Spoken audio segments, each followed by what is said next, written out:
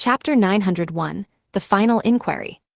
Madame Magician silently breathed a sigh of relief when she saw Lumion receive the last lucky coin.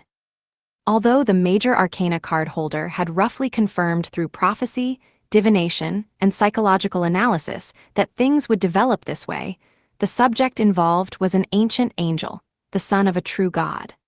No one could be certain the result would necessarily unfold as expected. If there had been a deviation, they would have had to formulate a new plan.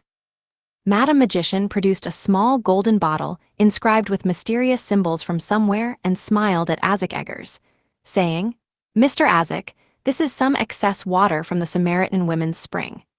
It's something produced by corruption from the power at the source of the river Styx. It has multiple effects including repairing souls, inducing sleep, bringing complete death or true dreams, and granting lucidity in dreams. We'd like to ask for your help in making it manifest only one of two qualities, either inducing sleep or granting lucidity in dreams, and enhancing that effect." Repairing souls, Lumion paid no attention to the fact that there was leftover Samaritan women's spring water from what he had previously collected. His focus was entirely on the repairing souls effect. Could this gradually make Auror's soul fragments whole again? "No problem," said Azek, taking the small golden bottle containing the Samaritan women's spring water. Madame Magician, seeming to sense Lumion's thoughts, casually explained to him, "The Samaritan women's spring water does indeed have the effect of repairing souls, but it's limited to repair only. Just as limb regeneration abilities can regrow lost arms and legs, but can't grow a whole new person from an arm or leg. That falls under the domain of the Great Mother." She had previously answered the question of what exactly the fake demoness of black was, believing that neither she nor the one with the most accurate divination results knew the precise answer. This implied that the relevant secrets must involve the special mirror world. "Even some repair effects are good," Lumion said softly after a moment of silence. At this point, a blurry, upright, terrifying giant snake appeared behind Azek, almost touching the illusory sky. Pale white flames burned in the giant snake's eye sockets. It seemed to have a pair of thick, exaggerated wings on its back. Its body was covered in large dark green scales that appeared black, with what looked like white feathers protruding from between the scales. Although Lumion couldn't clearly see the appearance of each feather and scale or the strange symbols they bore, just directly gazing at this phantom image gave him the sensation of rapidly dying, his skin withering and shriveling. This was damage that mirror substitution couldn't transfer. Fortunately, the illusory winged giant snake quickly coiled itself, wrapping layer upon layer around the golden bottle that couldn't even fill one of its eye sockets. Then, the terrifying giant snake rapidly faded, instantly shrinking into the golden bottle. Lumion gradually returned to normal. Azek handed the golden bottle back to the magician. "Anyone who touches the spring water in the bottle will fall into a long sleep, myself included. It will have a slight effect on true gods, but not much, unless that deity is already very weak or in a state of slumber.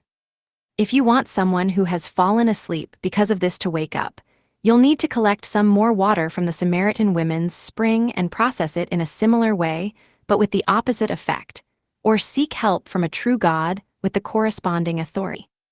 Lumion was not surprised that the processed Samaritan women's spring water would only have a weak effect on true gods. Even the remnant soul of the Blood Emperor could occasionally wake up and cause trouble in the mysterious river that was the source of the Samaritan women's spring, let alone this secondary derivative. Madame Magician handed the golden bottle to Lumion. "This might be useful in the dream, but it's uncertain." Lumion nodded slightly and placed the bottle of processed Samaritan women's spring water into his traveler's bag.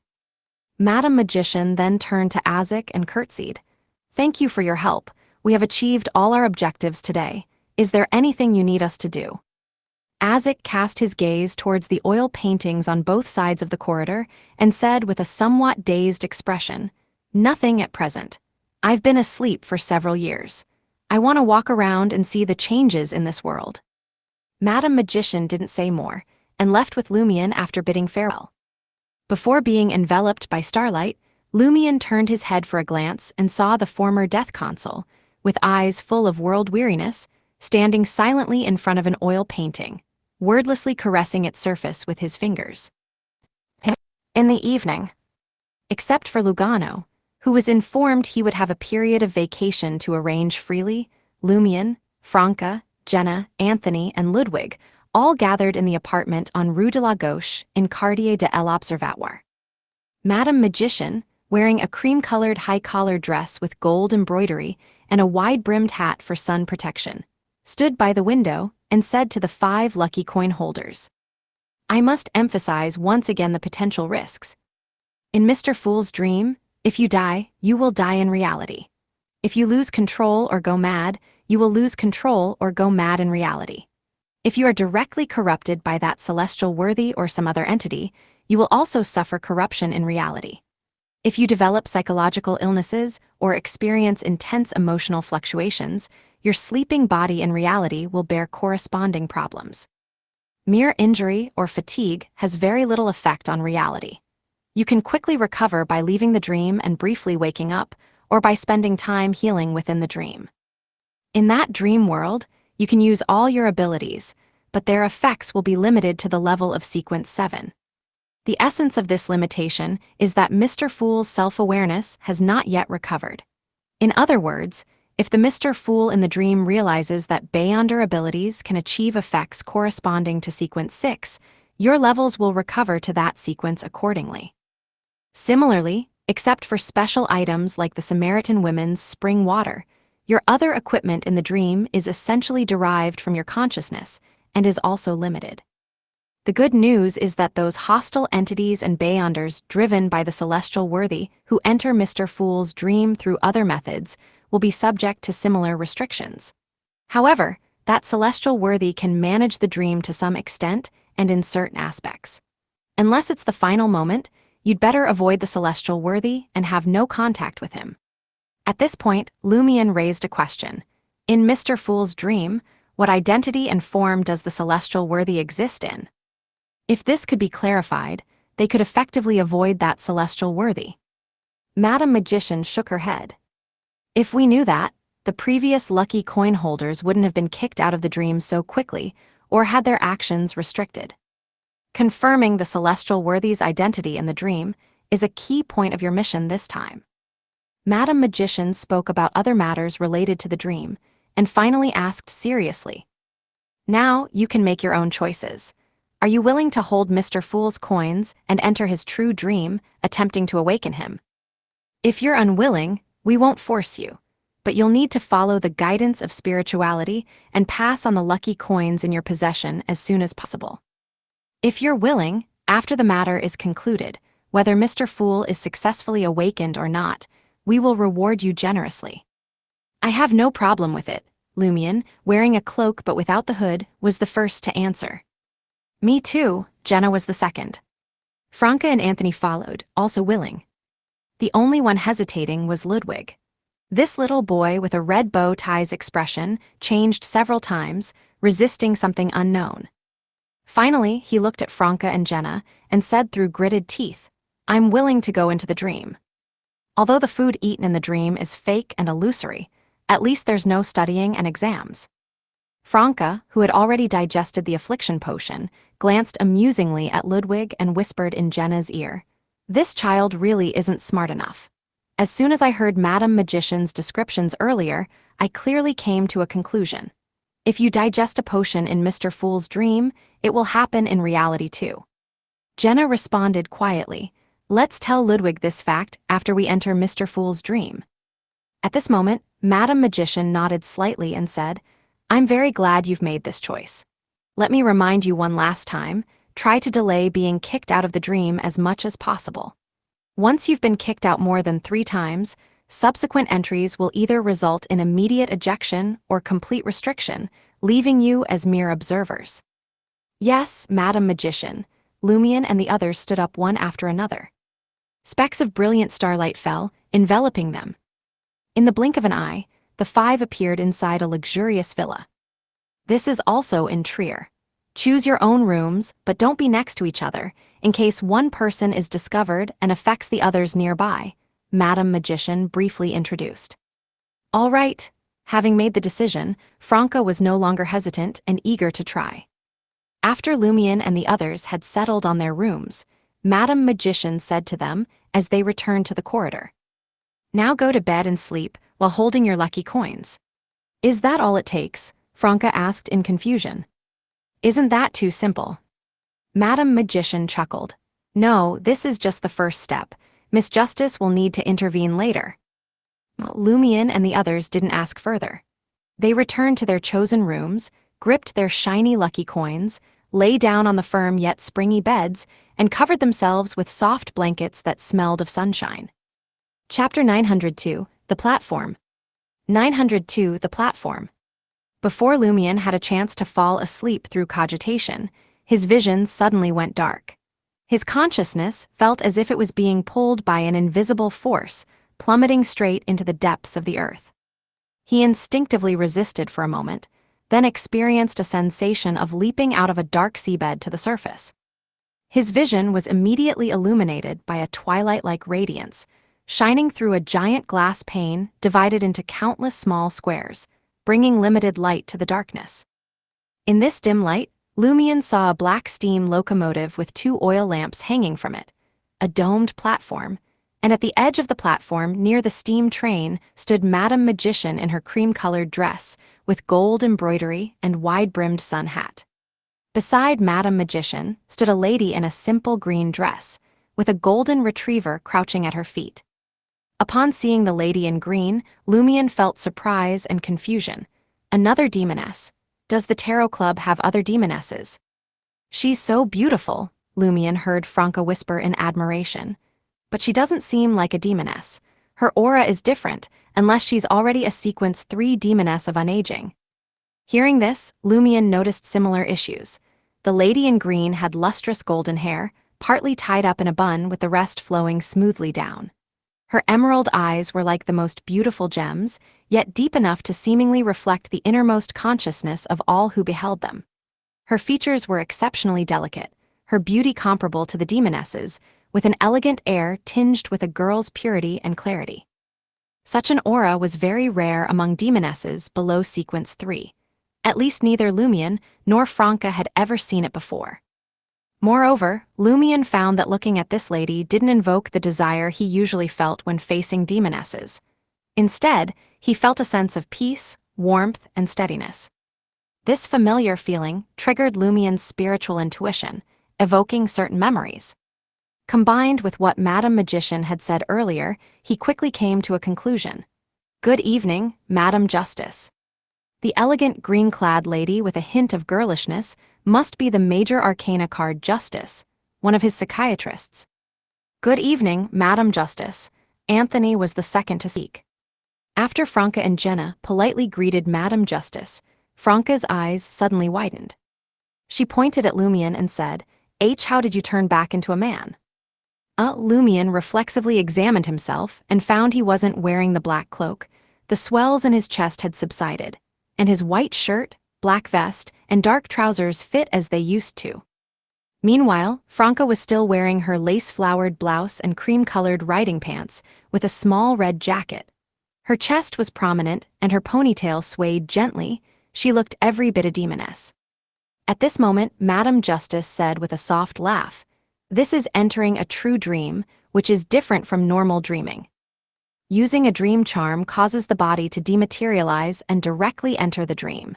Whatever you look like in reality is how you appear in the dream. Normal dreams depend on real-time perception. Your dream image might be your current self, your past self, or even an altered self. But in a true dream, if you can maintain consciousness, what appears will be your subconscious self-perception. In other words, Seven of Wands' subconscious still considers himself male."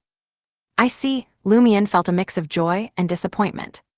Franca blurted out, "Then what about me? Why am I still?" She suddenly closed her mouth, looking as if she had been struck by lightning, losing part of her soul. Madam Justice gently comforted her. Accepting the present doesn't mean forgetting the past. As long as you remember who your past self was and what kind of life that self lived, reconciling with your current body won't lead you to lose control. The acting principles of the demoness sect may not suit everyone. It depends on one's personality and experiences. Remember, everyone is special. Franca opened her mouth but couldn't speak, her emotions still somewhat dejected and low. Jenna quietly reached out her right hand and grasped Franca's palm. Even if this had been Lumion not long after arriving in Trier, he wouldn't have mocked Franca for claiming to be a man while unconsciously considering herself a woman. Let alone now. He turned his attention to survey the platform. It wasn't much different from a typical steam train station, with an overpass high above and stairs leading to different platforms. At the edge of the overpass, a tall figure leaned against the railing, gazing this way. His black trench coat fluttered slightly, and he seemed to be wearing red gloves. On the stairs leading to this platform, the lady in the gloomy, intricate dress carrying 4 heads was openly observing below. In contrast, halfway up the stairs to another platform stood a little boy with a mercury-colored bow tie. At the end of those stairs, Mr. Isaac Eggers, whom Lumion had met not long ago, held his hat in hand, silently watching the black steam locomotive. 1700. On the stairs leading to this platform, the lady in the gloomy, intricate dress carrying 4 heads was openly observing below. In contrast, halfway up the stairs to another platform stood a little boy with a mercury-colored bow tie. At the end of those stairs, Mr. Isaac Eggers, whom Lumion had met not long ago, held his hat in hand, silently watching the black steam locomotive. On the waiting chairs of Mr. Isaac Eggers' platform sat the Knight of Swords Merrick and the Temperance faction demigod Sharon, facing Lumion and the others, motionless like puppets brought in to serve as an audience. Lumion brought his gaze back and noticed that the golden retriever beside Madame Justice was wearing glasses and carrying a small brown bag, looking very gentle and scholarly. Lumion suddenly recalled the dog and female figure he had seen after his first psychological treatment at Mason Cafe. So that was Madame Justice. It's a pity Madame Susie isn't participating in this mission to Mr. Fool's dream, otherwise I could thank her in person. Lumion regretfully returned his gaze to Madame Justice and Madame Magician. Madame Justice smiled at him and said, "Because you've actually become a demoness of despair, and your subconscious knows this, you can freely switch between your subconscious self-image and your current true appearance. This might help you create perfect disguises in the dream and play a crucial role in key scenes." "Why can't I do that?" Franca silently wailed. Lumion nodded with understanding. Lie can't create good disguises, because it can only perform at a sequence 7 level, and the sequence 6 faceless of the seer pathway is needed to adjust appearance and physique. Yes, Lie at sequence 7 level can only modify appearances to a certain extent, equivalent to the best makeup techniques. Madame Justice nodded slightly, then turned her head to the golden retriever beside her. "Susie, do you have anything you want to tell them?" Susie, Lumion's eyebrows twitched as he suddenly shifted his gaze to the bespectacled golden retriever with the small bag. The dog spoke in a voice familiar to him. "What I need to tell you is that Mr. Fool is very vigilant and cautious. He's not easily trusting of others." Hearing the golden retriever speak, everyone except Anthony and Ludwig looked shocked and surprised. If the golden retriever hadn't been called Susie, Lumion certainly wouldn't have been so astonished by an animal speaking human language. After a brief silence, Lumion adjusted his mindset and said sincerely, "Thank you for your reminder, and also for your previous treatment, Madame Susie. And thank you too, Madame Justice." Having seen a child eating devil eyeballs, what's so strange about a talking dog? If they were Trarian, this might not even be unusual. Maybe they just liked being dogs and found a way to transform themselves into dogs. Lumion then asked Madame Magician and Madame Justice, "I have one more question. What is Mr. Fool's identity in the dream?" Awakening Mr. Fool would surely require interacting with him in the dream. Madame Justice and Madame Magician exchanged a glance before producing a brownish-yellow envelope tied with thin cotton string. This contains information about Mr. Fool's dream identity, but you can only open it once you've truly entered that dream. It also contains cash, identity documents, and maps prepared for you. Lumion took the envelope and pointed at the iron-black steam locomotive stopped beside their platform. We take this. Yes, after you board, I'll have it travel to the edge of this dream world. You must hold tightly to your lucky coins. When the train reaches the edge of the dream world, they will help you enter Mr. Fool's dream. The first time must be this complicated, but afterwards you'll be able to enter and exit that dream normally using the lucky coins, Madam Justice explained briefly. Lumion looked at Jenna, Franca, Anthony, and Ludwig, then nodded to the two major Arcana card holders. We can board now. The black steam locomotive was no different from the common types seen in Trier. Lumion and the other four occupied 2 rows of seats on the same side, while the other passengers around them were blurry and indistinct shadows, as if the creator of this dream had been too lazy to elaborate on them. Through the window, they saw Madam Magician, Madam Justice, and the others waving to them. As they instinctively waved back, Lumion and the others heard a shrill sound, ooh.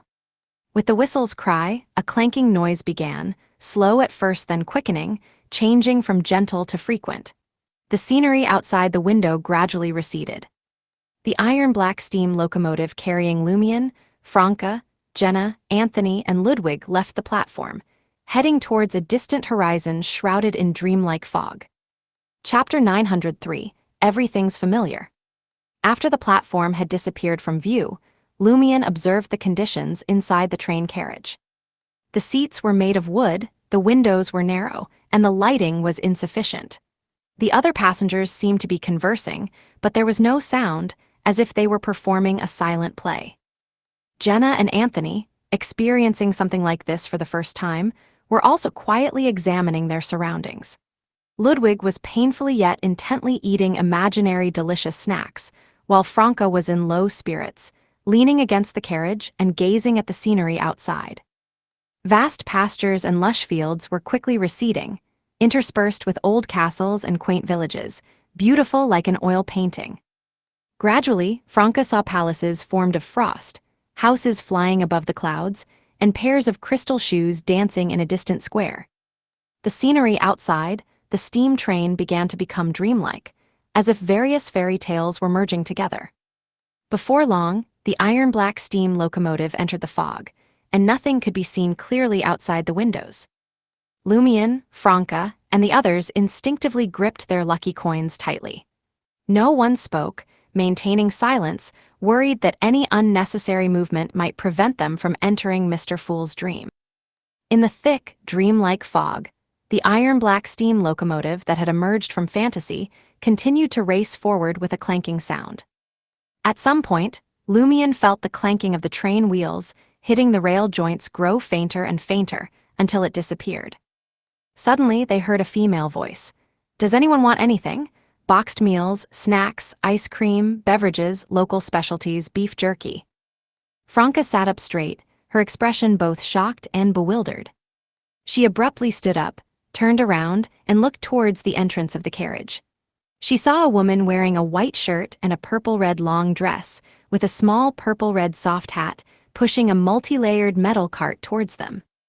The cart had colorful items arranged on different levels, beverages in peculiar bottles, and stacked boxed meals. Franca's gaze instinctively swept to both sides of the multi-layered cart, finding that the previously shadowy passengers had become very clear. They were wearing clothes that often appeared in her dreams, either quietly spending time on different brands of phones or conversing softly with companions, with occasional sounds of children crying. This was a scene Franca had dreamed of seeing again, but encountering it at this moment, in this setting, made her shiver with an inexplicable fear. Is this Mr. Fool's dream? What's wrong? Lumion stood up as well, asking in a low voice. He had already noticed the changes in the carriage. Even the seats and backrests had become soft, as if wrapped in thick, blue-dyed cotton. He also noticed that the passengers' clothing, style, and way of speaking were distinctly different from his group. But this wasn't the reason for Franca's dramatic change in expression. This is a dream, after all. Nothing should be surprising. Franca's lips quivered a few times. She looked back at Anthony, who was sitting in the row in front with Ludwig, then lowered her voice and said to Lumion and Jenna, "It's exactly the same as a similar scene from my world." Lumian immediately understood why Franca had reacted that way earlier. He deliberately said in a nonchalant tone, "Have you forgotten about the celestial worthy? He also comes from that world. Isn't it normal for corresponding scenes to appear in a dream he's involved in?" "You're right," Franca showed a self-deprecating smile. "I was too excited, too scared, and overlooked this point. Indeed, this is very normal. This is also the sleeping dream of that celestial worthy."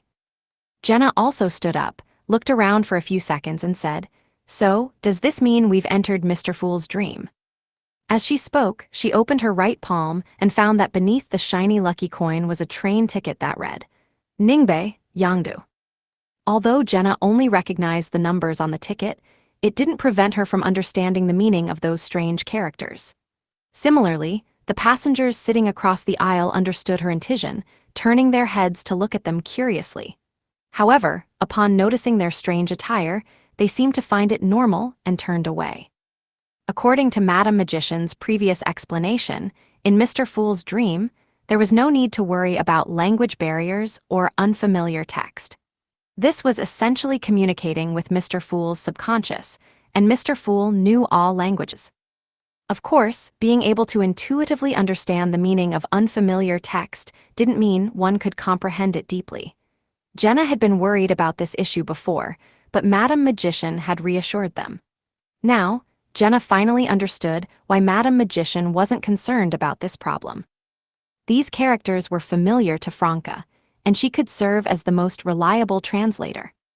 "It should be," Lumian cautiously put away the lucky coin, holding only the train ticket. After noticing that other passengers could understand their speech, Jenna asked Franca in a very low voice, "What are those things the people are holding? They look very strange."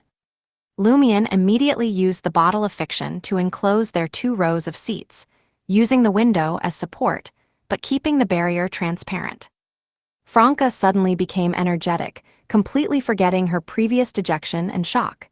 She introduced with a smile, "Those are cell phones, products of scientific development. They integrate telegraph communication, theatrical performance, mirror messaging, and other effects. They have even more functions that you can't imagine. Later, I'll get a few and teach you how to use them in detail. It's too difficult to explain clearly now." As she spoke, Franca's face was full of pride. "That's a t-shirt, those are jeans, those are sneakers." Just as she said this, Ludwig started shouting, "I want a boxed meal, I want snacks, I want ice cream, I want beverages, I want beef jerky." The little boy was salivating, completely forgetting the fact that food in dreams was all imaginary. Madame Magician reminded us to try to obey the law," Franca looked at Lumian. "I remember there was cash in the envelope Madame Justice gave us." Lumian opened the envelope and took out a stack of brand new, bright red banknotes and deactivated the bottle of fiction. 2,000 per person, he told his companions. "That's okay," Franca nodded, then looked at Ludwig with a worried expression. "This child's meal expenses for one day would probably be over 1,000. And that's assuming he didn't eat anything good. There will always be ways to make money. Lumian spent 200 to get 5 boxed meals." Franca hesitated for a moment and said, "Let's give them all to Ludwig. Although I'd love to relive the taste of familiar food, we shouldn't waste money here. There will be better choices later." After piling all 5 boxed meals in front of Ludwig, Jenna asked in a low voice, "Can we look at Mr. Fool's identity information in the dream now?" She noticed that many passengers around were sneaking glances at her and Franca, so she sat back down. Lumian considered for a moment and said, "We haven't reached our destination yet. Let's wait a bit longer. We'll look at it after we get off at our destination station. Caution is paramount." As he spoke, Lumian took out a mirror and tossed it into the gap between Ludwig and the backrest. He was using mirror illusion magic to conceal the exaggerated situation of Ludwig being able to eat 5 boxed meals in one go and still only be half full. He had noticed earlier that someone was secretly pointing what Franca called a phone in their direction. His spiritual intuition told him it would be better not to let abnormal matters appear in front of the public. "Doesn't this train make any clanking noises?" Jenna and Franca started chatting casually. Franca said with a boastful tone, Of course not, this is the latest train model, and it's incredibly fast. She pointed to the display screen at the front of the carriage, which showed the real-time speed using numbers and symbols familiar to Jenna. Thank you, Emperor Roselle. Franca enthusiastically explained all the details that confused Lumion, Jenna, and Anthony, occasionally correcting their misconceptions, such as, "Is this place even more open than Trier? I see people can expose their arms and legs." No, no, no, we're far behind Trier. This is just freedom of dressing, and it doesn't offend others in public places. It's a manifestation of being cultured and civilized. In private, it's not as open as Trier at all. Won't our current appearance be too strange? Don't worry, just say we're going to a comic convention. What's a comic convention? During this exchange, the train finally emerged from the fog, and a magnificent city with countless towering buildings appeared ahead. Each of these buildings seemed to rival mountains in height, their surfaces covered with glass curtain walls that gleamed golden in the sunlight. Lumion and Jenna instinctively held their breath, as if approaching the realm of gods. It was a miracle on Earth, a city on the mountain top. Franca also stopped her explanation, her lake blue eyes fixed on the city, her expression a mix of nostalgia and sadness. The train gradually slowed down, entered the city, and finally stopped at a clean, bright, and spacious platform. The other passengers in this carriage suddenly disappeared, as if the dream weaver could no longer maintain them. Lumion and Franca exchanged glances with the others, then led Ludwig off the train, followed by the strangely dressed Jenna, Franca, and Anthony. Along with the numerous passengers from other carriages, they took self-operating escalators to leave the platform. Under the guidance of their guide, Franca, they made their way out of the station to the square outside, with no one speaking along the way. Seeing the surrounding people gradually dispersing and the area becoming more open, Lumion took out the brownish-yellow envelope given by Madame Justice. He extracted the documents related to Mr. Fool's dream identity and spread them out for his companions to see. Franca immediately saw a name written in her native language at the top of the document, Joe Mingrui. Chapter 904, The Driver. After quickly reading through the information, Jenna remarked in disbelief, "Mr. Fool's identity in the dream is so ordinary. There's no sign at all of him being a great existence. What should we do next?" Franca looked at Lumion. "Find an opportunity to make contact with Mr. Fool." The document had already roughly outlined Joe Mingrui's, that is, Mr. Fool's dream identity's daily routine. As long as Lumion and the others weren't too unlucky, they could soon see and interact with Mr. Fool. Earlier, when she saw the name Joe Mingrui, Franca's heart had suddenly skipped a beat. She hadn't expected that the name Mr. Fool used in the dream wasn't in the style of the northern and southern continents, but rather very close to the style of her country before she transmigrated. Of course, this was consistent with the current city's situation. But if the name Joe Mingrui belonged to the celestial worthy rather than Mr. Fool, Franca would understand and accept it more easily, because the title, the celestial worthy of heaven and earth for blessings, itself was in the style of her country before her transmigration. Could it be that the celestial worthy has gained the upper hand, to the extent that Mr. Fool's dream city is the same as my motherland, and even took a name like Joe Mingrui? As Franca muttered internally, Lumion thought for a few seconds and said, "Let's not contact Mr. Fool yet. We'll observe the people and events around him for a few days." As the team leader, Lumion didn't just give orders. He briefly explained, "Mr. Fool himself is certainly under close monitoring by that celestial worthy. If we rashly contact him, it would be easy for the celestial worthy to detect anomalies, lock onto our identities, and kick us out of the dream. Additionally, although Madame Justice's information includes Mr. Fool's daily routine and the people he frequently interacts with, I still want to observe for a while myself. This isn't about distrusting the abilities and intellect of the major arcana card holders, but I feel they know too much background information, which might interfere with their judgment, preventing them from discovering subtle hidden issues." Cognitive bias. Franca summarized Lumion's meaning using a term very much in the style of the current dream world. Lumion nodded. Some people mentioned in the information might no longer be in contact with Mr. Fool, but I'll still observe them to look for possible commonalities and differences. Then let's first go rent a place to settle down in one of these areas marked on the map, Jenna said, holding a city map taken from the brownish-yellow envelope. The marked locations were all residential areas close enough to Mr. Fool's current residence to overlook that area, but not too close. I have no objections, Franca said instinctively. Then I'll get a taxi first. As she spoke, she reached into the pocket of her red jacket, fumbling for a few moments before realizing something. No phone. She immediately suggested, let's buy 5 phones nearby for a few hundred each. No, 4 phones and 1 children's smartwatch. Without phones, life in the city will be very difficult and inconvenient. Sometimes, what can be done with a phone doesn't need to be done with beyond our abilities. The latter is more likely to lead to our identities being exposed. I think the previous lucky coin holders might not have paid attention to this aspect and were in a hurry to contact Mr. Fool, which is why they were quickly discovered by the celestial worthy and kicked out of the dream. All right, Lumion nodded slightly, holding Ludwig's hand as the boy ate a sausage. He looked around and asked, so, where should we go to buy them? Franca chuckled, lend me the lie earring for a moment.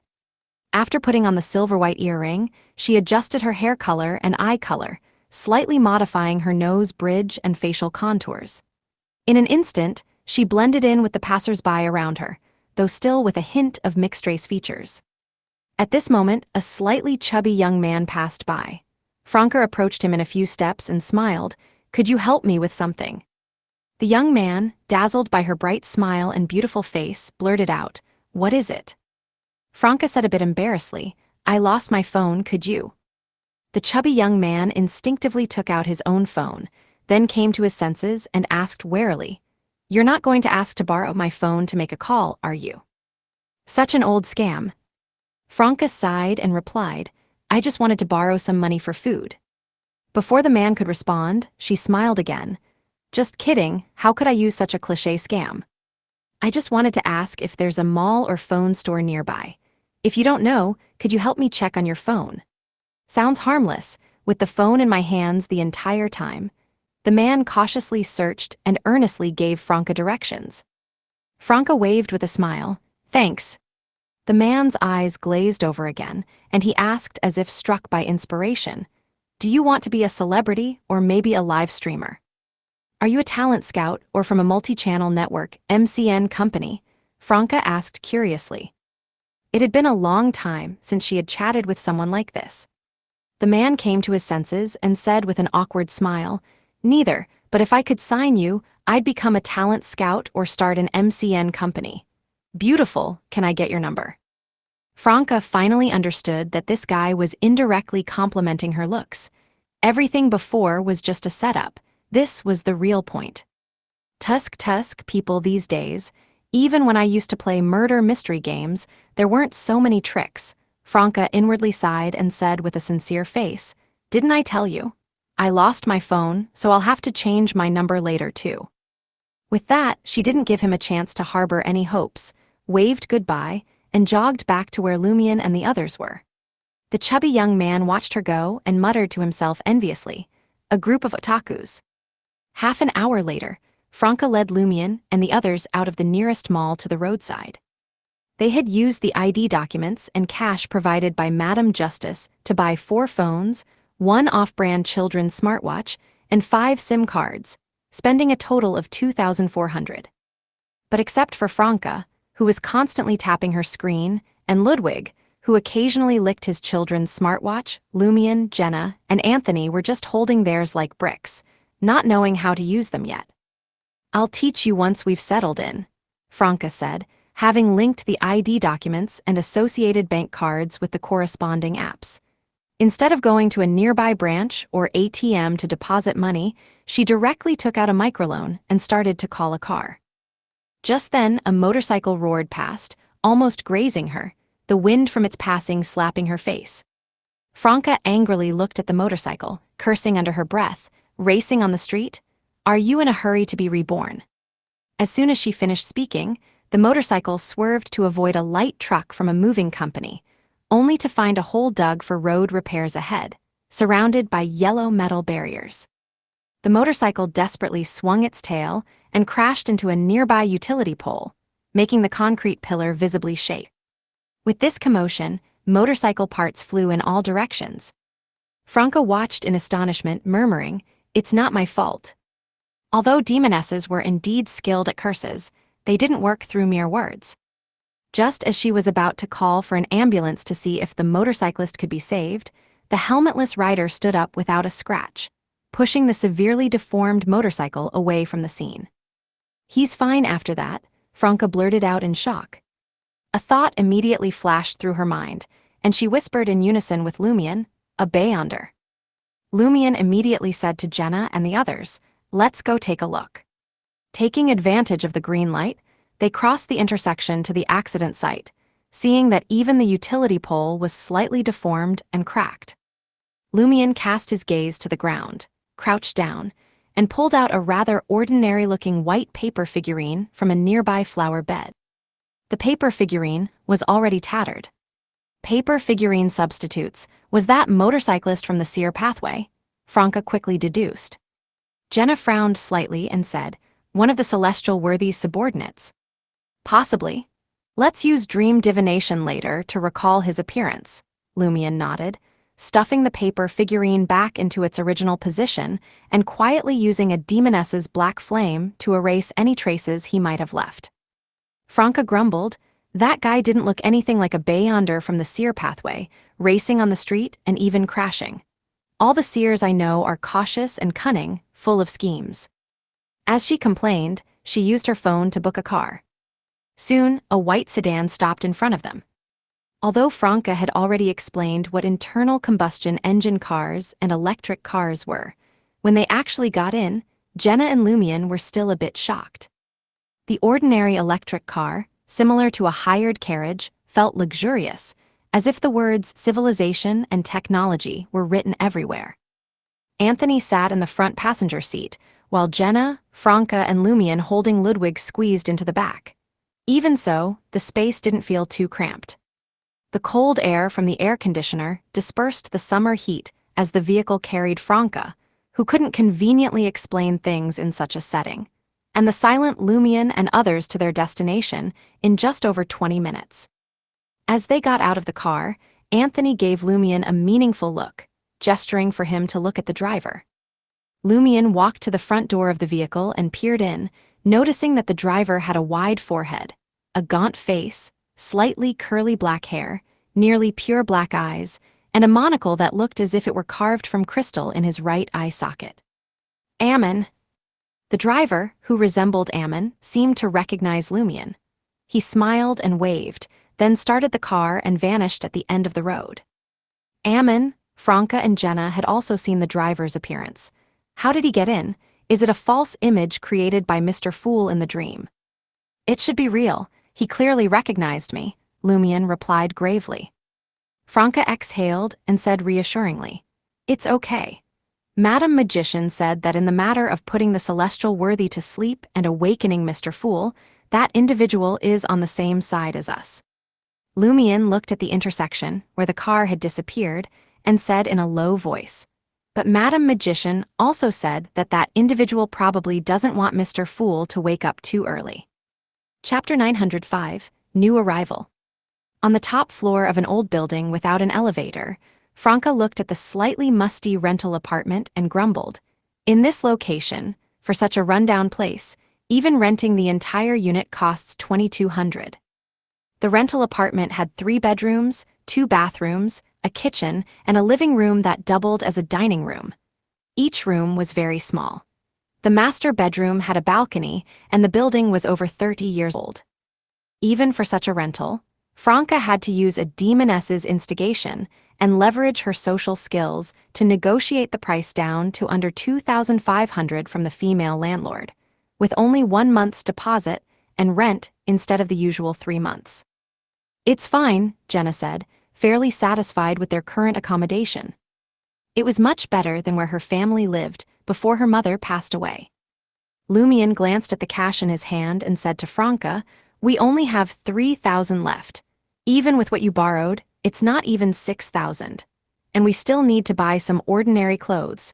We can't go out looking so eye-catching every day. It's okay, said Franca, now in a familiar environment and no longer as worried as before. She smiled calmly and confidently. I can borrow again from each app, and so can you all. Added up, it's enough to support Ludwig for several months. Given such a long time, are you afraid we can't earn money? Is borrowing money so easy here? Jenna asked in surprise. In Trier, whether pawning items at a pawn shop or borrowing from loan sharks, it wasn't a simple matter. The corresponding items or people had to have some value. But just now, she saw Franca tap her phone a few times and successfully borrow a sum of money. Was it like this for everyone, or did the beautiful demoness get special treatment?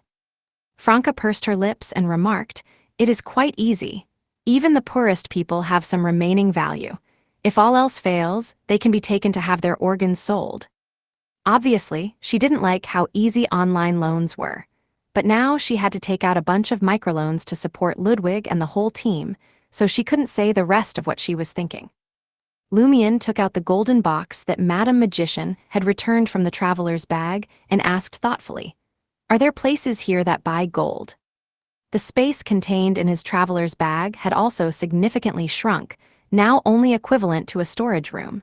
He couldn't stock up too much food for Ludwig. "There are, but they're strictly regulated. We'll see if there are any illegal channels later," said Franca, who was well-read and had some understanding of gold trading. "Illegal channels," Lumion said pensively. "When we try to sell gold through such channels, won't they see us as outsiders, easy to bully, afraid to report to the police on such matters, and just take our gold without paying?" Franca gave Lumion the side-eye. "You want to fish again?" "This is called receiving gifts from kind-hearted people." Lumion smiled. "For this kind of black-on-black crime, they probably won't report to the police. It shouldn't affect our law-abiding image, right?" Through long-term daily influence from Aurore and Franca, and being in the corresponding environment, Lumion had gradually become proficient in using certain words and sentences. "Can't you just find a proper job?" Franca said with a laugh. "A job would only interfere with our observation of the people and events around Mr. Fool," Lumion reasoned. "That's not necessarily true," Franca instinctively retorted. "What if that job could help you become Mr. Fool's colleague? Wouldn't that make observation more convenient?" "That's true." Lumion's gaze moved from Franca's face to Jenna and Anthony, as if considering who should apply for the corresponding job. "Speaking of which, the company Mr. Fool works for was started by Emperor Roselle." Franca recalled the contents of the document. "The Emperor's real name wouldn't happen to be Huang Tao, would it? According to the major arcana card holders, it would occasionally be the Emperor's own projection, but most of the time it's a fake person woven by Mr. Fool in the dream. Well, now only the latter possibility remains. Who knows how long it will be before the Emperor gets a chance to resurrect?" As she spoke, Franca suddenly laughed. "The Emperor's eldest daughter, Princess Bernadette, is named Bernie Huang in Mr. Fool's dream. Haha, what a cute name. Is this Mr. Fool's sense of humor? You should restrain yourself a bit. Bernie Huang, no, Princess Bernadette often projects her consciousness here. She seems to have an item similar to the lucky coin," Jenna reminded Franca with a smile. She had just read the corresponding description in the document. By now, Lumion had made his decision. "I or Anthony will apply for the job. If a demoness enters the Emperor's company, it might cause quite a few troubles and make it hard to keep a low profile." Franca and Jenna nodded heavily, both remembering the Emperor's words of wisdom. Lumion brought the topic back to the gold matter. "If I sell this golden box in the dream, will my golden box in reality disappear? If not, couldn't we sell it over and over by leaving the dream and returning?" Franca, Jenna, and Anthony were momentarily speechless. Is this the influence of Ammon's boon? After a few seconds, Lumion mused, "It probably won't work. Mr. Fool is a great existence who controls errors and loopholes. He wouldn't leave such an obvious problem. I suspect selling gold in the dream is equivalent to sacrificing it to him." "I think so too," Franca agreed. As they spoke, dozens of quiet and eerie black flames gathered around the two demonesses and the male-appearing Lumion.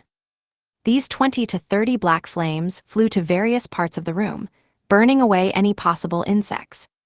Originally, Lumion could have engulfed the entire house in the demoness's black flames to complete the cleaning, but now he could only exert the standard of a sequence 7.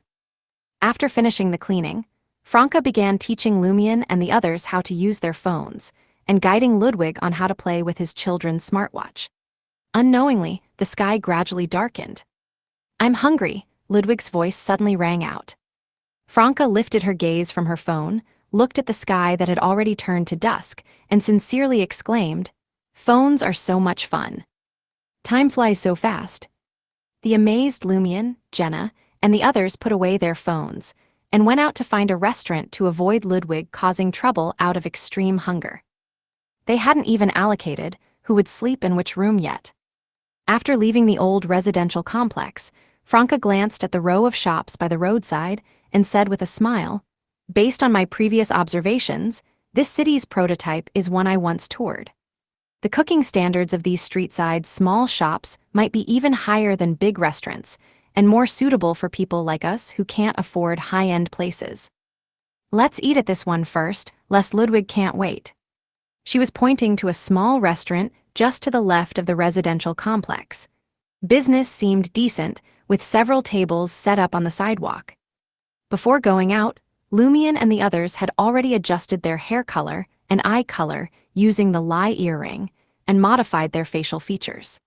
Although they still attracted hidden or bold glances as handsome men and beautiful women, at least they didn't stand out as obviously foreign to their surroundings. Franca chose one of the tables on the sidewalk, took the menu, and asked with a smile, "The specialty is spicy food. Can you handle it?" "Didn't you say before that the essence of spiciness is a kind of pain? What's there to not handle?" Lumion replied nonchalantly. Franca gave him a challenging look, then turned to Jenna with a smile and said, "Not everything is spicy. There are sweet and sour dishes, and some that focus on umami flavors. 2 dishes I really like, Kung Pao chicken and Yu Xiang shredded pork, can be made non-spicy. The proportion of sour, sweet, and other flavors might be different in each restaurant. It takes luck to find the type that suits your taste best. The 2 most satisfying times I've had were once in a time-honored restaurant and once in a hole-in-the-wall place like this." The Kung Pao chicken in the time-honored restaurant was adjusted to a lychee paste flavor, using only chicken thigh meat, tender and not dry. The Yu Xiang shredded pork in that hole-in-the-wall place only used chopped scallions as a side vegetable, with sweet, sour, salty, and pickled pepper flavors all mixed into the sauce and stir-fried with the meat. This is different from the common practice, but very appetizing and delicious. Should we order a few bottles of beer? We rarely have a full team dinner like this. Although I don't like bottled beer, I can make do with it." Ever since introducing phones on the train, Franca had maintained an excited state as if back on her home turf, constantly introducing and sharing, with a gleam in her eyes like a hint of sunlight. Lumion didn't mind this fellow showing such enthusiastic host-like attitude, taking over all the things a team leader should say. Instead, he was infected with a sense of calm, relaxation, and joy because of it. Summer nights darkened late, and even now, just after 7 o'clock, the sky was still somewhat bright. The breeze blowing past the tables and chairs on the roadside brought a hint of coolness from inside the restaurant and other shops, making the eating and drinking crowd increasingly lively. Some were laughing loudly, some were eating while fiddling with their phones, completely without the restraint of sitting on the sidewalk.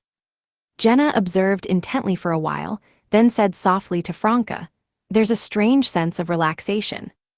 She had seen people eating by the roadside in Quartier du Jardin Botanique and the Market District before, but never had a similar feeling.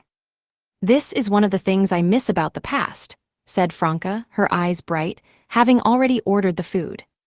At this moment, a woman with smooth, glossy black hair tied in a simple ponytail, wearing a short-sleeved t-shirt and fitness shorts, dragging sandals, came to the entrance of the small restaurant and said to the busy owner, "How long do I have to wait for takeout?" You're late today," the owner commented in a familiar tone. Before Ms. could answer, someone suddenly shouted from nearby, "Catch the thief! Catch the thief!" A figure ran past the tables and chairs, tightly gripping a diamond necklace. As he ran past Misja, she suddenly raised her foot and delivered a side kick. Bang! The thief was kicked several meters away, falling to the ground in pain, momentarily unable to get up. "This gal is quite fierce," Franca said, her eyes full of admiration. Lumion looked at Misja's profile and said in a low voice, "Is that Jataz, the one who shares an apartment with Mr. Fool?" Chapter 906, Suspicious Details. Jataz. Franca quickly examined the face and ears of the woman surnamed Sha, partially hidden by her glossy black hair. According to information provided by the major arcana card holders, Jataz, who currently rented the same apartment as Mr. Fool, was an ancient elf in reality. Her boyfriend Mobbit was a viscount from the Fourth Epoch's Solomon Empire and a member of the Zarost family. Both of them have been dead for many years. Franca quickly withdrew her gaze, not letting Jataz notice her observation. This was the professionalism of an assassin. As for her previous blatant staring, she wasn't worried about being suspected at all. Jataz's action of kicking away the thief had drawn everyone's attention. Franca lowered her voice and said to Lumion and the others, "Her ears are slightly pointed, and her facial features are consistent with local residents. It should be Jataz." Damn it, could the ancestors of the elven race really be transmigrators? Except for a few minor details, Jataz could pass as a local in this city without any flaws. She even wanted to chat with Jataz. Lumion glanced at Ludwig, who was gnawing on the end of his chopsticks, and said thoughtfully, "Could Jataz be that celestial worthy? Or could she be a Beyonder subordinate of that celestial worthy?" Both Franca and Jenna were stunned by this question. It doesn't seem likely. Franca resisted the urge to look at Jataz again. Jenna pondered for a moment and then suggested, "The Jataz in the dream should be a fake person woven by Mr. Fool's subconscious, based on memories. A fake person could also be that celestial worthy, or could be used by that celestial worthy," Lumion said with a smile. For some reason, seeing his smile, both Franca and Jenna's hearts beat a little faster. They felt that his male form had lost some of its handsome aura compared to before, but gained more beauty. When he smiled, it was like sunlight shining on his face. Oh right, although Lumion's subconscious is still male, the modifications to his body by the potion has long been recognized and remembered by his subconscious. In situations not involving gender identity, the enhancement of appearance and increase in charm from the demoness pathway would definitely be reflected in the dream. What should this be called? An incubus. Franca first had a sudden realization, then started complaining internally. Lumion continued, "Jataz is one of the closest people to Mr. Fool, living in another room in the same rental apartment. Why couldn't such a person be that celestial worthy? Why couldn't she be controlled by that celestial worthy in some way, becoming his puppet, being used by him? The closer someone is to Mr. Fool, the more suspicious they are." Right, Anthony rarely took the initiative to share his own views. In the information, the Oracle mentioned that Jataz and Mobbit only had contact with Mr. Fool's Angel of Redemption, the incarnation walking on Earth, that great adventurer Shaman Sparrow, and they are already dead. To Mr. Fool, they are neither important nor special. Why would the ones living with Mr. Fool, so close to him, be these two and not other fake people, such as the dream counterparts of some major arcana card holders? It is indeed worth suspecting. Franca and Jenna both nodded slowly. Lumion immediately added, "I mainly wanted to make one point clear. At this stage, we should focus on observation, supplemented by analyzing the contents of the information and collecting information. We absolutely must not contact Mr. Fool, and we should try not to contact these people around Mr. Fool. The closer they are to Mr. Fool, the less we should contact them. But if we don't make contact, how can we conduct further investigations later? How can we determine the identity of the celestial worthy? How can we gradually awaken Mr. Fool?" Franca raised a question. Lumion chuckled. "We're just not making contact at this stage. After we complete the observation work, we will make contact with purpose and plan. That will also be a form of probing." Probing? Jenna and Franca vaguely grasped Lumion's idea. They were about to inquire further when the cold dishes were ready and brought to their table, along with several bottles of beer. After the waiter left, Franca picked up her chopsticks, easily opened the bottle caps, and poured a glass for everyone except Ludwig. Children can only drink soda and dairy products. Franca tapped her glass full of golden liquid on the table and said with a smile, "The past cannot be retrieved, the future cannot be known. Let's toast to the fact that we're all still together now and can enjoy life." Lumion shook his head with a smile, but still clinked glasses with Franca, Jenna, and Anthony. Then, he tilted his head back and gulped down the glass of beer. Franca was the first to finish drinking. She wiped her mouth and saw Lumion's Adam's apple moving as he drank, with a little beer seeping from the corner of his mouth. She suddenly froze. Damn, why do I find his Adam's apple movement so sexy? Is this what an incubus is like? Anthony glanced at Franca and Jenna drinking boldly and their unconscious small movements, then at the men and women around furtively looking at them and Lumion. He silently sighed and tried to make himself even less noticeable. Ludwig had already started quickly eating the cold dishes like garlic pork slices, cold sliced pork head meat, spicy shredded pig ears, smashed cucumber, and mixed shredded vegetables. Lumion took an inconspicuous mirror from his pocket and placed it in a corner of the table. Franca quickly came to her senses and once again filled up the beer for each team member, except for the child. She raised her glass again and said, "Cheers to past experiences and future hopes."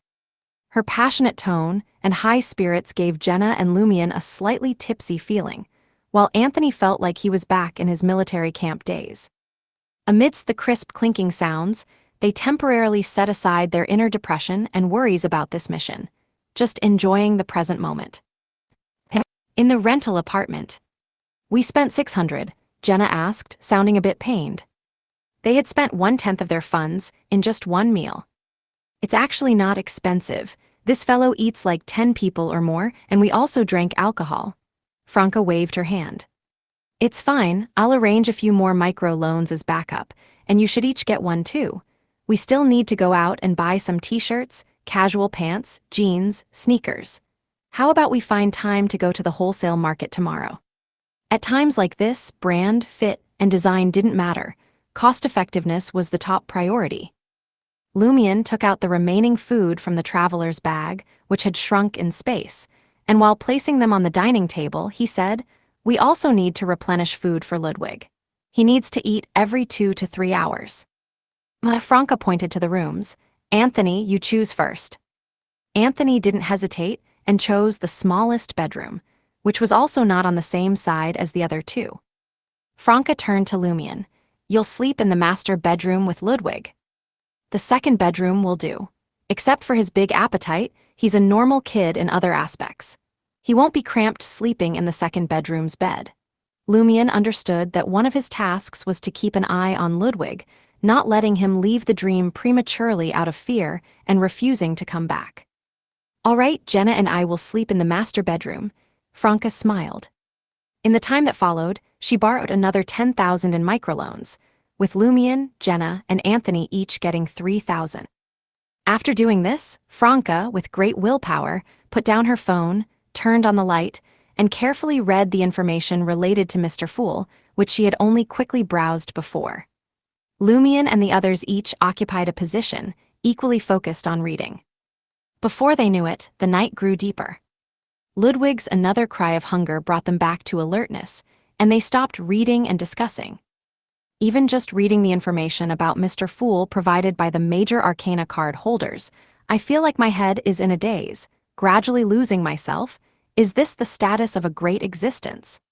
Lumion seriously assessed his previous state and solemnly said, "When we study this information again later, we shouldn't exceed half an hour each time." He raised his right hand and rubbed his temples, finding that the consumption of spirituality was also significant. Franca stood up and looked out the window. "Let's go eat barbecue outside Mr. Fool's neighborhood. Although Mr. Fool doesn't come out for late-night snacks every day, at least we can observe the people who frequently appear around the neighborhood." Jenna was about to respond when she suddenly noticed the scenery outside the balcony. She unconsciously walked over and gazed out beyond the residential area, across the street. The bright and warm lights shone out from countless buildings and windows, like the Milky Way had fallen to the ground, but with an added human touch. This night view was more vast and dreamlike than that of Trier and the new city of Silver, seeming to carry more dreams. Lumion also focused his gaze for a while, until Ludwig tugged at the sleeve of his shirt. "Let's go." He withdrew his gaze and headed towards the door. Franca said to Jenna, "Later, we'll find a tall building with a good view to take another look." After leaving the neighborhood, they followed the map and circled around to the outside of Mr. Fool's neighborhood. They casually chose a barbecue stand and inconspicuously observed the people and events around them. Just as the grilled beef arrived, Franca noticed that Lumion's gaze was fixed in one direction for a long time, not moving. "What's wrong?" she asked curiously. Lumion pointed with his chin in that direction. "I see the oracle." The oracle? Franca and Jenna looked in that direction and saw a hooligan with yellowish eyebrows and hair color. The man was holding a stack of flyers. "Oracle Danitz," Jenna asked for confirmation. Lumion nodded slowly. "I don't know if it's a consciousness projection or a fake person in the dream." Seemingly sensing their gaze, Mr. Fool's Oracle Danitz suddenly turned around and looked over. Then he quickly walked up to Lumion and the others, glanced at Ludwig, and asked with a smile, "Would you be interested in dream tutoring classes?" Tutoring classes? Ludwig's pupils suddenly dilated. "Correct." He bit through the bamboo skewer. Chapter 907, Corpse.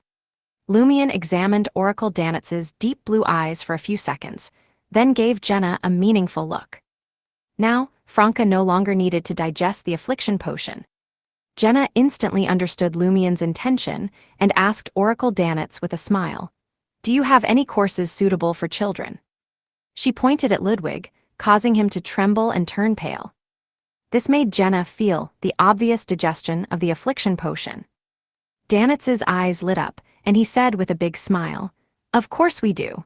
From foreign language education and logic courses for 3-year-olds to vocational training for adults, we have it all." As he spoke, his gaze couldn't help but move back and forth between Jenna and Franca's faces a few times, seemingly stunned by their beauty. Many celebrities with makeup and photo editing might not be this beautiful.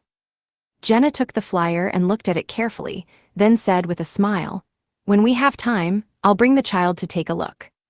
She kept in mind the plan Lumion had made, focusing on observation for now and not rushing to make contact. Hearing Jenna's words, Ludwig's face showed obvious bitterness. He could only grab a handful of grilled beef skewers and fiercely tear off more than a dozen pieces of meat, sprinkled with chili powder, and come in to soothe his inner wounds. "All right, remember to mention my name for a discount." Danitz marveled at how such a young beauty already had such a big child, assuming she must have not studied well in high school and was taken home by some hooligan to have a child before finishing school. He then gave his name. "My surname is Duh, and my given name is Nizzy." After saying this, his gaze lingered on Jenna and Franca's faces before he unhesitatingly turned around to continue looking for targets to distribute flyers. He should be a fake person in the dream woven by Mr. Fool's subconscious. Anthony, who had been observing silently, made his judgment. Lumion nodded, then added, "Indeed, he didn't show any special qualities an oracle should have, and he obviously didn't recognize me." At this point, Lumion smiled. Since he's woven by Mr. Fool's subconscious, it shows that in Mr. Fool's perception, the oracle is someone who likes women but won't be confused by them, with relatively strong willpower in this aspect. This conclusion was drawn from Danitz's behavior of being attracted by the beauty of the two demonesses, yet not flirting, not lingering, and not talking too much. It might not be strong willpower, but professional ethics that prevent him from flirting with women while working, or he might have someone he likes and is willing to restrain himself for, Franca said, eventually showing an ambiguous smile. Does this mean what's written in the Adventurer series is true? The rumors at sea say the same. Lumion confirmed Franca's guess. In the time that followed, the four of them mainly observed and didn't eat much, while Ludwig turned his grief into appetite, eventually causing them to spend 400. Franca put the last piece of grilled eggplant into her mouth, chewed a few times, and stood up somewhat reluctantly, saying, "It's time to go back." This was truly a nostalgic taste. As they circled back to their own neighborhood, Jenna glanced at the bright street lamps on both sides, then at the pedestrians walking in the summer night breeze in the dark night. She had the illusion that it wasn't near dawn now, but just the beginning of the night. In Trier, before becoming a Beyonder, she only dared to walk on the streets at midnight, relying on her reputation as the Red Boots mistress and her concealed revolver. Even so, she didn't dare to walk too far home and usually had to stay at Franca's place. But in this metropolis in Mr. Fool's dream, people seemed accustomed to enjoying the deep night on the streets. Franca had already integrated into such an environment, as if returning to her past life. She was looking around quite comfortably when she suddenly noticed a human figure hanging on the outer wall of a building at the edge of an alley leading to an old neighborhood, gently swaying in a place where the street lamps couldn't illuminate. With a demoness's supervision and night vision, Franca instantly saw the appearance of that figure clearly. Yellowish eyebrows, hair of the same color, a red headband wrapped around the forehead, deep blue eyes bulging out, frozen in pain and despair.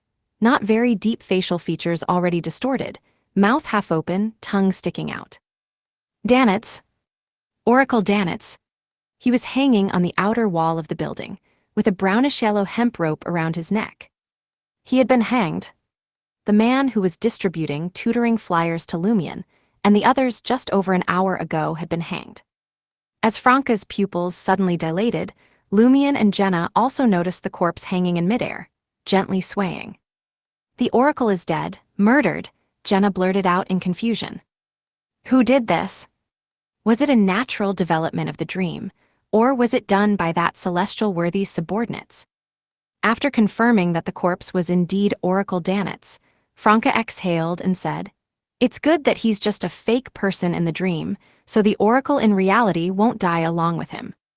Hearing these words, Lumion's heart stirred. He walked into the alley and came to the front of Danitz's suspended corpse. During the process, he continuously observed his surroundings and took out a mirror to perform a quick and simple divination to confirm whether the murderer had already left and if anyone was paying attention to this place.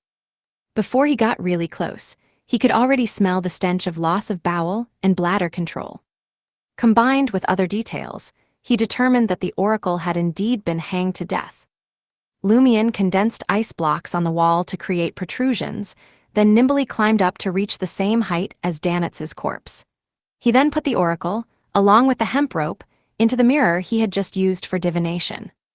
"You want to bury the Oracle?" Franca asked curiously after Lumion jumped down from the wall, melted all the ice blocks, and dried the wet marks with crimson flames. Lumion looked around and said in a lowered voice, "To conduct an experiment." "What experiment?" Jenna, holding the depressed Ludwig's hand, asked curiously. Lumion chuckled. "Based on the contents of the information and the details we've observed so far, we all know that this dream evolved from Mr. Fool's subconscious. If we hide the Oracle's corpse and don't let Mr. Fool discover or hear about such an incident, does that mean the Oracle's death doesn't exist, and tomorrow night, the Oracle will still be distributing flyers in that area with many night food stalls? Come to think of it, it's really possible." Franca quickly recalled the dream-themed movies and novels she had seen before her transmigration. "If that's the case, we can find ways to use this point.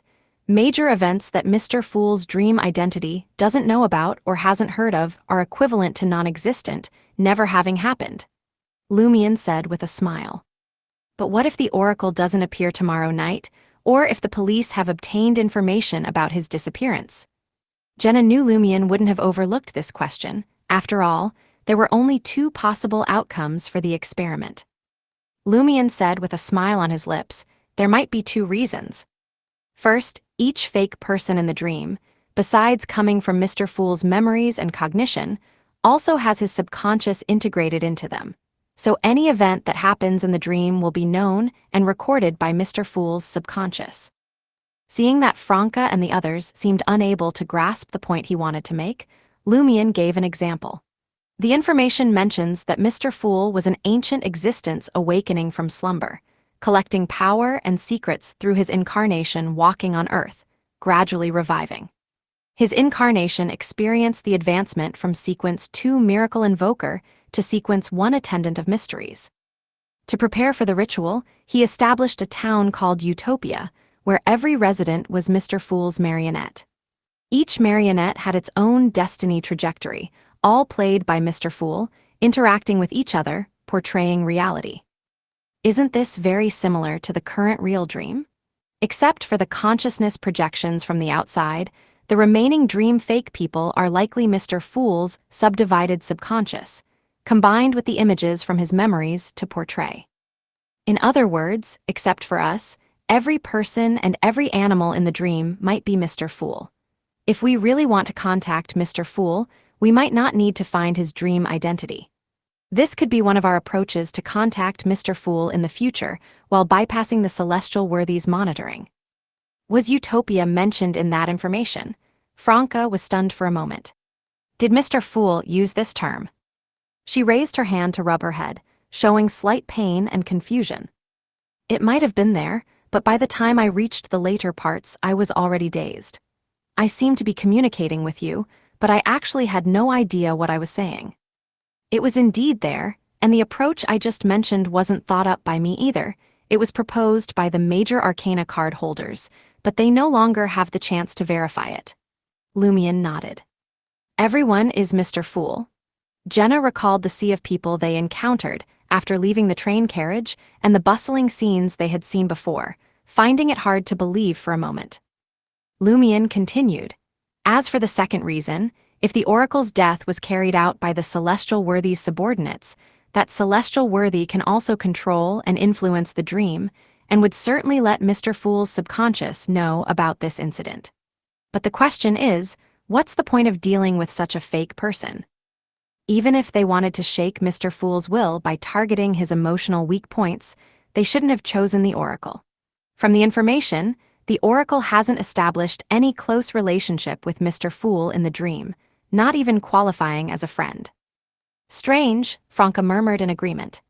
They quickly dealt with the scene using the demoness's black flames, left the alley, and walked towards the old neighborhood where they were renting. As they approached the main gate, they suddenly heard someone frantically calling out in a low voice from the side near some green trees. "Spare me, please spare me. Don't come any closer, don't come any closer." Lumion turned his gaze towards the source and saw that it was a local man, not someone with northern continent facial features like Oracle Danitz. Chapter 908, Hospital. Seeing the local man curled up by the green trees, crying out in a near-breakdown state, Franca seriously considered whether to help call the police. Lumion pondered for a few seconds, then gave Anthony a meaningful look. Anthony immediately walked into the shadowed area and used placate on the target. The local man in his 40s finally calmed down, as if emerging from a nightmare that had tormented him for a long time. Lumion approached and asked pointedly, "What happened?" Having encountered the strange death of Oracle Danitz not long ago, and now meeting a mentally collapsed man, he intuitively felt this shouldn't be simple either, and might hide some crucial information. The man raised his head and looked at Lumion and the others. He was about to speak when he suddenly saw Franca and Jenna. His expression twisted, and he cried out in extreme terror. "Female ghost, a female ghost." His voice was exceptionally shrill, filled with fear, alerting even the security guard at the entrance of the old neighborhood, who came over with a flashlight to check. Lumion quickly threw out his mirror, creating his own mirror maze. Franca glanced at him, seeing that he had reacted in time, and withdrew her right hand from her pocket. At the same time, Franca muttered to herself, "How do I look like a female ghost? How do Jenna and I look like female ghosts?" The security guard, holding a brightly shining flashlight, came over and circled the green trees twice, saying with a puzzled face, "The sound was clearly coming from here, why can't I see anyone?" He listened carefully again, feeling that the voice shouting "female ghost" had become somewhat distant, unable to discern exactly where it was coming from. The security guard suddenly shuddered. Could there really be female ghosts? He decided not to deal with this matter anymore, only to help report it to the police. As soon as he had this new idea, he immediately ran back towards the security room at the entrance. Although the mirror maze was only at sequence 7 level, the current dark environment with few people still allowed Lumion to successfully deceive the security guard. 0547. He had Franca and Jenna retreat to the edge of the mirror maze, not to be seen by the collapsed man, and signaled Anthony to do another round of placate. Although the mirror maze was only at sequence 7 level, the current dark environment with few people still allowed Lumion to successfully deceive the security guard. He had Franca and Jenna retreat to the edge of the mirror maze, not to be seen by the collapsed man, and signaled Anthony to do another round of placate. The mentally broken local man calmed down once again, and Anthony asked gently and calmly, "What happened? Perhaps I can help you." For some reason, the man felt that Anthony before him was very trustworthy, making him feel very at ease. He took a breath and said, I encountered a jiangshi. A jiangshi? Lumion could roughly understand this belonged to a type of undead creature, perhaps a unique term for zombies in this dream world. The man was silent for a few seconds, looked at Anthony, and received an affirmative nod from him.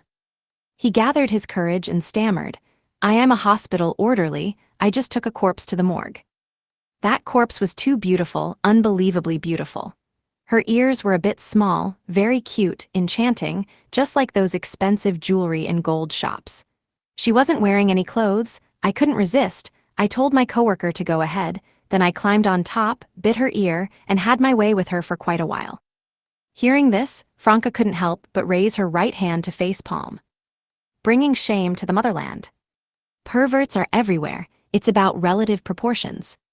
It didn't feel like a dead person at all. The man rambled on, as if still savoring the experience. Gradually, his eyes bulged. Just as I pulled up my pants, that corpse's eyes opened. They opened. Female ghost, a female ghost. After listening intently, Lumion turned his head and said to Franca and Jenna, if even a corpse has such great allure, could it be a demoness? It's possible, Franca nodded. Jenna then proposed another possibility. The corpse of a sex addict or a baby cupid might also have this effect. She had a very deep impression of the Scrooge pathway. Lumion looked outside the mirror maze, seeing no sign of police yet, so he had Anthony placate the orderly once more, then used dream divination to draw a sketch. The woman in the sketch was clearly not a local, more like someone from the northern continent, with striking features but a sacred aura, not feeling like a corpse at all. Additionally, it was evident that the orderly had the strongest impression of the female corpse's small, delicate ears and long, beautiful neck, mixed with intense desire. She does look a bit like a demoness, said Franca, standing at the edge of the mirror maze with rich experience in identifying demonesses. Lumion pondered for a moment, then asked the male orderly, which hospital do you work at? The male orderly didn't hide anything from Anthony.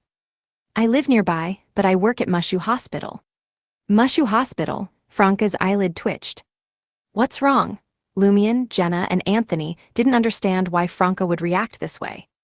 The hospital's name seemed normal. Doesn't it mean gazing at the dawn in the distance? Franca organized her thoughts and said, this is one of the manifestations of you being able to understand the meaning of corresponding words, but not truly grasping what they symbolize. In my native language, Mushu and Mother Tree are near homophones, and you should know very well what Mother Tree represents. Without waiting for Lumion and the others to respond, Franca said in a deep voice, Mother Tree of Desire. Can the Mother Tree of Desire also infiltrate its power into this dream a bit? Lumion slightly furrowed his brow. If the Mother Tree has appeared, how far away is the mother? Jenna obviously thought of this aspect too, and after a few seconds of silence, she said, then the possibility of it being a baby Cupid corpse has increased. Lumion had Anthony further question the male orderly about any unusual occurrences at Mushu Hospital, but didn't get any useful answers. They didn't waste any more time. Anthony used hypnosis to make the male orderly forget about the recent soothing and questioning, and had him walk out of the mirror maze on his own, heading towards another street. Dispelling the mirror maze and watching the orderly's retreating figure, Lumion thoughtfully said, that corpse definitely has issues, but it doesn't mean he doesn't have problems. Nor does it mean everything else at Mushu Hospital is normal. Jenna strongly agreed. That intense desire to violate even a female corpse seems very much like the corruption of a sex addict. Of course, it could also be that he was enchanted by the female corpse to the point of losing control. The group discussed the recent events as they walked into their rented apartment complex. Franca suddenly sighed. We've only been here half a day and already encountered 2 bizarre incidents not mentioned in the information, right? Correct, Lumion confirmed. He then smiled and said, perhaps this is how much weight the 2 calamity pathways carry. When I switch back to the hunter pathway, I could almost be an incomplete human-shaped corpse wax candle. Maybe I could complete the corresponding secret deed rituals without relying on anything. My spiritual intuition tells me that we might encounter that resurrected female corpse before long. Then we should take turns keeping watch starting tonight, Franca immediately said. Dying in the dream could mean real death. It's indeed worth being so vigilant, Lumion nodded approvingly. Tomorrow morning, we'll secretly observe outside Mr. Fool's company to recognize people first. Late at night, in the master bedroom, Jenna suddenly woke up and saw Franca hugging a thin blanket she had taken out of the traveler's bag, sitting against the headboard in the darkness, as if she had turned into a statue. What are you thinking about? Jenna slowly sat up and asked carefully. Franca gazed at the wall opposite, which had been painted by darkness, and answered in a voice like sleep-talking, why would Mr. Fool name his marionette town Utopia? Is there something wrong with this name? Jenna didn't quite understand what Franca was concerned about. After a few seconds of silence, Franca said, that's a term specific to the world I transmigrated from, meaning a non-existent country, an imaginary country. Why would Mr. Fool use it? Jenna roughly understood Franca's thoughts. She said in a gentle voice, the major arcana card holders mentioned in the information that Mr. Fool has been collecting Emperor Roselle's diaries. Maybe this term was in one of the diaries, or maybe Mr. Fool learned about this term during his long-term confrontation with the celestial worthy. Or, well, didn't you say the ancient sun god might also be a transmigrator? Why couldn't Mr. Fool be one? That's what I'm suspecting. The more I think about Mr. Fool's origins mentioned in the information and the experiences of his avatars, the more I suspect. Franca's voice became so low it lost its weight. Don't suspect, verify, Jenna comforted Franca in her own way. When we awaken Mr. Fool, you can ask this question. Whether he's a transmigrator or not, after confronting the celestial worthy for so many years, he must know the secret of your transmigration. He might even be able to help you return. For now, don't think too much about it. Focus on awakening Mr. Fool. Franca slowly exhaled and said, right, thinking too much now is useless. We can't verify anything for the time being. For me, awakening Mr. Fool is no longer just a task from the Tarot Club, no longer just something that must be done to survive the apocalypse. After chatting for a while longer, Franca lay back down, inhaling Jenna's scent, and fell into a deep sleep, both mentally and physically exhausted. After Franca was completely asleep, Jenna carefully got up, opened the master bedroom door, and walked into the living room that doubled as a dining room. Lumion, wearing a white shirt and black trousers, was sitting by the wooden dining table, staring blankly at the window in the direction of the shoe cabinet. It's my turn to keep watch, you can go rest now, Jenna said with a smile. Lumion withdrew his gaze and stood up. What were you and Franca talking about just now? Jenna summarized the key points of Franca's doubts and her own comfort.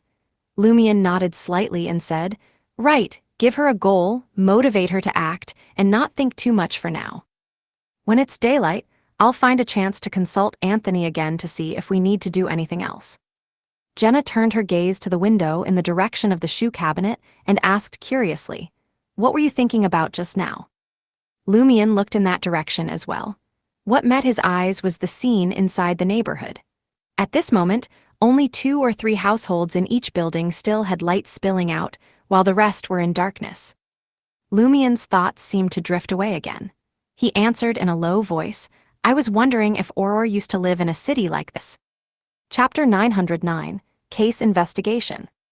The next morning, After cleaning up in the master bedroom bathroom, Franca walked into the living room and immediately saw plastic bags piled on the wooden dining table. Those semi-transparent white plastic bags contained various foods like fried dough sticks, sesame balls, steamed dumplings, xiaolongbao, and regular steamed buns. Next to them were cups of soy milk and bottles of milk. The aroma permeating the air felt both familiar and tempting to Franca. She blurted out in surprise, "Who bought all this? Don't you need me as a guide to help with communication anymore? Is this really a foreigner who's been here for less than 24 hours?" Lumian smiled and pointed to himself. "Of course it was me." Franca looked him up and down. "You bought so much breakfast at once, didn't the shopkeeper find it strange?" "It's not like I bought them all from one place," Lumian said, glancing at Ludwig, who had bitten off half a sesame ball, revealing some of the red bean paste filling inside. He smiled and continued, "Later, one shopkeeper did ask when he saw me carrying so much food." "How did you answer?" Franca asked vigilantly. Lumian chuckled. "I said I was doing multi-level marketing." Franca's mouth gaped slightly, at a loss for words. The shopkeeper had the same reaction, then asked if I was joking. Lumian maintained his smile. "I said yes, I was actually preparing breakfast for a company team-building event." "Where did you learn these terms?" Franca asked, looking slightly bewildered. Lumian chuckled in response. "Auror mentioned them before, and I asked about them, but I still didn't understand what they meant. Last night I finally figured it out online." "Your learning ability is quite amazing," Franca said, her lip twitching slightly. "He's already surfing the internet so quickly. Good thing this guy hasn't learned to use food delivery apps to order breakfast directly yet. Otherwise, what use would I be as a guide?" Lumian said in an Auror-like smug tone, "I've already applied for a QQ number and a backup WeChat account. Once we finish the observation phase of our work, I'll try adding Mr. Fool." 1437. Franca thought about how this guy was now essentially a genuine beauty who could switch to a beautiful female form at any time. She couldn't help but quip, "Mr. Fool will think you're selling tea leaves and won't add you at all." Lumian said in an Auror-like smug tone, "I've already applied for a QQ number and a backup WeChat account. Once we finish the observation phase of our work, I'll try adding Mr. Fool." Franca thought about how this guy was now essentially a genuine beauty who could switch to a beautiful female form at any time. She couldn't help but quip, "Mr. Fool will think you're selling tea leaves and won't add you at all." "What?" Lumian was a bit confused. "Finally something you don't know." Franca pulled out a chair and sat down, then tore open the soy milk seal, broke off half a dough stick, and dropped it into soak. After doing this, she began educating Lumian and Anthony, who was silently eating breakfast, on some internet common sense. Jenna had taken the second half of the night watch and was still catching up on sleep. Towards the end, Franca pondered for a moment and said to Lumian, "Although you're adapting and integrating very well, I still don't think you should have made that kind of joke when buying breakfast. That kind of joke leaves a strong impression, and you're quite handsome now, so the breakfast shop owner has definitely remembered you. This isn't very conducive to our current plan of hiding our identities and observing quietly. If we weren't concerned about this, afraid of becoming too famous and attracting the celestial worthy's attention, we could even start a live stream to make money and take Ludwig to eat at buffets." Lumian thought about it seriously. "Indeed, I'll be more careful. We'll have Anthony go buy things from now on." At this point, Lumian sincerely praised Franca. "You're even more attentive than me when it comes to these things." Franca used chopsticks to pick up a section of dough sticks soaked in sweet soy milk, stuffed it in her mouth, chewed and swallowed, then half-closed her eyes and sighed with both intoxication and satisfaction. "This is it." She paused, then said proudly, "Of course, I've seriously acted as an assassin before. I'm definitely not the kind of assassin who thinks killing everyone who sees me equals successful stealth." They chatted idly for a while, and Jenna also got up and started eating the breakfast Lumian had put in the traveler's bag earlier, which Ludwig hadn't discovered. Just then, there was a knock at the door. Lumian and Franca went to open the door one after the other, and saw two people in police uniforms standing outside. The leader had a receding hairline and gray eyes, while the one behind him had black hair and green eyes, looking very handsome but with a lazy, carefree air about him. Franca's pupils suddenly dilated. She recognized the young police officer with emerald eyes. It was the Major Arcana card holder, Mr. Starr. Franca was about to greet him happily when she suddenly realized Mr. Starr had been locked onto by the celestial worthy and would be kicked out shortly after entering the dream each time. The one before her should only be the dream image of Mr. Starr, woven by Mr. Fool's subconscious. "Good morning, my name is Deng. I'm the police officer responsible for this area." The gray-eyed policeman smiled and asked, "You just moved in yesterday, right?" "Yes," Lumion didn't hide it. "The police here even know we just arrived yesterday." The police in Trier were never this efficient. Officer Deng said amiably, "Do you have a temporary residence permit?" "Captain, it's called a residence permit now." The young police officer behind him with black hair and green eyes, who was suspected to be the dream image of the Major Arcana card holder, Mr. Starr, reminded him helplessly.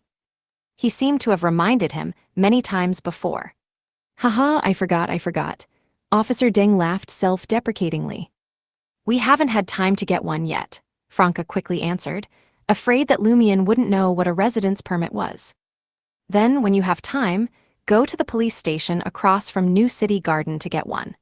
If you young lovers get married later and have children, you'll need this to enroll them in public kindergartens." Officer Deng reminded them in a casual manner. Fast-forwarding to marriage and children already, Franca found it both amusing and helpless. "Captain," Mr. Starr behind Officer Deng reminded him once again. Officer Deng smiled.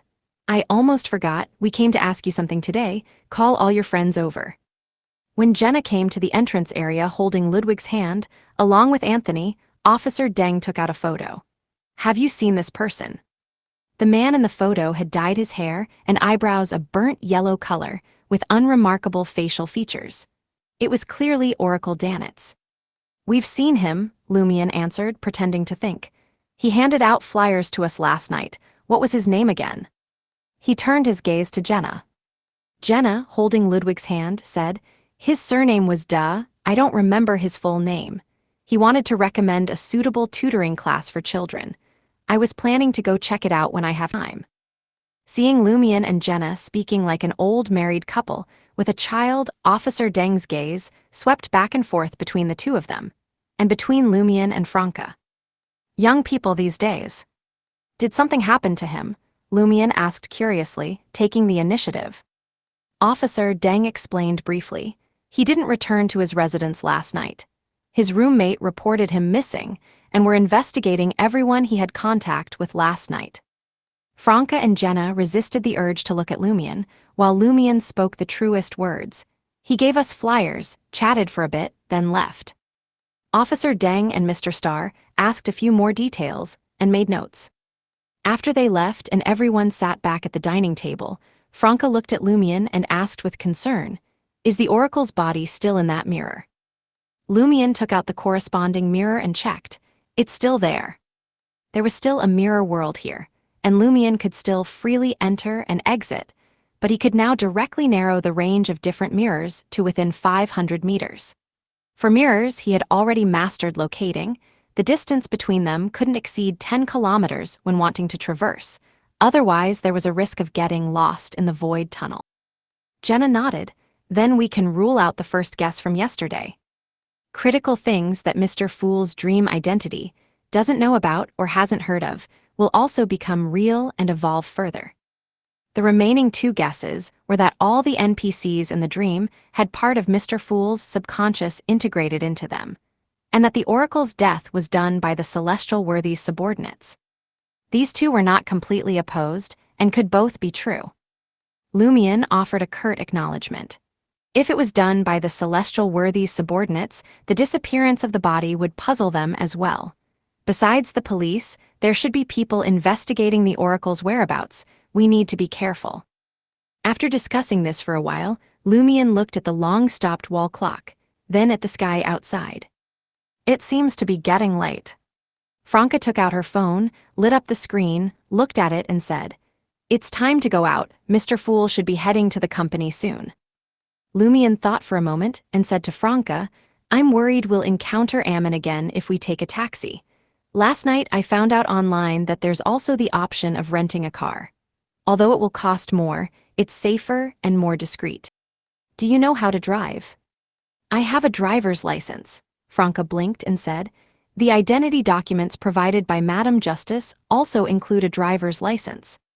I'm asking if you know how to drive, Lumion emphasized, amused. Franca flew into a rage out of humiliation. I got my license in college, but before I graduated, I came to Inties. Where would I have had a car to drive? If you ask me if I know how to drive, I can only answer that I have a license. She felt that Anthony, who was currently experiencing the dream world, should have already guessed that she came from a different world. Before Lumion could ask again, she said confidently, with a Beyonder's eyesight, hearing, reaction time, and physical coordination, plus my driving knowledge, I don't think driving will be a problem. Didn't you quickly master how to use chopsticks yesterday? Then let's rent a car. Lumion made the decision. Although Franca felt the pain of spending money, thinking that she could borrow more, she suppressed that feeling.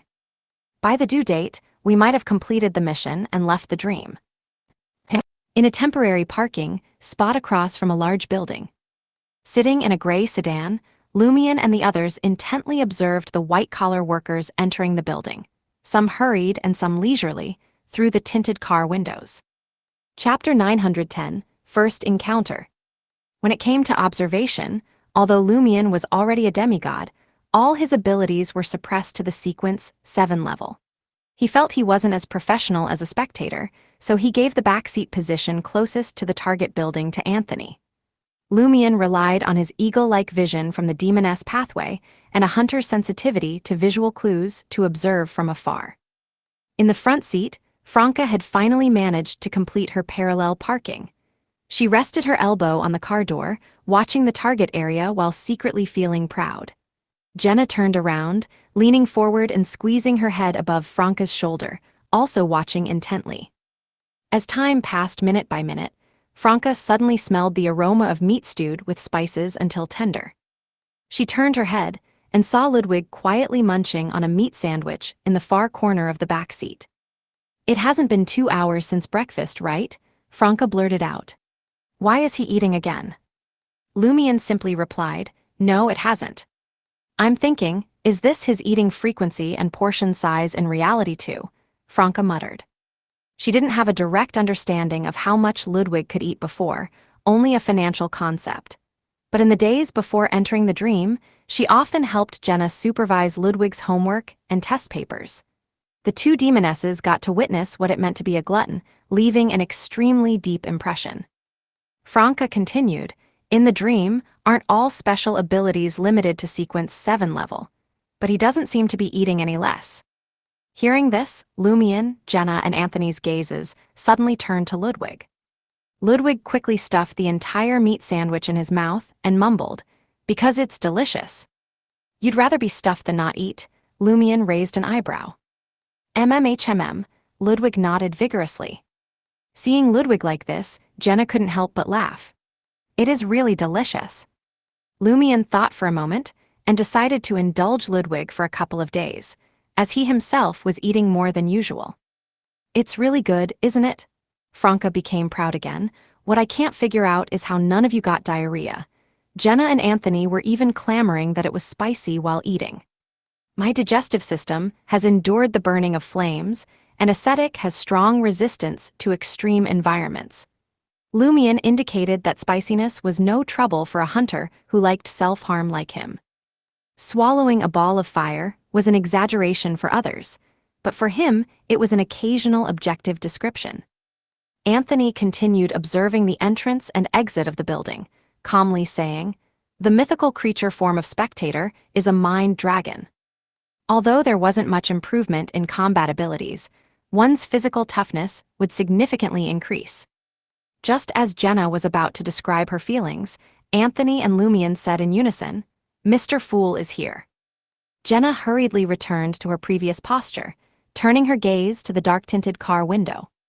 She saw a young man wearing a black short-sleeved polo shirt, light-colored casual pants, and a pair of brownish sneakers.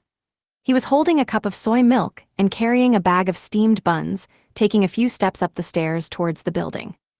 This man had short black hair that was simply styled, deep brown eyes behind a pair of non-prescription glasses.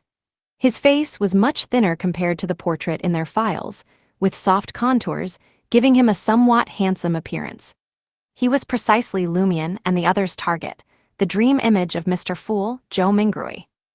After Joe Mingrui's figure disappeared into the building lobby, Franca took a breath and said, "Compared to the original sketch, Mr. Fool has lost quite a bit of weight and become a little better looking." Could the major arcana card, holder's speculation, be correct, that he was somehow misled by the celestial worthy into drinking the assassin potion? Is the celestial worthy trying to use gender change to cause cognitive issues for Mr. Fool and thereby achieve victory? The major arcana card, holders mentioned in the files that one of the most important phase goals for Lumion's team was to prevent Joe Mingrui, who was suspected to have drunk the assassin potion, from truly becoming a witch. Does the assassin potion also improve appearance? Lumion asked Franca and Jenna. He had switched from the hunter pathway to the demoness pathway and hadn't experienced the assassin sequence in detail. It mainly adjusts body shape to make the user more suitable as an assassin, which brings about a slight change in appearance, but very little, Franca recalled. Mr. Fool, Joe Mingrui probably succeeded in passive weight loss, becoming better looking mainly due to slimming down, and secondarily due to the minor improvements from the assassin potion. She felt it was better to refer to the target as Joe Mingrui for now. Constantly using Mr. Fool made her nervous and afraid to discuss. Lumion nodded and asked Anthony, "Did you notice anything?" Anthony said, "Mr. Fool's steps up the stairs were very light, consistent with the description of the assassin potion. Mr. Fool is wearing non-prescription glasses to conceal eyes that are no longer nearsighted, indicating he doesn't want to change his life in the short term and will continue working.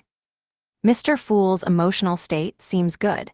He probably hasn't encountered any major incidents yet. Can't tell if he's taken the instigator potion yet." After hearing Anthony's observations, Lumion thoughtfully said, "Continue observing and recording the people mentioned in our files and those showing certain abnormalities." "Okay," Jenna responded first, then pointed across the street. "That's Razen. In reality, she's a civilian staff member of the Church of Evernight, married with children. In the dream, she's Joe Mingrui's colleague. Currently uncertain if there's anything abnormal." Franca followed up. "That one wearing a white tailcoat with a bow tie and long silver hair in 30-degree heat is Vice President Wu from the company next to Joe Mingrui's, suspected to be." At this point, Franca glanced sideways at Lumion and saw that his expression remained calm, his gaze not changing much. Only then did she continue. "Suspected to be our Ouroboros, the angel of fate of the Aurora Order, a king from ancient times. According to their files, the company next to Mr. Fool's should be a projection of the Aurora Order in the dream." Until 10 a.m., Lumion and the others finished their first round of observation, matching many people with the information in their files, but not discovering any truly suspicious individuals. "Roselle Emperor, CEO Huang didn't come," Franca said with some disappointment. Roselle Emperor's image in the dream was the CEO of the Intes group, where Mr. Fool worked, a business tycoon, a domineering boss. Before Lumion could respond, Franca chuckled to herself. He's probably still in bed with some actress, streamer, or singer. Lumion was also a bit disappointed, but there would be plenty of opportunities in the future. He, who had never attended university, was already preparing to apply for a security guard position at the Intes group. "Now let's go buy clothes," Lumion said, looking down at his still normal shirt and trousers, then glancing at Jenna's blue waist-cinching long dress with classical charm. At this point, Ludwig raised a question, "What's for lunch?" Franca, currently responsible for the entire team's income, immediately said, "Who eats out every day? Later we'll go to a large supermarket and buy dozens of kilos of noodles and some side dishes. I'll cook noodles for you, all you can eat." As soon as she finished speaking, Franca saw the smile and anticipation disappear from Ludwig's face, replaced by a slightly aggrieved expression. She felt no pity or guilt, but instead secretly patted her thigh. Damn, I should have let Jenna say those 2 sentences. What a great opportunity to digest the affliction potion. After finalizing their itinerary, Franca carefully drove the car out onto the wide road. Inside a large shopping mall, Lumion and the others, with their appearance completely transformed, took the elevator from the underground parking lot to the first floor. Franca looked at Jenna again, feeling that the simple combination of a white patterned t-shirt, light blue jeans, white sneakers, and ankle-length socks of the same color gave her a fresh and clean look. It retained a youthful, student-like air while adding a hint of natural allure in her glances, attracting the gaze of many passers-by. It's the type I used to like, no, still like. And Jenna with heavy makeup is another style altogether. Franca didn't hide her admiration. Her tall stature and striking features made the ordinary black t-shirt and wide-leg pants look mature and confident, causing many people to only dare steal quick glances. Lumion still wore a shirt with black pants, but with a more casual and relaxed feel. Walking together with the 2 demonesses, they looked as beautiful as a painting. Their clothes were all very cheap. Franca had given up on the bulk-priced ones and opted for the 10 yuan items, buying a lot. Lumion's gaze swept every corner of the mall, feeling it was spacious, bright, and clean, even more impressive than the most luxurious department store in Trier. Franca had no intention of letting Lumion, Jenna, Anthony, and Ludwig wander around here. She headed straight for the escalator going down to the basement, planning to enter the supermarket. Money needs to be saved. As soon as Lumion, Jenna, and Anthony arrived at the entrance of the supermarket, they were dazzled by the wide array of goods inside, the artistic displays, and the soft yet bright lighting. Franca suddenly paused, instinctively turning her head towards Ludwig. She found the little boy's gaze already fixed, his eyes filled with burning desire. "Let's go back," Franca blurted out. "I'll buy the stuff online and have it delivered." In a place like a supermarket, kids simply can't control themselves. Hearing Franca's words, Ludwig's expression immediately fell. After learning the reason, Lumion and Jenna both agreed with Franca's decision. Turning around and walking a few steps, Lumion's peripheral vision suddenly caught a figure. The figure had their heads slightly lowered, black hair hanging down, faintly revealing small and delicate ears. She quickly disappeared into the depths of the supermarket. Lumion suddenly stopped and said in a low voice to Franca, Jenna, and Anthony, "I may have seen that reanimated female corpse." Chapter 911, A Way to Make Money. Reanimated female corpse. Franca and the others were all startled. Last night, Lumion had said he intuitively believed that before long, they would encounter that reanimated female corpse. As a result, they ran into her today. "Where?" Jenna asked in a lowered voice. Lumion looked towards the escalator without showing any outward sign of abnormality. "In the supermarket." He didn't immediately turn around to track the reanimated female corpse, because Franca casually glanced at a corner of the ceiling, then carelessly looked around. The first action was to remind Lumion that there were multiple cameras here, while the latter behavior implied that there were many people around, many phones, and if he were to cause any commotion, it would likely be filmed as a short video, uploaded online, and become a trending topic. If that happened, it would likely catch the celestial worthy's attention. Although Lumion could use mirror maze and other illusions to affect cameras and phones, this wasn't a scenario he had preset. He would have to chase all the way, and couldn't use mirror magic every few steps. It was only because they lived in a rather dilapidated area of the old town that there were quite a few cameras on the main roads and at the entrances of various residential areas. Once in quiet alleys that few people usually walked, there wasn't much surveillance. Otherwise, Lumion's act of moving Oracle Danitz's corpse would have been recorded long ago. Franca would certainly have stopped him first at that time, telling him to find a blind spot in the surveillance to take out the mirror, create a mirror maze step by step before approaching the corpse. Hearing his godfather's answer that the reanimated female corpse was in the supermarket, Ludwig's eyes lit up, and he raised his short arm. Let's go chase her. Kid, you have gotten a bit smarter, even knowing how to take advantage of this situation. I can't tell if you want to use this as an excuse to go into the supermarket to get food, or if you think that female corpse might be more delicious. Franca silently grumbled, turning her gaze to Jenna. Jenna intuitively understood Franca's hint and said with a smile, "We can't track with so many people. Anthony and I will take Ludwig back to the car first. You and Lumion go into the supermarket to find her." The expression of expectation and desire on Ludwig's face suddenly froze. "All right," Franca took out the car keys and tossed them to Jenna. "I also want to contribute to the team."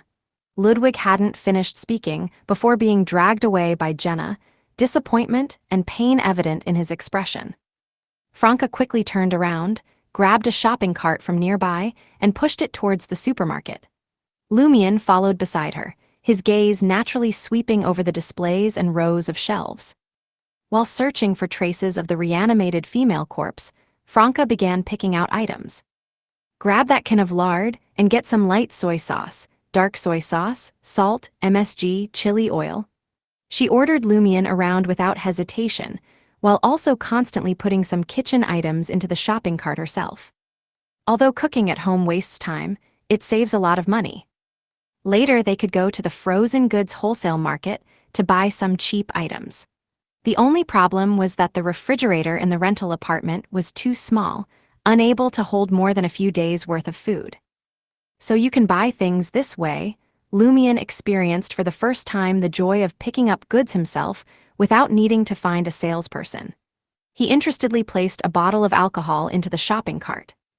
"This is cooking wine. Well, we need it anyway." Franca glanced amusedly at this regular customer of all tavern. The two chatted and laughed, moving through the supermarket in a harmonious atmosphere, no different from other families shopping around them. Under this disguise, Lumion and Franca confirmed the situation in every corner of the supermarket, but found no trace of the reanimated female corpse. "She may have already left. Let's check out first." Franca looked at the dozens of pounds of freshly made noodles and a 10-kilogram bag of rice on top of the shopping cart, genuinely delighted at how much money they could save on meals in the coming days. Lumion nodded, "We'll take turns cooking later." Franca patted Lumion's shoulder with a smile. "I'm looking forward to your culinary skills." This trip, the two bought nearly 500 yuan worth of goods, most of which were inexpensive ingredients that could fill stomachs. After leaving the supermarket exit, Lumion and Franca quickly scanned around, but still didn't see any sign of the reanimated female corpse. Almost simultaneously, Franca noticed a shop with the words "lottery" written on it. Her heart suddenly stirred, and she turned her head to look at Lumion, asking with full expectation, "Can you still use your abilities to magnified fate and compelling fate?" "Of course." Lumion cast his gaze towards the shop Franca had just been looking at, but only at the sequence 7 level. "I can't influence relatively crucial and important fates unless their probability of occurrence is already very high." A smile gradually blossomed on Franca's face, attracting the gazes of several passers-by, both men and women. "Let's go buy some lottery tickets," she said with a firm tone, concealing her joy. Is she wanting me to magnify the fate stream of her winning, or forcibly compel fate in that direction? Lumion had long known what lottery meant. In the past, Auror would occasionally give him gifts in the form of lottery tickets on major holidays, with a 100% win rate. "Let's give it a try." Lumion's subtext was to buy a small amount first, and even if compelling fate was ineffective in Mr. Fool's dream, they wouldn't lose too much. Franca rubbed her hands together and walked towards the lottery booth with a bright and clear smile.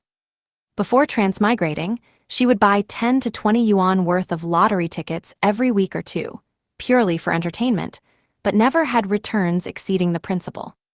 "Now I've come with good luck." She didn't directly buy lottery tickets like the double color ball, but instead spent 50 yuan on different versions of scratch cards. As she paid and made her selections, Lumion's eyes took on a silver-white color with black. He reached out to Franca, embracing her shoulders in a couple-like gesture, using this to complete his touch on the river of fate. The corresponding stream was magnified. Franca instinctively twisted her body, not quite comfortable with such an embrace, especially in public. But she quickly returned to a normal state, allowing Lumion to embrace her shoulders. Her eyes had already lit up. She scratched off the corresponding numbers. This is worth 50 yuan. While Lumion was paying attention to the various grand prize information being announced at the lottery booth, Franca finished scratching all the lottery tickets, winning a total of 2,000. Haha, she laughed silently and smugly. Finally made a profit. Beyond her powers are great. After cashing in the prizes, Franca said to Lumion in an exceptionally cheerful mood, I'm going to buy a few double color ball tickets. At this point, she lowered her voice. Don't worry about those fate streams for the grand prize. A third or second prize would be fine. Lumion nodded gently. Franca immediately thought of some numbers and bought 5 entries. As they walked towards the nearest direct elevator, Lumion asked Franca with a smile, why don't you want to win the first prize? I see the first prize money is worth a lot, and you could even win dozens at once. Franca wrinkled her nose and said, didn't you say that currently you can only influence fates that aren't too crucial or important? That kind of overnight wealth probably can't be achieved. Besides, even if you could really make me win, the final result might not be what I bought. Fate has long been predetermined. After complaining a bit, Franca asked with concern, did magnified fate just now succeed? Lumion chuckled, no. My money, Franca blurted out, then immediately comforted herself. Good thing it wasn't much. Lumion explained simply, I only realized this wasn't an instant win lottery when you were buying. The results won't come out for several days. The corresponding fate streams are complex and intricate, with too many variables. I couldn't clearly see which one led to the winning fate. I could only magnify the one with special characteristics. What the final result will be, I don't know either. We can only pray for Mr. Fool's blessing. Franca expressed understanding. Seeing that the direct elevator was about to arrive, Lumion looked left and right and asked thoughtfully. We're under surveillance, so that reanimated female corpse should be too. Is there any way to check the mall's surveillance footage to see what she came here to do? We're not the police, we don't have that authority, Franca instinctively replied. Sneak in at night and look through it ourselves, Lumion suggested. Franca said with amusement, the major arcana card holders told us to obey the law as much as possible. Why do you always want to dance on the edge of breaking the law? It's fine if we don't get caught. Lumion said with a smile, we can't just report it to the police and let them investigate, can we? Wouldn't that turn it back into a confrontation between Mr. Fool and the celestial worthy? We need to use the police, not rely on them. Franca thought for a few seconds and said, we'll see how it goes tonight. In the rented apartment on the 6th floor. Franca looked at Ludwig, his head buried in a large bowl, chopsticks constantly moving, and proudly boasted to Lumion and the others. My cooking skills aren't bad, right? This child is quite easy to feed. Noodles, seasonings, and a topping with a bit of minced meat satisfied him. He doesn't have to go out to eat good food. It's quite good, but I hope you're not only capable of making noodles. Lumion took a sip of the noodle soup and put down his chopsticks. I also hope your culinary skills are as good as you say, Franca responded with a smile. Just as Lumion was about to say something, his expression suddenly changed slightly. He quickly took out a mirror from his pocket, the mirror that contained Oracle Danitz's corpse. At this moment, a pale hand without luster was reflected on the surface of the mirror.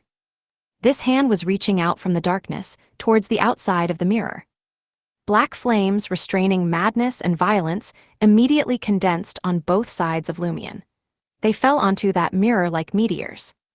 With a slight explosive sound, the mirror suddenly shattered into pieces, enveloped by the black flames, rapidly losing its limited spirituality. Crackling sounds continued to ring out as the mirror fragments fell to the ground, breaking into even smaller pieces. The pale hand was no longer visible on the surface of these fragments. Has the Oracle's corpse reanimated?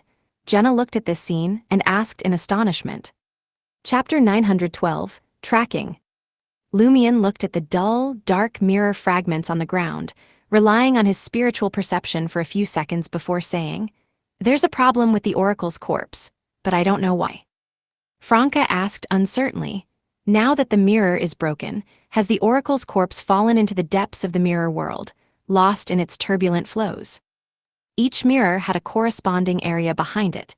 They were connected by illusory, dark tunnels, forming the mirror world. Once a mirror broke, the corresponding area behind it immediately disintegrated.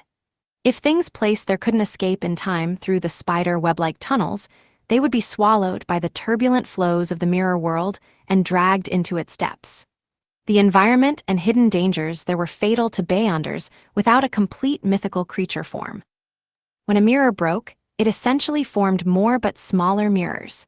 However, from a mystical concept, it had been destroyed as a whole, completely losing its original symbolism and function. The new mirrors produced needed time to evolve their own areas behind them, connect with the vast mirror world, and become mirrors with complete concepts in mysticism. In other words, for a period of time, these mirror fragments could not be used to reflect enemies, transmit curses, or traverse the mirror world, though this doesn't affect wraiths using them for mirror jumps. Of course, Lumion just destroyed the mirror with the fire of destruction, so the fragments formed had been completely destroyed in a mystical sense and could not evolve areas behind them. This prevented potential enemies from locating and pinpointing Lumion and the other's specific location. Lumion carefully said, "The Oracle's corpse has indeed been carried away by the spatial turbulence of the mirror world. Even angels would find it difficult to delve deep into the mirror world to find and bring it out, unless they're angels of the door pathway like Madam Magician or demoness angels with deep mastery of the mirror world. But doesn't this mean the Oracle's corpse will drift in the depths of the mirror world forever, until it's completely torn apart and annihilated by the dangers there? There's a chance that after some time, it could be thrown out of the mirror world by spatial turbulence, emerging from a random mirror. Mr. Fool's dream world is mainly this city. If the Oracle's corpse comes out of a mirror, do we have a way to find it and confirm what problem it had?" Jenna understood what Lumion wanted to express. Lumion smiled. "Yes, let's wait patiently for now, until spiritual intuition gives us a hint." The corpse of Oracle Danitz was hidden by him and had a close mystical connection with him. Franca nodded, took out her phone, and started browsing trending topics, sometimes laughing out loud and sharing the joy with Lumion, Jenna, and Anthony, sometimes discussing with them whether certain news items had symbolic meaning in the dream or were related to Mr. Fool's current state. By the time Ludwig had finished his 6th bowl of noodles and was also looking at his phone, Lumion, who occasionally showed a smile, raised his head and said in a deep voice, "The Oracle's corpse should have left the mirror world." Quickly use magic mirror divination to confirm its specific location. Franca took out a mirror. Lumion shook his head and chuckled softly. There's no need to go through so much trouble. He turned his gaze towards Ludwig. Ludwig put his right hand in his mouth, retched a few times, and vomited out a small clump of yellowish hair. "We can directly determine the location using the Oracle's hair with follicles," Lumion explained. "When did you take a clump of hair from the corpse and hide it in Ludwig's stomach?" Franca asked in astonishment. Lumion responded with a smile. "Last night before bed, when Anthony was on night watch. The Oracle died so suddenly and bizarrely, of course I had to guard against his corpse reanimating. Hiding some of his hair in Ludwig's body can counter divination and prophecy." Saying this, Lumion held the small clump of slightly damp yellowish hair and stood up, saying, "Let's go." Almost simultaneously, he burned part of the hair and smeared the residue onto the surface of a mirror. As the residue seeped in, the mirror emanated a dark, watery light, reflecting a scene. There were oil-stained walls, a very spacious area, a floor covered in dust and rat droppings, quite dirty large glass windows, and Oracle Danitz's corpse lying on the ground in front of a glass pane. "Looks like an abandoned factory. The machines have been moved away," Franca commented after a glance. "In the suburbs, less than 10 kilometers from us," Lumion added more information. "Teleport over?" Jenna asked. Lumion could rely on mirror traversal to directly go to another mirror within 10 kilometers that he had located, and he had now locked onto the glass window that had ejected the oracle's corpse, even without knowing the position. He could sense mirrors within 500 meters and jump to them in seconds. Moreover, his teleportation could still be used, but was restricted to positioning within 1 kilometer. Beyond that, he needed to have been there before or have correct coordinates, with the farthest reach being the edge of the dream world. Lumion nodded slightly, letting his teammates grab onto him, and took them into the mirror Franca had placed on the table. Passing through a dark, illusory tunnel, they suddenly plunged into the depths of the mirror world, falling towards the glass window they had located. Amidst Anthony's dizziness, the 5 figures simultaneously appeared on the dirty glass of the abandoned factory. Lumion didn't linger, quickly sensing other mirrors within a 500-meter range and jumping over. They appeared on the top floor of the office building beside the abandoned factory, left the glass window serving as a mirror, each hiding themselves, and gazed towards the target location. From this angle, they could just see Oracle Danitz's corpse. "Don't chew, just hold it in your mouth." Lumion handed a lollipop to Ludwig to keep him quiet. Franca and Jenna were already carefully examining the Oracle's corpse, finding that because it had been hidden in the mirror world, there were no signs of decay yet. But whether it was the bloodless face, the eyes frozen in fear, or other details, all indicated that the Oracle had been dead for over 10 hours. "Nothing unusual," Franca muttered silently. Lumion remained motionless, patiently observing. After nearly 5 minutes, in their line of sight, the Oracle's corpse's fingers suddenly twitched. "Damn it, amazing, back from the dead." Franca instinctively admired in her heart while being startled. The corpse of Oracle Danitz first moved its fingers, then raised its arm. Finally, it slowly stood up, its expression wooden, its deep blue eyes no longer overflowing with any emotion. Really reanimated, goosebumps rose on Jenna's arms. The reanimated Danitz corpse walked towards the outside of the abandoned factory, neither fast nor slow. It walked all the way out of the deserted factory area, towards the roadside, standing there blankly. Before long, an empty green taxi passed by, and Danitz's corpse raised its right arm, hailing it. When the taxi stopped in front of him, he slowly opened the door and sat in the back. Franca rubbed her cheeks with both hands. How does this feel even more horrifying than the real world? Is the death pathway manipulating the corpse? Lumion didn't immediately lead his team members to track the taxi, because the mirror infused with Danitz's hair residue was still showing the current state of the Oracle's corpse. Franca and Jenna tried magic mirror divination to determine what was going on with the Oracle's corpse reanimation. "It's not working. Those beings who know a lot and are relatively safe aren't responding. They're not in Mr. Fool's dream." Franca found she could only do a simplified version, which was asking her own spirituality in magic mirror divination. Jenna confirmed her discovery. "Yes, my magic mirror divination failed too." Lumion took a moment to contemplate before responding. In Mr. Fool's dream world, the subjects of inquiry for magic mirror divination, apart from one's own spirituality, should only be those true gods who can directly project themselves in. But we must ensure that the corresponding projection exists at the time of divination, and that the recited honorific name is not wrong. Inquiring of other creatures existing in the local spirit world might be equivalent to asking Mr. Fool or that celestial worthy.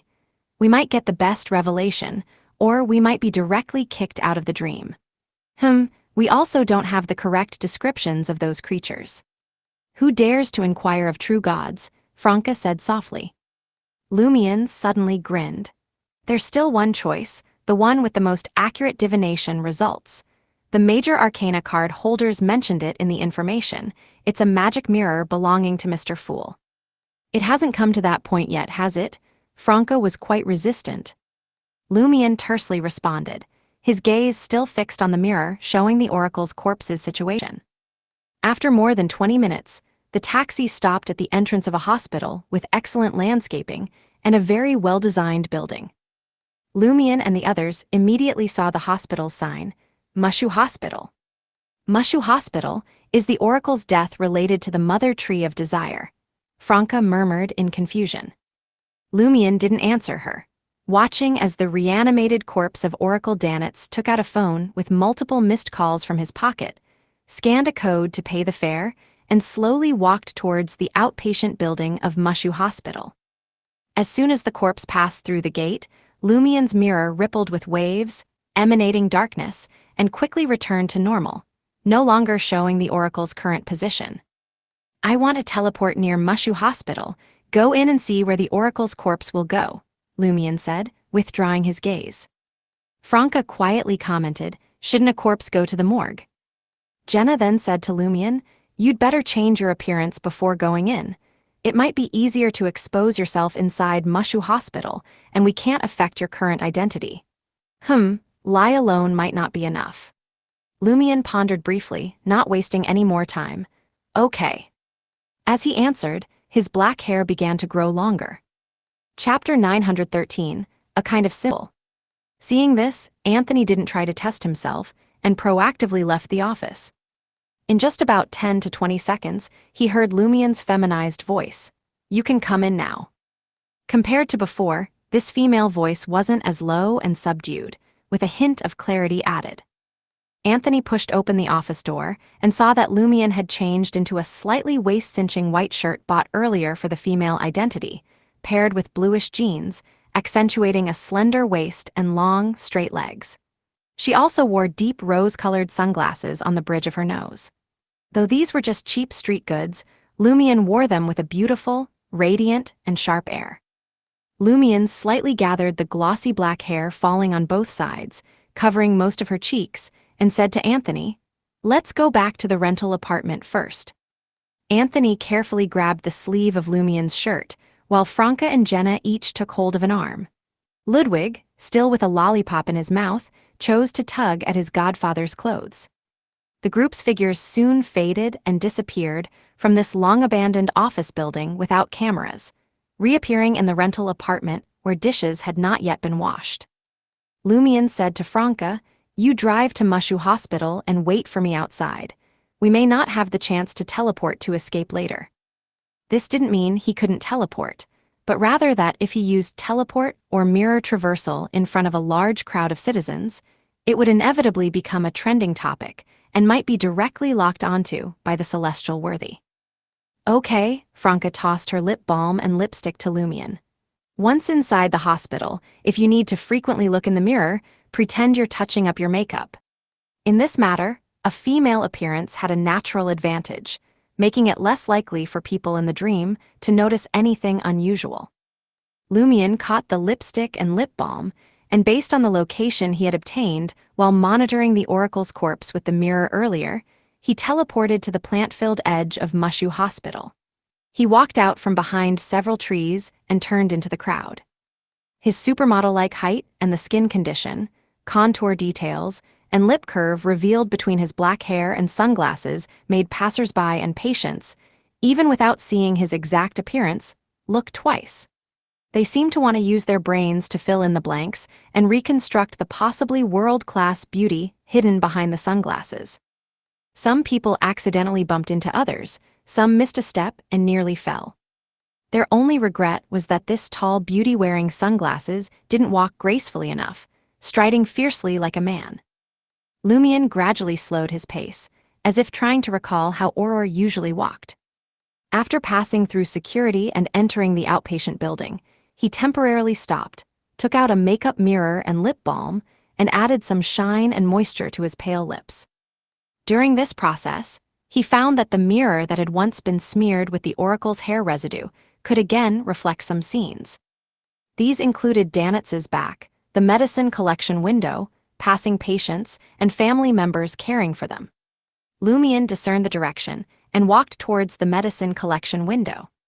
He didn't walk fast, his gaze seemingly casually surveying the people around him and the layout of the hospital's first floor. Everything seemed normal, without any scenes of desire outbursts. Vaguely, Lumien had a sense of familiarity. It wasn't that he had been to a similar place before, but it came from the depths of his soul. Lumien pursed his lips, lost in thought. Is it Auror's memory? Did she frequent this kind of large hospital before her transmigration? Well, everyone gets sick sometimes. Did her soul fragments become a bit more active after I changed into a female form? It must also be because Mr. Fool's dream city is very similar to her hometown, stimulating her soul fragments. Lumion quickly suppressed the emotions in his heart, remembering that he had entered Mushu Hospital to track the whereabouts of the Oracle's corpse and observe the situation here. His gaze swept over faces, some wearing masks, some with hidden worry, feeling that this shouldn't be much different from the situation in a normal hospital. Suddenly, he saw a familiar figure.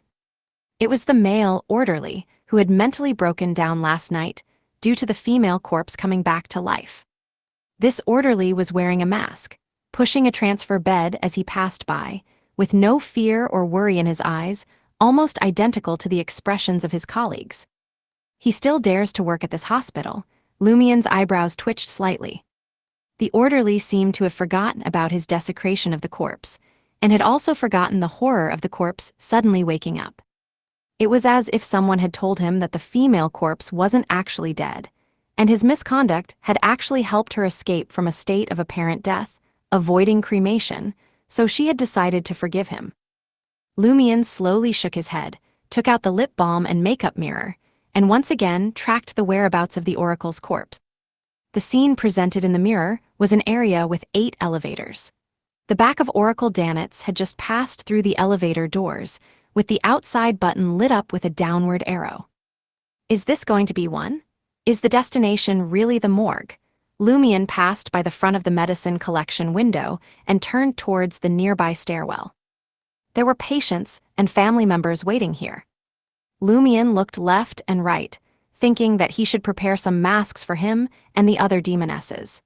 This could more effectively conceal their faces without becoming the focus of others' attention. The elevator came rather slowly. It took Lumion 2 to 3 minutes to wait for an elevator that was continuing downwards. The people inside poured out, leaving only a patient sitting in a wheelchair and an orderly in green clothes pushing the wheelchair. The orderly wore a mask, and the patient was quite elderly, with graying hair and beard. Their gazes simultaneously turned to Lumion, with something unsettling hidden in the depths of their deep brown eyes. Lumion, who was about to step in, suddenly stopped. He felt that the elevator lacked light, as if it had become a giant mouth about to close. The elevator's double doors slowly closed, the interior growing darker, as if falling into an abyss. Lumion watched expressionlessly, abandoning his intention to enter. He sensed intense danger. And his spiritual intuition, coupled with the slight activity of Auror's soul fragments, made him vaguely aware of what was hidden in the eyes of those 2 people in the elevator just now. It was an intense desire. It was the intense desire to tear off his clothes and vent their inner cravings. The elevator doors finally closed, the downward arrow went out, and the numbers began to change. Going to be 1 to the morgue would be extremely dangerous. Lumion watched for a few more seconds, silently musing to himself. After some consideration, he gave up the impulse to go down the stairs to investigate, and had a new idea. Should I call the police? Just say I saw the missing Danitz enter Mushu Hospital and go down to the basement. Just as Lumion had this thought, his phone began to vibrate. He took out his phone and saw it was from Luo Fu. On the ID card given by Madame Justice, Franca's name was Luo Fu. Lumion answered the phone somewhat awkwardly yet habitually, tentatively saying, "Hello." Franca, driving the vehicle and wearing earphones, looked ahead and said, "You'd better not delve deeper into Mushu Hospital now. Wait a bit longer, wait for the police to investigate." Why do you say that? Lumion didn't think Franca had sensed his earlier thoughts. Franca turned the steering wheel and said, "I was shocked by the Oracle's corpse coming back to life earlier and didn't notice some details. It only dawned on me after getting in the car. When the Oracle's corpse got off at Mushu Hospital's entrance, did it use a phone to scan and pay?" Yes. Lumion had a very deep impression of the scan-to-pay incident, as Franca had been telling them they could do this and had personally demonstrated several times. Wearing earphones and driving the car, Franca showed a slightly proud smile. The Oracle has already been classified as missing by the police, and when a missing person's phone account suddenly makes a payment, Don't you think it would attract the police's attention and allow them to track his movements? The police should be arriving at Mushu Hospital soon. If you sneak into places with secrets now, you might run into them. Can it work like that? The efficiency is really high, Lumion muttered softly. Now, he didn't need to find a way to call the police. The police in this dream city were far more efficient than those in Trier, able to grasp key clues without his reminders. Lumion held his phone, pretending to have received an urgent call, and left this stairwell. He made his way back to the medicine collection area and hid among the waiting crowd. Before long, he saw Officer Deng and the dream projection of Mr. Star leading a team of police, rushing towards the previous stairwell. Lumion played the role of a spectator watching the commotion, patiently waiting for nearly 20 minutes until the police team returned. They were carrying a stretcher, with the person on it completely covered by a white cloth, only vaguely revealing yellowish hair. The Oracle's corpse, Lumion made a definitive judgment using the makeup mirror in his hand. He immediately became puzzled. They found the reanimated corpse just like that. Nothing happened. Back in the car driven by Franca, Lumion recounted what had just happened. Franca also had the same confusion. The people at Mushu Hospital didn't resist the police. Theoretically, Mushu Hospital should be a force formed by the infiltration of the Great Existence, Mother Tree of Desire, or at least operated by a sequence zero true God subordinate to her. Lumion expressed his thoughts. There are two possibilities. 1. Mushu Hospital is not an external projection, but originates from Mr. Fool's impression of the Mother Tree of Desire and her subordinates. 2. This is a symbol, representing an external projection. Even if it originates from great existences, it cannot directly confront the main consciousness of the dream. In this city, the official power, the police department, symbolizes the dream's main consciousness. In other words, individual police officers can be targeted and influenced, but confronting the entire police department is equivalent to confronting the dream itself, confronting Mr. Fool plus that celestial worthy. Chapter 914, Surveillance. After stating his two guesses, Lumion added, I felt earlier that entering the basement of Mushu Hospital would be very dangerous. If the problem there was woven by the dream's subconscious, originating from Mr. Fool's impression of the Mother Tree of Desire and her subordinates, it shouldn't have reached this level. His meaning was that he was more inclined towards the inference that the dream's main consciousness symbol could not directly confront it. Jenna, sitting in the passenger seat, glanced at the gradually receding Mushu Hospital and said with a slightly furrowed brow, but the police, represented by Mr. Star, only found the Oracle's corpse. They don't seem to have discovered any other anomalies existing in Mushu Hospital. This indicates that although the dream's main consciousness cannot confront directly, it has ways to conceal and deceive. Anthony expressed his opinion. There might also be a mole. Franca, who was driving, had read many novels and watched many movies about undercover agents and traitors, muttered. Part of the dream's main consciousness must belong to the celestial worthy. He should be quite pleased to see the force infiltrated by the Mother Tree of Desire doing something, so he deliberately ignored some details. This also shows that regardless of whether it's Mr. Fool or that celestial worthy, they are actually in a state of slumber, their true consciousness blurred, only able to react to a certain extent when directly stimulated. Usually, they only occasionally provide some inspiration based on received prayers or spirituality warnings. Otherwise, we would have been discovered and kicked out long ago when interacting with ordinary people in the dream. Lumion concluded based on various events experienced over the past 2 days and many details mentioned in the materials provided by the major arcana card holders. Franca took the opportunity to warn her teammates, so don't think about live streaming, don't do anything in public that would become a trending topic. If we do that, as soon as the celestial worthy's dream identity scrolls to the corresponding video, he will immediately be stimulated and kick us out of the dream. Well, even if the celestial worthy doesn't scroll to it, his subordinates will notice it. After a brief silence, Jenna asked, "What is live streaming?" Anthony was equally confused. Will this be seen by many people? similar to the front-page headlines of a newspaper. You guys really haven't adapted as well as Lumion, Franca sighed, and while driving, she briefly explained. Open your phones, click on the app with the black background and white pattern I downloaded for you earlier. The hottest thing recently is true death metal. Jenna and the others all became focused and serious, continuing to receive their internet education. Near midnight, Lumion brought Franca through the mirror world to the moon plaza they had visited at noon, arriving behind a mirror in the surveillance room. Hidden in the area behind the mirror, they saw through the mirror surface a large display screen split into multiple scenes, showing various areas of the mall, and 2 security guards sitting in front of the display screen for night duty.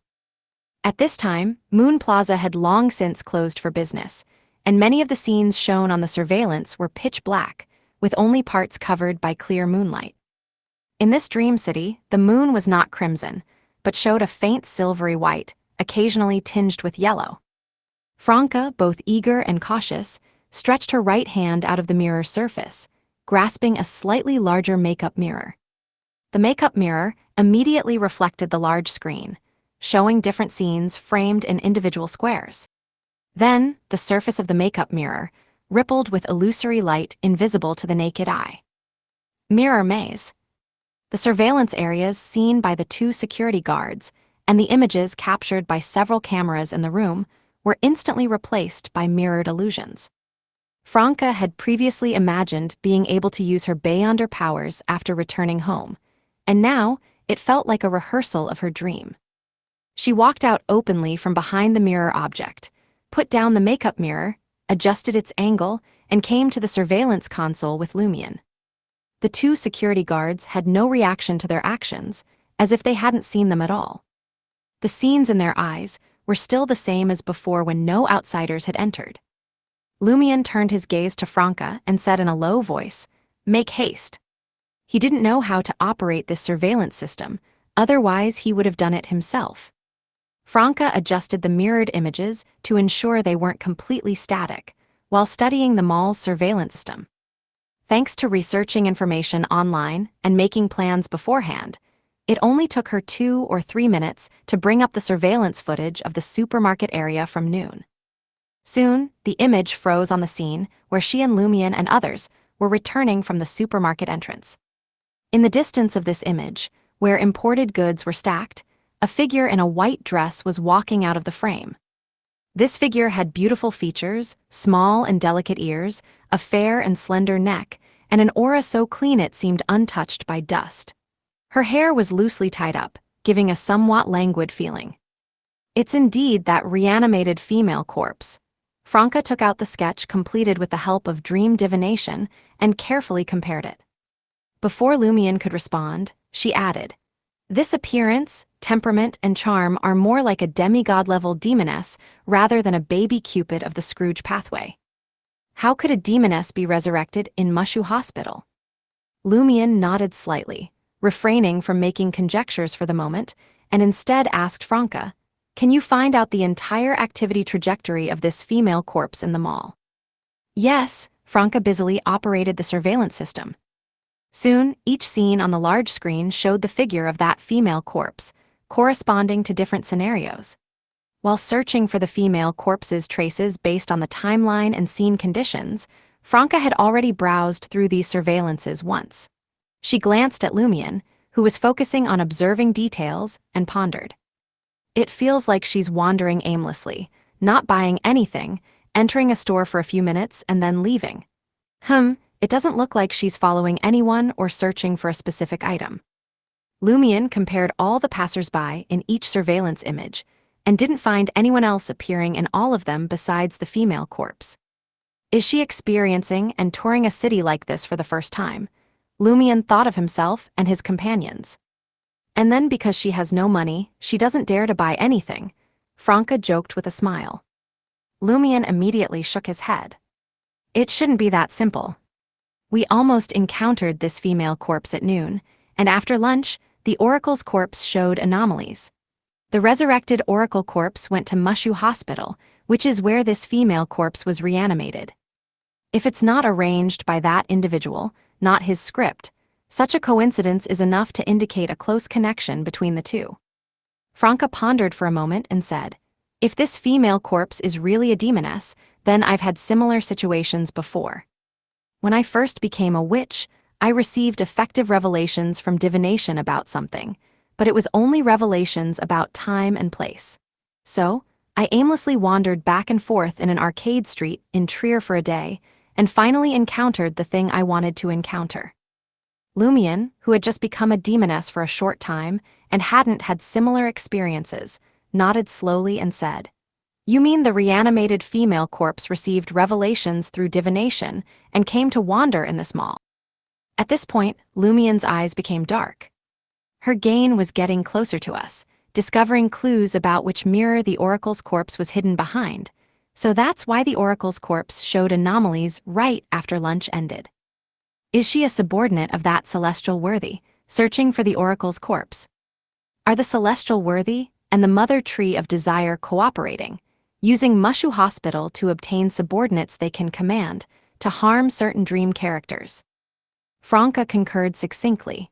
The fact that she could indirectly come into contact with us, on the surface it's inspiration from divination, but in reality, it should be the law of Beyonder characteristics convergence at work. Only high-sequence Beyonders of the demoness and door pathways could possibly influence the mirror world from a distance, causing the Oracle's corpse hidden in the mirror area to show anomalies. That female corpse might fit both situations. Franca meant that the female corpse might be a demigod-level demoness who had received boons from the door pathway. Lumion acknowledged Franca's statement and pondered for a few seconds before saying, "But the reanimation of this female corpse was definitely not for finding the Oracle's corpse. From what that orderly confessed, she had already been resurrected before the Oracle was killed. She must have a more important role, carrying out a key task." Franca hissed and said, "In the next few days, besides observing the people and events around Mr. Fool, we need to find a way to locate this female corpse, see if we can eliminate her covertly without the celestial worthy noticing." If this were in the real world, Franca definitely wouldn't say this, because she wouldn't be sure whether that reanimated female corpse was sequence 4, sequence 3, or even higher. She would only suggest asking the major arcana card holders for help. But in the Dream City, everyone was currently suppressed to the sequence 7 level. A demigod-level demoness would only have some more special abilities than her, with no essential difference in strength. Lumion was also a demigod-level demoness, and their team had the number advantage, capable of ganging up. Lumion thought for a moment and said, "There should be surveillance on the streets outside too, right? Can we find out where this female corpse ultimately went from the surveillance?" "We could, but that would require infiltrating government departments. If discovered, it would be equivalent to confronting the dream's main consciousness." Franca didn't agree with taking such a risk now. There was still so much information they hadn't gathered. Lumion suppressed the impulse in his heart and worked with Franca to restore the surveillance footage, erase their own traces, and retreat back into the mirror object. Then, Franca ended the mirror maze and took away that makeup mirror. The two security guards only felt that the surveillance screens flickered briefly, but they quickly returned to normal.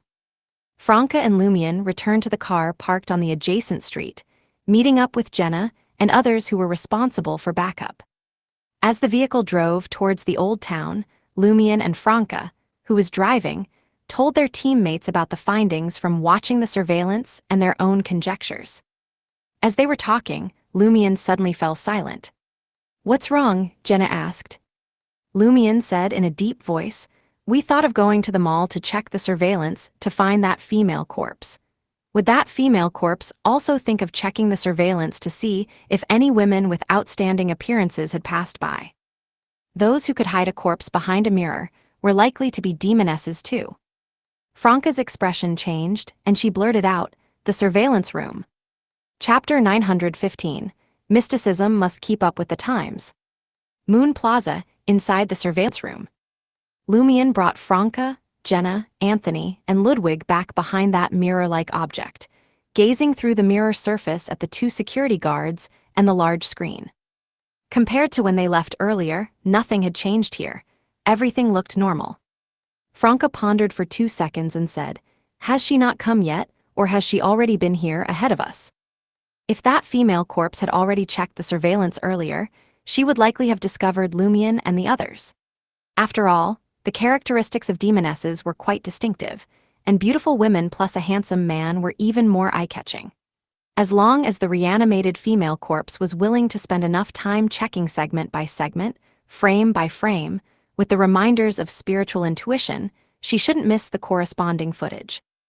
In that case, Lumion and the others would have to consider changing identities, modifying appearances, and changing residences.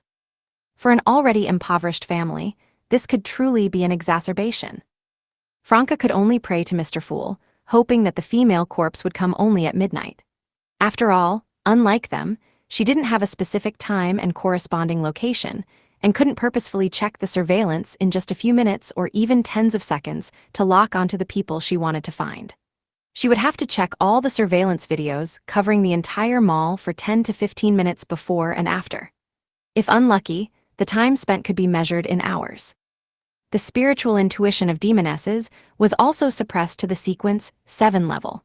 That female corpse obviously couldn't rely on this for very precise screening. Both are possible. Lumion stared outside the mirror. Separated by a layer of mirror surface and in different spaces, he couldn't directly see whether there was a mirror maze in the surveillance room at this moment. And the reanimated female corpse indeed seemed very much like a demigod of the demoness pathway, likely possessing anti-divination abilities. Jenna was also observing the situation in the surveillance room and asked puzzledly, "Does the reanimated female corpse also know about things like surveillance and understand how to operate surveillance systems?" She felt that the reanimated female corpse was a projection of some external force, probably similar to themselves, just with a different method of entry. She and Lumion and the others only learned what surveillance was, what it was used for, and how to avoid it after Franca's reminders and explanations. And except for Franca, none of them knew how to operate a surveillance system. If we can't do it, how can a newly reanimated female corpse? Franca pondered and answered. Perhaps the reanimated female corpse is also part of the dream, a demoness that one of Mr. Fool's avatars once encountered. And the celestial worthy, using Mushu Hospital, made this demoness go through a process of death and resurrection, turning her into a completely obedient subordinate, or rather, puppet. As part of the dream, except for those set as children, fools, lunatics, or illiterates, everyone innately knew the concept and existence of surveillance. Even if she's part of the dream, she wouldn't naturally master how to manipulate surveillance systems, unless she was previously engaged in this industry, or had studied it in advance like you, Jenna objected. That's true. Franca suddenly had a flash of inspiration and took out her phone, intending to search on apps like Weibo, Zhihu, and various circles to see if there were any similar questions recently. Perhaps the reanimated female corpse was looking at her phone while using "currently waiting online" rhetoric to urge netizens to answer how to operate a certain company's surveillance system, while trying to bring up the desired video based on the netizens' suggestions. To Franca's disappointment, there was no signal in the mirror world, and she couldn't get online. Lumion then said, "There's another possibility. That female corpse also has a guide like Franca." Franca stuffed her phone back into her pants pocket. She understood what Lumion was saying. A member of April Fool's, the not yet dead Loki. Wasn't it said that Loki could have been reborn through possession by an angel of the seer pathway? Well, whether it was Loki or that angel of the seer pathway, they were both subordinates of the celestial worthy. When we checked the surveillance earlier, we didn't find anyone like Loki around the reanimated female corpse, Franca recalled. The faceless ability at sequence 7 level, Lumion had already considered this issue. And this is inside a mall, he could change outfits from time to time. Franca nodded slowly and continued to observe the surveillance room outside the mirror, hoping to wait for the reanimated female corpse and the possible existence of Loki. After watching for a few seconds, she suddenly asked out of curiosity, "Does this kind of screen, this kind of surveillance scenario, count as a mirror world?" From a mystical concept, I don't think so. It's not a reflection or inversion of the current scene, Lumion answered instinctively. Jenna and Anthony were somewhat confused by Franca's question. Mystical concepts also need to keep up with the times to match the social scenarios of the new era, Franca muttered before saying. Although surveillance is not a reflection or inversion of the current scene, it belongs to the reflection of scenes elsewhere. It has some of the functions and characteristics of mirrors, just with the reflection and display separated in different places. Lumion didn't know how to refute for a moment and could only directly express his view. I think it's closer to the world within paintings, perhaps even incorporating the informatized characteristics of the mystery prior pathway at high levels. Then it's a hybrid product of the mirror world, the world within paintings, and the information world. Franca's main energy was on observing the situation in the surveillance room, and she was unwilling to delve deeper into issues that couldn't yield accurate answers at the moment, so she quickly made a guess. Lumion half closed his eyes, sensed for a moment, and said, "Indeed, it has a bit of the qualities of the mirror world. We can traverse through it." As soon as he finished speaking, Anthony, who had been silent all along, said in a deep voice, "Don't you think those two security guards outside are a bit strange? It's been 2 or 3 minutes, and they haven't moved at all, like they've turned into statues." Statues? Franca's heart stirred, and she took out a mirror, carefully extending it beyond the current mirror surface. She quickly adjusted the angle, and using the reflection of light and the most basic function of the mirror, she saw the side profile of one of the security guards. On the slightly dark makeup mirror, only illuminated by the reflection of the screen's light, that half-face had no expression, partly hidden in the dim environment, partly slightly illuminated, the two intertwining and sometimes changing. His eyes were constantly fixed on the surveillance screen, with a hint of cold gray seemingly hidden in the depths of his pupils. He looked alive, still with spirituality, but that was all, just alive, just with spirituality. Partial petrification of organs, Franca frowned and whispered. Lumion didn't answer, but looked around. The reanimated female corpse has indeed been here, after Franca and I finished watching the surveillance and left. I'll go out and search to see if there are any clues left. You guard against unexpected situations. Jenna and the others nodded, without objection. Lumion pressed his hand against the mirror surface and walked out, as if passing through a layer of water curtain. In his male form, he circled to the front of the two security guards and found that they had both turned into warmth-carrying statues, expressionlessly looking ahead, motionless, which seemed exceptionally eerie in the surveillance room where only the screen's light flickered. Lumion's gaze moved away from the gray-white hidden in the eyes of the two security guards and turned to the large screen displaying dozens or hundreds of scenes simultaneously. There was nothing unusual about that, but the human-machine interface below was frozen on a certain operation. And Lumion remembered that Franca had restored it to its initial state before leaving. Fleeing in a hurry. Did that female corpse sense the disturbance in the mirror world and urgently traverse away through the large screen itself? Will she circle back to see who infiltrated the surveillance room? As these thoughts flashed through his mind, Lumion suddenly turned sideways, looking towards the mirror object he had come out from. Almost simultaneously, on the surveillance footage in a dark corner, a pale but alluring hand stretched out, extending beyond the screen. In the area behind the mirror, while Lumion was investigating the surveillance system, Franca suddenly heard Ludwig making smacking sounds. What is he eating now? Franca instinctively turned to look at the little boy. She saw Ludwig opening his mouth, constantly sucking in air, chewing and swallowing. Franca suddenly felt a bit guilty. "Why are you eating air?" she asked. Ludwig answered with a satisfied expression, "Delicious, there are many things with spirituality." Many things with spirituality in the air. Franca was stunned for a moment, then suddenly had a strong sense of danger.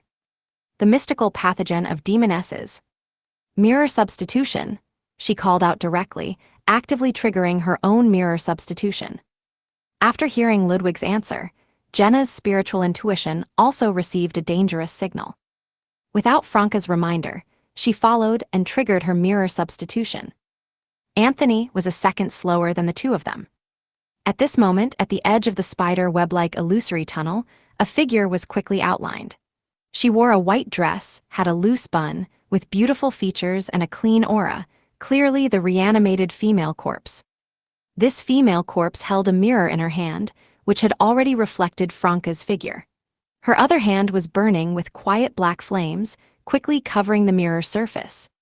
Silently, Franca's figure, which had just degenerated into a mirror, burst into eerie black flames from the inside out, quickly losing spirituality, falling to the ground, and shattering into pieces.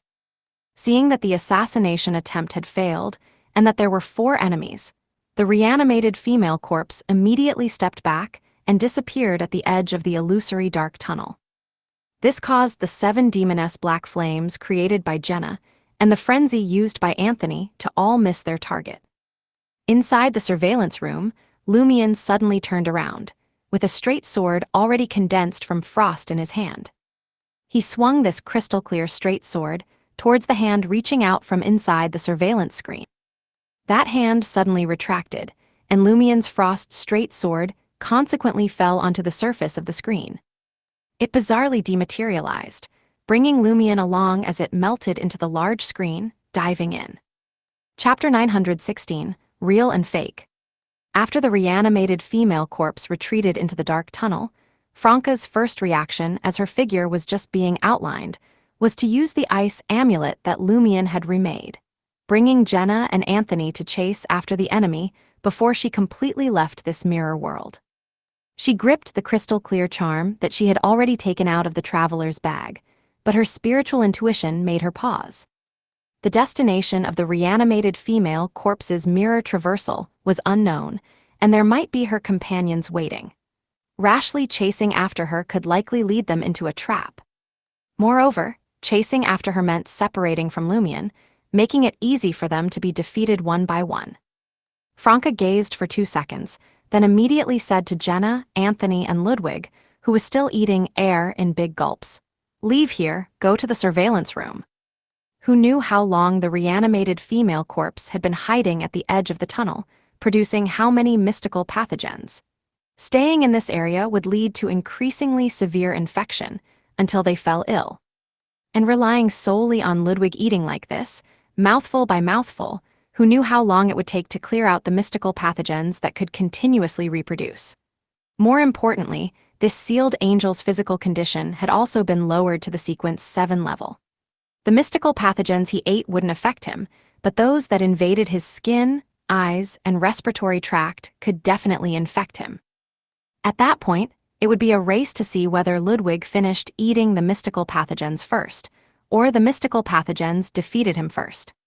Additionally, Franca and Jenna's demoness black flames were also restricted by the dream, only able to be produced a few at a time, cluster after cluster, unable to burn large areas of surrounding mystical pathogens to create a sufficiently safe environment. However, the dream's restrictions had both disadvantages and advantages. The plague ability of the reanimated female corpse was also suppressed to the sequence 7 level, preventing Franca and the others from becoming infected and falling ill too quickly. Jenna and Anthony didn't question Franca's decision, only Ludwig was reluctant to leave. He wanted to eat even if he got sick. He wanted to eat even if he died.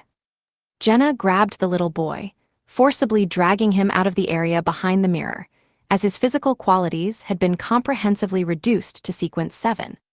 At such an urgent moment, Jenna actually felt another digestion of the affliction potion. "Let me go, let go." Before Ludwig could finish speaking, he had already passed through the mirror surface and arrived in the surveillance room. But they didn't see Lumion. Was Lumion also attacked? Franca quickly looked around with a solemn expression. Or had he gone chasing after an enemy? Just as Franca finished speaking, she saw that every surveillance scene on the large screen had changed. They once again displayed the scenes from noon, when the reanimated female corpse had appeared. In those scenes arranged in a crisscrossing matrix, the reanimated female corpses that originally belonged to the surveillance footage either raised their heads or half-turned their bodies, all staring uniformly towards the outside of the screen. Wearing white dresses and loose buns, they instantly had the same expression change. their fair and delicate hands reaching towards the camera one after another, extending out of the surveillance screen, reaching for Franca, Jenna, and the others outside. They crawled out of the screen one by one, their faces dark, with occasional flashes of light. Seeing this scene, Franca, relying only on spiritual intuition and demoness vision, briefly couldn't distinguish which of these many reanimated female corpses were real and which were fake. For a moment, she even doubted whether they were all real or all fake. She took out the cannon gun that had become the inevitable gun, aiming at the surveillance footage, intending to shatter that screen, so that the reanimated female corpses that hadn't fully crawled out would be thrown into the depths of the surveillance world, with the shattering of the area behind the screen, making it difficult to reach reality. Franca's finger was on the trigger, but she didn't pull it. She felt that Lumien's disappearance might be because he had entered the surveillance world. And if she shattered the screen, and the surveillance world truly had some characteristics of the mirror world, Lumien would also be swallowed by the turbulent flow, which would be very dangerous. Although Franca couldn't respond in time, she still had companions. Anthony stepped forward, his eyes vertical, tinged with a pale golden color. He immediately emanated a terrifying aura, as if standing at the top of the food chain. He used a range type, targeting that surveillance screen. The reanimated female corpses, crawling out of the surveillance footage one after another, froze for a moment, but quickly returned to normal. It was as if they hadn't been resurrected, still corpses, naturally not afraid or panicked due to the awe. Jenna quickly turned her head, pointing at those reanimated female corpses, and asked Ludwig, "Which one tastes the best?" The one that tastes the best should be the real body. And judging whether food tasted good or not was Ludwig's specialty. Ludwig swallowed his saliva and pointed to the surveillance footage in the bottom right corner. "I want that one. That one tastes the best." Before Ludwig could answer, Franca had already concealed her figure. When he pointed out the food he wanted most, Franca's figure, wearing a black t-shirt and women's pantaloons, quickly outlined at the side of the reanimated female corpse in the bottom right corner. She held the inevitable gun in one hand and the nearly invisible wintry blade in the other, stabbing the latter towards the target that hadn't fully crawled out of the screen, towards the temple next to the delicate ear. Crack, that reanimated female corpse shattered like a mirror, along with the figures of other female corpses becoming illusory, disappearing simultaneously in front of the surveillance screen. The next second, beside the mirror decorative item that Franca and the others had crawled out from, the reanimated female corpse with beautiful features, a slender neck, wearing a white dress and a loose bun, silently emerged. She gripped an ice crystal dagger covered in black flames in one hand, suddenly stabbing towards Anthony's chest. After passing through the surveillance screen, Lumien appeared in a dark and silent empty mall. At this time, the escalators had stopped running, and all the shops had pulled down their shutters. Lumien quickly scanned around and saw a figure in a white dress flash, past the passage leading to the men's and women's restrooms. The black mark on Lumien's right shoulder lit up, allowing him to directly teleport over. As his figure was just being outlined at the entrance of the passage, his left palm had already taken out his phone. Lumien quickly glanced at the phone screen that had lit up and found no signal. This was exactly what he wanted to confirm. Is this an alternate space formed by surveillance footage, an illusory world? It's very similar to the mirror world, and also very similar to the world within paintings. As thoughts flashed through Lumien's mind, he stuffed the phone into the traveler's bag instead of his pants pocket. He was worried that the upcoming battle might damage the phone. For an already impoverished family, this would be a major loss. In Lumien's blue eyes, that female figure in a white dress had already run to the corner. Seeing was believing. Almost simultaneously, Lumien blinked behind the target, thrusting the ice crystal straight sword. Just as the ice sword touched that female figure, the target suddenly wavered like water ripples and disappeared without a trace. An illusion, just an illusion. An illusion created using the mirror of the sink outside the men's and women's restrooms. At this moment, in the dark corner at the entrance of the men's restroom, a vague figure quickly emerged, holding a medium-sized mirror, reflecting Lumien's male form wearing a shirt and trousers. Taking advantage of the opportunity when Lumien's attention was completely on the illusion, this vague figure pressed its hand covered in demoness black flames towards the mirror surface. Black flames suddenly erupted from Lumien's eyes, nose, mouth, and other places, but his figure began to fade inch by inch, gradually dissipating. This was also an illusion. Behind the vague figure in the dark corner at the entrance of the restroom, Lumien's body outlined, his eyes iron black, his right hand clenched into a fist, in a posture of muscles swelling and enlarging, suddenly striking towards the junction of the enemy's neck and back. Cull plus my blow. You can use mirrors to create illusions, so can I. Bang! This punch shattered the vague figure into pieces, scattering around like glass shards. Immediately after, Lumien felt invisible spider silk wrapping around him from all directions, trying to bind his hands, feet, and torso, and intending to interfere with his movements in different ways. Lumien immediately grunted, and bursts of black flames binding madness and danger spontaneously appeared, falling onto several invisible spider silks. The flames of destruction ignited those spider silks instantly, just like real hunter flames, then quickly spread, devouring all the combustibles around and burning the mystical pathogens permeating the air. In just the blink of an eye, Lumien had rid himself of the influence of the demoness spider web and the hidden plague. And at the entrance of this passage, a female figure clearly appeared in the light of the burning spider web. She wore a white dress, had a loose bun, beautiful features, delicate ears, and a slender neck. It was the reanimated female corpse. Inside the surveillance room.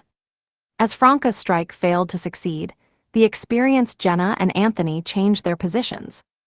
The latter thus avoided the ice crystal dagger assassination of the reanimated female corpse. But this also gathered the three of them in a small area within the not-so-large surveillance room. The reanimated female corpse's gaze then turned to the two security guards sitting motionlessly in their positions. One of the security guards immediately broke free from his statue-like state and suddenly stood up. The next second, his body was like it had been filled with a large amount of gas, rapidly swelling into a ball. During this process, the gray-white in the depths of his eyes was tinged with a yellow-green light. Boom! This security guard exploded like a balloon stretched to its limit. His flesh and internal organs were torn into pieces, carrying yellow-green pus, enveloped in the impact storm, sweeping towards every corner of the surveillance room, covering Franca, Jenna, and the others. A virus bomb, Franca's pupils suddenly dilated. That reanimated female corpse was also within the range of the exploding body, but she was prepared, taking a step back and hiding in the mirror decorative item. Chapter 917, Disease Bomb. Chapter 917, Disease Bomb. The flesh and blood oozing yellow-green pus sprayed like sudden rain towards everyone in the surveillance room, accompanied by the sudden explosion. Franca had no time to use the ice amulet, nor to grab Jenna and the others to bring them into the compact mirror in her hand. She could only face the explosion, which wasn't too powerful, and the obviously dangerous flesh, blood, and viscous fluid. Crack, crack, crack. In this situation, the three of them could only actively trigger their mirror substitutions, first being shattered by the impact wave, then being coated with sticky flesh and still writhing yellow-green pus.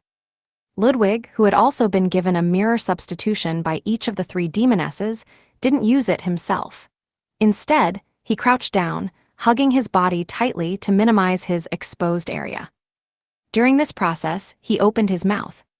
His mouth corners stretched without any restriction, extending all the way to the back of his head. His upper lip pushed his eyes, nose, forehead, and other parts to face the ceiling directly, while his lower lip nearly touched his chest. Splat, splat, splat, the yellow-green flesh mixed in the explosion's blast rushed into Ludwig's enormous mouth, heading straight for his stomach. Unfortunately, Ludwig, enjoying this buffet, only lasted 2 seconds before involuntarily triggering his mirror substitution, shattering into pieces. This abnormally terrifying giant mouth shape seemed to be all appearance without sufficient strength, only at the sequence 7 level. The explosive blast subsided in an instant, and the figures of Franca, Jenna, and the others were reoutlined in the surveillance room, which was now covered everywhere with viscous flesh and yellow-green pus. As demonesses of affliction, Franca and Jenna both instinctively believed that this place was now full of dangerous diseases, rapidly infecting them. Without hesitation, Franca raised her right hand, revealing the ice amulet she was gripping tightly. This crystal-clear charm had been remade by Lumion and could now be used for mirror traversal 4 times. As soon as they saw Franca reveal the ice amulet, Jenna and Anthony immediately moved closer to her, grabbing her arm and sleeve. Ludwig hesitated for a moment, but still joined the vile demonesses. The next second, the 4 figures blurred and entered the compact mirror in Franca's other hand. Franca didn't linger at all, bringing her companions to traverse into another metal decorative item with a mirror effect in the surveillance room. Smack! The compact mirror, no longer held by anyone, fell to the ground and shattered into pieces, causing the corresponding area behind the mirror to collapse. These shards would take different amounts of time to become mirrors again in the mystical sense. Without considering other factors, the larger the shard and the better the mirror effect, the shorter the time needed to regenerate the area behind the mirror. Conversely, smaller shards would take longer, and if too small, they might risk never becoming mystical mirrors again. After transferring to the interior of the mirrored decorative item, Franca spoke rapidly while remaining vigilant against a sudden attack from the reanimated female corpse. A demoness of despair doesn't have the ability to make people half dead and turn them into plague bombs. Could it be a demoness of unaging? It could also be with help from the order of all extinction or possession of a similar item. Jenna suggested another possibility based on her own feelings. Is Mushu Hospital not just home to the Mother Tree of Desire? Franca suddenly had an inspiration. The hospital as a whole should simultaneously possess the healing abilities related to the Great Mother pathway, the influence of the Mother Tree of Desire pathway on spirit, desire, corpses, and hospital urban legends, as well as control over diseases and pathogens from the one the Order of All Extinction believes in or the demoness pathway.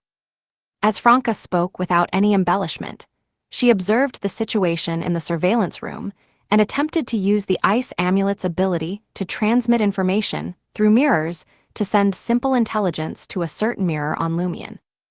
As long as Lumion hadn't left the current Huifeng district, he would definitely receive it. Jenna guarded against the direction of the illusory tunnel that resembled a spider web, while Anthony said carefully, "That reanimated female corpse is almost unaffected by awe, making me feel she's more like a dead person than a living one." Franca's thoughts raced, and she immediately had 2 guesses.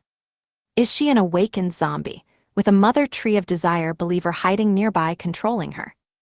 Or, didn't we guess earlier that she might have a companion, possibly Loki?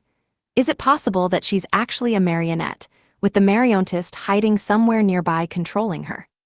Franca had confronted Loki before and had contact with spies from the Bureau 8 of Intis, so she was quite familiar with the antics of marionettists. But according to the information provided by the major arcana card holders, even normal marionettists can only control marionettes within a range of about 100 meters. Now, with their abilities suppressed to sequence 7 level, I believe their maximum distance from the marionettes won't exceed 40 meters. Before we came to the surveillance room, we checked the surroundings, and there was no one. Jenna raised an objection. At this point, she suddenly paused. It wasn't that there was no one. In fact, there were 2 people. Franca and Anthony also realized the issue and simultaneously turned their gaze towards the front of the surveillance screen. There were indeed people within a 50-meter range, those 2 security guards. One of the security guards had been turned into a plague bomb and had already disintegrated into disease-spreading flesh. But the other security guard was still sitting in his position, his eyes concealing a gray-white deep inside, staring motionlessly at the large screen. Franca and Anthony's gaze fell on that security guard. The security guard seemed to sense something and suddenly turned his body. His clothes were now tattered, his body pitted and uneven, different areas of his face either missing skin, suffering abrasions, or with flesh split open and festering.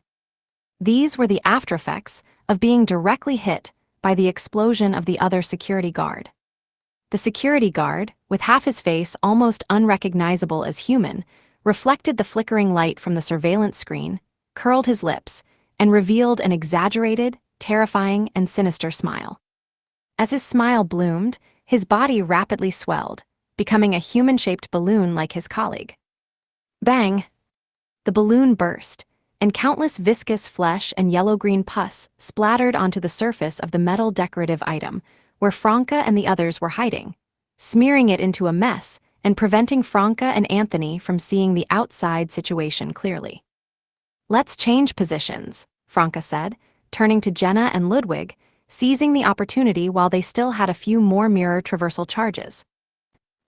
In the moon plaza formed by the surveillance footage, Lumion bent his back, drew the sword of courage, and sprinted from outside the men's and women's restrooms towards the reanimated female corpse at the entrance of the passage. Behind him, on the wash basin mirror between the two restrooms, a female figure wearing a white dress with a loose bun suddenly appeared. This was a projection created by the Demoness of Despair using the mirror. Although it only possessed a fraction of the original body's power, it was still capable of assassination. It aimed to deliver a fatal blow to Lumion from behind. Almost simultaneously, another figure emerged behind this female figure. That figure had black hair, beautiful features, and a cold expression. It was Lumion's feminized image. This projection, completed with the help of precision, instantly turned into a ball of black flames brewing extreme destruction in silence, completely enveloping the mirror image projection of the reanimated female corpse, causing her to be thoroughly ignited amid painful wails. Thud, thud, thud. Lumion, wielding the sword of courage, continued without any pause, charging towards the reanimated female corpse without looking back. At this moment, in front of the reanimated female corpse, crystal-clear but sharp frost spears suddenly condensed, like a beautiful and clean hedgehog showing its spines. Such a forest of ice spears couldn't be accomplished by a Sequence 7 witch. Only a Beyonder who had reached the Demoness of Despair level and gained further control over frost, but was currently restricted to Sequence 7 level, could do this. It was equivalent to the Ice Spear condensation ability, evolving into Ice Spear Forest at Sequence 4, but now the Ice Spear Forest was only at the Sequence 7 level. If Lumion didn't stop in time, he would crash into this forest of ice spears, being pierced through and creating multiple bloody holes. At this moment, Lumion's figure suddenly became blurry and distorted, like an image displayed through electromagnetic signals suffering from strong interference. It took only the blink of an eye from becoming blurry and distorted to completely disappearing. Lumion's body quickly outlined behind the reanimated female corpse. He swung the sword of courage diagonally, chopping towards the target's shoulder. With a whoosh, crimson flames ignited on the surface of the sword of courage. Boom! Lumion's single stroke cleaved the reanimated female corpse into two pieces, exploding her into mirror shards. The reanimated female corpse, having used a substitute, didn't appear immediately, seemingly disappearing into the dark, empty fourth floor of the mall. Lumion's expression didn't change at all as he pressed the sword of courage downwards in one smooth motion. Boom! Crimson fireballs flew out from the sword, indiscriminately covering this area, collapsing walls and igniting merchandise. The crimson fire hell quickly engulfed nearly half a floor in continuously rising high temperatures. Under such a wide-range, indiscriminate attack, the figure of the reanimated female corpse was affected, forced out of her invisible state, and appeared to Lumion's side and rear. Inside the surveillance room, the reanimated female corpse, who had previously fought with Franca, and the others left her hiding place in the mirrored object, and appeared in the room now covered everywhere with viscous flesh and yellow-green pus. Taking advantage of the opportunity that various pathogens and decay forces were permeating this place, which would quickly infect and affect Franca and the others once they entered, she condensed a long ice spear covered in white frost in her hand and thrust it towards the surveillance screen, which already had multiple dents and was covered with flesh and pus. The power of the two previous disease bombs wasn't strong, mainly focused on spreading pathogens and decay forces, so they couldn't directly destroy the large screen that was at a certain distance from them. Now, the reanimated female corpse wanted to personally destroy the surveillance screen, causing the corresponding alternate space to collapse, making the enemies fighting there and her other self fall into the chaotic flow together, to be torn into pieces. Chapter 918, Tacit Cooperation. Just as the reanimated female corpse's frost-covered ice crystal spear was about to pierce the surveillance screen, a gunshot rang out. A bright yellow bullet arrived first, striking the middle of the ice crystal spear and causing it to suddenly shatter and break apart piece by piece. After transferring to another mirrored decorative item, Franca immediately understood the opponent's intentions upon seeing the reanimated female corpse's actions. She quickly took out the inevitable gun, extended it through the mirror surface, and pulled the trigger. Having successfully prevented the ice crystal spear's strike, she immediately moved to withdraw her hands, pretending to traverse to other mirrors with Jenna, Anthony, and Ludwig in order to lure the reanimated female corpse in to surround this enemy. However, the reanimated female corpse didn't even glance in her direction.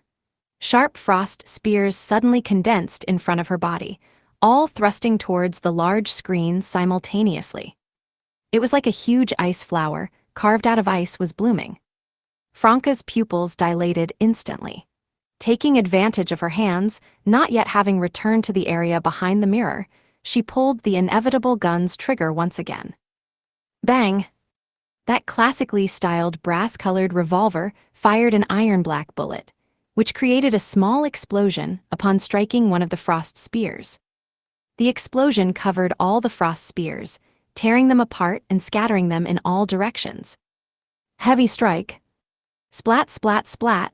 Some ice crystal fragments inevitably hit the surveillance screen, creating multiple dead pixels and areas where colors bled together on the large screen. Franca was nearly scared to death. The large screen had almost been completely damaged. She immediately left the mirrored decorative item and returned to the surveillance room, launching an all-out attack against the reanimated female corpse. In this situation, the best strategy was to use offense to suppress the opponent and prevent her from destroying the surveillance screen. Pure defense wouldn't last long, as the item that needed protection was a relatively fragile technological product. One can be a thief for 1,000 days, but how can you guard against a thief for 1,000 days? There will always be gaps in defenses. Bang, bang, bang. Franca continuously pulled the trigger, firing bullets to force the reanimated female corpse away from the area closer to the large screen. Jenna also left the area behind the mirror, directly guarding in front of the surveillance console to prevent stray bullets from damaging the screen.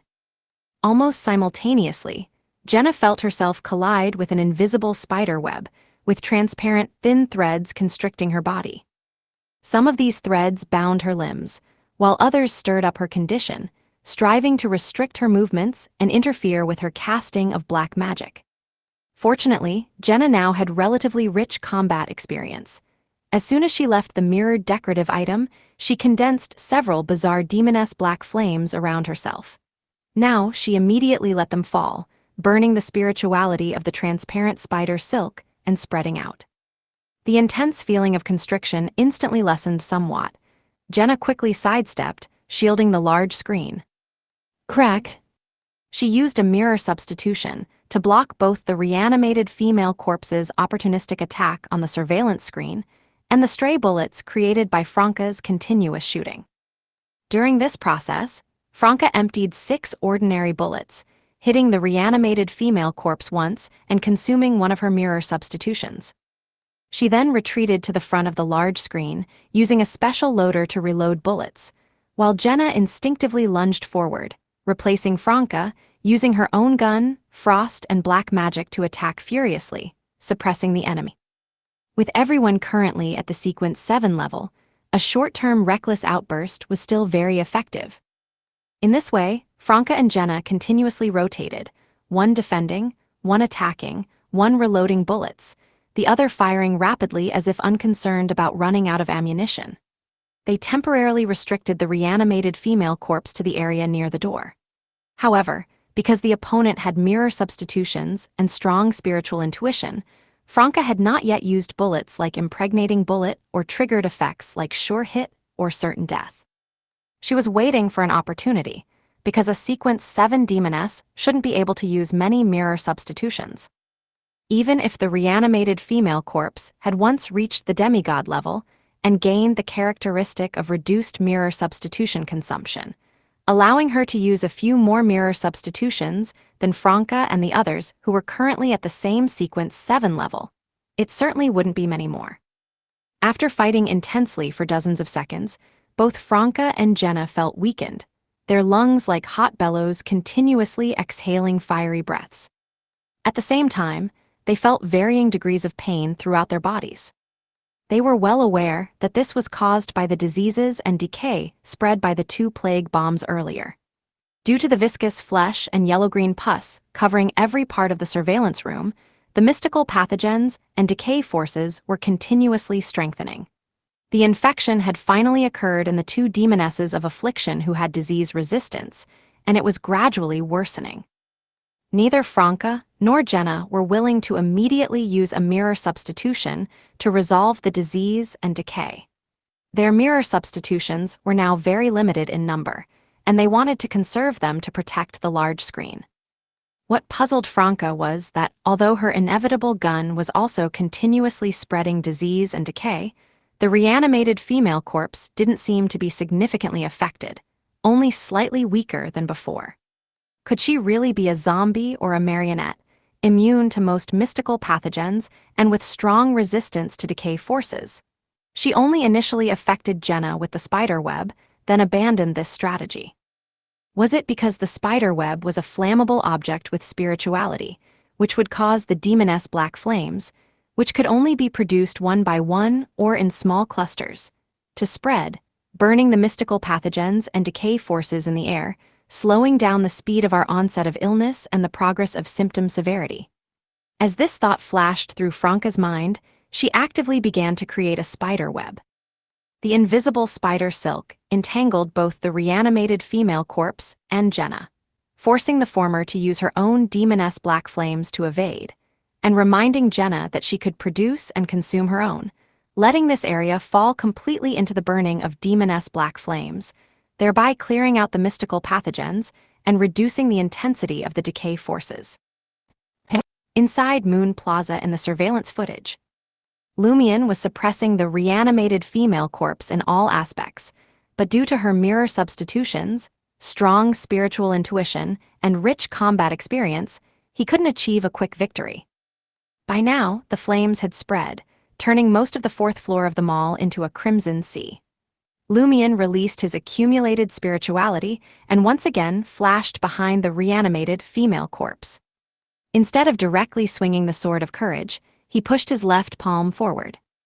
At some point, his palm had already been gripping a cheap silver and black bracelet, while his eyes showed a silver-black hue, with what seemed like an illusory long river flowing slowly inside. The reanimated female corpse didn't hesitate. Following the prompting of her spiritual intuition, she was about to actively trigger a mirror substitution. At this moment, the toxic thick smoke produced by the burning entered her throat, while the high temperature caused her black hair to start self-igniting. These environmentally induced problems made the reanimated female corpse instinctively shrink her body, slowing her down by a beat. Magnified Fate. Lumion had already used Magnified Fate twice before, without achieving satisfactory results.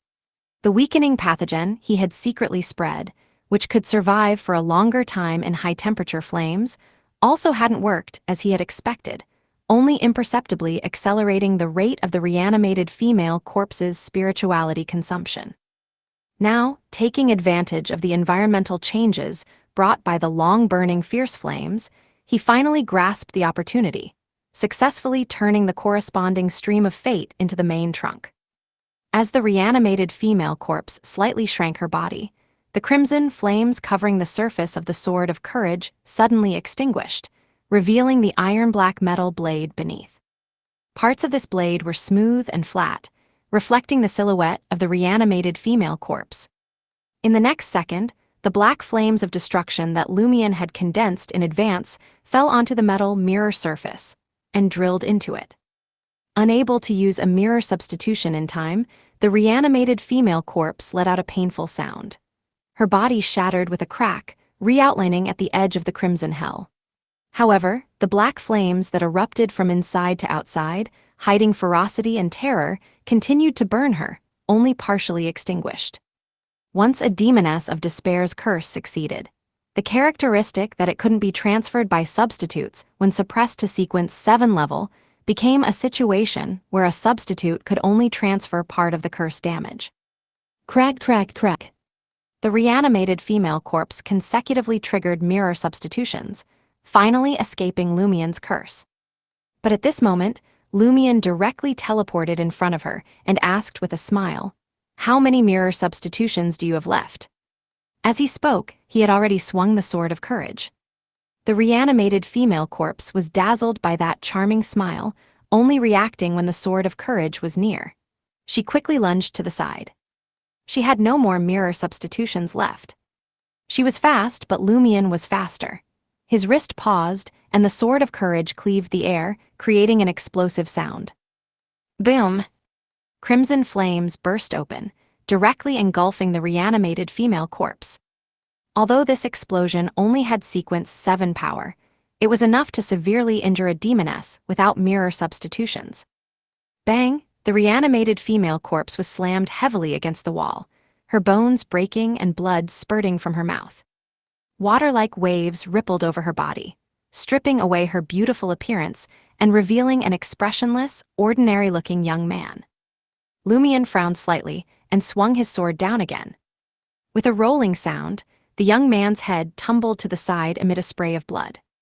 His body, along with his head and the splattered blood, instantly vanished like an illusion, never to appear again. A deep mirror image of the real female corpse. Lumion had seen similar gender-reversed mirror people in 4th Epic Trier. The special mirror world fragments in Franca and Jenna's possession could also create similar deep mirror images, with strength nearly perfectly replicated and certain special characteristics. Thinking of this, Lumion suddenly raised his head, looking towards the surveillance camera obscured by smoke. He suspected that the reanimated female corpse also had a special mirror world fragment. Inside the surveillance room, the infected Franca and Jenna were growing increasingly weak, their movements inevitably affected to some extent. Just as the reanimated female corpse was about to seize the opportunity to destroy the surveillance screen, she suddenly felt something leap towards her from the side. It was Ludwig, crouched like a frog. He had emerged from the mirror world at some unknown time. The reanimated female corpse instinctively thrust an ice crystal spear towards Ludwig. Ludwig suddenly opened his mouth wide, his mouth corners splitting to the back of his head. His 2 rows of sharp teeth then closed, biting the tip of the spear. Immediately after, he quickly sucked in a breath through his mouth. He completed a deprivation through the ice crystal spear, connecting him and the reanimated female corpse. What he deprived was the mirror substitution. Currently only at sequence 7 level, he could only deprive 1 ability from the enemy, and only for 1 minute, so Anthony had him choose mirror substitution. Attack with full force. Anthony's voice then sounded in Franca and Jenna's ears. Franca didn't ask why, immediately raising the inevitable gun, aiming at the reanimated female corpse and pulling the trigger. A dark yellow bullet flew out with a bang. Sure hit. Chapter 919, Certain Death. The dark yellow bullet flew instantly, striking the reanimated female corpse. However, it passed right through, merely causing the silhouette to waver, become illusory, and disappear. After being deprived of her mirror substitution, the reanimated female corpse's first reaction was to use the mirrored objects in the surveillance room to create a mirror projection, supplemented by mirror illusions, while she quietly changed her position. So, what Franca had locked onto was just the mirror projection, and what Sure Hit would hit was also just the mirror projection, not the real reanimated female corpse. Having evaded the fatal strike, the silhouette of the reanimated female corpse immediately became ethereal, projecting onto the nearest mirrored object. She intended to use the mirror world to temporarily leave the battlefield, wait for her mirror substitution ability to recover, and then decide based on the situation whether to wait for the next opportunity, attack Franca and the others again immediately, or quietly follow them to determine their identities and whereabouts, so they could be directly locked onto and kicked out of the dream. Just as the reanimated female corpse's silhouette became prominent on the surface of that mirrored object, a person suddenly appeared in the void dark area behind the mirror. It was Anthony, wearing a black t-shirt. Anthony held a charm similar to the ice amulet in one hand and the winter is coming revolver in the other, aiming at the reanimated female corpse who was about to enter the mirror surface. He had used the mirror traversal ability in time to intercept the reanimated female corpse. Since Lumion could make his own charms to help Beyonders traverse the mirror world, he certainly wouldn't make just one, only for Franca. Besides himself, everyone in the team had one, and each could be used 4 times. They had relied on Franca's ice amulet to transfer positions earlier, partly because since everyone was close together, there was no need to waste the uses of the other charms. After all, in the dream, Lumion was restricted to the sequence 7 level, and making similar charms again had a high probability of failure. On the other hand, it was also following Lumion's conspirer approach and Franca's occasional mutterings after entering the dream about appearing weak when you are strong, deliberately setting a trap for the enemy. By demonstrating that they could only hide in the mirror world and transfer positions by holding onto Lumion and Franca's clothes, they led the reanimated female corpse to believe that the others couldn't perform mirror traversal. So, after evading Franca's attack, the reanimated female corpse confidently used the mirror world to escape. By demonstrating that they could only hide in the mirror world and transfer positions by holding onto Lumion and Franca's clothes, they led the reanimated female corpse to believe that the others couldn't perform mirror traversal. So, after evading Franca's attack, the reanimated female corpse confidently used the mirror world to escape. This led her right into the gun barrel of Anthony, who had forcibly concealed his presence earlier. Anthony pulled the trigger with a calm expression. Another bullet tinged with a dark yellow glow flew out, heading towards the reanimated female corpse who was about to enter this area behind the mirror. Sure hit. Bang! As the gunshot rang out, the reanimated female corpse, who hadn't had time to retract her black flames, frost, and spider silk to protect herself, had blood blossoming on her chest, her flesh and bones splitting. She was truly hit by the bullet, shot out of the mirror surface, and fell back into the surveillance room. Seeing this, Franca aimed at the target once again. Now, she was going to use the certain death bullet.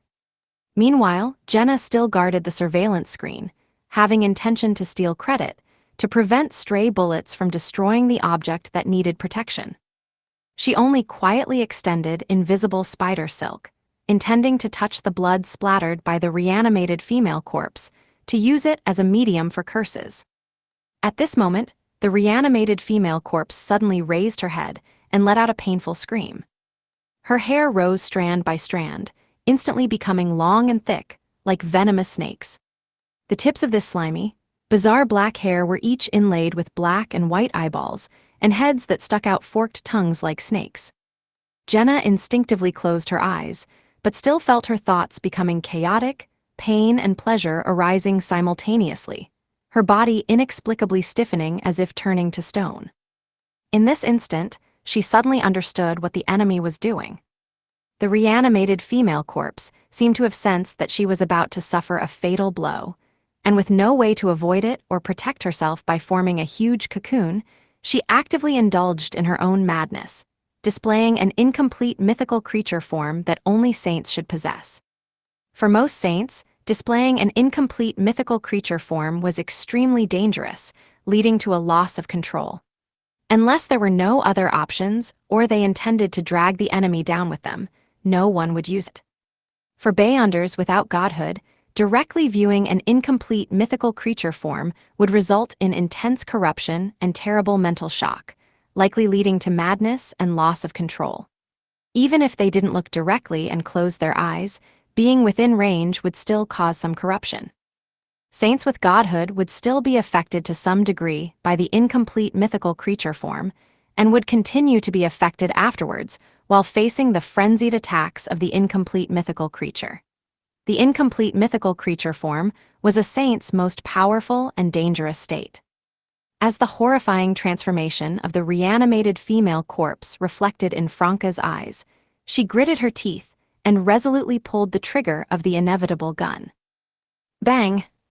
A dull green bullet flew from the muzzle, heading straight for the reanimated female corpse's body, hidden by the slimy, thick hair. Franca then let out a painful cry. She instinctively tilted her head back. Her black hair, tied in a ponytail and modified by lye, broke free from its restraints, becoming wild and distinct, seemingly growing thicker. Her face took on a grayish-white tinge, her chest felt somewhat swollen, and her mind felt as if it had been hit by a storm, all thoughts blown about, becoming mad, twisted, and dark. She felt intense pleasure and also extreme pain. This, combined with her body's state already infected by disease and decay forces, caused her to passively trigger a mirror substitution. With a cracking sound, Franca regressed into a mirror and shattered into pieces. But when her silhouette was outlined in the corner, while she no longer felt the effects of disease and decay, her hair still floated in midair, still growing thicker. Her face was extremely pale and twisted to the extreme, yet presenting a strange beauty, her eyes full of madness and malice. Corruption couldn't be transferred by mirror substitution, nor could the tendency towards losing control. At the same time, the certain death bullet fired by Franca hit the mass of slimy, bizarre black hair of the reanimated female corpse. Although the effect of certain death was suppressed to sequence 7 level, only certainly fatal to ordinary people, it was still deadly to the already severely injured reanimated female corpse. Moreover, the reanimated female corpse's incomplete mythical creature form was also limited to sequence 7, only possessing defensive capabilities at this level. The bullet, glowing with a dull green light, penetrated through layers of thick hair, entering the brain of the reanimated female corpse in her incomplete mythical creature form. Smack! The reanimated female corpse's head split open, blood and white matter splattering outwards. The slimy, bizarre thick hair with black and white eyeballs fell in succession, returning to their original state to varying degrees. Only then did Anthony dare to jump out from the mirror-like object, turning his back to the corpse with its strange charm and mental corruption. From a not-too-distant position, he began to perform psychoanalysis on Franca, which was essentially throwing a placate her way. Franca's painful and mad chaotic thoughts calmed, and the symptoms of losing control in her body began to subside. Seeing this, Anthony quietly let out a sigh of relief. Fortunately, the reanimated female corpse's incomplete mythical creature form was also only at the sequence 7 level, so the corruption and impact on Franca were at this level. Otherwise, he really wouldn't have known if she could be saved. That might have depended on Franca's own willpower. As Anthony began the second placate, Lumion jumped out of the surveillance screen. He instinctively looked towards Franca and Jenna, checking their conditions. Seeing that the problems were all within an acceptable range, Lumion then turned his gaze to the reanimated female corpse on the ground with its split head and bizarre hair. As a fellow saint, he only experienced a slight emotional fluctuation without any other reaction. Their joint efforts had actually taken down a demoness of despair with mirror substitution. Lumion was surprised and quite gratified. He unconsciously looked towards Ludwig, finding that the little boy was staring at the demoness's corpse with blazing eyes, completely unconcerned about possibly being corrupted. Indeed, Ludwig wouldn't be affected by the incomplete mythical creature form.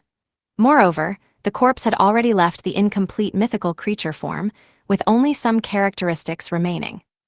While repeatedly creating 7 clusters at a time of deep black flames of destruction to burn the patches of viscous flesh and yellow-green pus in the surveillance room, Lumion took out a mirror, bent down, and put the reanimated female corpse with its burst head inside.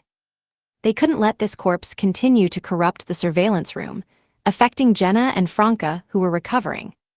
During this process, a black, irregularly shaped mirror fragment fell from the corpse. As expected, she has a fragment of a special mirror world. Lumion stuffed the black fragment into the traveler's bag, planning to compare it with Franca's and the others later. By this time, about a third of the viscous flesh and yellow-green pus in the surveillance room had caught fire, and the black flames began to spread to the surroundings, seeking other combustible materials. Phew, Franca let out a long breath, her mental state finally stabilizing, the abnormalities on her body having subsided. Anthony moved to Jenna's side, performing psychoanalysis on her, who had not been much corrupted. After putting the inevitable gun back into the traveler's bag, Franca was about to proudly tell Lumion, "We took down a demoness of despair," when her eyes suddenly caught sight of the several cameras in the surveillance room. She immediately changed her words. "I'll check if our fight just now was caught on the cameras. Couldn't we just completely destroy the surveillance equipment with the flames of destruction?" Lumion thought it wasn't necessary to be so troublesome. What if this mall's surveillance footage is stored on a cloud server?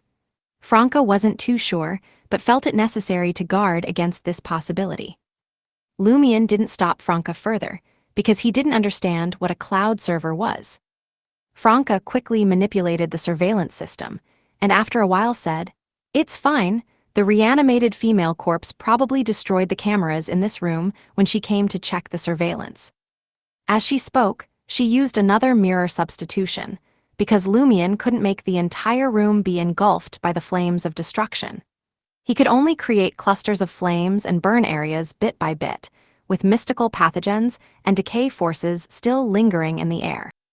Lumion nodded and continued, "Check if my battle in the surveillance world has become part of the surveillance footage. If there's no problem, let's hurry back for the spirit channeling." "Can it work like that?" Franca said in surprise. This was equivalent to the actions of a dummy in a painted world, changing the painting itself. Chapter 920, Like Reality. Following Lumion's suggestion, Franca quickly reviewed the surveillance footage from the 4th floor of the mall in the past 3 minutes. During this process, Jenna and Anthony hid in the area being burned by the flames of destruction, to avoid the remaining mystical pathogens and decay forces. The former also had clusters of quiet black flames flare up in other parts of the surveillance room, assisting Lumion in eliminating necessary traces, though she could only create 6 to 7 clusters at a time. Taking advantage of the fact that he still had an unused mirror substitution, Ludwig took the opportunity to eat some snacks, the flesh and blood carrying mystical pathogens and decay forces. Soon, Franca pulled up the corresponding surveillance footage. The scene, which should have been dark, quiet, and empty, now showed 2 figures engaged in a fierce battle, with red flames quickly igniting the area and dense smoke billowing up. However, the fighting scene and the original background seemed somewhat out of sync, as if forcibly edited in with outdated special effects technology. Both Lumion and his opponent's figures were quite blurred, showing signs of interference. Your battle in the surveillance world did become part of the surveillance footage, but nothing like that actually happened in the real world. The 4th floor of the mall is perfectly fine. Franca pulled up the current camera feed from the 4th floor to make the comparison. She took a deep breath and said, "WH, the surveillance world is clearly not just the mirror world. It has the characteristics of an information world as well. The pathway good at summoning should also have some understanding of parallel spaces and illusory worlds." Franca half-turned her body and said, "This surveillance footage can't be used by the police and celestial immortal subordinates to recreate your image, so we don't need to deliberately destroy the surveillance equipment." Lumion nodded slightly and added, "Our mystical knowledge of parallel spaces and illusory worlds is still quite superficial. The abilities, authorities, and knowledge in this area seem to be scattered across demonesses, mystery priors, apprentices, painters, and other pathways, with apprentices being the main line, and I'm not sure if the painter pathway can match apprentices. The pathway good at summoning should also have some understanding of parallel spaces and illusory worlds." Franca half-turned her body and said, "This surveillance footage can't be used by the police and celestial immortal subordinates to recreate your image, so we don't need to deliberately destroy the surveillance equipment. At this point, with Jenna's assistance, Lumion had already erased the various traces they had left in the surveillance room, and Franca also began to use the demoness's black flames to clean up the fingerprints she had left on the equipment. "Let's head back, we need to hurry with the spirit channeling." Lumion withdrew his gaze. "Okay." Franca retracted her hand covered in black flames. Lumion immediately led his teammates back through the mirror world to the rented car, and as soon as Franca fastened her seatbelt, preparing to start the engine, she suddenly shivered. She began to feel cold, as if all the heat in her body had been drained away. Her head became dizzy, her vision occasionally darkening and sparking with golden stars, almost fainting. Franca understood that this was the negative effect of the inevitable gun. If the certain death and sure hit effects were triggered, the user would inevitably fall gravely ill, and without effective treatment, could even die. Even if treated, the severe illness would persist for some time. Similarly, every time Anthony used the Winter is Coming revolver, he had to find an apothecary or doctor for treatment. Otherwise, he would contract an intractable disease that low to mid-sequence Beyonders were powerless against. Seeing Franca's face turn nearly transparent, Lumion reached into the traveler's bag and took out 2 vials of healing agents. These were supply resources provided by the Tarot Club, reportedly extremely rare items not sold publicly, produced by the Fool Pharmaceutical Company. For this mission, the major Arcana card holders had given Lumion's group a total of 25 general-purpose healing agents, with the majority kept with Lumion as the team leader, while Jenna, Franca, and Anthony each carried 2, but Ludwig had none. Children needed supervision, otherwise he would secretly drink them all. Franca's trembling hands opened the cap of the healing agent and gulped it down. The icy liquid slid down her throat and into her stomach. Soon, the chilled feeling rapidly disappeared, and a light sweat broke out on her skin. "Much better," Franca exhaled. "Just a bit dizzy in the head, my forehead is a bit hot, and my body feels weak." Anthony, who had yet to suffer symptoms, had also finished his healing agent. "I'll drive," Lumion said. "You can drive?" Franca really didn't feel confident in her current state to be driving, but Lumion, who had never learned, made her even more worried. "Should we just take a taxi?" Lumion chuckled. "I carefully observed you driving today. I've basically mastered the basic operations. And now it's late at night, there aren't many cars. And more importantly, I also have the driver's license that Madam Justice gave." "All right, Li Ming." Franca weakly unbuckled her seatbelt and pushed open the door. Li Ming was Lumion's alias in the dream world. As soon as Franca's feet touched the ground, her knees buckled, nearly causing her to fall. Luckily, Lumion was waiting outside the driver's seat and quickly grabbed her arm. "So this is what being severely ill feels like, and this is with the negative effects suppressed to sequence 7. Franca leaned on Lumion as she slowly walked to the passenger seat, muttering while preparing to provide guidance later. Lumion chuckled. "If this were the real world, I'd probably have to carry you."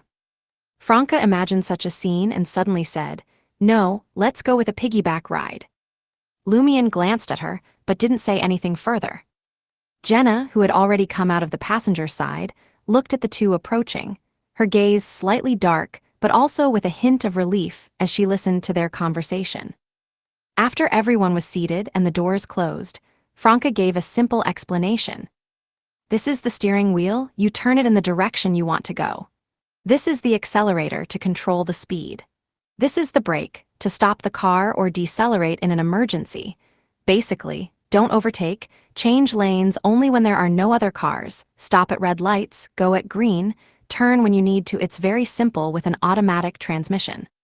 Lumion stepped on the brake, released the parking brake, and shifted the lever to the appropriate gear. The gray sedan slowly started moving, gradually picking up speed. After passing 2 traffic light intersections, Lumion already had a very skilled driving technique.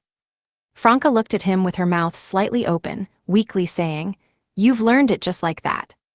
No need for me to guide you on the side." "It's very simple," Lumion chuckled, using Franca's own words to respond. He then released one hand, pointing to his head. You have to trust the spatial awareness and hand-eye coordination of a hunter. Franca suddenly felt that being the one who could drive in the team was no longer something to be proud of. In this way, Lumion successfully drove the car back to the rented old neighborhood, and then, with Jenna's guidance, after spending quite some time, finally parked the car, allowing Franca to feel proud again. They had rented an older model car to save money, without any parking assist systems. Back in the rental unit, Lumion led the team into the mirror, containing the reanimated female corpse. Except for Lumion and Ludwig, the others didn't dare to look closely, fearing new corruption, but even with just a brief glance, they all noticed that a faint dark glow was slowly emanating from the decrepit corpse, gradually converging towards the right eye. Evocation of Beyonder characteristics, Jenna blurted out. Franca, being weaker, was a step slower in her reaction, saying in amazement, "This dream is too realistic." Beyonders will also evoke their characteristics. Before Lumion and the others could respond, Franca had a sudden idea. If I obtain Beyonder characteristics in this dream, concoct them into a potion, and perform a ritual to drink them, will I be able to successfully advance in the real world? At this question, the area behind the mirror fell into an unusual silence. I can't answer that for you. Lumion pondered for a few seconds. Maybe you should consult the major arcana card holders, or take these Beyonder characteristics and exit the dream to see if it follows you to reality. After arriving in this city, Lumion's group no longer needed Madame Justice's help to exit and re-enter the dream. They could simply take the train and use lucky coins to complete the task directly. Frequent entering and exiting of the dream might also draw the attention of the celestial immortal, Anthony reminded Lumion. Lumion offered a curt acknowledgement. There are other ways, let's try to avoid exiting as much as possible. We'll contact the major arcana card holders early tomorrow morning. Although the major arcana card holders were subject to various restrictions in the dream, with some unable to even enter this place, there were still ways to communicate through the dream. As they were talking, the dark Beyonder characteristics had gathered in the reanimated female corpse's right eye, dyeing it a blackish-blue hue.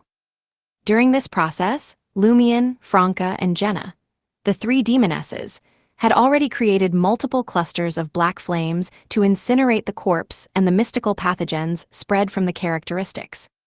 According to the Demoness of Despair's potion formula, Lumion collected the black eyeball, the corpse's bile, and a strand of the coarse, partially restored gray-white hair, and handed them to Franca to put in the traveler's bag. Having endured all this time, Ludwig finally found an opportunity, pointing at the corpse and asking, "Can I have a few bites?" He had already obtained the mirror substitution ability through deprivation, and by eating a few more pieces of the corpse's flesh and blood, he would have a chance to permanently fix this ability to himself. Of course, limited by the dream and the current sequence 7 level of deprivation, he could only use mirror substitution for 2 to 3 weeks, unable to gain it permanently. "Go ahead," Lumion nodded. Ludwig excitedly ran over, crouching next to the corpse's head, targeting the delicate, small ear. After her death, the demoness's charm is concentrated in the ear, to the point that even Ludwig is attracted. Lumion had just had this thought when he saw Ludwig lean down and bite off the ear with a crunch, chewing it noisily, his mouth covered in blood. Franca and the others fell silent, turning their bodies away, no longer looking. After Ludwig finished eating both of the demoness's ears, reluctantly returning to Jenna's side, Lumion began to set up the ritual. Due to the lack of a subject to pray to, he could only perform the spirit channeling in the simplest way, carefully guarding against the strong corruption from the celestial immortal on the target. Soon, the vague silhouette of the female corpse appeared. Lumion asked in a deep voice, "What were you trying to do, waking up in the morgue of Mushu Hospital?" Chapter 921, Character Script. The pale-faced, ghostly figure of the female corpse replied in a wavering voice, "To forge a good identity, pass the Intis group's interview, and become an employee of the company and a colleague of Joe Mingrui." Interacting with Joe Mingrui daily, starting off polite and distant, then gradually getting familiar, subtly seducing him in our daily interactions until he falls in love with me. I will become his girlfriend, and in the future, enter the marital hall with him. Through prosperity or adversity, wealth or poverty, health or sickness, whether he is male or female, I will always accompany him, never leaving, forever and ever. Listening with a slightly agape mouth, the sickly Franca gradually felt bewildered. Isn't this character's script a bit off? This is neither an urban fantasy nor a suspense horror. It's turned into a pure romance novel. Is this intended to immerse Mr. Fool in a blissful, sweet love life and a peaceful, warm urban environment, unwilling to wake up? Is the celestial worthy being this down to earth? Is this a large-scale Truman Show for Mr. Fool, isolating him from reality? When she heard the part about whether he is male or female, Franca suddenly snapped awake. There is a conspiracy here. There are sinister plots hidden within, with another purpose. Lumion and Franca had similar thoughts, but Franca's mind was more active. Lumion was more concerned about another aspect. The task of the reanimated female corpse did not include inducing Mr. Fool to drink the witch potion. Does this mean someone else is responsible for turning Mr. Fool into a demoness? At this point, Franca quietly said, "The method in the script does seem feasible to influence Mr. Fool or Joe Mingrui, a person so cautious and careful. The only way is to work on falling in love over time. Only through the calm, genuine, day-by-day interaction can connections and trust be built. And for this kind of task, the most suitable executor is indeed a demoness, secondly a baby Cupid. No wonder they need to revive or awaken this female corpse. Charm can blend into many little details of daily life without being detected." Indeed, following Madame Susie's reminder, we also seem to be able to only gain Mr. Fool's trust through similar means, only we don't need to use charm, but then the risk of exposure would be too great. Jenna weighed her words in agreement. Prolonged, repeated contact with Mr. Fool would easily be noticed by the celestial worthy. Lumion did not respond to Franca and Jenna. He needed to hurry up with the spirit channeling. Looking at the floating female corpse illusion, he carefully asked, "Are you a marionette?" Lumion had not experienced the battle with the female corpse's physical body, the two disease bombs explosions, or the discussion about a marionettist with Franca and the others. So at the time he did not search the 30 to 40 meter area around the surveillance room to see if there were any Beyonders hiding. Until on the way back in the car, after exchanging details of the battle with his teammates, did he consider the possibility of a marionette. However, not actively searching the 30 to 40 meter area around the surveillance room did not mean he was not wary of other enemies lurking nearby. That was a basic quality of a hunter. At the time, he simply did not detect anyone hiding in the vicinity. This made him uncertain about Franca and the others' suspicions. Their doubts might not be true, just as the reanimated female corpse did not have powers granted by the door pathway. The ghostly female corpse with its sinister black hair replied in a hollow voice, "Yes. Yes, she's really a marionette." Lumion was stunned for a moment, then urgently asked, "Who is your manipulator and where are they?" This time, the female corpse illusion did not respond, but slowly raised her head, gazing towards the vast, dark sky of the mirror realm. Lumion and the others may have been influenced by the remnant spirit of the corpse, or perhaps stimulated by the change in the mystical environment caused by this action, and they actually experienced a slight hallucination. Vaguely, they seemed to see ethereal, dense threads emerging from the corpse's body, extending upwards towards the heights, and similar illusory threads floating from their own bodies too, also drifting up into the dark, cloud-shrouded night sky. They also seemed to see the individuals in the city, each of them sprouting numerous, dense, illusory threads, connecting to somewhere in the night sky where the moon and stars were obscured by clouds. Lumion was greatly shocked in both mind and spirit by this scene, but his observational abilities as a hunter still allowed him to notice one detail.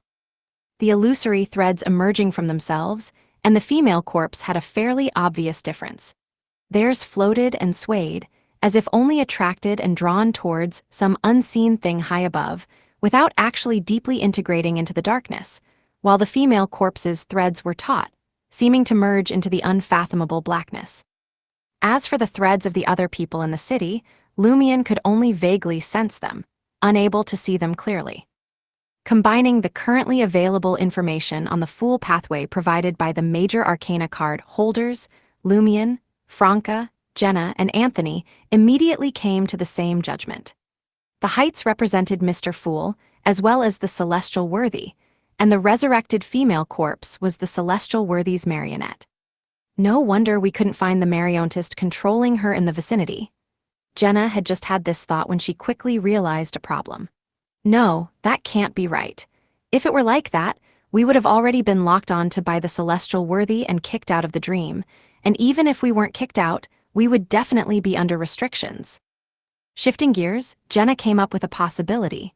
The celestial worthy is also in a slumbering state, largely in a dazed, unconscious condition, controlling the marionette, only becoming aware of the corresponding situation when stimulated or when the marionette actively reports back. But can an unconsciously controlled marionette exhibit the kind of behavior we saw earlier? Apart from being a bit extreme, obsessed with dealing with us, not leaving in advance, the reanimated female corpse is no different from the real person. At this moment, the female corpse illusion began to fade, about to disappear. The spirit channeling was almost over. Grasping the last bit of time, Lumion asked in an urgent tone, "Who gave you humanity?" Jenna immediately understood that Lumion had the same thoughts as her. He was also very curious about the humanized behavior of the reanimated female corpse, or marionette. The pale-faced female corpse illusion grew fainter and fainter, only the empty voice echoing. It was Mr. Fool and the Great Mother. Ah, in her weakened state, Franca's self-control slipped, the exclamation escaping her lips. This sounded as if Mr. Fool and the Great Mother had given birth to her, like she was their child. Lumion ended the spirit channeling and turned to his teammates, saying thoughtfully, "I think I can understand the meaning of that last sentence." She should have previously made contact with Mr. Fool or one of his incarnations, a demoness of despair. Mr. Fool's subconscious would instinctively weave an identity, appearance, and personality for her based on the image in his memory. And with the Great Mother's awakening, or rather, giving her new life, she naturally acquired humanity and became a unique marionette capable of autonomous action according to the mission assignment. The Oracle's corpse being sent to the Mushu Hospital morgue is also to create a similar marionette. Does Mushu Hospital not only have the Mother Tree of Desire, but also the presence of the Great Mother? I knew it. Franca had wanted to clap her hands, but after raising them, she had no strength left. Mushu Hospital may also have the power of the Order of All Extinction. Turning his gaze to the tattered yet enchanting female corpse, Lumion observed for a few seconds and said, "No powers from the door pathway dissipating, nor any decay boons dissipating. I don't know how they did it. She didn't show any corresponding abilities in the battle. Were those 2 disease bombs pre-made with some kind of tool? Too bad we didn't get to ask about the marionette transformation of one of the disease bombs."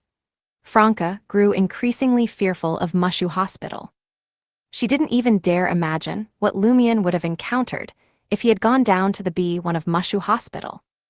Searching the body, Lumion found no other items, then stood up and said to Ludwig, "If you promise to listen to Jenna's orders from now on, I'll reward you with this corpse." "Okay, I promise." Ludwig had a completely carefree expression, not caring at all about the future. Lumion's true purpose was actually to destroy the body and eliminate any trace, as this was the Celestial Worthy's marionette. It had to be completely destroyed before the Celestial Worthy's intermittent awakening, leaving no evidence to avoid drawing attention and anomalies. Seeing Ludwig rush towards the female corpse, Jenna supported the sickly Franca, and along with Anthony, quickly exited the mirror realm and returned to the rental unit. Standing beside Ludwig, Lumion asked in a flat tone, "If this corpse is real, would you be able to restore to sequence 4 after eating it?" "No, unless you give me the other one too." Ludwig looked at Lumion with longing. He was referring to Voisin Sanson's body. A few days ago, he had received an arm as a reward for his good performance in studying, exams, and homework, so he had fully recovered to the sequence 5 depriver level before entering the dream. Ignoring Ludwig's plea, Lumion asked instead, "What is your sequence 4 called?" Ludwig began gnawing on an arm, answering in a muffled voice, "Sea monster."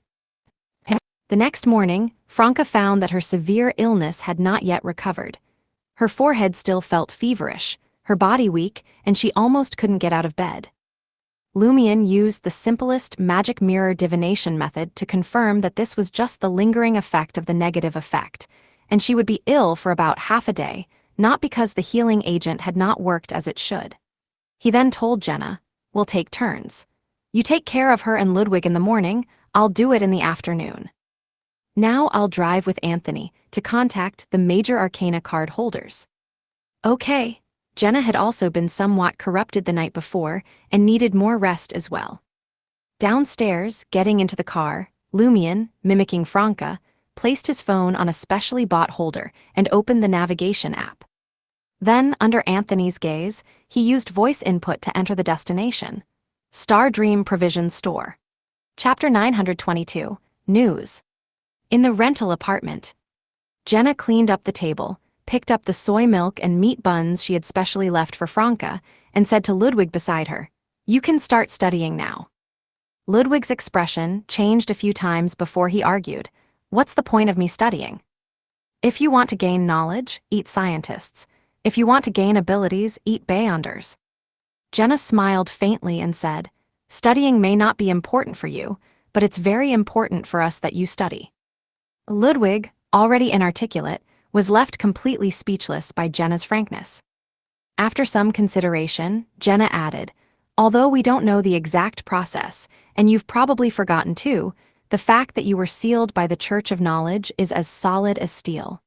And what's the biggest difference between you and the clergy of the Church of Knowledge? It's the attitude towards learning." Ludwig was left feeling a bit confused. Reluctantly but resignedly, he sat down at the table and opened his textbook.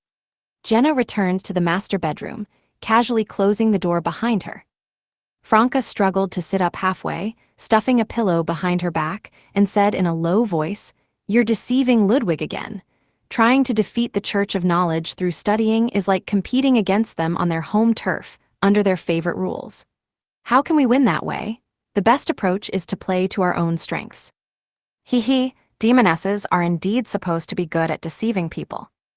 Many demonesses had experienced deceiving others' feelings to digest the witch potion, and some of them even became emotionally invested themselves, ultimately having to force themselves to separate. So they also had their share of pain. Jenna laughed. "We have to give him some reason, and he's just looking for a reason too." Jenna paused, then said thoughtfully, "Besides, I think studying does have an effect on Ludwig. You saw him during last night's battle. He was completely monstrous. But in our daily interactions, I feel that apart from his ability to eat, love of eating, and need to eat, he's just like a normal little boy in every other way. This is partly due to the Church of Knowledge's seal, but it's also likely because he's learned rules, morals, and common sense about human society through studying." As she spoke, Jenna brought the plastic cup of soy milk to Franca's lips, letting her take a sip, then handed her the meat bun, watching as she bit into it until she reached the filling. Franca had never enjoyed such treatment before, and her heart was instantly filled with warmth. She nodded thoughtfully. "You mean studying is one of the ways for Ludwig to integrate into human society? That studying has given him some humanity." "Yup." Jenna continued to feed Franca her breakfast while casually chatting with her. At the end, she even used a wet wipe to clean Franca's mouth and washed her face. After finishing these tasks, Jenna took the trash and left the master bedroom. After bustling about for several dozen seconds, she sat down next to Ludwig, as if supervising a child's study. After watching for a while, she took out 2 packages from the traveler's bag and placed them on the table. They were 2 bags of simply packaged Rice Crisps. As Ludwig looked over in surprise, Jenna said with a smile, "If you can pass my test later, these will be yours. Do you prefer spicy or original flavor?" "I like both." Ludwig lowered his head again, his gaze unusually focused. "I prefer the original flavor." Jenna tore open the packaging and popped 2 pieces into her mouth, chewing. Ludwig's head snapped up to look at her, his mouth half open, expression bewildered. "Isn't this my reward? I'll eat a bit while you're studying. Don't worry, I'll save some for you," Jenna said with a smile. Franca, lying on the bed in the master bedroom, couldn't help but laugh when she heard this conversation. She suddenly realized that although Jenna usually seemed very mature, she was actually just a girl fresh out of college by her real age. It was perfectly normal for such a girl to enjoy snacks, and now she finally had the opportunity. The smile on Franca's face gradually softened as new dialogue drifted in from the living room outside. This is a corn soup-flavored puff snack. These are cucumber-flavored potato chips. These are chocolate wafer cookies. These snacks aren't plentiful because they're not as cheap as staple foods, but they're all prepared for you, as rewards for studying hard and doing well on tests. You eat less, I'll work hard. Leaning against the pillow, Franca slowly developed a strange feeling. She was the sick father, and outside were the gluttonous, study-averse child and the mother supervising the child's homework. If one ignored phrases like, "The corpse's finger is also your reward for today," it was really such a warm and beautiful day-to-day life for a family of 3. Beep, beep, beep. The sound of horns blared constantly behind and beside the gray sedan, urging Lumion to drive faster. But Lumion remained calm and completely ignored the noise around him, keeping the vehicle moving steadily at the lowest speed allowed on the current road section. As a new driver, safety first. Anthony sat in the passenger seat, constantly scrolling through his phone, looking at local news. "What are you looking for?" Lumion glanced at his companion out of the corner of his eye. Anthony shouldn't have reached the stage of being addicted to the internet yet. After all, he had only just learned how to use it. Anthony turned his head and said solemnly, "I still feel that several details from last night's battle seem increasingly odd the more I think about them." "Such as," Lumion focused on driving. Anthony said carefully, "The second security guard who self-destructed, his state before the explosion was very similar to that of a marionettist himself, but he just exploded like that. The ability to swap positions between a marionette and its master. You suspect that there was indeed a demigod-level marionettist assisting the celestial worthies marionette at the scene?" Lumion understood what Anthony was trying to express. "But we were aware of the situation within a range of several dozen meters and found no traces. Could it be that this demigod-level marionettist was in a state where we couldn't see, hear, or touch them? That's the most terrifying part. And if there really was such a marionettist present, why didn't he save the reanimated female corpse afterward, and why hasn't he spread information about our appearances and characteristics since then?" Anthony returned his gaze to his phone. Lumion nodded slowly and replied, "You're scrolling through reports and private rumors related to last night's incident, checking if any of our information has leaked." "Yes," Anthony said, his finger constantly sliding across the screen. "The current circulating story is that workplace conflicts led one of the security guards to bring in detonators, killing his colleague and himself in the explosion." Anthony stopped mid-sentence. He frowned slightly. "I've come across a strange local news item.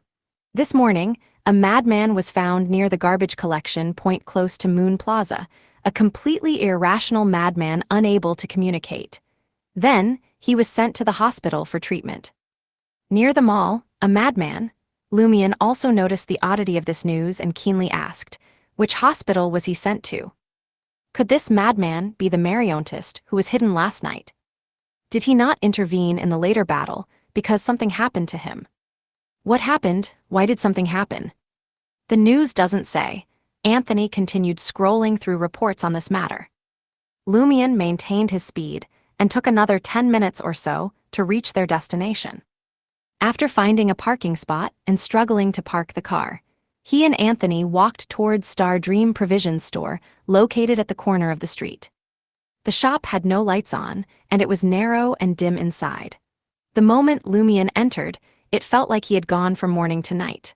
He glanced at the tall, long shelves on both sides filled with peculiar goods, and walked to the cashier counter at the very back. Behind the counter sat a woman wearing a black dress. She leaned against the wooden cabinet behind her, head lowered as she played with her phone. In front of her was a tablet playing a TV series. Lumion politely said, "Hello, I'd like to send a letter." He was actually saying, he wanted to send a letter in a provision store. The woman in the black dress playing with her phone didn't find it strange. Without raising her head, she asked, "Where to and to whom?" "To the Cathedral of Serenity, to high-ranking Deacon Leonard Mitchell."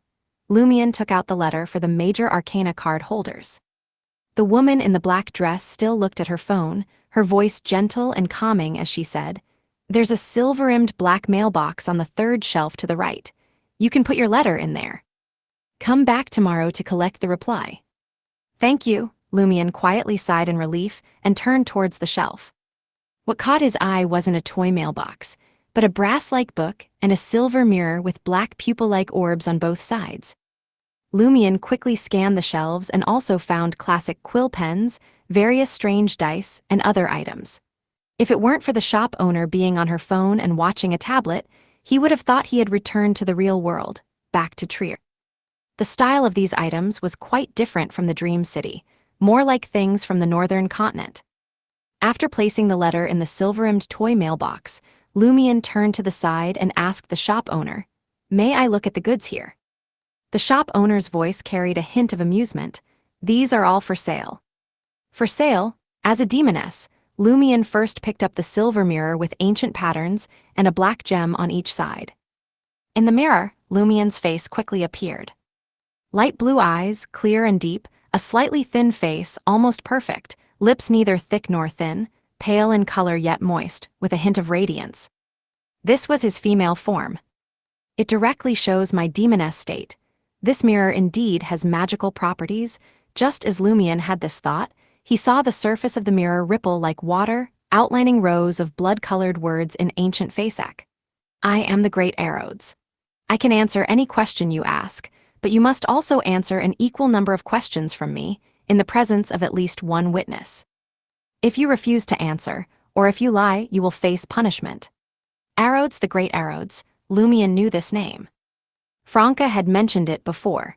This was Mr. Fool's magic mirror, most accurate in answering questions, but each of its questions would cause the diviner to suffer social death. Mr. Fool's magic mirror is actually in this provisions store in the dream. What does this represent? What does it symbolize? Lumion couldn't help but glance again at the shop owner, the woman in the black dress playing with her phone. After brief consideration, Lumion calmly said, "My question is, regarding the matter of awakening Mr. Fool, what do you want to warn us about?" Chapter 923, Prices. The surface of the magic mirror, claiming to be Erodes, rippled with aqueous light, and the surrounding darkness became hazy. One by one, ancient Fasak words that seemed to be dripping blood quickly appeared on the mirror. "Beware of the night." "Beware of the night?" Lumion repeated this answer while instinctively looking outside the Star Dream provision store. At this time, the August sunlight was bright and brilliant, reflecting golden light off many glass windows across the street, unconsciously making people feel certain and secure, while also instinctively dreading the heat. Lumion quickly recalled his experiences of the past 2 nights, realizing that neither night had been peaceful. The first night, the dream image of Oracle Danitz was murdered, and the orderly at Mushu Hospital revived the corpse of a demoness of despair. The second night, they encountered the reanimated female corpse in the monitoring room. A fierce battle ensued, and they nearly made the local news headlines as a major case involving guns, explosives, and biochemical toxins. Fortunately, to avoid causing panic, the police did not disclose specific details and only launched a secret investigation. In comparison, nothing major had happened during the 2 daytimes. The only anomaly was the revival of the Oracle's corpse, which had walked into Mushu Hospital without causing much commotion. Daytime is relatively safe, while night is more dangerous. During the day, Mr. Fool's power is dominant, while at night, the celestial worthy's consciousness is more active. Lumion briefly analyzed the answer from the magic mirror Erodes. At this point, the blood-colored words on the silver mirror's surface twisted and writhed to form new content. Based on the principle of reciprocity, it's my turn to ask a question. If you answer incorrectly or lie, you will be punished. Lumion nodded fearlessly, while Anthony beside him remained silent. On the magic mirror, new words began to form one by one. "Regarding your sister Aurora." Lumien's eyebrows suddenly twitched, and at the same time, the words on the mirror's surface suddenly blurred, rearranging into new content. After becoming a demoness, do you want to be fucked by men? No, Lumien answered briefly and decisively. No punishment appeared. Lumien murmured in confusion, the question is so simple. First, it suddenly changed the question, then asked one that he currently had a clear conscience about. How could this create social death? On the mirror's surface, waves of light floated, and several lines of ancient Fasak words that seemed to be dripping blood appeared. The Great Arrows is very friendly to everyone who enters the dream, and wants to awaken Mr. Fool. I see, this magic mirror is very loyal. Just as Lumien finished this thought, he saw the words on the mirror change. Based on the principle of reciprocity, it's my turn to ask a question. If you answer incorrectly or lie, you will be punished. That also counted as a question. Lumien hadn't expected his mutterings to become a question. He hadn't even demanded that the magic mirror Arrod's answer. On the surface of the antique silver mirror, a bloody question appeared before Lumien's eyes. What does it feel like to wear women's underwear? Still quite friendly indeed, Lumien answered expressionlessly. Constricting, a bit tight, not very comfortable, but it gives a sense of stability and security. Considering that the magic mirror Arrows had only answered, beware of the night. For the first question, Lumien felt that asking more questions now wouldn't yield much more information. So he put the antique silver mirror with black eye-like gems on both sides back in its original place. He thoughtfully looked towards the cashier counter and asked the shop owner, "How much is this mirror?" If the price was right, perhaps he could buy it. As Mr. Fool's personal item, the magic mirror might provide important information at crucial moments later on. The shop owner in the black dress finally raised her head. For some reason, Lumien felt the sunlight outside suddenly dim a little, as if large clouds had drifted by. The interior of Stardream Provision Store became even darker. In this environment, Lumien, with his night vision, could still clearly see the shop owner's appearance. Her eyes were a rare pure black, her face extraordinarily beautiful, but she didn't look like a local. The shop owner smiled and answered Lumien's question, 5 million. How much? Lumien blurted out, and even Anthony's expression changed slightly. 5 million, the shop owner repeated the price. I have to think twice even about spending 50 now, and you're quoting me 5 million. Lumien abandoned the idea of buying the magic mirror Arrows.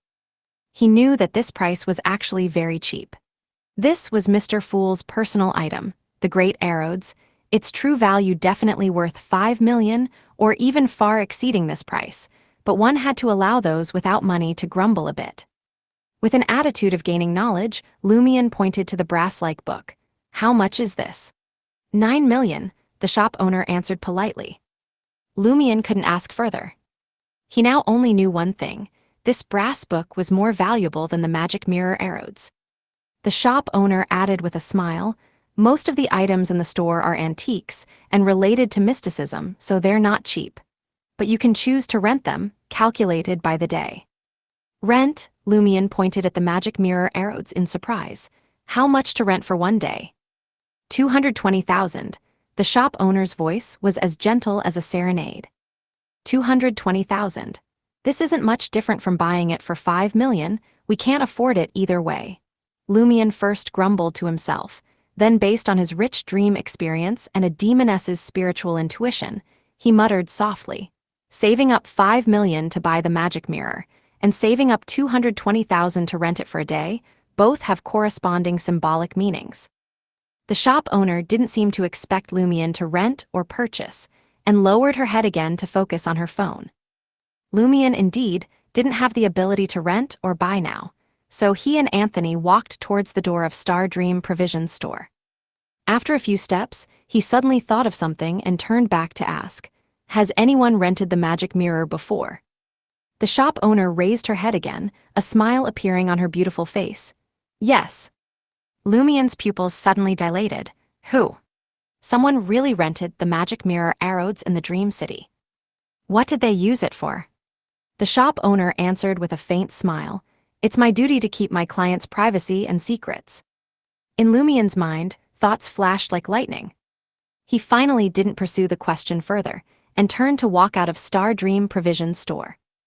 Just as they approached where they had parked, Lumion and Anthony saw a foreign man with brownish-yellow hair crouching beside the gray sedan their team had rented, looking left and right, occasionally taking a photo.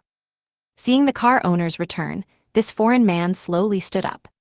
He was about the same height as Lumion, wearing a pair of plain glasses on his nose bridge, with some light yellow stubble on his face. His chest muscles were developed, his arms were thick, stretching his blue shirt to near bursting point. He wore faded jeans and carried a black travel backpack on his back. "Why are you photographing our car?" Lumion asked cautiously. He now had a kind of illness where he felt that every person in the dream had a corresponding identity and symbolic meaning. The foreign man said, "Such a vintage car is rare to see. It fills a gap in my knowledge." "Knowledge?" Lumion asked puzzledly. "Is this guy studying cars?" The foreign man smiled and said, "I'm an international student studying at the university here. I really like this city, I like everything here, so when I don't have classes, I carry my bag and phone, walk around and take photos everywhere, recording every detail that makes up this civilization." "I see." Lumion felt this guy was a bit strange, but as he was still in the first stage of observation, he didn't want to have too much contact with him. At this point, Anthony suddenly asked, "What's your name?" The foreign man glanced at Anthony and smiled as he answered, "Stiano. What about you guys?" "Li Ming." Lumion gave his fake name for the Dream City. Anthony also introduced himself, and Ruide. After chatting for a few more sentences, Stiano, this foreign man, continued to wander aimlessly with his backpack and phone. Once in the car, Lumion fastened his seatbelt and looked at Anthony. "Why did you ask for his name?" Anthony rarely took such initiative. Anthony thought for a moment and said, "He gives me a strange sense of familiarity. I'll use hypnosis to ask my subconscious later to see where this sense of familiarity comes from." Lumion nodded and started the car. Halfway through the drive, Anthony suddenly came out of hypnosis and said to Lumion, "I've found the source of the familiarity. I get a similar feeling every time I enter a Church of Steam cathedral." He was originally a Steam believer. The corresponding dream image of a high-level figure in the Church of Steam. Although Lumion had disguised himself as a Steam believer before, he had hardly ever entered a Church of Steam, so he didn't have the same feeling as Anthony. Maybe, Anthony wasn't too sure.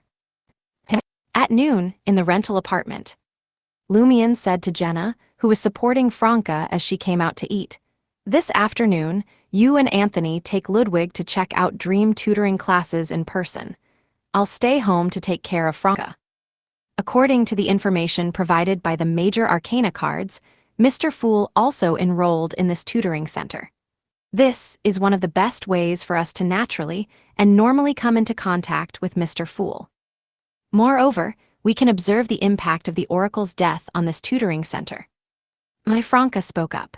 "It seems a bit strange that the Oracle, as an adult man, was reported missing after just one night of not returning."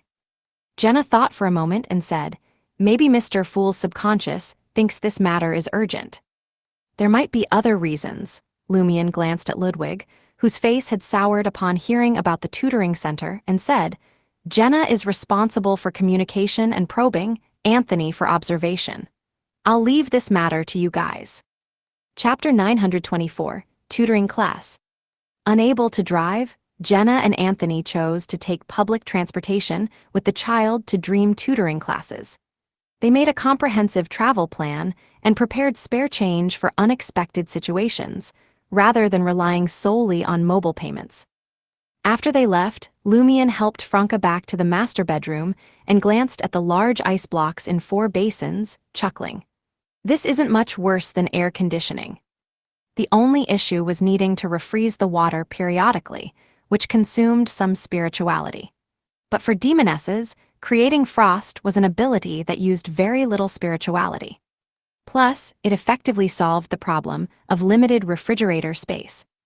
"Yeah, air conditioning is so expensive." Franca leaned against the pillow and sighed sincerely. "I never imagined being a demoness would be so practical in daily life." Lumion sat on the edge of the bed and casually asked, How are you feeling now? Much better. This morning I was so weak I could only walk slowly, Franca answered honestly. Since becoming a Beyonder, this is the first time I've been so seriously ill, as expected of the negative effects of a demigod-level item. Lumion tesked. But I heard from Jenna that she had to feed you breakfast, and when you needed to go to the restroom, you called her to support you. Where was the slow walking? Franca wasn't embarrassed at being exposed, and chuckled. Can't I enjoy being carefully looked after as a patient? Lumion pressed his hand to his own forehead, then felt Franca's. Your temperature has indeed come down, but you can continue enjoying being cared for until you're fully recovered. Does that mean I can boss you around? Franca suddenly got excited. She recalled her university days, when every day a lucky roommate would be ordered to get food for the whole dorm, and she was the luckiest one. Seeing Franca's eager expression, Lumion smiled and took out a yellow peach from the traveler's bag. Didn't you say yesterday that you missed the taste of yellow peaches? I happened to pass by a fruit wholesale market on my way back and bought a bag. I just mentioned it casually. Franca was a bit surprised, her eyes curving slightly. Lumion formed a small fruit knife from frost and swiftly peeled the yellow peach clean over the bedside trash can. He then cut off a piece, skewered it with the ice knife, and held it to Franca's lips. Looking at the juicy and tempting flesh, the crystal-clear fruit knife, and Lumion's slightly smiling face, Franca suddenly felt the atmosphere was different from when Jenna cared for her in the morning. The morning felt like a sick father watching a gentle mother urging a gluttonous child to study, while now it feels like a sick wife. You're not eating. If you don't eat it, I will. Lumion appeared to take back the piece of peach and put it in his own mouth with the attitude of brotherly interaction. Franca snorted and quickly opened her mouth to bite the piece of peach. She chewed and swallowed, then said rather nostalgically, "It's the taste from my memories." As she ate the peach Lumion fed her, she brought up their previous topic. What do you think is hidden in B1 of Mushu Hospital? Lumion considered carefully before saying, my contact with Nabordisli and other devils left me a deep impression of one sentence. The entrance to the abyss is not only in some place in the real world, but also in everyone's heart. We can all fall into the abyss and become devils not on the devil pathway. So I suspect the mother tree of desire, standing at the top of the devil, wraith, and baby Cupid pathways, is using her control over the abyss to turn Mr. Fool's psychological dark side into Mushu Hospital. Then, the Great Mother and the deity worshipped by order of all extinction used the psychological dark side to infiltrate a bit of their power, gradually eroding the dream. The influence of the abyss is from bottom to top, from the depths of the heart to the surface. Reflected in the specific symbol of Mushu Hospital, this means remodeling from the underground floors to the ground level.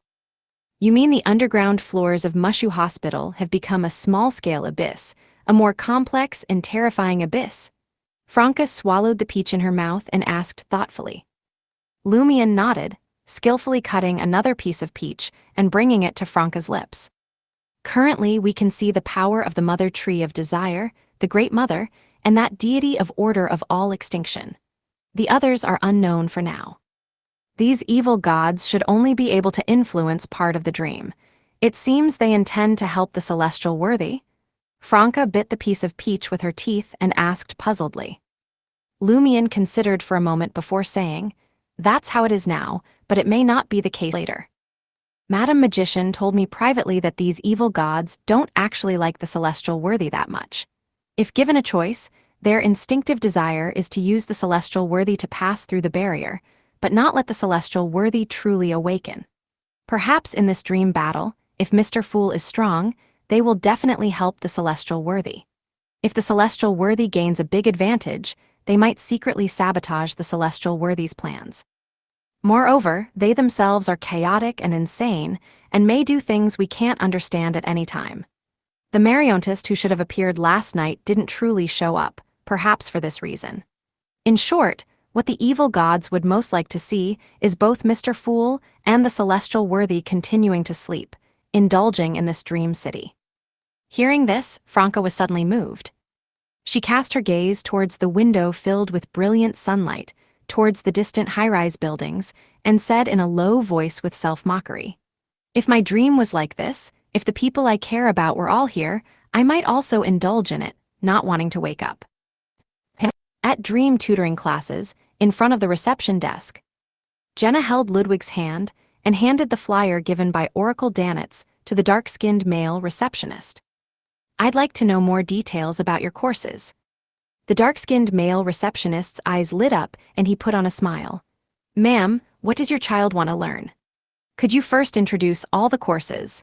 Jenna hadn't decided yet what class to enroll Ludwig in. The male receptionist was stunned for a moment, then muttered, "Before, I would introduce first, then ask the customer what they wanted to learn, but I was criticized by several customers. They told me to ask about their needs first, then give targeted introductions. How is this wrong again?" Without needing Anthony's observation results, Jenna began to feel this receptionist wasn't very bright and seemed a bit stupid. She pondered for a moment and said, "Our child only has time on weekends. Please introduce the weekend courses." According to the information, Mr. Fool had enrolled in this tutoring center's weekend business English course. The male receptionist breathed a sigh of relief, took out some materials, and began detailing the weekend courses his company offered. After listening for a while, Jenna found that only the beginner English class had a similar schedule to the business English class. She turned her head to look at Ludwig's pained expression, then picked up the beginner English class materials and said, "It's still $6,666 after the discount. Can it be cheaper?" Even at just $6,666, it was a very large expense for Jenna and the others. They had borrowed some more money through another app yesterday to scrape together enough without affecting their daily lives. "Well, only our principal has the authority to give further discounts. I'll get her." The dark-skinned receptionist hurriedly went down the hallway to the office to fetch the principal. She was a beautiful woman with dyed brown hair, an oval face, and clear blue eyes like spring water. She wore an elegant women's blouse paired with a dark pleated knee-length skirt, exposing her fair, long, and straight calves. Principal AI is exceptionally learned and talented. Not only is she good at English, but also French. She can also paint, appraise antiques, play various musical instruments. The dark-skinned receptionist went on with his introduction. Jenna could see that Principal AI was a bit embarrassed and uncomfortable with the praise. At the same time, she noticed Ludwig's expression change, as if he had encountered a natural enemy. "You want to take the beginner English class?" Principal AI interrupted the receptionist's introduction and turned her gaze to Ludwig. "Yes," Jenna nodded sincerely.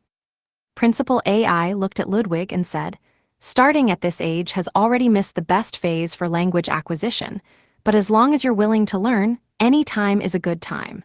It's never too late." 5,000, the lowest cost price. We can't delay the child's education." This should have been a sales pitch to get people to enroll, but Jenna actually heard sincerity in it. She felt Principal AI was genuinely considering the child's education. As expected of an archbishop of the Church of Knowledge, former treasure hunter and pirate admiral, Jenna recalled the contents of the file and nodded painfully. "All right, we'll enroll in the class at this time slot." Seeing what Jenna was pointing at, Principal AI couldn't help but frown. "Anderson's class." "Is there a problem?" Jenna asked curiously. "Anderson is very suitable for teaching young children, but he tends to let them develop bad study habits. If we weren't short-staffed, I wouldn't let him teach the beginner class." Before Principal AI could finish speaking, a man turned into the hallway. He had blonde hair and blue eyes, wearing a white shirt and black vest, with his hands in his pockets. He smiled at Principal AI and said, "Edwina, did you just mention my name?" In the Dream City, Edwina was Principal I's English name. Principal AI composed herself and pointed at Ludwig. "This little friend wants to enroll in your beginner class." "Is that so?" Anderson walked up to Ludwig and squatted down without concern for his image, questioning his potential student. "Do you like learning English?" "No," Ludwig shook his head quickly. Anderson continued asking, "Then do you like learning French?" "No," Ludwig continued shaking his head. "How about Mauritian Creole?" Anderson persisted. Ludwig shook his head again. No. Then do you like learning to paint? Anderson changed the question. Ludwig shook his head without hesitation.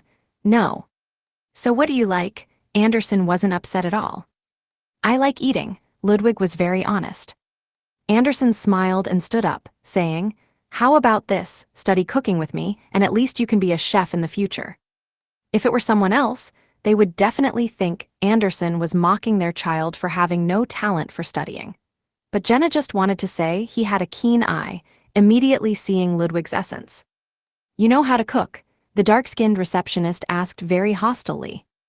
Anderson laughed. I'm very good at roasting rabbit. Danitz originally wanted me to teach him, but... At this point, Anderson sighed. He's the Oracle's roommate, the first to discover the Oracle's disappearance. Jenna's spirits suddenly lifted. Chapter 925, Hidden Meaning. Jenna, holding Ludwig's hand, deliberately fixed her gaze on Anderson's face. I heard that Mr. De who gave us the flyer has gone missing. Is there any news? Principal AI, whose English name was Edwina, suddenly looked gloomy. He was killed. Oh my goodness, did something really happen to him? Jenna had already rehearsed how she should react when inquiring about such matters, and even used the catchphrases popular among ordinary people in the Dream City. Before leaving home, she had deliberately applied makeup to make herself less attractive, to avoid becoming the focus of passers-by. The dark-skinned receptionist nodded gravely. We went to the police station to identify the body. Although he liked to show off, was a bit impulsive, and loved attention, he was truly a very, very good person. Why would someone murder him? Robbery, Jenna offered a guess. His phone and valuable belongings were still on him. Principal AI denied this possibility. Let's wait for the police investigation results. Hopefully, the murderer will be brought to justice soon. Her expression was a bit sorrowful, obviously not wanting to discuss this matter further. The foreign teacher, Anderson, then said, the night before last, before he went out, he told me he'd ask me how to pursue girls when he got back. I waited for him until dawn, sent him messages but he didn't reply, called him but he didn't answer. I thought at the time, he shouldn't have had a romantic encounter, unless he paid for it, but he was very stingy and saved all his money, saying he wanted to buy a house. You felt something was wrong, so you called the police. Jenna showed a look of sudden realization. At the same time, she couldn't help but grumble inwardly. Even though you're talking about a sad event, why do I feel like you're mocking the deceased? Is this really Anderson Hood, once the strongest hunter of the Fog Sea? The information provided by the major arcana cards mentioned that the principal of Dream Tutoring classes, AI Nana, corresponded to the pirate Admiral Vice Admiral Iceberg Edwina from a few years ago, and the foreign teacher Anderson Hood corresponded to Anderson Hood, the strongest hunter of the Fog Sea in reality. Of course, this title was now disputed, with Louis Barry having quite a few supporters. Anderson nodded. Yes, reporting to the police must be timely. If he really encountered problems, the police might have been able to save him in time. If he was indeed just fooling around with paid women, the police could have caught him in bed. Who knew? Sigh. Are you really concerned about the Oracle, or do you have a grudge against him? Jenna couldn't tell for a moment whether Anderson was joking or not. Moreover, it's not appropriate to joke about such a tragedy. Jenna asked a few more questions indirectly, roughly confirming that Anderson had reported to the police less than an hour after the Oracle's death, and the police had taken it seriously, not dismissing it with the usual, adult males must be out of contact for 48 hours excuse. They had started searching near the late-night food stalls just after midnight. This is close to what we speculated. Mr. Fool's subconscious probably considered this matter very important, or in his subconscious, the Oracle was quite important, so the police acted unusually and started the investigation immediately. Jenna didn't dwell on the Oracle's death and began paying and filling out forms to enroll Ludwig in the weekend beginner English class. She knew that in such scenarios, one should avoid touching on or asking about others' sorrowful matters, especially those involving death, unless the other person was willing to talk about it. After leaving Dream Tutoring classes, on the way to the bus stop, Jenna looked at Anthony, who hadn't said much and seemed to have gone unnoticed by Principal AI, Anderson Hood, and others. Did you observe any unusual details? The key figures at dream tutoring classes basically match the descriptions in the file, and their attitudes towards the oracle's death are normal. Anthony had prepared his thoughts, but I felt that some of Anderson Hood's words just now were a bit over the top, hiding some subtext, as if he wanted to tell us something. Before Anthony could finish, a voice suddenly sounded from behind. I heard you mention my name. Jenna and Anthony turned around simultaneously to find that Anderson Hood had somehow also left dream tutoring classes and was only 4 or 5 meters away from them. Jenna thought for 2 seconds and deliberately said, "We were discussing how you don't seem to be very sad about Mr. D's death and even seem to be mocking him." Anderson smiled and looked around before saying, "Because I feel that the people around me have been acting a bit strange lately." "Strange?" Jenna asked puzzledly. Anderson lowered his voice. "Don't you suddenly have this feeling at some point? The people around seem to be acting out different scripts to cooperate with you, but occasionally they overdo it or are not meticulous enough, making you notice something is off, making you feel terrified, like it's not real enough. Before, they all performed very well, but recently, the flaws have increased significantly. Has Anderson Hood perceived the essence of this dream city? But he's just a dream image, not a real person's projection. The major arcana card holders said that the real Anderson Hood doesn't have any special items or connections, so he can't enter Mr. Fool's dream. He now seems like a character in a book, who discovers that he's just a character in a story. Jenna was shocked and found it incredible.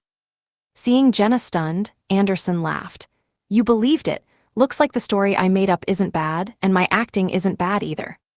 After saying this, Anderson waved his hand and walked towards the nearby convenience store.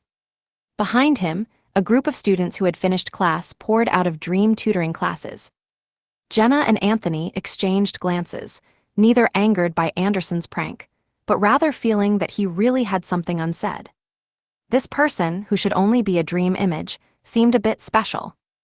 Looking at the students leaving the building where dream tutoring classes was located, Jenna withdrew her gaze and continued walking towards the bus stop. While waiting for the bus, she curiously asked Ludwig, "You seemed a bit scared when you saw Principal AI."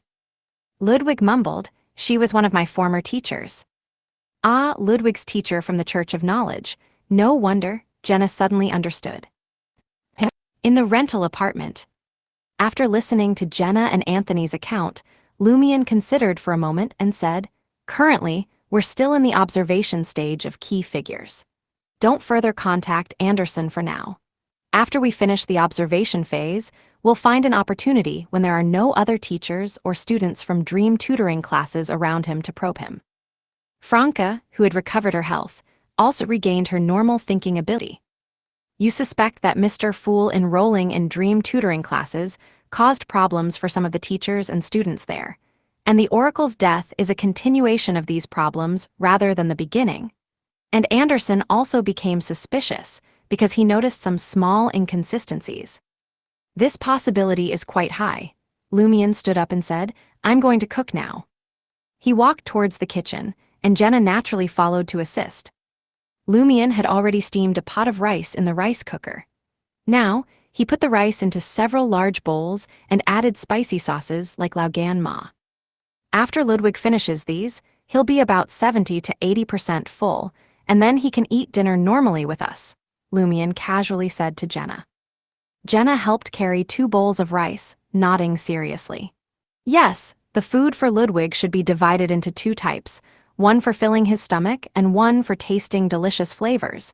It can't just be for filling his stomach. You seem quite concerned about him. Lumion picked up the remaining bowls and chuckled. Jenna laughed self-mockingly. I feel a bit guilty, I guess. After delivering these bowls of rice to Ludwig, Lumion washed the rice cooker clean and steamed another pot for himself and the others, using the quick mode. When we have money, we should buy another rice cooker, Lumion muttered as he took out vegetables and meat from the refrigerator.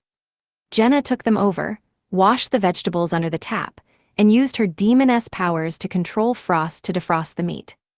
She washed one item and passed it to Lumion, who used knives formed from frost to chop and slice.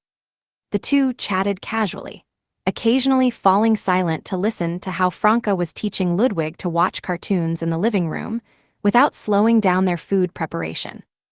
Jenna glanced at the sky outside, tinged with golden-red afterglow, and said, "We probably won't go out at night for now. What's the plan for tomorrow?" During the observation phase, they had to be extremely careful. Since the magic mirror arrows had hinted that there were problems at night, they wouldn't go out after dark for now. While quickly slicing with his ice knife, Lumion looked down at the increasing pile of shredded meat and said without hesitation, "In the morning, we'll go to Star Dream Provision Store to get the reply from the major arcana card holders, and observe the police station nearby while we're at it. In the afternoon, we'll observe one of the most important targets. Mr. Fool's friend Peng Deng." Jenna knew who Lumion was referring to. Peng Deng was a very special person in the Dream City. He was a good friend of Mr. Fool, that is, Zhou Mingrui, but there was no corresponding person for him in reality. Following the logic that characters closer to Mr. Fool should be more important, Peng Deng should have a high status and position in the real world.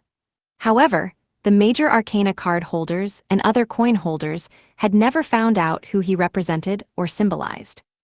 At the same time, they hadn't found any problems with Peng Deng in the dream. Lumion nodded and continued. "Based on my experience, a character in such a position must have a strong symbolic meaning. We just haven't found the approach or method to interpret it yet." One reason why Mr. Star became a key focus and was kicked out of the dream by the celestial worthy might be his strong connection to Mr. Fool's Angel of Time, a decryption expert. If he truly came into contact with Peng Deng, he might see something. "Right." Jenna finished washing all the vegetables, shook her hands, and let the water droplets turn into frost and float down. The next morning, at the entrance of Star Dream Provision Store, Franca, feeling a bit fearful yet somewhat expectant, followed Lumion inside. The magic mirror arrows had indeed left some psychological trauma on her, but she was also quite curious about the brass book, which was much more expensive than the mirror, and the true identity of the shop owner. Chapter 926, Turning Fantasy into Reality. At first glance, Franca noticed that Star Dream Provision Store really did resemble an antique shop from the northern continent, with very obvious mystical elements added. The only things that didn't fit this style were the shelves themselves, and the mobile phone the shopkeeper was fiddling with, along with the tablet placed in front of her. "Good morning, ma'am. We're here to pick up a reply," Lumion said very politely as he approached the counter. The shopkeeper, dressed in a black dress and fiddling with her phone, pulled out a letter from under the counter and placed it on top. "Thank you," Lumion said as he took it, without opening the letter on the spot. Franca then pointed to the brass book. "Ma'am, may I flip through that book?" "Go ahead," replied the black-dressed shopkeeper without looking up, and without cautioning Franca not to damage the antique. Franca walked briskly to the shelf on the right and picked up the book that looked as if it were forged from brass. The cover was cold and hard to the touch, clearly made of metal. Franca quickly flipped through it, finding that the inside pages were still paper, but completely blank. "Nothing special," Franca muttered to herself. No sooner had the thought crossed her mind than she suddenly saw lines of text appear on the blank pages. But these words vanished in an instant, too fast for even a demoness's eyesight to capture the specific content. "Am I seeing things?" Franca patiently waited for 20 to 30 seconds and again saw new text appear in the brass book. But she still couldn't make out a single word before the corresponding content disappeared. In this situation, even the dream divination method couldn't be used afterwards to recall the specific images. "There's definitely something strange about this," Franca thought to herself as she returned the brass book to its original place. At the same time, out of the corner of her eye, she glimpsed a dark greenish-black figure flash by behind the shelf. It was a snake that had grown white feathers and small wings. Franca was startled and instinctively took 2 steps back, turning to warn the shopkeeper, "Ma'am, there's a snake in your shop. Be careful." "No need to be afraid." The black-dressed shopkeeper raised her head, revealing her beautiful face. "That's my pet." "I see." Franca let out a sigh of relief. Along with Jenna and Anthony, who were browsing around the store, she followed Lumion out and back to the gray sedan parked nearby. They used frost to forcibly lower the high temperature inside the car caused by the sun. After sitting in the driver's seat, Franca frowned slightly and said, "The snake I just saw looked a lot like a feathered serpent from the death pathway. Well, a miniature harmless version." The shopkeeper couldn't be keeping a mythical creature from the death pathway as a pet, could she? A complete mythical creature would represent an angel level. Lumion calmly said as he opened the letter in his hand, "It's not impossible. Besides those with special items and connections, those that can enter the dream are at least true gods." Were we just dealing with a true god? And she even answered my question. As Franca was still in shock, she saw a person carrying many bags walk up to the driver's side and knock on the window. "Can I help you?" Franca cautiously rolled down the window. The person had an ordinary appearance and wore a smile, holding out what was in his hand to Franca. "Wanna buy something? The latest models of bugs and pinhole cameras." Franca's mouth twitched. "Bro, that's illegal." The man tried to continue his sales pitch, but Franca put on a stern face and firmly refused. After closing the window, Franca started the car, while Lumion began examining the reply from the major arcana card holders, mainly written by Madame Magician. At this point, Franca suddenly paused. "Don't rush, let's first make sure there are no bugs or pinhole cameras installed in the car." With everyone suppressed to sequence 7, relying on the demoness's spirituality and divination could indeed effectively prevent mystical eavesdropping and peeping, but they had completely overlooked the scientific aspect before. Lumion and Jenna could understand what bugs and pinhole cameras were used for. One relied on a hunter's observation skills to quickly search for unusual traces, while the other used magic mirror divination to check on the situation by questioning her own spirituality. "There aren't any," Jenna reported her divination results. "That's good." Franca breathed a sigh of relief. "From now on, we must remember to guard against scientific methods. It's fortunate that the dude selling contraband items reminded me, otherwise we might have been caught off guard at some point." At this point, Franca turned her gaze to the rearview mirror. She saw the man who had been selling bugs and pinhole cameras turn a corner at the end of the street and disappear. Could he be an ally, deliberately coming to warn us? Franca mused perceptively. Lumion pondered for a moment before stating, "Probably." "Who could it be?" Franca asked, focusing more on driving as she looked at the road ahead. Soon, she parked the car in a roadside spot, diagonally across from the police station. Lumion created a medium-sized screen out of frost and displayed the reply from the major arcana card holders on this mirror for easy viewing. After confirmation, the Demoness of Despair Beyonder characteristics, related materials, and special mirror world fragments you obtained are all real. Don't get excited yet. This doesn't mean every Beyonder in the Dream City can produce Beyonder characteristics. It must be someone like you whose consciousness directly enters. In other words, if you die in the Dream City, affected by fooling, your bodies in the real world will also die, producing Beyonder characteristics. This feedback to the Dream City will then graft the Beyonder characteristics onto the recipient, achieving the effect of turning fantasy into reality and reality into fantasy.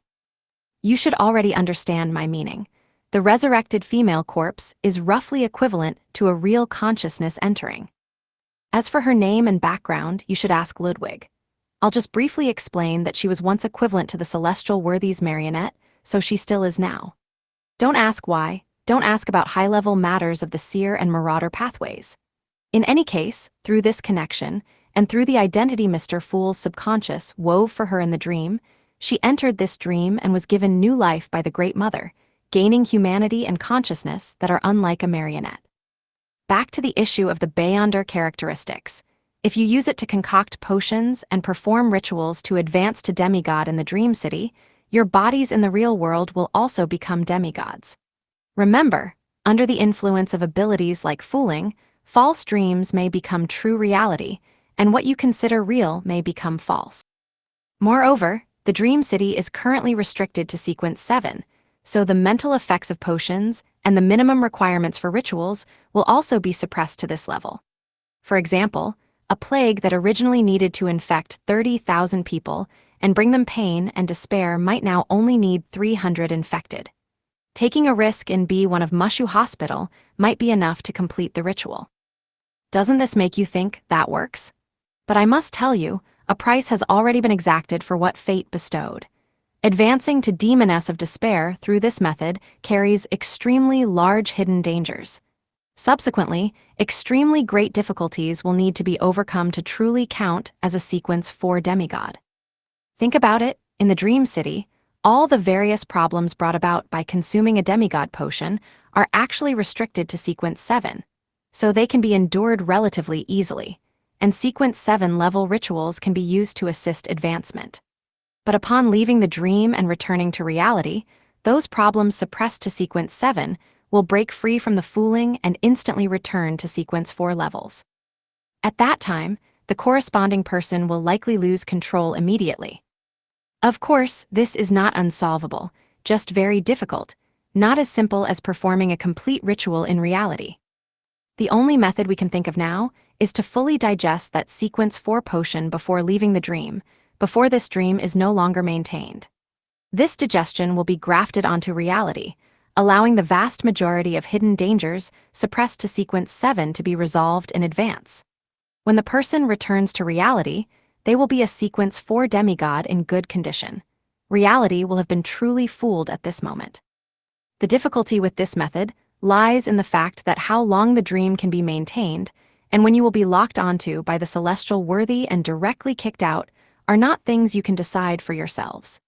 It's full of unknown risks, and it's extremely difficult to obtain a good opportunity and enough time to digest the potion. Reading to this point, Franca, Lumion, and the others looked at each other, speechless. Is that even allowed? They had originally thought that using false angel qualifications and sealed angels to simply act out roles and quickly digest potions was already the limit of exploiting rule loopholes. Who knew that after reading all these words about fooling and grafting, they felt their brains had been fooled? You can really truly advance in the dream. The potion can be fooled, the ritual can be fooled, the mind can be fooled, even the boundary between fantasy and reality can be fooled. Of course, it's also possible that only we ourselves are fooled, believing we've truly completed the advancement and become demigods when in reality, we've just developed a mental disorder. Haha, everyone's been fooled, everyone's been fooled. Franca couldn't help but go a little crazy in her mind. Is this the terrifying aspect of great existences? Jenna took a small breath. Lumion chuckled. Many things we consider unbreakable and unchangeable may just be playthings for great existences. They can make them round if they want, or flat if they want, Franca mumbled along. Through this letter, they truly and concretely felt what it meant to be a great existence. They continued reading the letter displayed on the ice crystal screen. After reading the previous part, haven't you had this thought?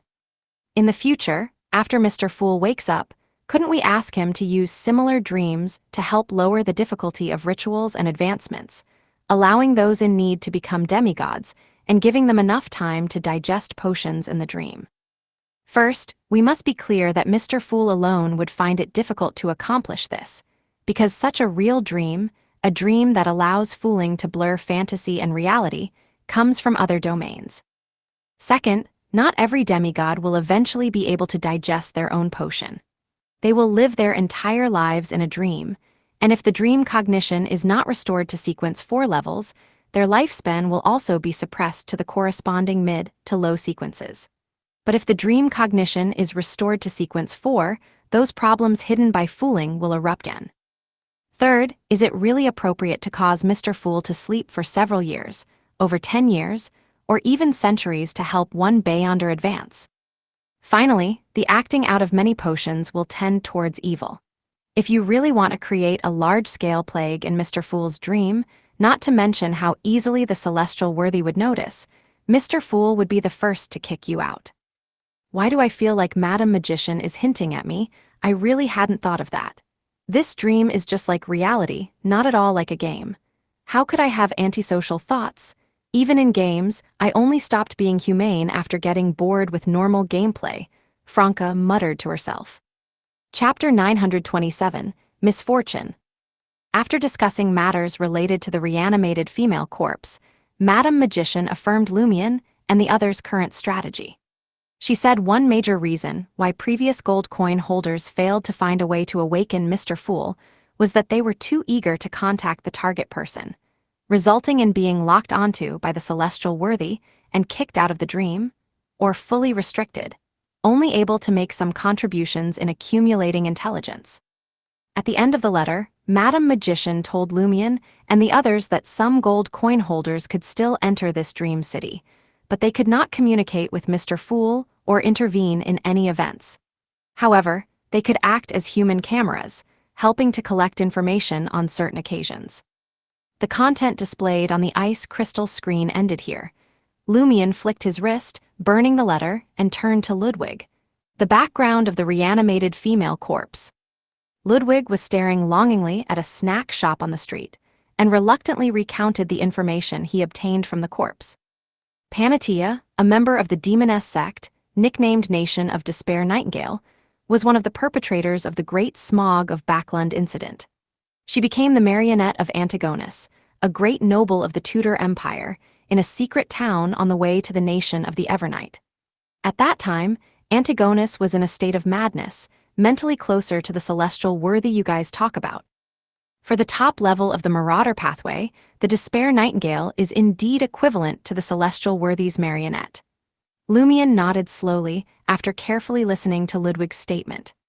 His gaze turned to outside the car window, watching people coming and going at the entrance of the police station, and he said as he pondered, "Fooling, grafting, dreams, reality, I don't fully understand these concepts, so I can only trust Madame Magician's explanation for now. What puzzles me is why the celestial worthy had to bring the Despair Nightingale marionette into the Dream City, rather than using her virtual image here. It couldn't be just to give us Beyonder characteristics and special mirror world fragments, could it?" Indeed, Franca agreed, also finding the celestial worthy's choice in this matter incomprehensible. Since Panatia was the celestial worthy's marionette, her corresponding dream image should also easily become the celestial worthy's marionette again. In her subsequent tasks, the role she played did not require her to be a real demoness judging from Panatia's reenacted script alone. An illusory demoness belonging to the Dream City could equally fulfill the corresponding responsibilities. The celestial worthy chose a more complicated method over a simpler one, which had to imply hidden reasons. These reasons might be crucial. Anthony, sitting in the back, followed up with his analysis of the character's psychological state. If the description in the information and Madame Susie's reminder are correct, Mr. Fool's dream image is very cautious and careful.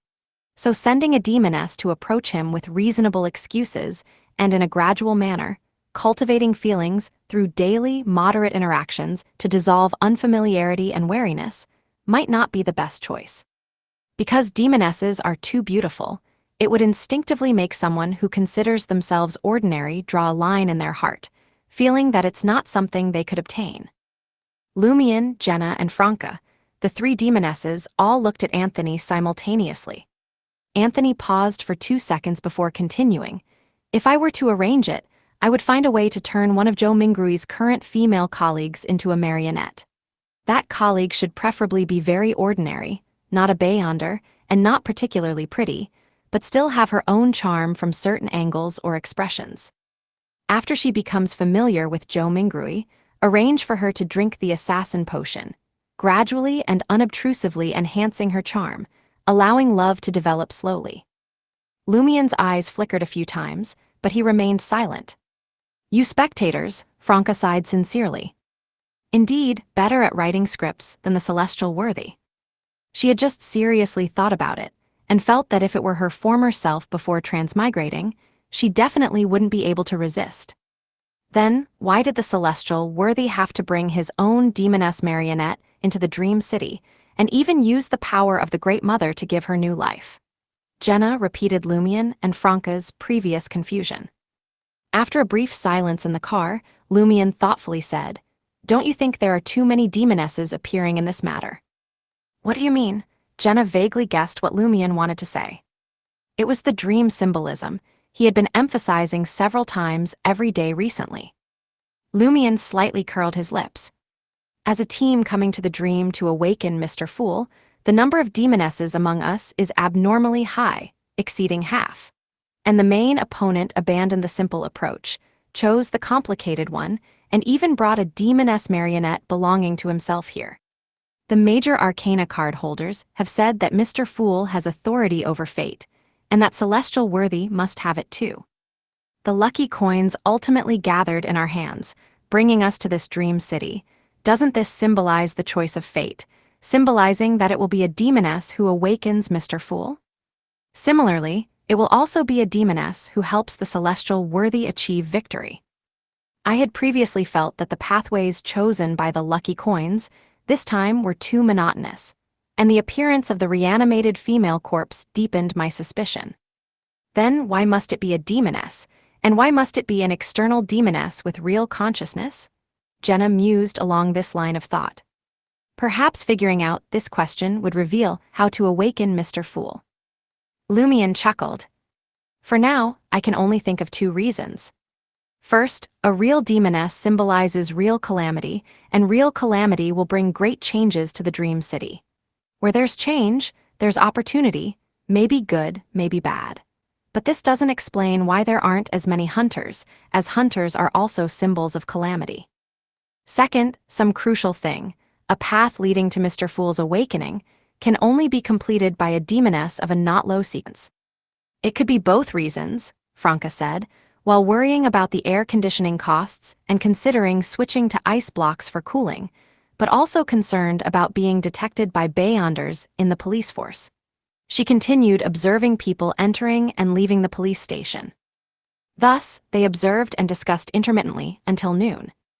During this process, Lumion and the others saw Officer Deng and his fiancée Dolly leave hand in hand to find a restaurant for lunch, and also saw key figures like Old Neil, who bore the title of Interpol officer. Their observations largely matched the descriptions in their information. Didn't see Mr. Starr. Franca withdrew her gaze, preparing to drive onto the road. He's probably out investigating the case at the mall's surveillance room. Lumion had noticed this information while scrolling through his phone earlier. Franca didn't say more and drove the car to the new urban district, full of high-rise buildings and a modern atmosphere, parking opposite a building over 100 meters tall. Their next observation target, also a key suspect, Peng Deng, worked here. Just as Franca parked the car, Lumion and the others saw the target approaching from a distance. He was a young man with an unremarkable appearance, holding an iced coffee and looking down at his phone. Every time Jenna thought he would bump into pedestrians or obstacles on the road, Peng Deng, without raising his head, would skillfully maneuver around them. Almost simultaneously, Peng Deng's information flashed through Lumion and the others' minds. Peng Deng, 24 years old, from the same hometown as Zhou Mingrui, classmate from kindergarten, elementary school, and middle school, schoolmate in high school, currently an interior designer, living in Heron community next to New City Garden. He has a girlfriend named Naizhen, living in the high-tech zone, planning to move in with Peng Deng after their current lease expires. Currently sharing rent with a foreign worker named Grisha, who has an eccentric personality, is paranoid, and has crude manners. Lumion carefully observed Peng Deng, who was wearing a light-colored shirt with sweat seeping through the back, not missing any of his movements or facial expression details. Only after Peng Deng walked back into the building did Lumion withdraw his gaze and ask Anthony, "Did you notice anything?" Anthony shook his head. "That's normal. If it were that simple to discover problems, the major arcana card holders would have had results long ago." Lumion wasn't disappointed. He said to all team members, "We're not sure if Peng Deng will go out in the afternoon. Let's go observe his girlfriend and his roommate for a while first. Tomorrow is the weekend, and there's a possibility of contacting Mr. Fool at the tutoring class in the afternoon. We need to quickly go through all the listed personnel that need observation." Jenna and the others had no objections. Franca tried to start the car, but couldn't complete the ignition no matter what. The rumbling sound, failed to transform into a steady hum. Damn it, the car broke down. Franca slapped the steering wheel, unable to hide her frustration.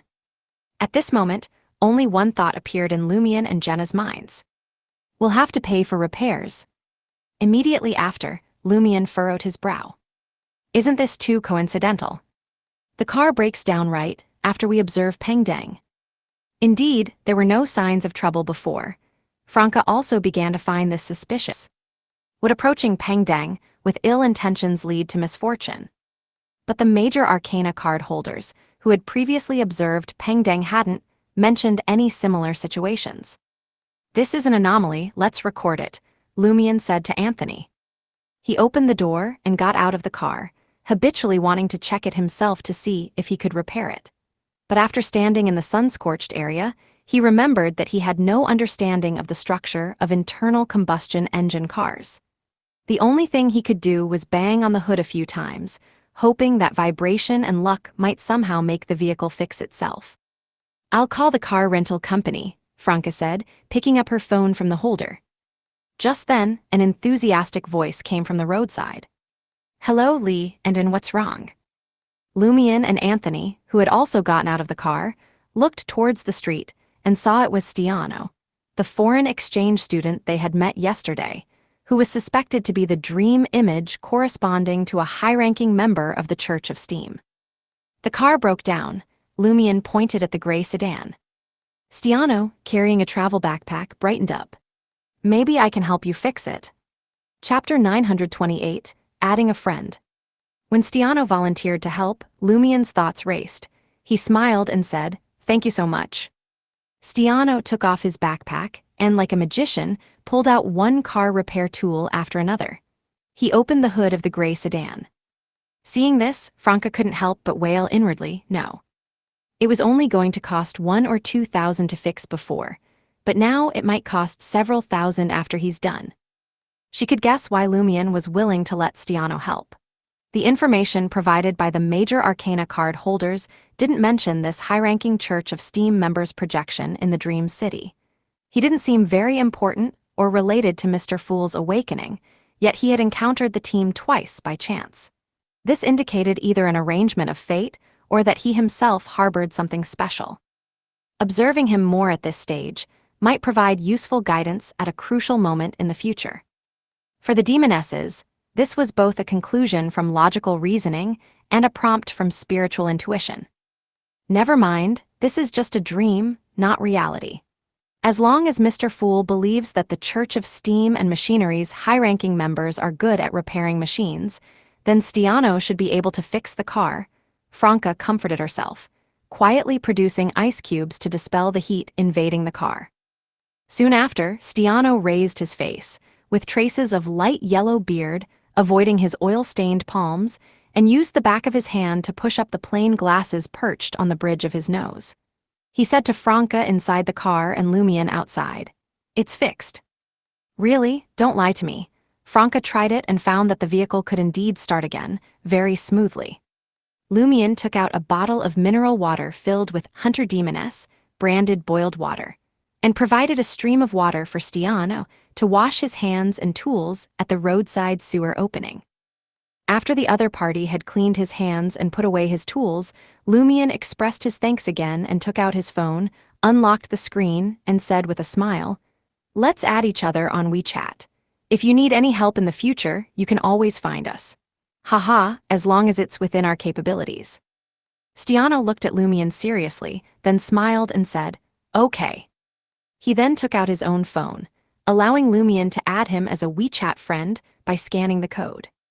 After scanning, Lumion found that the other party's nickname was Electric Power Energy and Information Technology. Feels weird. Lumion waved goodbye to Stiano, returned to the gray sedan, and showed this gentleman's WeChat to Jenna and the others. Franca glanced at it and said amusingly, "This nickname sounds like a university course. Check out his moments." This was the first non-team member friend Lumion had added on WeChat, completely forgetting that Franca had mentioned they could look at moments to gather information. He quickly tapped on Stiano's avatar and then went to his moments. Today, The professor's understanding of the concept of information is rather biased. Information is also energy, and energy also contains information. One of the essences of each existence is the aggregation of corresponding information. Yesterday, found an old car, the mechanical aesthetics fascinated me. August 13, I created a wonderful machine. Only 3 days of moments are visible. A wonderful machine? Lumion murmured puzzledly. How wonderful can it be? As a local in the Dream City, no matter how wonderful the machine he creates, it shouldn't be able to exceed the limitations of the dream itself. He does indeed seem like a high-ranking member of the Church of Steam, and also shows a state of striving to learn and think after coming into contact with more advanced civilizations. This should be the underlying logic when Mr. Fool's subconscious wove this image, Franca casually said as she drove the car back onto the road. In the time that followed, they observed key targets such as Peng Deng's girlfriend Nai Zhen, Peng Deng's roommate Grisha, Zhou Mingrui's roommate Mobit, and others. As it was nearing the end of the workday, they returned to the building where Peng Deng worked, patiently waiting for him to finish his day's work. Peng Deng appeared just after 6 p.m. and chose to take the subway back to Heron Community, where he rented. Franca drove the car with Jenna and Ludwig to wait at the destination in advance, while Lumion and Anthony followed into the subway station. Along the way, many women cast glances at Lumion, seemingly struck by his handsomeness, even though Lumion had made himself look a bit uglier before going out. Of course, a few men were also sneaking peeks. Meanwhile, Peng Deng was focused on his phone, not caring at all whether there were any beautiful women around, let alone someone of the same sex who was merely charming. A normal level of handsomeness isn't enough to be approached or attract too much attention.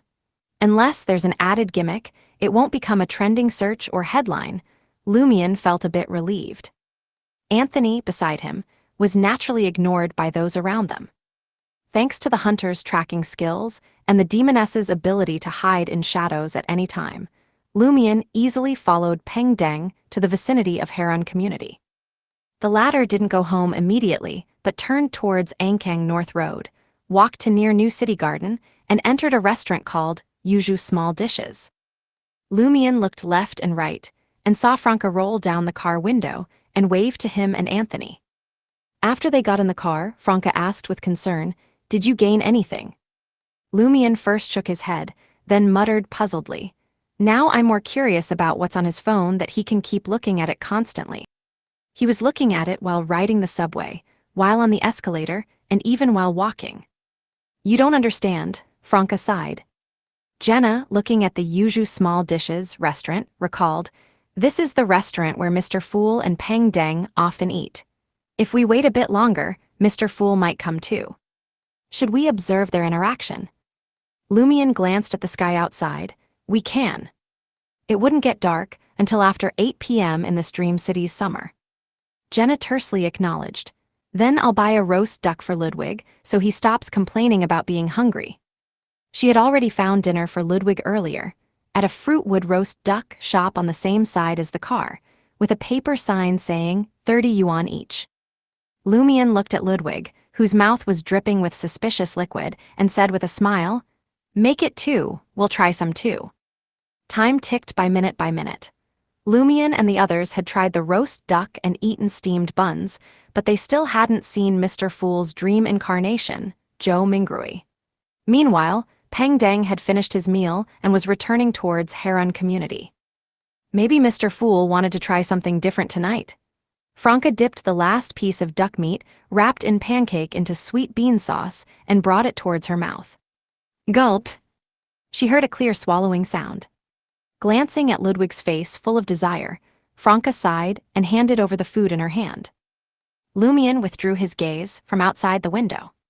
He might have gone to do something else. I didn't see him return to New City Garden. Should we continue tailing? Jenna pointed at Peng Deng's retreating figure. Lumion shook his head. It's getting dark. If we keep following, something unexpected might happen.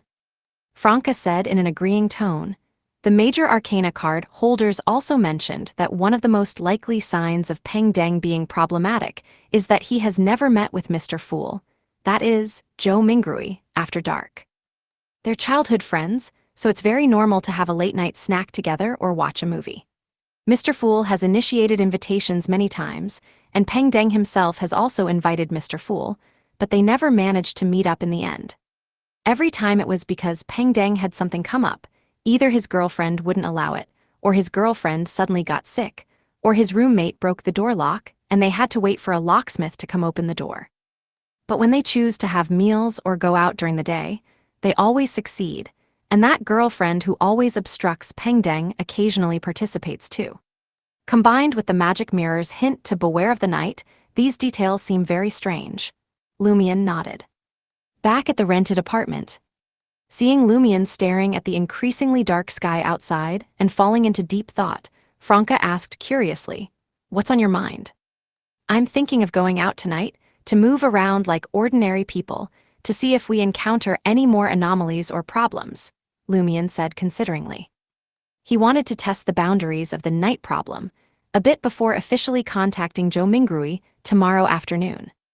They hadn't gone out last night, and everything was normal. Like ordinary people, Franca's eyes twinkled slightly, and she said to Lumian and Jenna with a smile, "Let's go watch a movie." Lumian and the others already knew the concept of movies and were curious about it, so Franca's suggestion was unanimously approved. Franca immediately smiled like a fox who had stolen a hen. "Let's go to a different mall. We can also scratch some more lottery tickets. Then we'll have money for tonight's movie tickets and popcorn, right?" "We can't go to the same place, it would attract attention."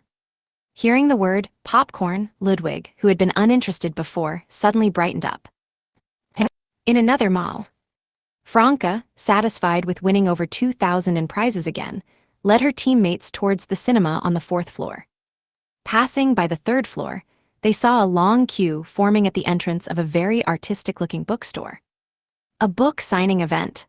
Franca, who was curious about everything and interested in everything since coming to the Dream City, pulled Jenna over to see which author it was. Romance novel queen, Salted Fish Without Dreams, author of the original Great Pirate series novels. Franca read out the keywords on the pull-up banner. "That pen name is so strange," Jenna expressed her feelings. Franca smiled and said, "This is only ordinarily strange. Later, I'll help you download an app and show you how the pen names of those web novel authors are each stranger than the last." As she spoke, Franca tried hard to stand on tiptoe to look at the author who was signing books. Lumian walked to her side and also cast his gaze into the bookstore. A few seconds later, as the author raised her head, Lumian and Franca's expressions froze simultaneously. "What's wrong?" Jenna noticed their abnormality. Franca answered with a strange expression, "I don't think my eyes are playing tricks on me." "How can she be a romance novel queen?" "Who?" Jenna asked puzzledly. "Madam Magician," answered Lumian in a suppressed voice. Chapter 929, Movie. "What?" Jenna was shocked by Lumian's answer. Madam Magician's image in Mr. Fool's dream is the romance novelist, Salted Fish Without Dreams. Although Jenna had previously seen characters like Emperor Roselle as a company CEO in news reports, and Vice Admiral Iceberg as a cram school principal, she had never actually interacted with those famous figures in reality. But Madam Magician was someone she had truly met, talked to, and sought advice from. How could such a powerful angel, a holder of a major arcana card, and one of Mr. Fool's followers, be a romance novelist here? This suddenly highlighted the absurdity, distortion, and ridiculousness of the dream. Jenna's position didn't allow her to see through the crowd to the author's appearance, so she turned her gaze to the inside of the bookstore's glass wall, where the silhouette of the person signing books was faintly reflected. Jenna's eyes, disguised as deep brown by lie, instantly became profound, as if hiding mirror after mirror within. Through the mirrors, she clearly saw the author's figure, long, slightly curled hair dyed brown, wearing a colorful spaghetti-strap dress with layered fabric, tassels, and batik, exuding a strong exotic style. Combined with her beautiful face, it gave off a free and casual aura. It was unmistakably the major arcana card holder, Madam Magician. "It really is her," Jenna whispered. Lumian stepped back a few paces, distancing himself from the crowd queuing for autographs. Hiding a mirror in his hand and speaking in a low voice, he muttered as if to himself, based on our observations and the information provided by the major arcana card holders, when Mr. Fool's subconscious weaves dream images, it significantly references the characteristics of the corresponding real-world figures. Emperor Roselle was the ruler of a country, so in the Dream City he became the boss of a large company. Vice Admiral Iceberg is a demigod of the Church of Knowledge, fond of teaching, and long-educated pirates on the Golden Dream. So in the Dream City, she became the principal of a cram school. Are you suggesting that Madame Magician's real identity is more or less related to being an author? Franca, also in the mirror maze, quickly understood what Lumion was trying to express. Lumion's gaze swept across the banners reflected in the mirror maze, stopping on a description. He asked Franca and Jenna in a low voice, "What is the Great Pirate series about?" "I'll search it up," Franca said, taking out her phone and tapping on the screen. As she searched, Franca's expression gradually became strange. Jenna, suppressing the urge to search for related content on her own phone, asked curiously, "Got anything?" The Great Pirate series is about legendary pirates active at sea. Each volume has a different theme. The volume of the third part is Crazy Adventurer, and the story takes place between the adventurer Shaman Sparrow and three beautiful female pirates, Admiral of Stars, Vice Admiral Iceberg, and Vice Admiral Ailment. Franca summarized the key points to her companions with complex emotions. Jenna was stunned upon hearing this. Although Lumion had some guesses and suspicions before, he couldn't help but interrupt Franca. "Isn't this part of the content of the Great Adventurer series?" "Apparently so," Franca agreed. Lumion looked again at the banners reflected in the mirror maze and the queuing crowd, saying as if in thought, "Mr. Fool's subconscious has woven Madame Magician's dream identity as the original author of the Great Pirate series, specializing in romance. The Great Adventure series from the real world is partially reflected in the Great Pirate series in the dream. The Great Adventurer series has a strong romantic element, with the interactions between Shaman Sparrow and the female pirate admirals described rather ambiguously, but left unclear. The Great Adventurer series has turned many famous pirates into comic characters or protagonists of sensational rumors, and even includes introductions to mystical knowledge and the privacy of two oracles. Yet the author For's wall has never been visited by any pirate or warned by the church." Hearing this, Franca had already drawn a conclusion and said softly, "How would the pirates dare? Seeking out the Angel of Stars for an explanation would be like delivering oneself for a bounty." Madame Magician is For's wall, the author of the Great Adventurer series. Jenna asked herself incredulously, then answered her own question. "I always thought she didn't do book signings for fear of exposing her whereabouts and being revenged upon by pirates." Jenna suddenly turned to Lumion. "Didn't you say Madame Magician was an angel from the early 5th epoch, over 1,000 years old? Why would she suddenly decide to write novels?" "That was just my guess. Perhaps Mr. Dorr lived long enough and only perished in recent years, and Madame Magician was his youngest student," Lumion said, finding this both shocking and strangely amusing.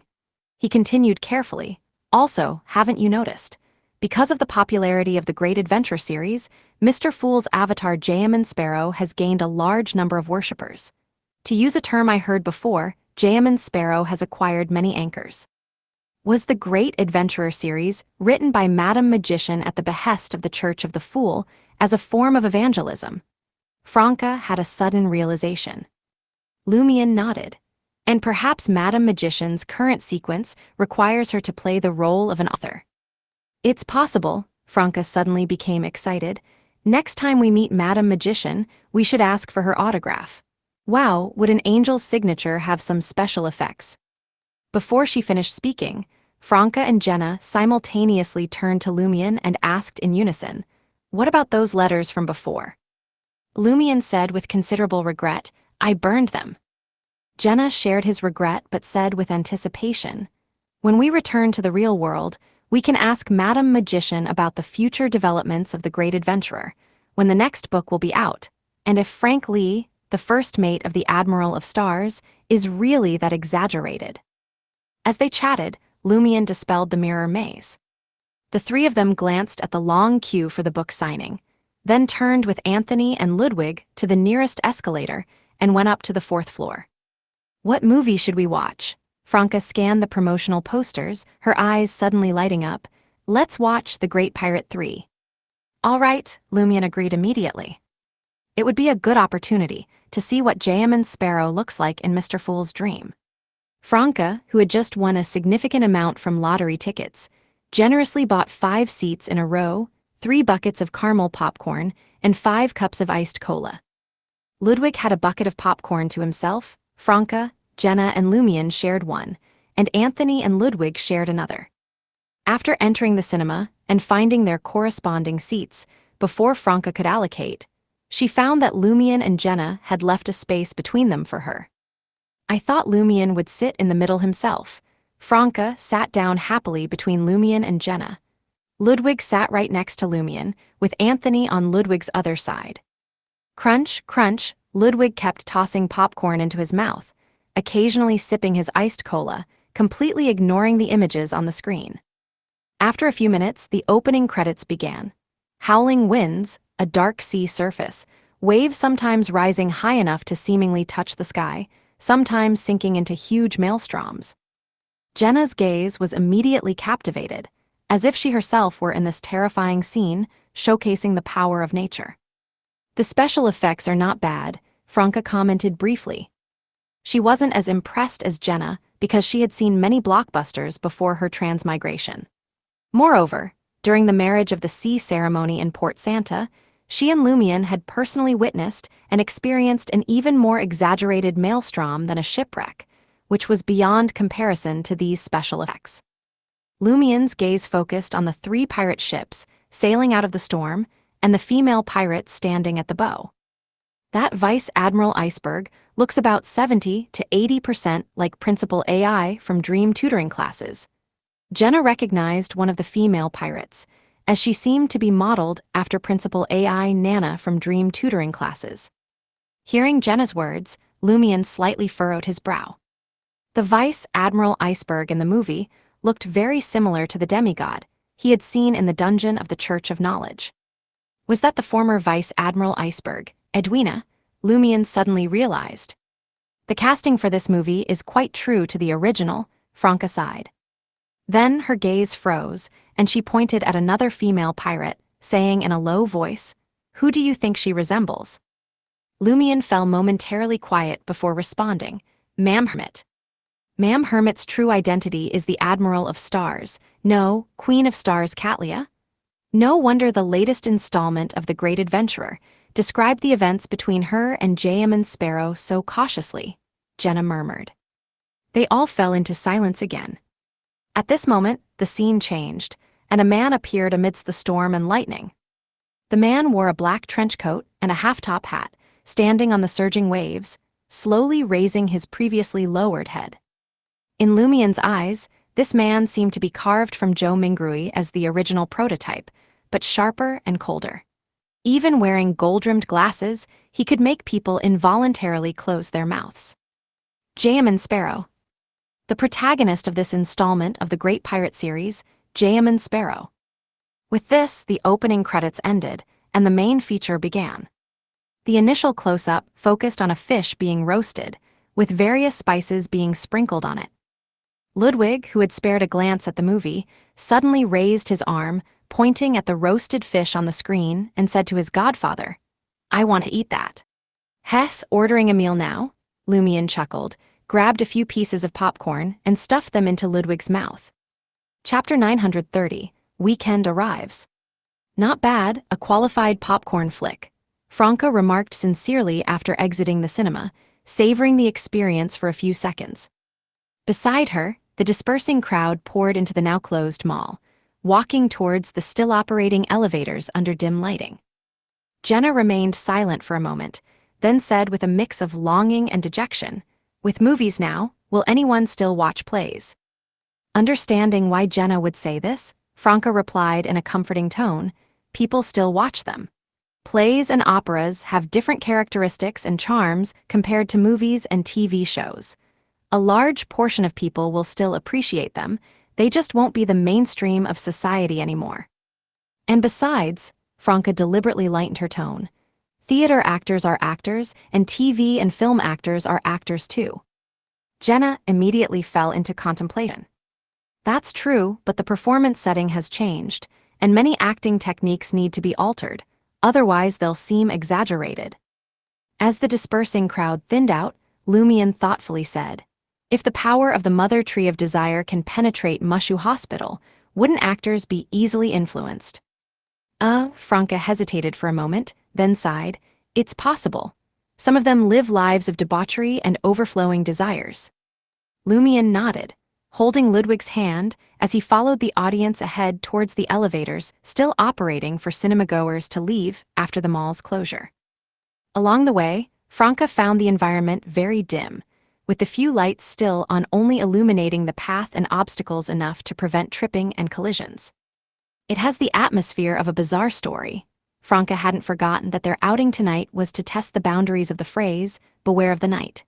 From the information provided by the major arcana card holders, she knew that sequence 4 of the Seer pathway, which was also the Fool pathway, was called Bizarro Sorcerer. So, she deliberately used bizarre to describe the story rather than ghost. Hearing this, Jenna, already highly alert, became even more vigilant. Lumion, acting as if nothing was wrong, led Ludwig into the elevator. But when Franca and Jenna followed, he kept pressing the door open but and turned to smile at the others in the elevator. "Sorry, I still have a companion who hasn't come in yet." The departing audience instinctively looked outside the door, finding the elevator lobby empty and no footsteps approaching from afar. Their hearts suddenly suspended. Lumion released the button and smiled at everyone. "All right, he's in now." The gazes of others in the elevator suddenly froze. They hadn't seen anyone enter the elevator. Slap, Franca patted Lumion's shoulder, saying amusedly, "Feeling happy about playing a prank, aren't you?" After entering the Dream City, influenced by online information and daily environment, she gradually recovered the tone and manner of speaking of a local. After the playful scolding, she quickly apologized to the others in the elevator. I'm sorry, my friend's brain often has spasms. Please forgive his poor mental state." The initially angered audience members, seeing such a beautiful woman sincerely apologize, felt embarrassed to make a fuss, but still turned their gaze towards Lumion. He should apologize himself. Lumion immediately bowed slightly. "I'm sorry, my joke went too far." The people in the elevator looked over Franca and Lumion, some feeling sorry that such a flower had found a mentally unstable young man, others thinking the young man's face was wasted and wanting to crowdfund treatment for his brain. At this moment, the elevator doors slowly closed, descending. Suddenly, the lights inside the elevator started flickering. Everyone's hearts leaped to their throats. Franca and Jenna were reminded of the phrase, "Beware of the night," while others recalled Lumion's prank earlier.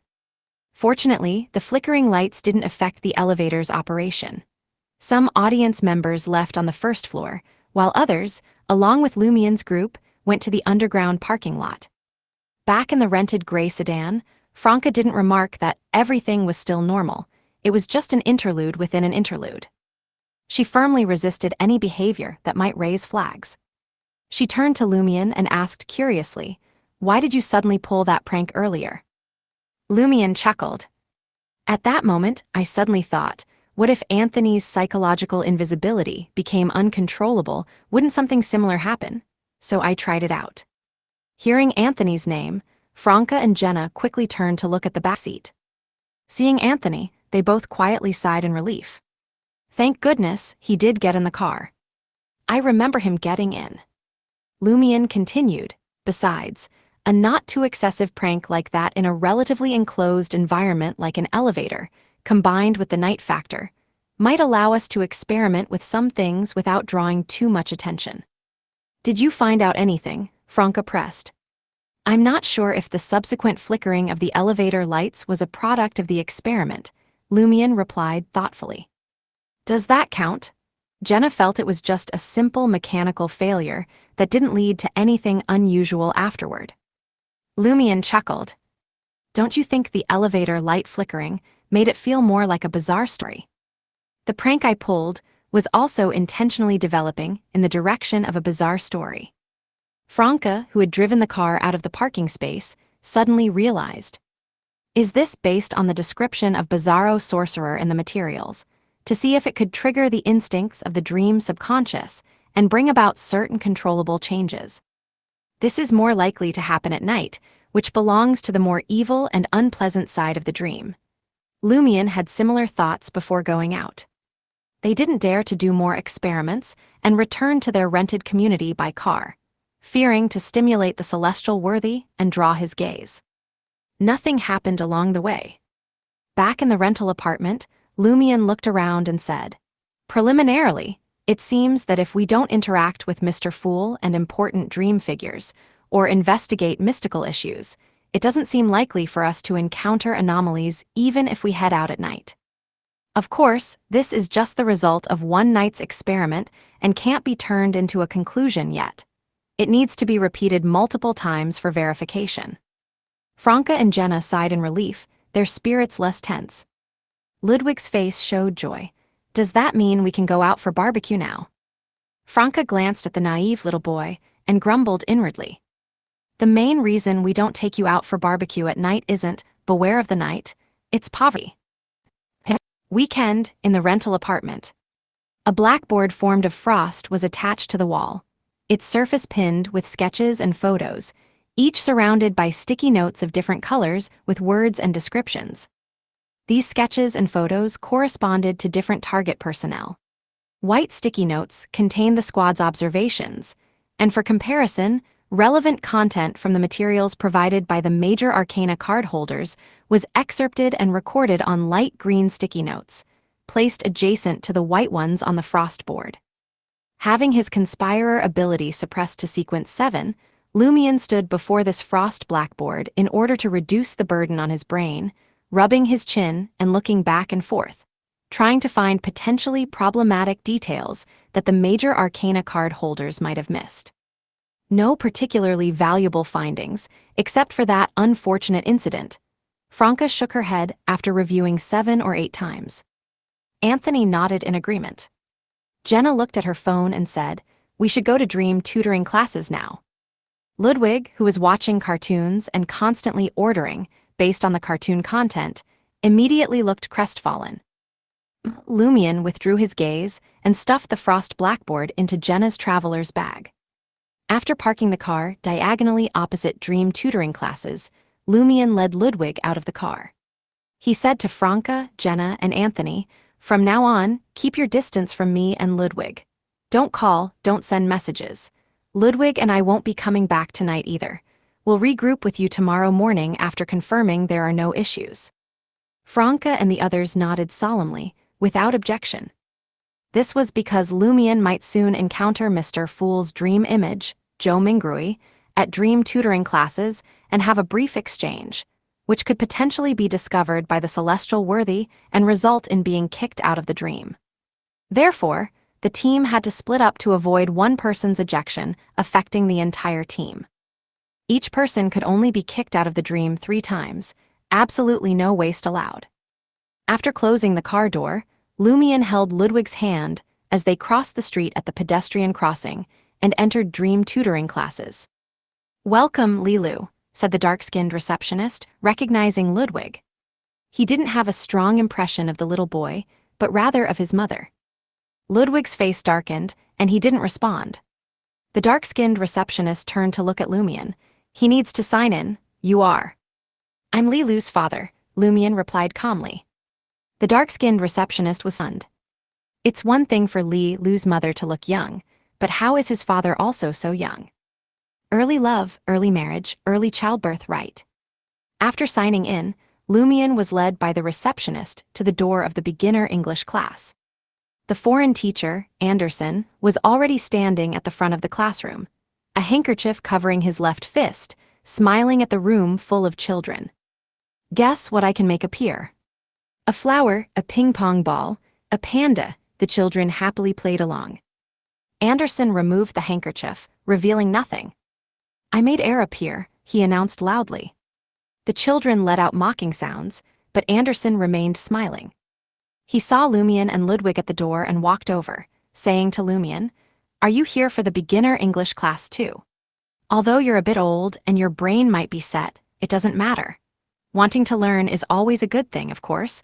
Good things don't necessarily lead to good results." "I'm Lilu's father," Lumian pointed at Ludwig, not at all provoked. He took the opportunity to say, "Mr. Anderson, can I add you on WeChat? If Lilu doesn't behave well, you can contact me anytime." Anderson looked at Lumian for a few seconds, then smiled. "Okay." Through scanning the code, Lumian added Anderson Hood's WeChat. The foreign teacher's WeChat name was, "A name that leaves a deep impression on you." Chapter 931, Inquiry. Lumian stepped back 2 paces and sat down on the waiting bench outside the classroom across the hall. His fingers moved deftly as he accessed Anderson Hood's Moments feed. "Yesterday, other people's failures are my successes." August 14, everyone has different talents. Some have a talent for language, some for art, some for being ordinary. August 13, my roommate really died. He got game over in this game called life. August 12, love is also a kind of war. Hunters can also call to Denizi. August 11, as long as you don't get angry, others will get angry. August 2, friend, you really scrolled down this far. Respect my privacy a bit. Lumian continued scrolling down expressionlessly, with no further content afterwards. Then, he saw a familiar yet slightly different prompt. Only 30 days of moments are visible. Lumian chuckled, brought the phone close to his mouth, and sent Anderson a voice message, briefly introducing himself to see if Anderson would respond and whether his reply might have a hidden meaning. After sitting for another 2 minutes, he saw someone approaching from the direction of the reception desk. The person was wearing a white t-shirt, blue jeans, and light-colored sneakers. His short black hair was neatly combed, and he had deep brown eyes behind a pair of half-rimmed, light gold glasses. His facial features were gentle, with a hint of handsomeness. He was carrying a black shoulder bag and was the main target of Lumian and his team's journey into the dream, Joe Mingrui, the dream manifestation of Mr. Fool. Lumian looked up as if he had just noticed the footsteps, directing his gaze towards Joe Mingrui. He realized that the current Joe Mingrui was more distinct from Jayaman's Sparrow.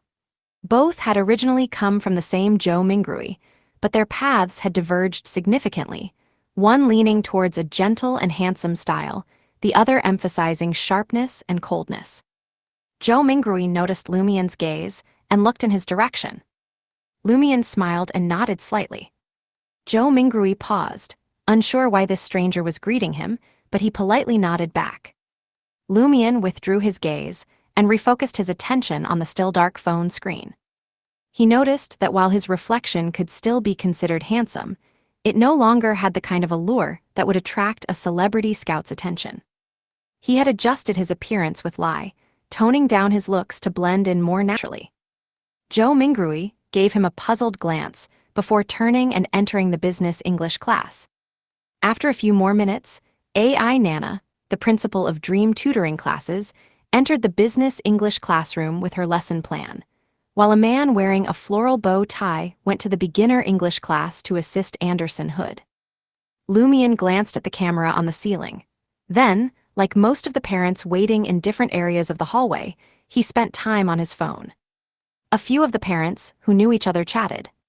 "My Zihan can have conversations in English now." "Really? Ours started beginner classes too late, still working hard on it." "Look at that kid, he hasn't stopped talking." "Probably his first day of class. It happens. My Zihan was a bit unsettled at first too. This is when parents need to step in more." Lumian paid no attention to these conversations, focusing intently on the photos he had taken of the frost-covered blackboard, once again immersing himself in the conspiratorial world of analyzing details. Occasionally, he also checked local news and trending videos to stay updated on major changes in the Dream City. The beginner English class took 2 breaks, during which Ludwig took the opportunity to come over and replenish his food supplies, soothing his wounded spirit. The business English class only took 1 break, but Lumian didn't approach Joe Mingrui, merely watching him from the corner of his eye as he briefly went to the restroom and returned. The business English class ended 10 minutes earlier than the beginner class, and Lumian quickly stood up, blocking Zhou Mingrui's path. With a smile, he said, "Hello, how do you find the business English class? I'm curious." Seeing the confusion on Zhou Mingrui's face, Lumian explained further, "I'm here for my kids' beginner English class, but after listening in on your business English class from outside, I thought it was pretty good. I'm considering joining too, so I won't waste time waiting." "Here with your kid?" Zhou Mingrui instinctively questioned. No matter how he looked, this man appeared much younger than him, like a college student. "And he already has a kid." "Yes, my son," Lumian replied with a smile. A son old enough for a beginner English class. Zhou Mingrui resisted the urge to twitch the corner of his mouth. He had been out of college and in the workforce for 2 or 3 years now, and he didn't even have a girlfriend yet. Meanwhile, this guy who looked like a college student already had a 4 or 5-year-old son. Did he have a high school romance that led to a child? Indeed, good-looking people have all the luck. Zhou Mingrui sincerely replied, "Principal AI is highly skilled, but the business English class itself requires a certain foundation." He suspected that this young man across from him might have dropped out of high school to get married and never attended college, so he kindly reminded him that the business English class required some background knowledge. "I see," Lumian nodded thoughtfully, then sincerely said, "Thank you." He took a step back and didn't ask Zhou Mingrui anything else. For a first encounter, moderation was key. Then, he would observe any subsequent developments. Zhou Mingrui was curious, but wasn't one to pry into others' private lives. He stood at the doors of different classrooms, observing. After a while, the beginner English class ended, and Lumian quickly handed Ludwig a lollipop, taking his hand and leading him out of dream tutoring classes. Ludwig looked to be around 7 or 8 years old. If Zhou Mingrui saw him, he would definitely be left with a deep impression, an 8-year-old son with a father who seemed to be in his early 20s. Someone in this family must have broken the law. Leaving a deep impression on Mr. Fool's dream manifestation wasn't part of Lumian's plan today. It wouldn't help in ruling out options. After buying a bunch of steamed buns and pickled vegetables to fill Ludwig's stomach, Lumian had a proper dinner with the boy and then checked into a cheap hotel. He turned on the TV for Ludwig, randomly picked a cartoon, and scrolled his phone, his thumb hovering over Anderson Hood's WeChat avatar. Ultimately, he didn't send another message to this foreign teacher, who seemed to perceive the true nature of the dream, opting to see if Anderson would take the initiative to contact him and provide any clues. In the rental apartment, Franca was leaning against the bed, scrolling through her phone, but her thoughts weren't entirely focused on it. She was worried about how things were going on Lumian's end. Formally engaging Zhou Mingrui could bring about unwanted changes. Jenna felt the same, pacing back and forth in the room from time to time. Suddenly, Franca sat up straight, frowning. "I keep feeling like I've forgotten something. Is this my spiritual intuition reminding me?" The next second, without needing divination, she quickly remembered what she had forgot. "Right, today's the day for the double-color ball lottery draw. I completely forgot." She hurriedly checked the results, her mouth slowly opening in disbelief. "We won?" Jenna asked, both curious and excited. We won." Franca was first dazed, then overjoyed. "We won the second prize, which had 20 bets, with a total prize of more than 150,000 yuan. She then rubbed her face. "Do I really have this kind of luck?" No, could Lumian's ability to influence fate still have this effect? Over 150,000, Jenna was stunned. These past few days of living frugally had made her quite content with even a few thousand yuan, and now, all of a sudden, it was in the tens of thousands, with 2 digits in front of those zeros. Franca got off the bed and started pacing. "If we save a bit more, we could rent some of those intriguing items from Star Dream Provisions store. Shouldn't we first think about paying off the microloans?" Jenna reminded Franca. "We haven't reached the due date yet." Franca's excitement was tinged with worry. Winning such a large sum at once, won't it attract the lottery department's attention, or even the celestial worthy's gaze? Before Jenna could respond, Franca continued speaking to herself. It's only a little over 100,000. What is that? The person who won the first prize had made more than 30 bets, each worth 5 million. We're just nibbling on the crumbs that slipped through someone else's fingers. In Binjai Hotel. After supper, Ludwig had fallen asleep on the other bed, while Lumion lay awake, leaning against the pillow, silently watching the dark screen and the room faintly illuminated by moonlight. So far, Anderson hadn't sent him any messages, and directly interacting with Joe Mingrui hadn't led to any noticeable abnormalities. His actions were unrestricted, and he hadn't been ejected from the dream. As time ticked by, Lumion suddenly heard a booming thunderclap, and saw the night sky outside the curtains briefly illuminated by a flash of silver lightning. The thunder rumbled continuously, and rain poured down all night, only easing at dawn. Lumion stayed awake the whole night, greeting the daylight with a clear mind. He checked his phone and saw numerous reports of flooding and waterlogged areas, with some subway lines suspended for the day. Is this symbolic? And if so, what does it symbolize? After stuffing Ludwig with a bunch of steamed buns, Lumion took him out for noodles nearby. He ordered pea paste noodles for himself and tomato, and egg noodles for Ludwig. The peas were stewed until soft and tender, absorbing the sauce, making the noodles fragrant and flavorful. Lumion ordered 2 small bowls, ate 1.5, and left the remaining half for Ludwig. After breakfast, he leisurely took public transportation back to the rental apartment with Ludwig. Seeing that Lumion and Ludwig were fine, Franca, Jenna, and Anthony sighed in relief. Lumion smiled and said, "The preliminary result of the experiment is that simple daytime contact with Mr. Fool's dream manifestation. Joe Mingrui, without leaving a strong impression, doesn't attract the celestial worthy's attention, result in being ejected from the dream, or impose restrictions.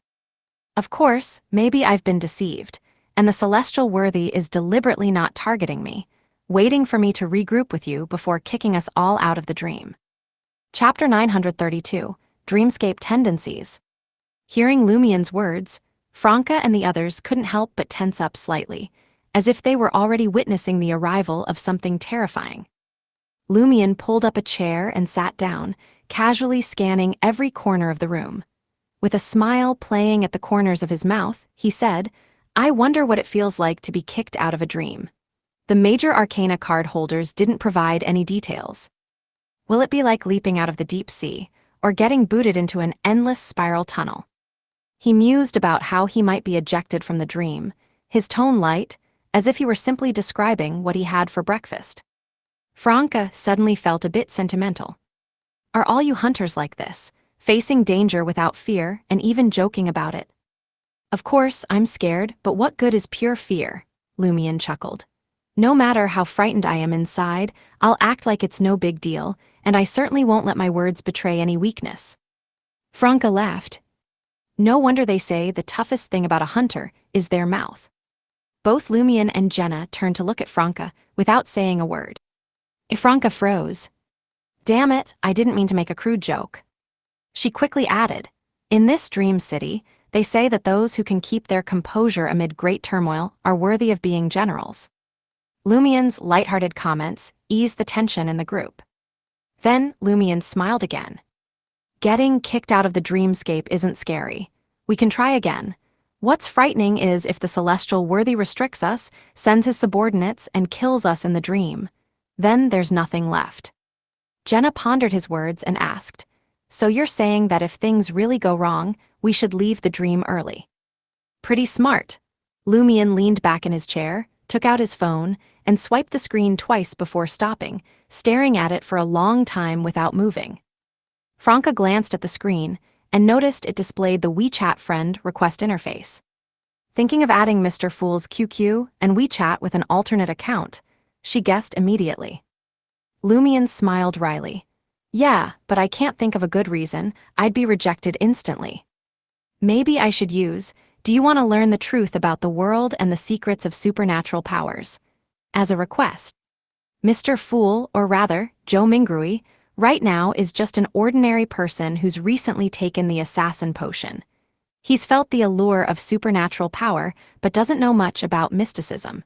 He desperately needs guidance." Anthony, who had also taken a seat, shook his head. If Joe Mingrui discovers on his own that you can teach him real occult knowledge, even if it costs him money, he might add you. But if you actively and enthusiastically try to guide him, it'll have the opposite effect. Exactly, Franca nodded emphatically. He might block you immediately. He could even call the police like, "Hello, officer? There's someone here promoting superstitions, might be a cult member." Lumion fell silent, deep in thought, muttering to himself. Maybe I should create a mystery-themed video account, build a reputation, and wait for Joe Mingrui to come to me.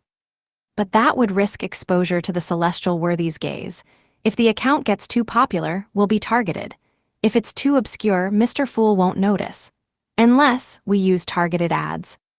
Franca twitched slightly.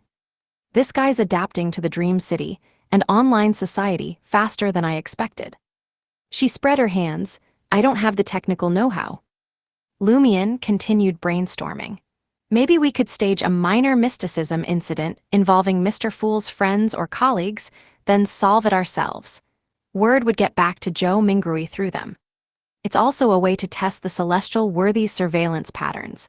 But we'd need to prepare for the person responsible for this to be detected and targeted. We should have them move out in advance and maintain contact with us using more discreet methods. It's feasible, worth a try. Instead of assigning a specific team member to carry out the plan, Lumion turned to Franca. Time to submit our resumes. To the Entities group. Okay, Franca pulled out her phone. She'd already prepared the resumes. She applied for an administrative role, while Lumion applied for security.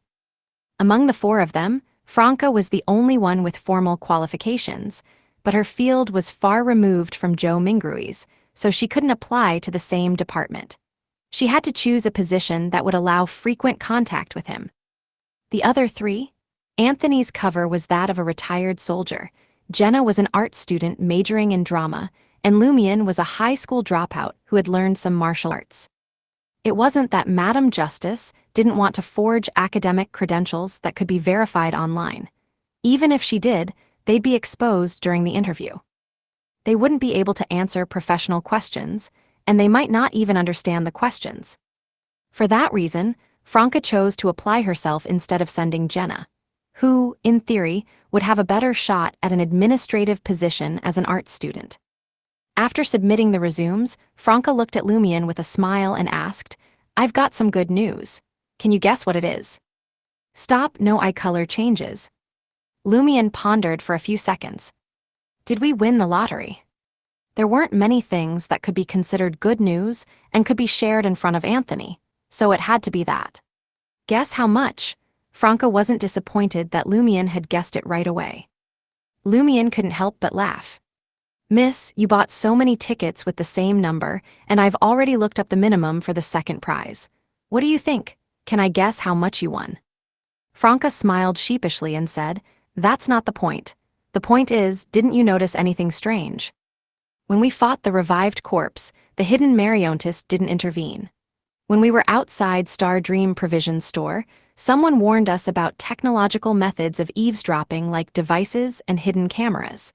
And now, we've won a lottery ticket we staked 20+ times on. What's this called? Some force is helping us." Jenna, who had already discussed this with Franca, added, "We think it's an expression of Mr. Fool's subconscious tendencies within the dream. It's symbolic. Neither he nor the celestial worthy holds absolute dominance right now. During the day, he's stronger. At night, the celestial worthy is more powerful. But even at night, he's not entirely powerless." Lumion nodded slowly. "I did notice that Fate thread was special, but didn't think it would lead to a lottery win. Maybe special itself was the hint from Fate." He found nothing in Franca and Jenna's theory that needed correction. "Praise the fool." Franca stood up abruptly, placing her hand over her heart in a gesture of sincere reverence. She continued, "Who's going to claim the prize today?" She had already looked up the prize collection process online. Lumion and Jenna both looked at Anthony, who nodded calmly. If it were the three demonesses, they would have to put on more disguises, but Anthony didn't need any. Anthony nodded calmly, "I'll go." At 10 in the morning, When none of them had encountered any abnormalities, Lumion headed to the bedroom to catch up on sleep. Franca drove the gray sedan, with Jenna, Anthony, and Ludwig in tow, following the navigation to the lottery center in the Dream City. As she drove, Franca gradually grew agitated, muttering, "Why do we hit a red light at every intersection?" Jenna, in the passenger seat, pondered for a moment. Could this be the celestial worthy's dream tendency manifesting, symbolizing that our actions won't go smoothly? Franca calmed down, focusing more intently on her driving. She even relied on her demoness's spiritual intuition to avoid accidents on the way to the lottery center, determined to avoid a misadventure on the way. Due to the unfortunate timing of red lights and traffic jams, they arrived nearly half an hour later than planned. Before Franca could hand the lottery ticket to Anthony, she saw a figure leap from the rooftop of the lottery center and crash onto the ground with a sickening splat, blood pooling everywhere. Was that really necessary? All I won was the second prize. Franca was dumbfounded. Anthony got out of the car and mingled with the crowd to find out what had happened. He returned shortly after and reported what he'd learned to his companions. The person who jumped was the head of the lottery center. 15 minutes ago, the anti-corruption department showed up. To stop me from claiming the second prize, they sacrificed the head of the lottery center. Franca didn't know what expression to make. Undeterred, Franca sent Anthony into the center with the lottery ticket, but the staff informed him that prize claims were suspended for the day and to return tomorrow. Back in the gray sedan, after a brief silence, Franca gritted her teeth. I was this close to winning big, and now they won't let me cash in. We'll bring Lumion tomorrow. Maybe we'll need to influence fate. When they returned to the rental apartment, Lumion was already awake. After Franca recounted their ordeal, she asked concernedly, "Why are you up before noon? Shouldn't you sleep a bit longer?" Lumion chuckled, "I was woken up by a phone call." "Wow, you just got this number a few days ago, and you're already getting spam calls," Franca joked knowingly. Lumion shook his head. "No, it was from the Inties group. They want me to come in for an interview tomorrow morning." "An interview call this quickly?" Franca blurted out in surprise. "Why haven't I gotten one yet? My resume is way better than Lumion's." Lumion took out his phone, unlocked the screen, and handed it to Franca. "Maybe this is why." Franca took the phone curiously, only to find a news article on the screen. During last night's thunderstorm, a car was struck by lightning, leaving 1 dead and 3 injured. The deceased and injured were all security personnel from the Inties group. Chapter 933, New Residents. "What the hell, can it really be this much of a coincidence?" Franca blurted out after extracting the key points from the news article. Yesterday afternoon, Lumion made his first contact with the dream manifestation of Mr. Fool, Joe Mingrui. And last night, during a thunderstorm, the Inties Group's security department suddenly lost 4 people. Was this a chain reaction caused by the contact, or was someone pulling the strings behind the scenes? "I wonder if this is a good sign or a bad one," Jenna whispered worriedly after reading the news. Lumion was quite composed. "Whether it's good or bad, becoming employees of the Inties Group and Joe Mingrui's colleagues is something we have to do. If there's no problem, we go. If there is, we still go." Since the interview with the Inties Group was imminent, Lumion and the others went out after lunch to find a real estate agent and started looking for a new place to stay. According to their plan, the next steps would involve working individually or in pairs to avoid interference and minimize risk. That way, if one of them was compromised, the others wouldn't be dragged down. During the observation phase, the risks were minimal, so they could act together. However, once they entered the contact and probing stages, every move could draw the celestial worthy's attention. This time, Lumion and his team chose Dechuang Garden, a Community District 3 bus stops away from their current location. Only 5 years old, the complex had new facilities, and the area boasted a mix of well-known brands and trendy stores. They picked this place because the information provided by the major Arcana card holders indicated that Luo Shan, an employee in the Inties Group's administrative department with a real-world counterpart, lived here. She was also a target for contact and probing. The lobby of the community district had a clean, bright and slightly luxurious feel, with sunlight reflecting off the marble floor and a few gray sofas arranged tastefully. A one-bedroom apartment costs $2,000 a month, Jenna grumbled, heart-aching, after the real estate agent and landlord left. That's nearly as much as what they were paying for their current three-bedroom unit. The rent differences between various locations and building ages were staggering. It's expensive, but we have to rent it, Franca gritted her teeth. Tomorrow, we must claim that lottery prize. This will be another $6,000 in expenses. Although both the landlord and the real estate agent were men, Jenna hadn't used charm during negotiations. Instead, she relied on lie and makeup to make herself appear more ordinary. With only a bit of help from her instigation ability, she managed to negotiate $200 off the rent and a prepayment of 1 month. Lumion nodded slightly, agreeing with Franca's attitude. In his view, as long as it was within their abilities, any necessary expenses should be made. No matter how much it hurt, they couldn't be stingy. As his gaze swept the lobby, he noticed a vending machine in the corner. The bottles inside had a particularly sleek design. Recalling the hints in their information, Lumion walked over and saw that aside from a few displayed bottles, the rest of the items were in gacha boxes. And the names of these new drinks were all too familiar. Seer, Assassin, Bard, Sleepless. They're all potion names. Franca followed him over, inhaling sharply. Do you think they're the real thing? She also recalled the dossier's mention of the fully automated vending machine and fully automatic wishing machine. Lumion studied the vending machine for a few seconds, then chuckled. The highest is only sequence 7, and the selection isn't vast. If there were something like War Bishop or Demoness of Unaging, I'd be tempted to empty this machine for a few thousand. Even if they were available, you couldn't digest them. Franca pulled out her phone, ready to scan the QR code on the screen. She eagerly said, "Let's see what I get." Based on the law of Beyonder characteristics convergence, you'll probably get something related to Demoness or Hunter, Jenna calmly reminded her. Franca laughed. The point isn't what I get, but pulling one out to test on a rat to see if it's a real potion. As she spoke, Franca completed the scan and paid 5 yuan. With a click, a gacha box was ejected into the pickup slot. Franca retrieved and opened it, revealing a bottle with a deep black surface and raised areas outlining a snarling wolf's face. Sleepless.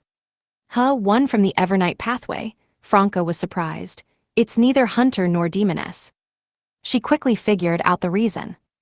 My sequence isn't high enough, nor do I possess godhood. The convergence effect isn't that strong.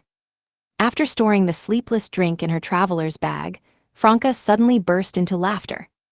You know, a sleepless drink could probably be made with enough caffeine and theophylline. The group didn't linger by the vending machine. They crossed the lobby and headed towards Building 5, where their new apartment was located. Before leaving the lobby, Lumion had a sudden impulse and instinctively glanced back at the vending machine. The corner it occupied was now empty. The vending machine that sold potion beverages had vanished.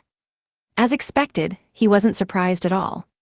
Franca and the others followed his gaze and shared the feeling that the inevitable conclusion had finally arrived. In the evening, after settling into Dechang Garden, Jenna sat in the lobby of Building 5, patiently waiting for their target to appear. She didn't know how long it took, but eventually, through the glass entrance, she spotted the figure she'd been observing earlier. Jenna stood up naturally, tucking a stray lock of hair behind her ear. She paced back and forth until a 20-plus girl walked in. She had brown hair and a pleasant face, wearing a light green dress and carrying a white handbag. Jenna, coincidentally, found herself face-to-face with her and asked, feigning a shy and surprised expression, "Hello, do you know how to get to the activity room in this district?" The girl in the green dress was indeed Luo Shan, Zhou Mingrui's colleague and an employee of the Intis Group's administrative department. She kindly pointed in a direction. "Go out the east gate, and it's on the left." "Thank you," Jenna expressed her gratitude sincerely with a slight smile. She had removed her previous makeup and used charm, suppressed to a sequence 7 level, to enhance her appearance. The smile, like a bloom of flowers, caught Luo Shan's eye. Luo Shan blinked, showing an expression of admiration. "You're so beautiful." Before Jenna could modestly decline, Luo Shan asked enthusiastically, "Would you model for me?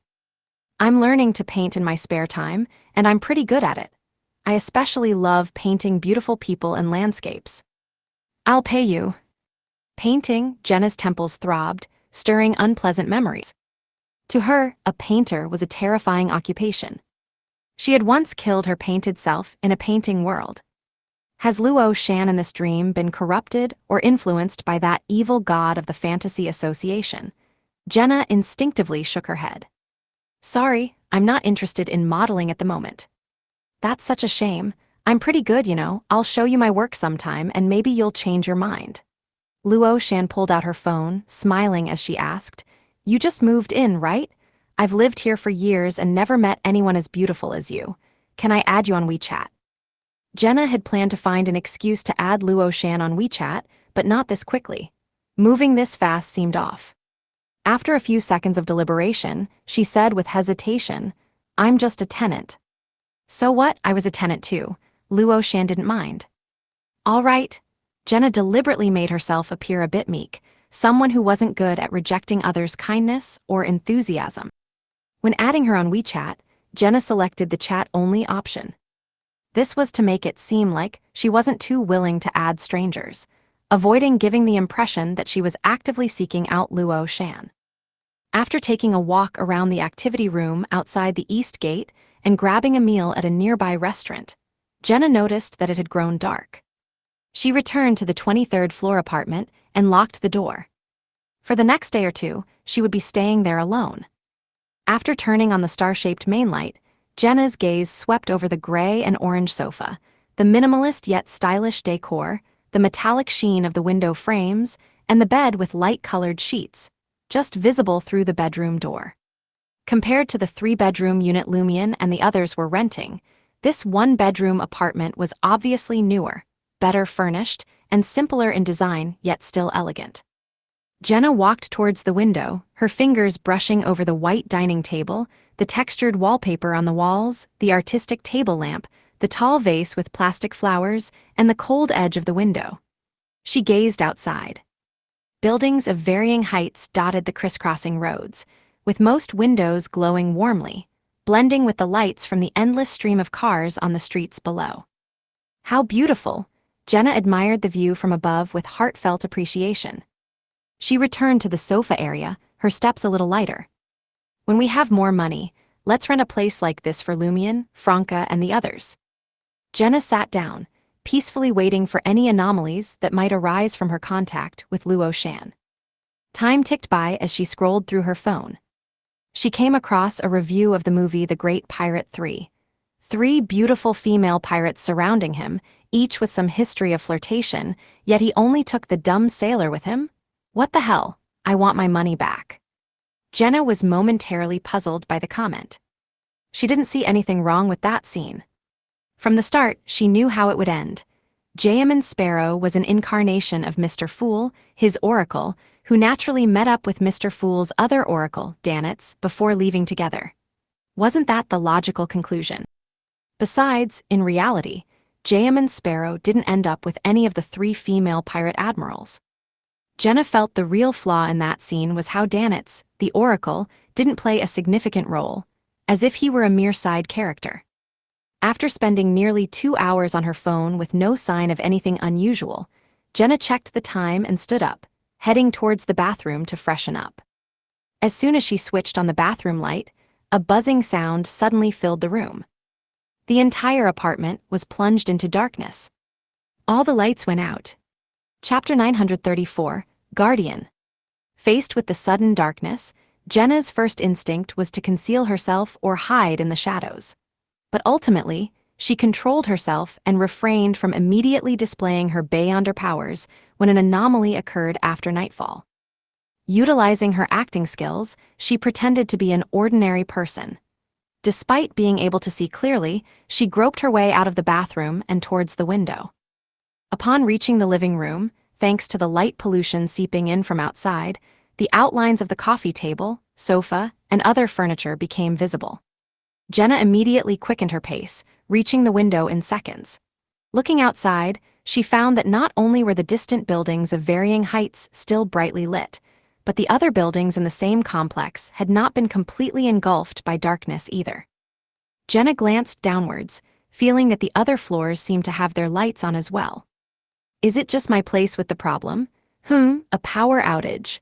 Jenna took out her phone from her jeans pocket, intending to call Franca to ask how to handle this situation. She then remembered that she was supposed to act independently for these 2 days and couldn't contact her teammates. So instead of making a call, she decided to search online. Somewhat clumsily, she used voice-to-text to input the phrase, "What to do if there's a power outage at home," and pressed the search option. Then, remembering Franca's advice, she skipped the first few search results and went straight to the ones further down. First, check the fuse box during a power outage. The steps are as follows. Jenna read for a while, her brow gradually furrowing. This is so difficult. These were all areas she didn't understand. As she scrolled, she came across an answer: contact property management. Jenna was stunned. You can do that. She had registered with property management when she moved in that afternoon and added their number to her contacts list. She tried calling, reported her room number and the issue. The on-duty property management staff immediately said that an engineering department employee would come to address the problem right away. Soon after, the doorbell rang. The property management staff from the engineering department arrived on this floor, carrying a toolbox. Upon seeing Jenna, the staff member's eyes lit up, and his attitude became quite enthusiastic. Jenna, extremely vigilant, let him into the room. She remained on guard for any anomalies. After a quick inspection, the property staff said, it was just a tripped circuit breaker. With that, he flipped the switch, and light was instantly restored to the room. That simple, Jenna didn't let her lack of knowledge show. After seeing off the property staff and closing the door again, she couldn't help but remark, life in this dream city is so convenient, just that the property management fees aren't cheap. Jenna quickly washed up and lay down on the bed, falling asleep like an ordinary person would. But that string in her spirit remained taut, never relaxing. In her hazy state, her spiritual intuition brought a warning.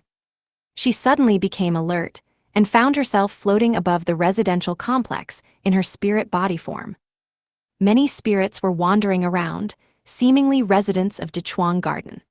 Layer upon layer of storms were frozen in the high air, completely enveloping this area, forming a semi-transparent barrier around the perimeter. Near the barrier stood a figure. It was Luo Shan, wearing her light green casual dress with dyed brown hair. In front of Luo Shan, strange figures emerged one after another from the depths of darkness, constantly lunging at the frozen storms and semi-transparent barrier, trying to enter the residential district. Some of these figures were half human, half snake, with the upper body of an alluring woman and the lower body a thick python tail covered in slick scales. Some looked like miniature humans embedded between an owl's wings, growing sharp talons. Others were young, naked women with long hair, freely displaying their voluptuous figures. Facing the invasion of these strange creatures, Luo Shan took out a rather thick oil painting brush and quickly began sketching patterns on the semi-transparent barrier. She was drawing suns surrounded by flying birds. As soon as this simple painting took shape, the suns within lit up with a golden, brilliant radiance, causing all the monsters to simultaneously close their eyes. Then, each of the birds burst into golden flames, flying out of the semi-transparent barrier towards different monsters. Seeing this scene, Jenna was shocked and deeply puzzled. The current situation was quite different from what she had imagined. Luo Shan seemed to be fighting against those strange creatures, preventing them from entering the spirit world corresponding to Teacup Garden. She looked like a guardian. But the abilities she displayed clearly belonged to a painter, which was a boon from that evil god of the fantasy association. Luo Shan should be cooperating with those strange creatures to invade the spirit world of the residential district. So why is she protecting the barrier instead? Moreover, back at Xinheng District, neither I, Lumian Franca, nor Anthony discovered anything like strange creatures invading. Is this a change brought about by Lumian's formal contact with Mr. Fool's dream manifestation, Or does Dechuang Garden itself have some special properties? Amidst her confusion, seeing that Luo Shan was guarding steadily enough, Jenna suppressed the idea of offering help and pretended to wander aimlessly within the barrier like the astral projections of other residents. This continued until daybreak. At Xinheng District, in a rented apartment, Franca, who had woken up early out of concern for Jenna, saw Lumian, who had been on night watch, bring a small cage from atop the shoe cabinet to the dining table. Inside was a gray and white rat. Ludwig's presence had eradicated rats, cockroaches, and other such creatures from the apartment. To test the effects of the potion beverage, Lumian and the others had specifically wandered around the complex before dark yesterday and finally caught one. Franca sat down and watched as Lumian put on gloves and grabbed the rat, which was cowering in fear under Ludwig's predatory gaze, and began to pour the sleepless beverage into it. The rat only took one sip before the rest of the drink flooded into its body, completely disregarding whether it could contain that much. In the blink of an eye, the rat suddenly swelled up, its short gray-white fur standing on end like a hedgehog's quills and turning black. In its armpits and across its chest and belly, flesh writhed as if new limbs were about to sprout. Has it lost control?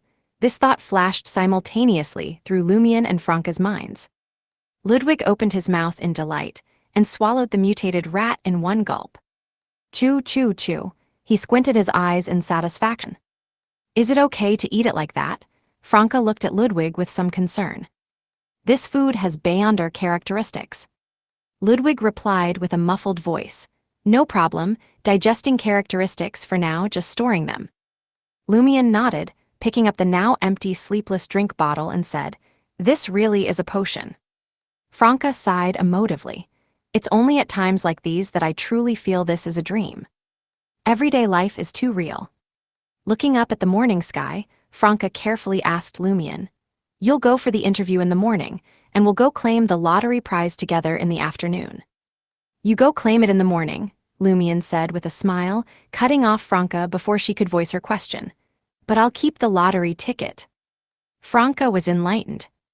You mean the bad luck of difficulty in claiming the prize, or rather the dream's resistance to this, is focused on the ticket itself, not us. That makes sense. If the celestial worthy's resistance could precisely target us, we'd have been kicked out of the dream already. I see. Anthony and I will go to the lottery center without the ticket, as if we're just visiting. When we get to the step where we need to provide the ticket, you'll send it over through the mirror world, completing the claim before any resistance event occurs. Exactly, and this is also to verify whether your speculation about the dream's tendencies really exists, and if it does, what are the rules of its operation? Lumian nodded lightly. After breakfast, Lumian changed into a white shirt and black trousers, took the resume and other documents he had printed out yesterday, along with the lottery ticket, and took public transport to the tech building where the Intes group was located. Franca drove Anthony and Ludwig to the lottery center. In front of the tech building, Lumian looked up at the somewhat old-fashioned 16-story building, mixed in with the white-collar workers heading to work, and walked in openly. His journey had been smooth, with no accidents like bus breakdowns or traffic jams due to carrying the lottery ticket. His destination was in the opposite direction from the lottery center. Lumian didn't rush to go up for the interview. He came to the display board showing information for different floors and surveyed the company composition of this building. The property rights of this building belonged to the Intes group.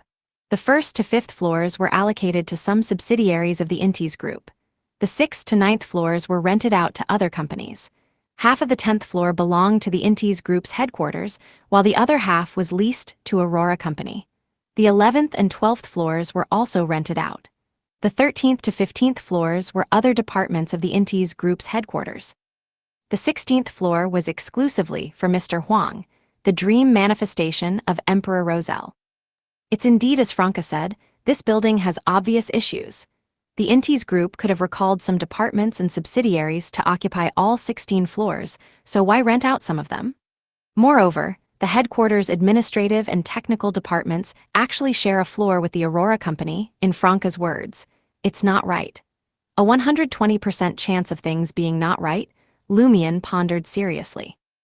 When she got the information about this tech building, Franca had sensed the abnormality after just one look. This didn't quite match the situation in her memory. Lumion mulled it over for a dozen seconds, then silently said to himself, "Is this a symbol? Does this building symbolize the Intis Republic, with some floors being rented out symbolizing the infiltration of cults and different forces into the Intis Republic? Is this Mr. Fool's impression of the Intis Republic?" Lumion didn't linger too long. He withdrew his gaze and walked into the elevator area. He occasionally glanced at the mirrored metal surface, waiting for Franca or Anthony to ring his phone a few times. As the numbers indicating the elevator's floor slowly changed, someone else joined Lumion. It was a very handsome and trendy middle-aged man with chestnut-dyed hair. Mr. Huang. Lumion caught sight of the figure from the corner of his eye and recognized who it was. It was the dream manifestation of Emperor Roselle, the boss of the Intis group, Mr. Huang Tao, who often chose not to use his private elevator and instead joined the crowds in the employee elevator. Chapter 935, Interview. Lumion didn't try to greet Huang Tao, still looking ahead until one of the elevators opened its doors. The rush hour had already passed, and only a handful of people were waiting in the elevator area, entering in sequence. Today, Lumion only wanted to succeed in the interview, hoping for no other incidents. He didn't plan to observe Mr. Huang or make further contact, so he chose the position furthest from Huang Tao, only politely nodding when their eyes met. Mr. Huang was a celebrity among celebrities. It was impossible for those working or planning to work in this building not to recognize him. The others in the elevator had already greeted him in various ways, so Lumion couldn't completely ignore him. Huang Tao, hands in his pockets, was casually chatting with a middle-aged man who seemed to be a department head from the Intis group headquarters, showing no air of authority as a big boss. As the elevator ascended, the others, including Lumion, got off at their respective floors, while Huang Tao went to the 16th floor.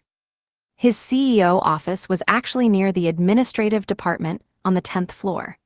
The 16th floor had been arranged as a luxurious club for entertaining VIP guests and for his own relaxation. There was even an indoor swimming pool there. The beautiful secretary, standing guard at the private elevator, turned and said with a helpless smile, "Mr. Huang, why are you competing with the employees for the elevator again?" The 4 employee elevators generally couldn't reach the 16th floor, but Huang Tao could make them go up using card swipes, fingerprint recognition, or facial recognition. Huang Tao didn't speak, smiling as he looked at the mature and beautiful female secretary, his gaze sweeping over every detail of her face. The female secretary's heart trembled, and her voice lowered as she asked, "Mr. Huang, is my makeup not done well?" Huang Tao smiled. "Beautiful things are worth appreciating." Without waiting for the secretary's response, he walked directly towards the swimming pool, silently saying to himself, "My aesthetic taste hasn't changed, yet I actually thought a man looked quite good just now." Parking lot attached to the lottery center. Franca, who was 5 minutes late due to traffic, turned to Anthony and said, "No accidents so far." She didn't say things like, "This time it's really going smoothly," or "We should be able to claim the prize successfully today." It's not too late to be happy when the money is in the account. Anthony, who had been repeatedly educated by Franca about the prize-claiming process 7 or 8 times, nodded, opened the door, got out of the car, and walked towards the lottery center. Franca, feeling a bit uneasy, tossed a lollipop to Ludwig. "You wait for me in the car, don't go anywhere." Ludwig bit down on the lollipop, first gnawing off the outer wrapper and swallowing it. Franca left the vehicle in a running state to ensure the air conditioning continued to work. She got out of the car, muttering, "This is not good behavior. Parents, please don't learn from this. Don't leave children alone in the car. It's dangerous if you take out the key, and even more dangerous if you don't." But with Ludwig left in the car, it wasn't the child who was in danger, but the car and the surrounding pedestrians. Franca then used the shadows cast by the morning sun to sneak into the lottery center, hiding behind an obstruction not far from Anthony. She listened intently to the conversation between Anthony and the staff member, holding her phone, ready to call and correct his statements at any moment. The staff member said to Anthony, "First prize can't be claimed yet, but other prizes can be. Is it really possible? The method of separating the ticket from the person really works, or maybe the dream's tendency is actually targeting the person who won the first prize." Franca, hiding in the shadows, felt a surge of excitement as she listened. After a few more exchanges, when the staff member asked for the lottery ticket, Anthony pretended to have something to do and took out his phone to call Lumion. 10th floor of the tech building, Inti's group headquarters, outside the West Logniz conference room. Lumion sat on a chair with 3 other job applicants, waiting for the interview. Suddenly, his phone rang. Seeing that the caller was enruide, he rejected the call and put his right hand into his trouser pocket. There was a mirror about half the size of a palm and the second prize winning lottery ticket. Lumion first wrapped the ticket in layers of spider silk, then formed a layer of frost on the outside of the silk, and finally ignited flames of destruction on the surface of the frost. After quickly completing these preparations, he pressed the ticket into the mirror. The lottery ticket immediately fell into a tunnel of void darkness, plummeting towards the corresponding mirror. Along the way, the quietly burning black flames, constraining destruction, slightly illuminated the depths of the mirror world, as if warning all unknown entities that dared to set their sights on the lottery ticket. When the ticket reached the mirror carried by Anthony, the flames of destruction had already extinguished, melting the frost and the spider silk. The intact lottery ticket emerged from inside the mirror, just as Anthony's extended hand pressed against it. Anthony took out this lottery ticket and handed it to the staff member. After receiving it, the staff member's hand retracted slightly, and he muttered to himself, "It's been kept in a fridge all this time." 10th floor of the tech building, outside the West Logniz conference room. Lumion quietly breathed a sigh of relief. It seems now that the dream tendency interfering with our prize claiming indeed comes from the celestial worthy. If Mr. Fool thought this matter was problematic and wanted to prevent Franca from claiming the prize, with the lucky coin for positioning, he wouldn't have been bypassed so easily. After a while, Lumion's phone vibrated a few times. He picked it up and saw that a friend with the WeChat name, True Hidden Blade, had sent several messages in a row. "Successfully claimed the prize. We're rich now.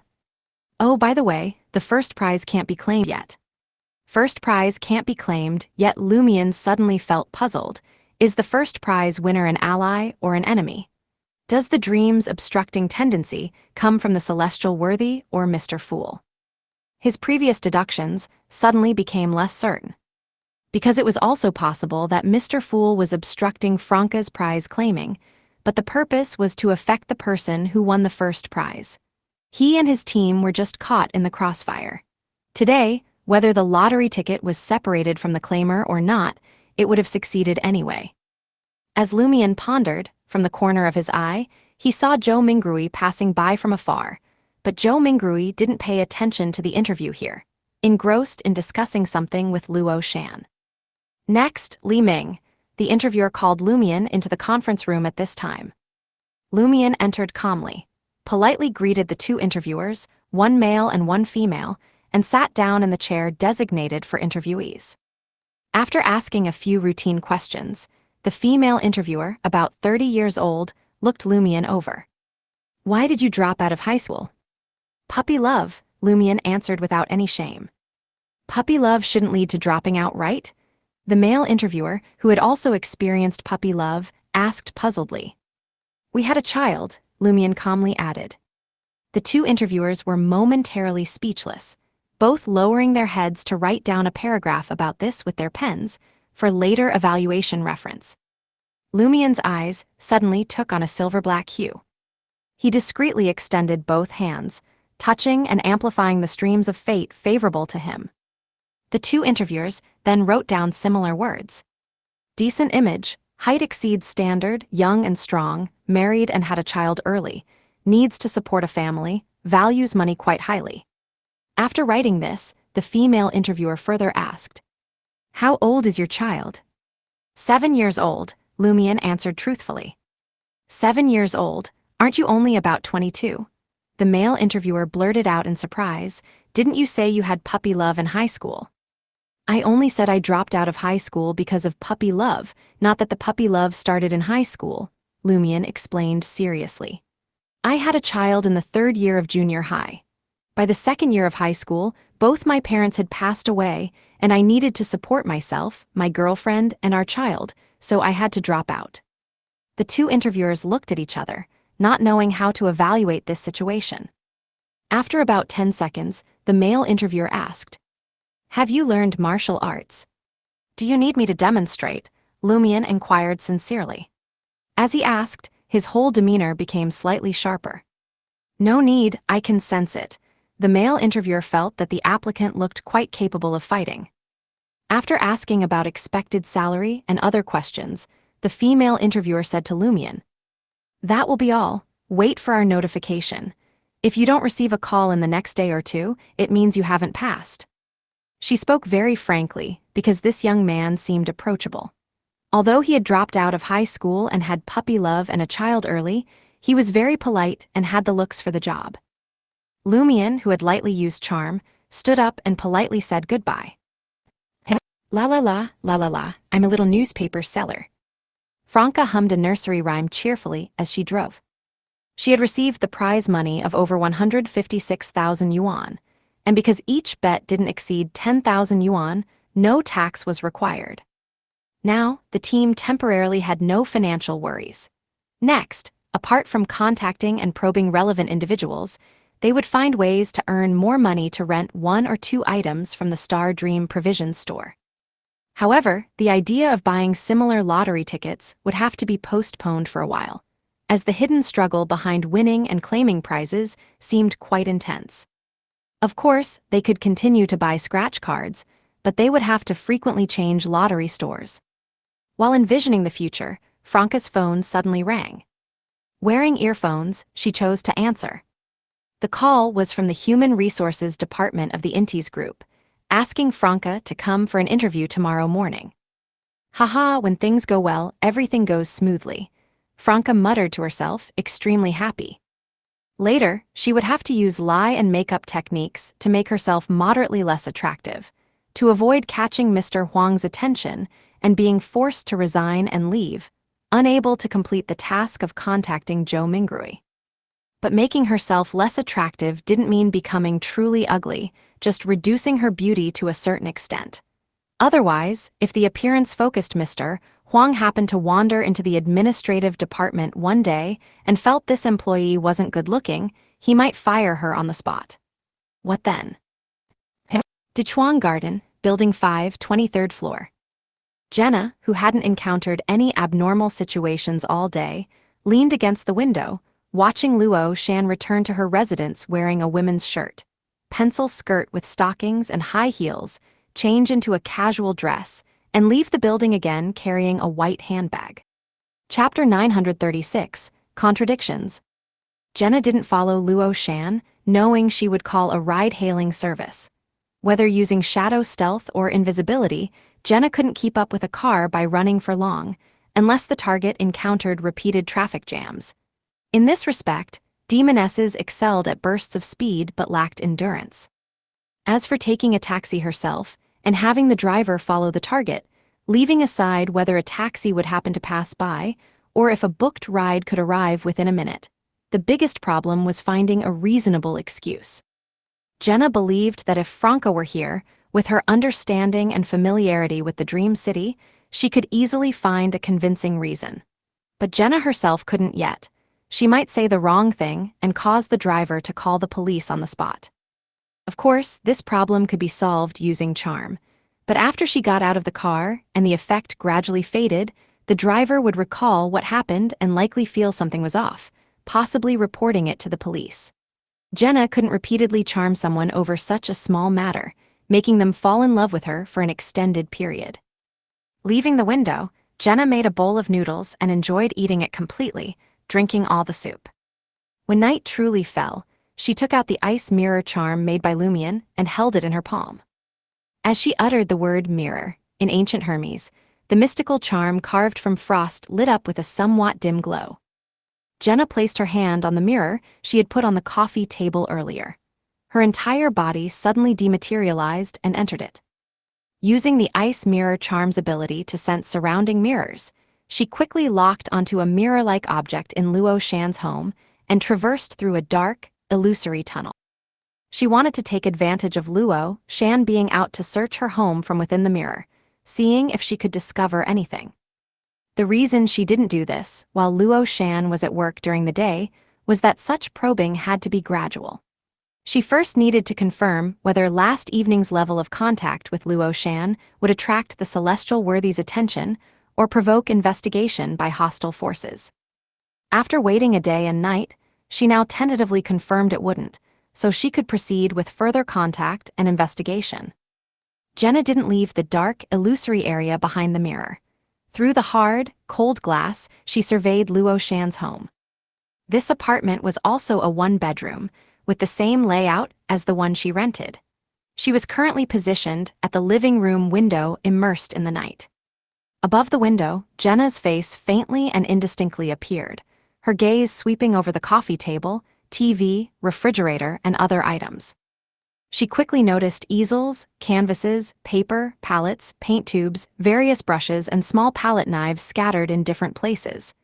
Paintings hung on the walls, vibrant oil paintings, pencil sketches, and black and white freehand landscapes.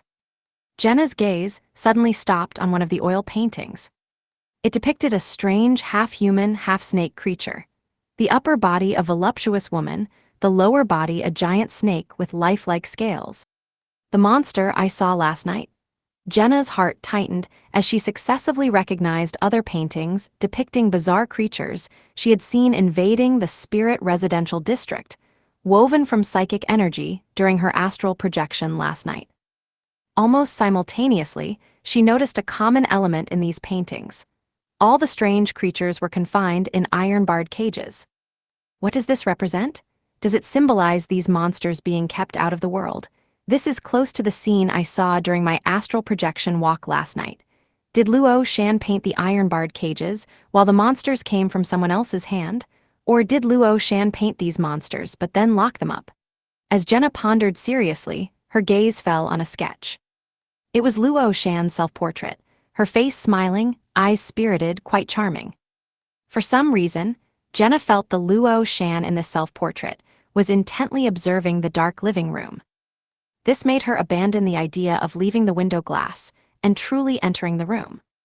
As Jenna continued observing, the fingerprint lock on the front door made a sound, and Luo Shan returned home carrying her white handbag. After placing the handbag on the dining table, Luo Shan walked lightly to her sketch self-portrait and looked at it for a few seconds. Then she picked up a brush, dipped it in some silver paint, and walked towards the living room window. Jenna had retreated a bit before the door opened, allowing the glass window reflecting the night to return completely to normal. Luo Shan stared at the glass window for a while, then raised her brush and outlined a simple door on its surface. In the area behind the mirror, Jenna suddenly saw a silver light shine on the hard glass surface, forming a very real, strange door connecting reality and the mirror world. She immediately left a few demoness black flames to burn away any residual traces, then traversed the illusory dark tunnel herself, returning to her rented place and emerging from the mirror. Where Jenna had originally been hiding, the not-quite-real silver door was pushed open, and Luo Shan entered the area behind the mirror. The girl in a casual long dress looked around with a gloomy expression, finding nothing unusual in the area. Luo Shan gazed at the dense spider web-like tunnels in the mirror, unable to think of what to paint to utilize them. After 2 or 3 minutes, she exited the area behind the mirror and wiped away the silver door outlined on the glass window's surface with her palm. 23rd floor, room 3. Jenna sat on the sofa and silently muttered to herself, Luo Shan is indeed a beyonder of the painter pathway. Has the deity worshipped by the Fantasy Association also infused some power? Is he also at Mushu Hospital, or does he have his own stronghold? Did he give Luo Shan beyonder power to control this colleague of Zhou Mingrui and contact Mr. Fool's dream image? Just as she thought of this, Jenna's phone on the coffee table began to vibrate. Jenna picked it up and saw that Luo Shan had sent her a message with an image. This girl, whose WeChat nickname was "always wanting to go on vacation," said with a smiley face emoji, "This is my work, you can take a look." The content of that image was precisely the sketch self-portrait Jenna had seen earlier in Luo Shan's home. Jenna opened the image and suddenly had the illusion that Luo Shan had come to life on her phone screen. She had an idea and just left her phone on the coffee table without locking the screen. Then she stood up, walked to the bathroom, and closed the door. As soon as Jenna sat on the toilet, she immediately turned her gaze to the vanity mirror. Using a demoness's mirror magic and the mirror on the coffee table, she peered at her phone's situation. A few seconds later, Jenna saw the sketch portrait displayed on the screen seem to make a tiny movement. The Luo Shan outlined in pencil lines tentatively reached out a hand beyond the screen, then withdrew it. As expected, Jenna pressed the toilet's flush button, washed her hands amid the rushing sound, and exited the bathroom. She picked up her phone again, closed the image, and used voice-to-text to reply to Luo Shan. It looks so lifelike. She hadn't checked Luo Shan's moments last night because they were set to chat only. "Want me to sketch you too?" Luo Shan quickly replied to Jenna's praise. "I wouldn't dare let you painters draw me," Jenna silently muttered, using voice input to respond to Luo Shan. "No need, no need." She quickly changed the subject. "You might not believe this, but I had a very strange dream yesterday, and you were in it. You seemed to be guarding the neighborhood, fighting a group of monsters, while we couldn't help at all." If a man had said something similar to her, Jenna would definitely think he was trying to flirt, feeling their relationship was too shallow for such intimate talk, clearly inappropriate. But now, relying on the fact of both being women, she dared to probe a little. "Did I leave such a deep impression on you?" Luo Shan sent a smug emoji. After a few seconds, she sent a second message. "Your dream is very interesting. I'm also very happy to play such a role in your dream, really, extremely happy." Just as Jenna was about to reply, Luo Shan sent a third message. "Because my father was a true guardian, as were his colleagues." Jenna suddenly recalled the background introduction of Luo Shan in the files. In reality, Luo Shan's father was a nighthawk of the Church of Evernight Goddess, who died in an accident brought about by a mystical case. His father's colleagues included the Nighthawk team Captain Dunn corresponding to Officer Deng, Officer Deng's fiancée Miss Dolly, Old Neil from Interpol, and others. They all died in disasters brought by Beyonder powers, but also protected their corresponding cities. One of Mr. Fool's incarnations is Klein Morty, a member of that Nighthawk team back then, so when Mr. Fool subconsciously wove his dream image, did he add a similar background to Luo Shan, making her admire and aspire to the spirit of protection? Although Luo Shan has now been influenced by that evil god of the Fantasy Association and received an illusory boon, has the protective obsession deep in her heart not been completely erased by the contamination? Is this the reason for her many contradictory behaviors currently? Painting strange creatures on one hand, wanting to make them real, while adding cages to these invaders on the other, constantly creating monsters on one hand, while guarding at the barrier on the other, not letting those monsters in. Could this be considered Mr. Fool's subconscious projection onto Luo Shan fighting against the corruption of that evil god of the Fantasy Association? If this is really the case, in a sense, this is a confrontation between a small part of Mr. Fool's subconscious and that evil god of the Fantasy Association. Jenna pondered with some understanding how to reply to Luo Shan. After about 10 seconds, she used voice input to say, "Have you ever created any paintings with a protective theme?" It took Luo Shan 20 to 30 minutes to reply to this message. "Not yet. Failed." "If you haven't, then why did you fail?" This answer is too contradictory. Jenna's pupils suddenly froze. Chapter 937, Another Night. Jenna held her phone, wanting to reply to Luo Shan several times, but not knowing what to say. Although she felt she should respond with something, to avoid appearing impolite, her spiritual intuition told her that saying the wrong thing at this moment could lead to unexpected consequences she didn't want to face. In the end, Jenna put down her phone and watched TV, pretending not to have noticed Luo Shan's new message. She alternated between immersing herself in the TV drama's story and instinctively criticizing some of the actors' performances.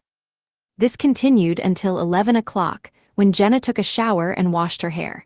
She froze her wet hair with frost, then let the frost crack and fall to the bathroom floor, quickly drying her thick, long hair this way.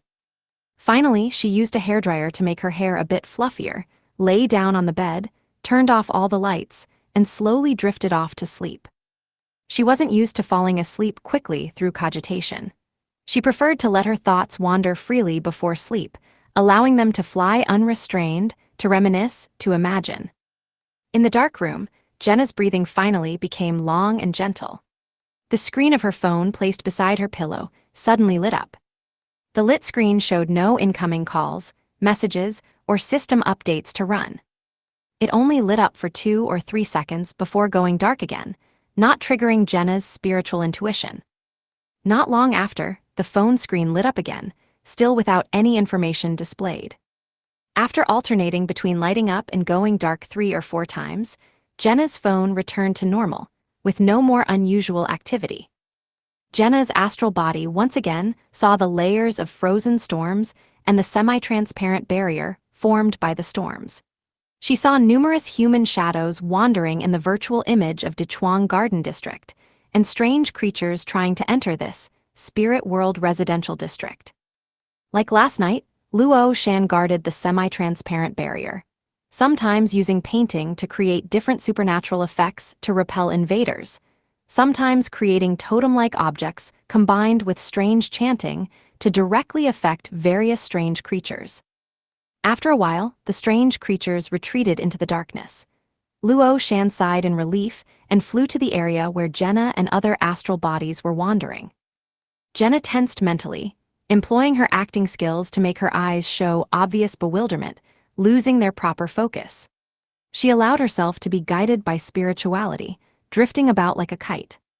Luo Shan quietly observed her for 20 to 30 seconds, then descended beside her, following her unconscious wandering, and said casually, "The monster with a human upper body and a python lower body is called Lamot.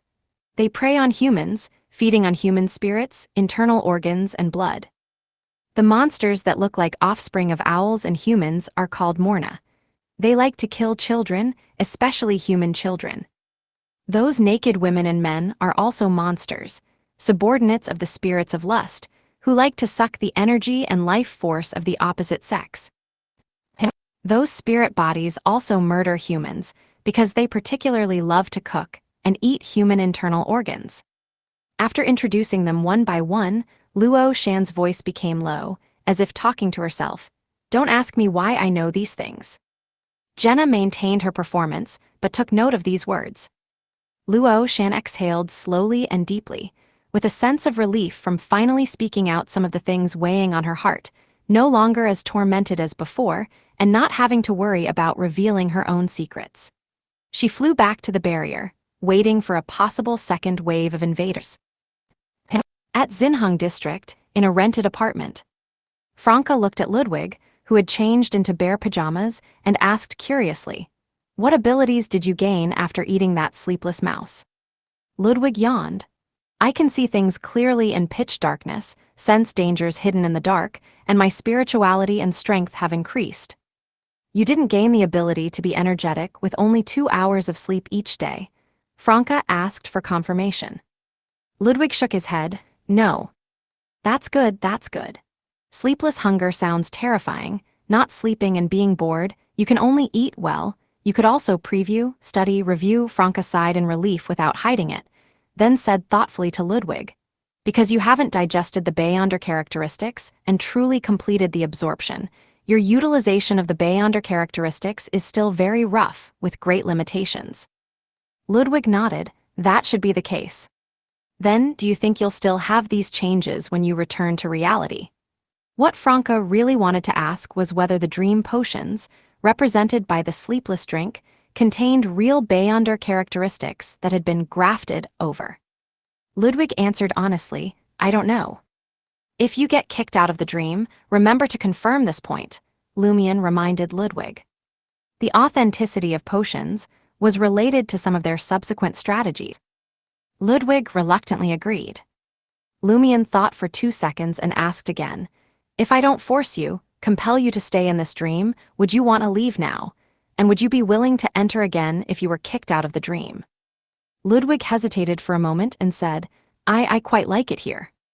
Your attitude wasn't like this before, especially after knowing you still have to study, do homework, and take exams constantly in the dream, Franca grumbled inwardly. What do you like about this place? Lumion asked with interest.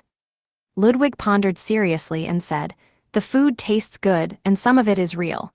I can also watch cartoons, and all of you have become a bit nicer to me. As if we were terribly abusing you before, Franca didn't say this out loud. After Ludwig entered the second bedroom and lay down on the bed, Lumion turned his head towards Franca and chuckled. Still not asleep at this time. Can I be nervous? Tomorrow is the interview, the first real interview in my life, and I can't fail. Franca paced back and forth anxiously, muttering, normal makeup won't do, but looking too ugly won't work either. How do I strike the right balance, when to use charm during the interview, shallow charm or full charm, then have Anthony find a chance to hypnotize the interviewers to make them forget about it? Thinking about all this keeps me awake. Lumion chuckled in response. It's not a big deal if you fail, you can find other opportunities. Besides, if you're already thinking about having Anthony hypnotize the interviewers to make them forget about being charmed, why not have Anthony directly induce the interviewers to choose you? Wouldn't that make me seem useless? Franca mumbled quietly. After Lumion's consolation, thinking about how her companions would back her up, she finally calmed some of her anxiety and nervousness. She clenched her fist and cheered herself on. It's just a try, no big deal. It doesn't matter if I fail, failure is the mother of success. Seeing Franca's behavior, Lumion suddenly recalled his younger self. He stood up, walked in front of Franca, and gave her a hug. Hey, Franca was startled. Lumion said with a smile, his voice slightly low, Aurora used to often tell me just go for it, whether you succeed or fail, I'll give you a hug. Franca's expression changed, she opened her mouth, then closed it. After 2 seconds, she smiled and said, shouldn't I, as the older sister, no, older brother, be saying these words to you? She broke away from Lumion's embrace and chuckled. Next time when you're nervous, I'll say this to you too, and I'll give you a hug. A hunter's nervousness won't show, Lumion shrugged. Franca made a disdainful sound and entered the master bedroom. Rest well to face the interview. The next morning, on the 10th floor of the tech building, outside the white maple conference room, Franca found that nearly 20 people had come for the interview, each a stylishly dressed, attractive female urbanite.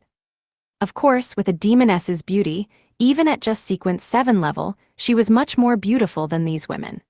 But today, Franca wore slightly old-fashioned black-framed glasses, hiding her bright eyes, and had let down her ponytail to fall naturally, appearing less carefree. She also used the lie earring, combined with makeup techniques, to modify some details of her features, making herself look like a conservative, average-level beauty. Next, Luo Fu. Hearing her name, Franca straightened her fitted white women's shirt and loose-legged gray trousers, and walked into the white maple conference room. Inside the conference room were 3 interviewers, 1 man and 2 women, with an impressively beautiful woman sitting to the side. That woman wore azure-colored contact lenses, her slightly curled long hair dyed chestnut brown. Her features had a somewhat exotic feel. She appeared to be only 18 or 19 years old, her face showing a hint of youthfulness, like a freshman or sophomore college student, yet she had an air of long-standing authority. Princess Bernadette, Emperor Roselle's eldest daughter? No, now she's Miss Huang Bebe. Why has she come to observe Inti's group's interview? What does she want to do? What does she dislike? What does she like? As thoughts raced through her mind, Franca decided to abandon her plan to naturally charm the interviewers later. She answered the interviewers' questions normally according to her background setting, without standing out in any way or revealing her true personality. After all candidates had been interviewed, the male interviewer looked towards Huang Bebe and asked flatteringly, Young miss, do you have any preferred candidates? Just call me Miss Huang, Huang Beibei said in an even tone. Some of those interviewees were too showy, some dressed too revealingly, some put all their energy into makeup and dressing up. How can they work like that? But Mr. Huang likes that. The male interviewer didn't dare say this out loud. Huang Beibei continued, I choose the most conservative one, Luo Fu. Got it, the interviewer didn't dare oppose Miss Huang. Even if Mr. Huang himself were here, he would say, right, my daughter has such good judgment. Chapter 938, Salary. At noon, Zhang Qing, the deputy director of the administrative department who had overseen the earlier interview, walked out of the tech building, heading to a nearby mall to meet a friend. Inside a gray sedan parked by the roadside, Franca turned her body slightly and nodded seriously at Anthony, her expression stern. Anthony immediately got out of the car, mingled with the crowd, and hurriedly approached Zhang Qing from the side. He accidentally bumped into the man in his 30s, causing Zhang Qing's phone to fall to the ground. Sorry, Anthony apologized repeatedly, bending down to pick up the phone. He wiped it on his clothes a few times before handing it back to Zhang Qing. Zhang Qing, with a dark expression, angrily scolded Anthony, Are you blind? How can you walk like that? Sorry, really sorry, Anthony responded sincerely, with an attitude full of remorse. Zhang Qing stared into Anthony's eyes, which had been adjusted to a deep brown color using the lie earring, as if trying to determine whether the apology was genuine or just a perfunctory excuse. After a few seconds, he took back his phone and suddenly felt a moment of confusion. Zhang Qing shook his head and carefully inspected his phone, finding no significant damage. Forget it, just watch your step next time.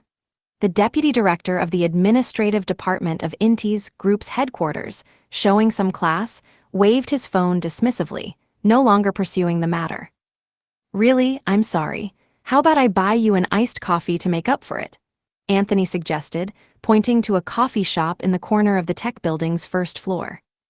Zhang Qing's expression softened. No need, I'm in a hurry. You look around my age, be more careful in the future, Zhang Qing added before heading towards the mall at the intersection, braving the scorching sun. Anthony noticed that there was a long line at the coffee shop, so he quickly ran into the convenience store next to the tech building's main entrance and bought a canned coffee. Holding the coffee, he jogged to catch up with Zhang Qing. I'm really sorry about earlier. This is to show my apology. He handed over the coffee. Zhang Qing glanced at Anthony with some suspicion, met his eyes for a couple of seconds, then took the canned coffee and said, You're pretty considerate. Zhang Qing didn't intend to drink the beverage from a stranger, but he felt it was acceptable to accept the apology. Just as he took the coffee, Zhang Qing had another brief moment of confusion. Then, he felt that Anthony's apology was incredibly sincere, and with his proactive actions, combined with the fact that they seemed to be around the same age, Zhang Qing suddenly felt a sense of closeness. Seeing this, Anthony felt a bit of relief. This was his second attempt at hypnosis, and it finally succeeded. The first attempt was when he returned Zhang Qing's phone, but unfortunately, it failed. After becoming a Sequence 6 hypnotist, Anthony's psychological cue, or hypnosis, no longer required the assistance of candles, extract, or other mediums. He only needed the target's attention to be genuinely focused on something, especially his own eyes, to open the door to their body of heart and mind. If the process involved actions of giving and receiving, the effect would be even better, and the success rate would be higher. Later, when Anthony advanced to Sequence 5, his application of hypnosis improved even further. But now, he was suppressed to Sequence 7 in the dream, so while he could still perform hypnosis without the help of candles, extract, or pocket watches, the success rate was much lower. It was rare for him to fail when hypnotizing an ordinary person, so he had to urgently make up for it. I just finished an interview and was in a hurry to get to the next one, so I was rushing, Anthony explained further. Just finished an interview. Zhang Qing, who had been influenced, smiled and said, I just finished one too, but I was the interviewer. Are you with Inti's group? Anthony pretended to be curious. 70% of the office workers coming out of the tech building were likely from Inti's group. Yes, with the headquarters, we were hiring for an administrative position. Zhang Qing, for some reason, felt unusually relaxed and ended up saying what was on his mind. We've chosen someone, but I don't know if Mr. Huang will reject it later. Although hiring for an administrative role doesn't require a report to him, the HR director can decide, but he likes to visit the administrative department. At this point, Zhang Qing suddenly shut his mouth, realizing he shouldn't be gossiping about Mr. Huang in front of an outsider. Your boss, Mr. Huang, he's well known nationwide, Anthony said, pretending to suddenly realize. Zhang Qing smiled. Yes, well, the person we hired this time doesn't quite fit Mr. Huang's aesthetic. Mainly in style, though her figure is up to standard. But since Miss Huang personally selected her, it's a done deal. Actually, this is a good thing. Half of the employees in the administrative department spend their days focused on makeup and gossip, waiting for Mr. Huang to drop by. Sometimes, I feel like a head eunuch, no, the assistant to a head eunuch, managing the emperor's harem, like something out of Empresses in the palace. But now, with a capable person joining, my stress will be much less. Otherwise, I'd consider that slacker Luo Shan a model worker. Talking about these things, Zhang Qing was full of complaints. Anthony played along perfectly, letting Zhang Qing vent a bunch of frustrations, making him feel completely at ease. After a while, Zhang Qing checked his watch. I have to go, I'm in a hurry. He hesitated whether to add Anthony on WeChat, thinking it was rare to meet someone he could chat with so effortlessly at this stage in life. In the end, Zhang Qing decided not to, out of a sense of self-importance. Anthony hesitated as well. Adding Zhang Qing on WeChat could provide significant convenience for Franca and Lumian's operations within Inti's group. But in the end, Anthony refrained, feeling that it was unwise to tie all their connections to Inti's group, as it might be easier for the celestial worthy or his subordinates to catch them all at once. After parting ways with Zhang Qing and waiting for him to walk away, Anthony turned and walked towards the gray sedan parked by the roadside. He didn't get in but, as he approached the car, subtly raised his right hand and made an okay gesture. Then, he walked past the gray sedan and headed towards another intersection. From now on, he would have to stay alone until tomorrow. This was because he had closely interacted with Zhang Qing and used Beyonder powers on him. And Zhang Qing was someone close to the dream manifestation of Mr. Fool, even if not directly. Seeing Anthony's gesture, Franca slowly nodded, then calmly drove the gray sedan onto the road. Once they were far from the tech building, she allowed herself a satisfied smile and, feeling triumphant, said to Lumian in the passenger seat, "The moment I saw Miss Huang in the conference room, I knew we had to scrap all our original plans. In a flash, I figured out exactly what to do." What do you call that? Quick thinking, the ability to adapt. After Franca finished boasting, Lumian chuckled and said, "Maybe that was the real Princess Bernadette, who entered the dream specifically to help you infiltrate Inti's group." Franca quickly adjusted her mindset and said doubtfully, "Can Princess Bernadette actually enter the dream and control Huang Beibei's dream manifestation? How many times has she been kicked out?" The major arcana card holders are unsure. They only know that she was kicked out once after commissioning Zhou Mingrui to investigate the quality of dream tutoring classes. Whether she had been kicked out before that or how many times, she hasn't told anyone, Lumian recounted from the data. What is certain is that the major arcana card holders have synchronized our situation with her and believe she's trustworthy and willing to help. Franca concurred succinctly, "I hope it's true. If Mr. Huang really has an eye for talent and comes to bother me, I can ask her to rein her dad in."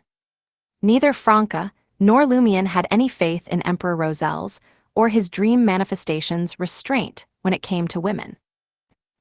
Xinhang District, in the rented apartment, afternoon. Lumian received a phone call. After finishing the conversation, he turned to Franca with a smile and said, "I got the job." Phew, Franca exhaled in visible relief.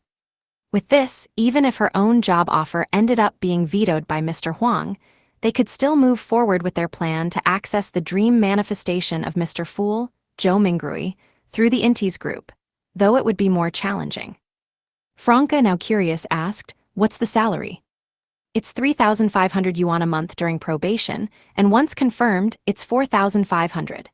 For now, it's just rotating between guarding the front and back entrances of the building, patrolling different floors, and monitoring the surveillance cameras. If I get assigned to a more important post in the security department, the pay will go up significantly. Lumion repeated the details from the call. Plus, the job comes with 2 uniforms. The Intes group is quite generous. Given the salary standards in this city, that's decent for a security job, Franca said, feeling happier now that their team would have a stable source of income. Before she could start worrying about her own offer, her phone rang. After listening for a few moments, Franca's smile slowly blossomed. She raised her free hand and gave Lumion a thumbs up, signaling success. Her offer had come through too. Yes, no problem. After a series of confirmations, Franca's smile suddenly froze.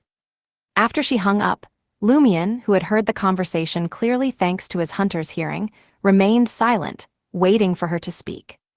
With a wooden expression, Franca said, "The probation is also 1 month, with a salary of 6,000, and once confirmed, it's 7,000, plus an allowance for clothing.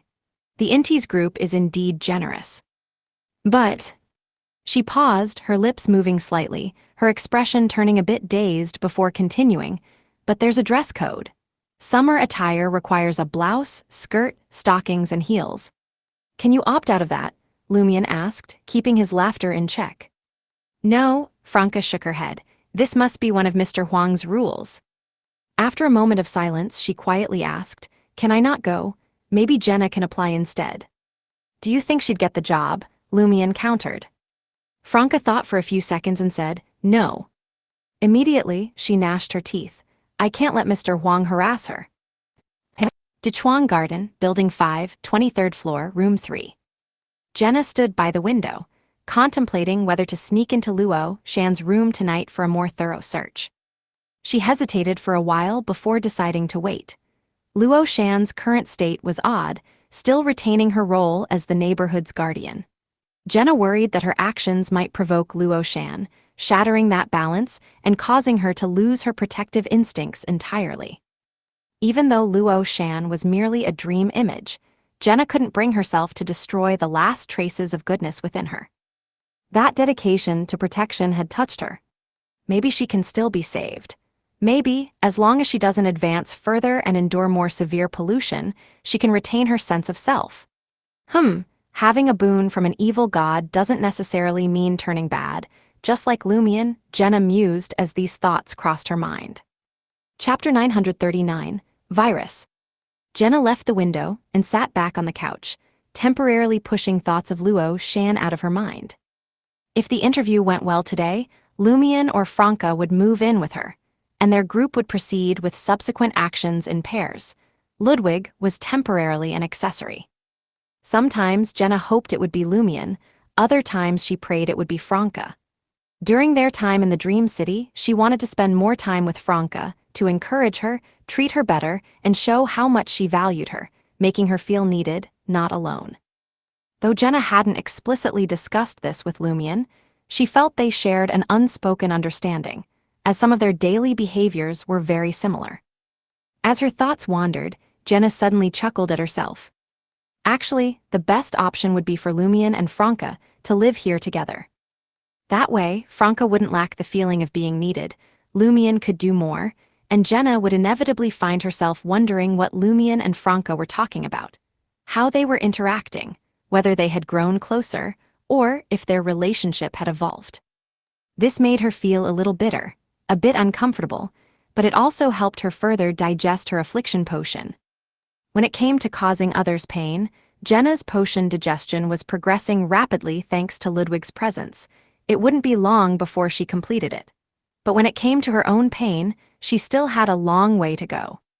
She murmured softly, "Imagination and suspicion are more painful than reality, and they eat at the soul even more." This was a principle she had developed for her role-playing, more refined than causing others pain or causing herself pain.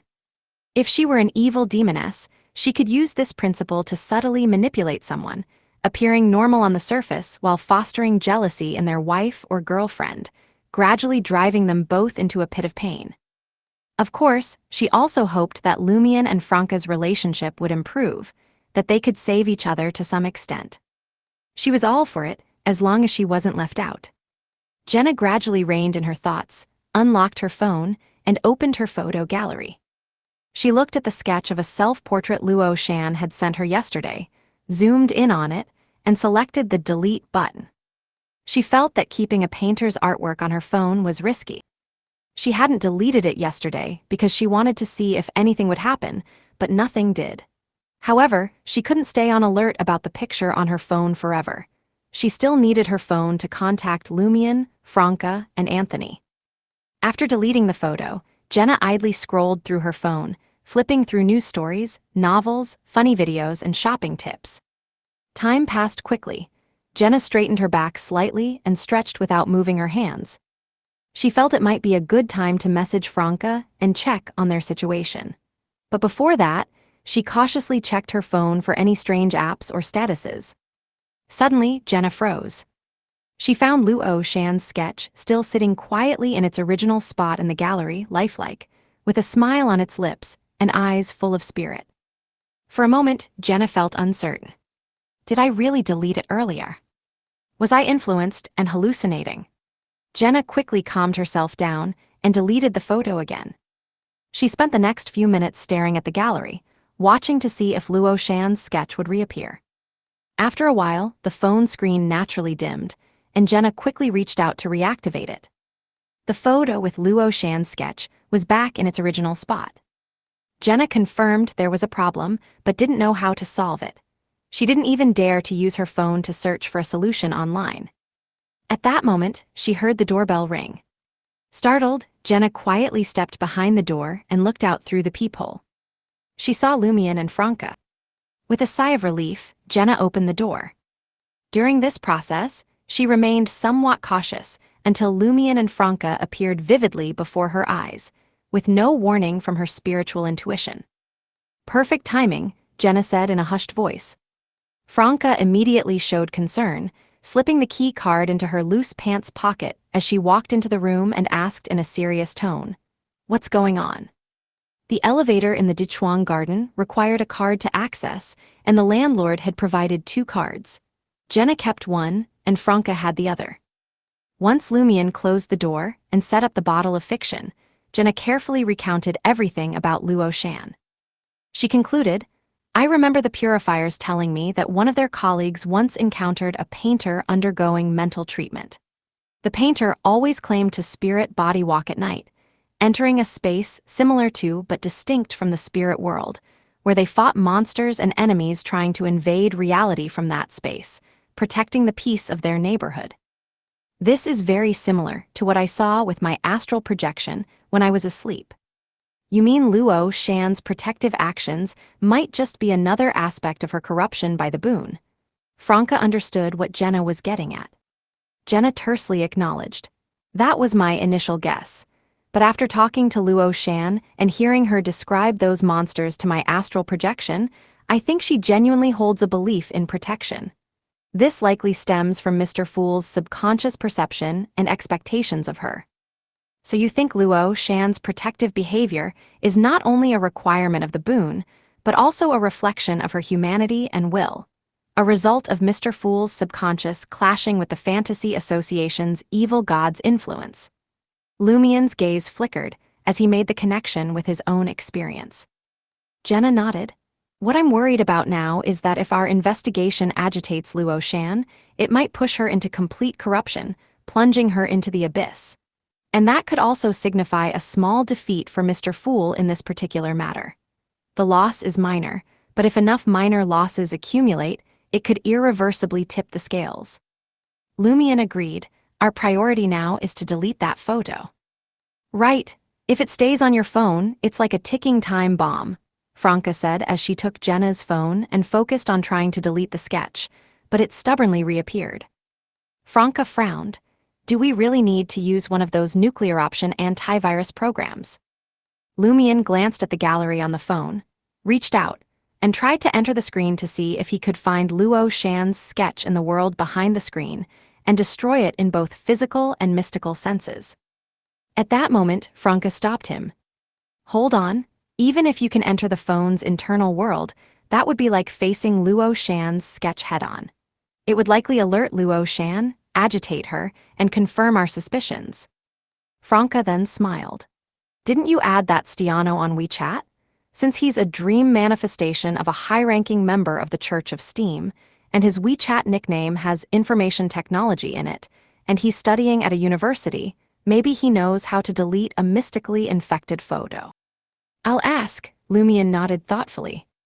He dismissed the bottle of fiction, and had Jenna send Luo Shan's sketch to his WeChat. Then Lumion messaged Stiano. Can you help? My phone has a weird virus. Within seconds, Stiano, whose nickname was Electric Power Energy and Information Technology, replied, Send me a screenshot. He responded quickly. Does that mean he's interested in this kind of thing? Franca muttered. Lumion opened the photo, had Franca take a screenshot, and sent it to Stiano. This photo won't delete, it keeps reappearing. A moment later, Electric Power and Information Technology sent back a compressed file. There's a small program inside. Use it to load the image and delete it, and you should be fine. Is there really a way to solve this? Franca and Jenna both wondered as Lumion followed the instructions, extracting the file and launching a program called Information Shredder. He used the program to load Luo Shan's sketch, pressed the built-in delete button, and then exited the program, locked his phone for a couple of seconds, and reopened it. He saw that the photo was gone from the gallery, not reappearing. After testing it several times, Lumion sent the compressed file to Jenna. Jenna also successfully deleted Luo Shan's sketch, without it returning to her gallery. He's really an expert, Franca said, gazing at Lumion's WeChat contact, Electric Power and Information Technology, with genuine admiration. Lumion used voice input to thank Stiano. Electric Power and Information Technology replied, This virus is worth studying. If you encounter similar problems again, feel free to contact me. Only with similar problems, Lumion mused as he sent a nodding emoji in response. Finally, Jenna relaxed. Suddenly, Franca hissed, In modern society, or rather, in the Dream City, some sequences and Beyonder powers have become even more terrifying and harder to guard against. As we've seen, if a painter's artwork has mystical powers, then the corresponding photo can carry some of that too. And if it spreads online, seen and downloaded by thousands, how horrifying would that be? Even the surveillance world we encountered before isn't something we'd face in reality. Before Lumion and Jenna could respond, Franca had another idea. Computer viruses and phone viruses are still viruses. Can they be controlled by a demoness? Probably not, but a higher sequence of the mystery prior pathway should definitely be able to. Chapter 940, Repaying the Loan. Lumion and Jenna could deeply relate to Franca's concerns. They had encountered a pixie in reality before, a higher sequence Beyonder of the painter pathway, but they had never imagined that something as simple as a photo sent through the information network could carry such terrifying supernatural power. Yes, Jenna nodded.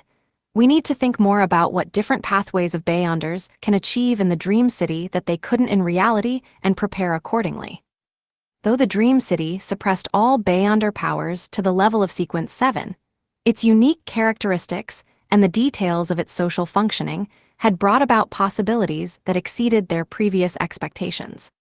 Of course, Lumion and the others had already begun to discuss how certain Beyonder powers from the Demoness and Hunter pathways could interact with the Dream City in unexpected ways. However, they had yet to thoroughly explore the potential changes other pathways might undergo as a result. Their current conclusions were: the Hunter and Demoness pathways, which symbolized calamity, could exploit the unique features of the Dream City positively, like using the abundance of mirrors to set up mirror mazes and cast different mirror spells at any time and place, or utilizing screens as a medium to access previously unreachable or non-existent surveillance worlds and other dimensional spaces.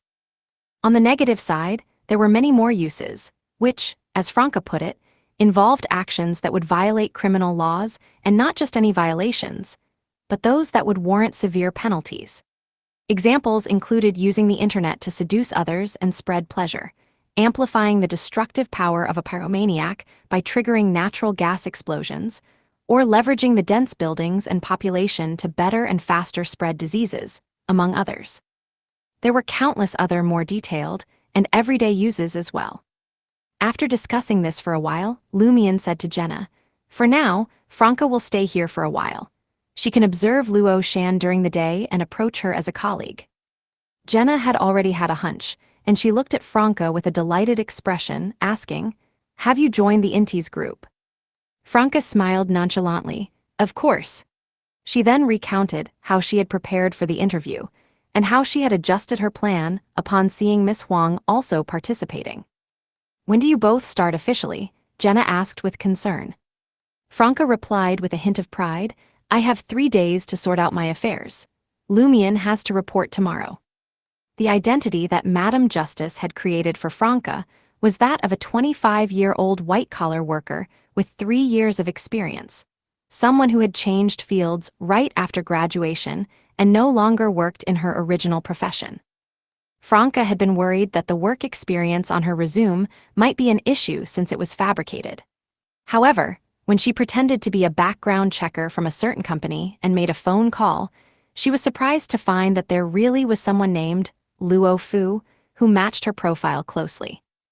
This led her to suspect that the company might be secretly connected to Madame Justice or other major arcana card holders in the Dream City. Alternatively, before Madame Justice was expelled, she might have used her ability to weave the dream and pre-embedded some identities that could be utilized. After identifying the bearer of the 5 lucky coins, she might have painstakingly and time-consumingly altered the names, appearances, and other information. "Anything you need to prepare?"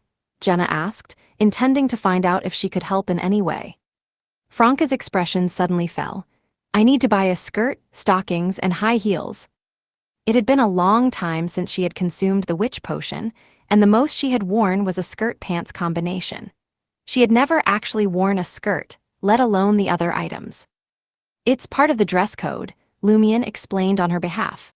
Jenna understood Franca's reluctance and, with a flicker of her eyes, said, "Have you forgotten the acting method? Forgotten the roles you've played before? This is just another form of acting. It's not about digesting the potion this time, but about getting close to Mr. Fool's dream manifestation and secretly dealing with the lurking subordinates of the celestial worthy and the evil god's followers, thwarting their schemes. Remember, you're just acting." Franca had already made up her mind, and now she was just finding more reasons to justify it. So, Jenna's instigation easily worked, and Franca's expression softened. Jenna looked at her and smiled slightly. "I'll wear the same kind of outfit as you. If we're all dressed the same, there won't be any awkwardness or shame." Franca's eyes lit up, sure. Since she had decided to make this sacrifice, getting some perks was a welcome bonus. Lumion stayed silent, letting Franca and Jenna continue their conversation, wary of being roped into making a similar promise. He checked the time on his phone and reminded the 2 demonesses, "Even though we didn't confront Luo Shan's sketch directly, the fact that we managed to delete that kind of photo itself is suspicious. If Luo Shan notices it's gone, she'll likely test us again or even take more drastic action. You 2 need to stay vigilant." "I was thinking the same thing just now," Franca and Jenna responded almost in unison. Lumion waved them off and left. Once he was gone, Franca plopped down on the couch, relaxing as she smiled at Jenna. "Let's go shopping for clothes tomorrow. We have money now, the lottery winnings are in." Jenna visibly breathed a sigh of relief at this news. She cautiously suggested, "Should we pay off those micro-loans first?" She had seen many people in Cartier du Jardin Botanique and Le Marché du Quartier du Gentleman who borrowed from loan sharks, only to eventually destroy themselves and their families, dragging down the ones they loved most. So, even after entering the Dream City, she was always extremely cautious when it came to taking out microloans. "I was hoping to save up some money to rent those good items from Star Dream Provision Store." Franca hesitated for 2 seconds before saying, "Fine, let's pay off the loans first. This might even increase the credit limit, which could come in handy at critical moments when we need to go all in." Before transmigrating, she had seen many cases of people borrowing microloans and having their lives ruined as a result. Now, as a fairly experienced Beyonder, she knew that money could be used to rent the magic mirror Arrows, and she understood that in the Dream City, money was likely a symbol representing valuable resources. The offense-defense battle that occurred during the prize redemption process further solidified this theory. From this perspective, carrying outstanding microloans indeed seemed risky. While it could serve as an emergency solution in the short term, dragging it out over a long period or relying on them to sustain daily life was not a wise choice. Jenna also sat down on the couch and urged Franca to repay the online loan on the spot. She then transferred some money to her teammates to help them repay their loans as well. Only 120,000 left, Franca sighed. Jenna changed the subject, and the two of them chatted about their recent experiences, sharing their thoughts on daily life. In the end, Jenna couldn't help but ask again, how exactly can we awaken Mr. Fool? They had discussed this question many times before, but still had no concrete ideas. They could only observe and make contact, hoping to find clues and inspiration. Franca shook her head and sighed. I don't know. The major arcana have tried everything they could think of, from directly reminding him of the existence of Beyonder powers to filming a movie that fully depicted his experiences in the hope of triggering his memory. None of it worked, and they were quickly expelled from the dream as a result. She hadn't known before, but now she understood that the movie they shot was The Great Pirate 3. It seems like no one has tried directly telling Joe Mingrui the truth, Jenna recalled. We're not sure if that would work, but it would certainly lead to being expelled from the dream quickly, Franca replied with a self-deprecating smile. Still, if we have enough attempts left, we could isolate someone and let them give it a shot. Late at night, the two demonesses washed up and went to bed, each occupying a pillow.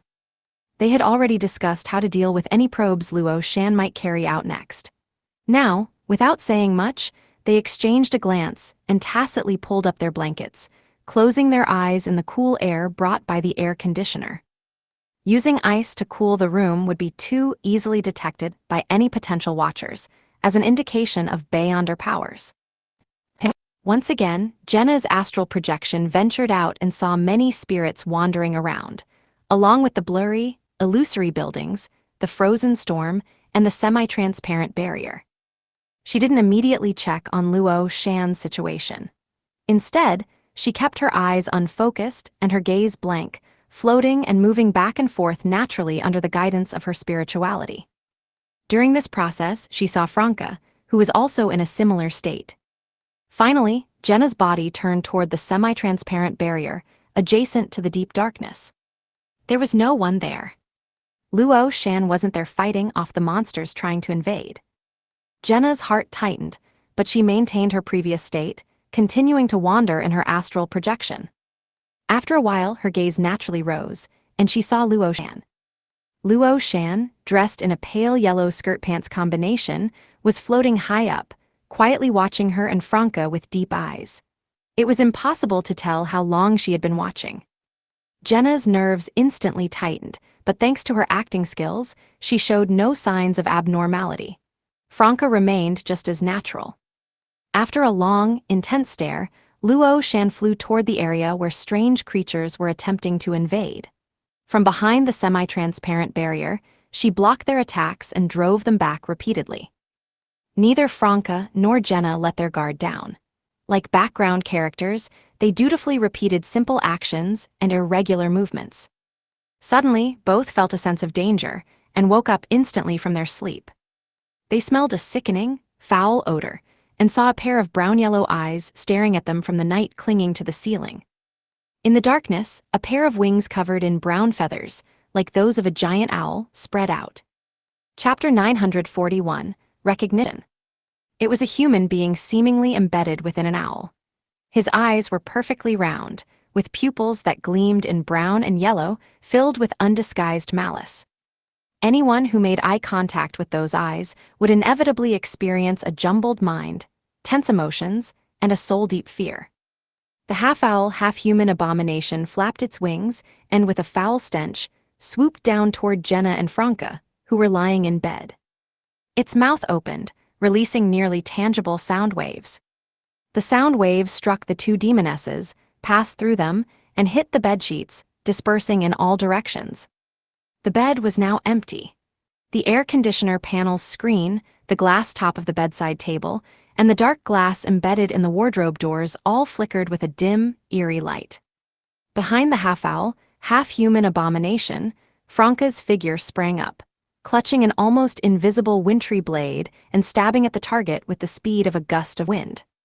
The transparent triangular spike pierced the abomination's body with precision, freezing it in an instant as if it had encountered an icy spell. At the bedroom door, Jenna's figure appeared, holding a mirror that reflected the enemy's now stuttering movements. With her other hand, she ignited a silent black flame and quickly ran it across the surface of the mirror. The half-owl, half-human abomination ignited with an evil black flame from the inside out, but due to the wintry blade's effects, it couldn't even let out a wail or scream. Soon, the abomination burned to ashes, leaving nothing behind. A type of spirit creature. Franca understood that a demoness's black flame mainly targeted spirituality and life, making it difficult to ignite a physical entity.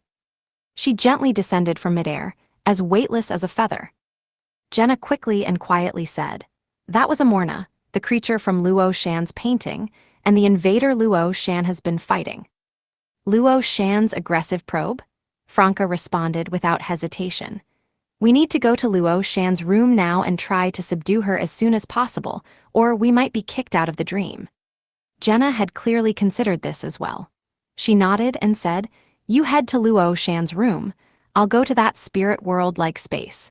If necessary, I'll take Luo Shan's place and guard the barrier to prevent those invaders from getting through." She thought Luo Shan might not be in her room and could still be at the semi-transparent barrier. She was also worried that without Luo Shan's protection, the invaders might break through the defense line and cause a disaster. Franca didn't waste time and, with a slight nod, slipped to the other side of the curtains, opened the master bedroom window, and jumped down to the 15th floor. She didn't use the ice amulet to cross through the mirror world, fearing that Luo Shan, who had sensed Jenna's previous probe, might have set some traps afterward. Franca's body was as light as a feather, yet the wind didn't push her off course. She landed precisely on Luo Shan's bedroom windowsill and pried open the window with a thin layer of frost. Franca didn't rush in. Using the faint pre-dawn light, she quickly scanned the room. The bed was empty, and paintings of various subjects hung everywhere. Hiding, Franca pulled out a mirror from the traveler's bag.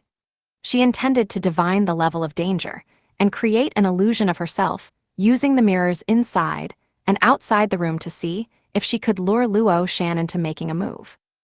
In the spirit world-like space, shrouded by the frozen storm, Jenna's astral projection emerged and immediately looked toward the nearby semi-transparent barrier, adjacent to the deep darkness. Luo Shan wasn't there. Mornas and other bizarre creatures were attacking the barrier, gradually thinning it and causing the frozen storm to show signs of disintegration. Jenna looked around, scanning up and down, but still didn't spot Luo Shan. She sighed inwardly and floated to the area under heavy assault by the monsters. Dangerous black flames and crystalline ice spears formed around her, shooting outward and smashing many of the invaders. After holding the line for 15 minutes, the monsters retreated into the depths of the darkness, their attack fully repelled. After a while, sunlight began to filter into the area, and both the frozen storm and the wandering spirits and illusory buildings faded away. Jenna's astral projection also returned to her body. Morning had arrived.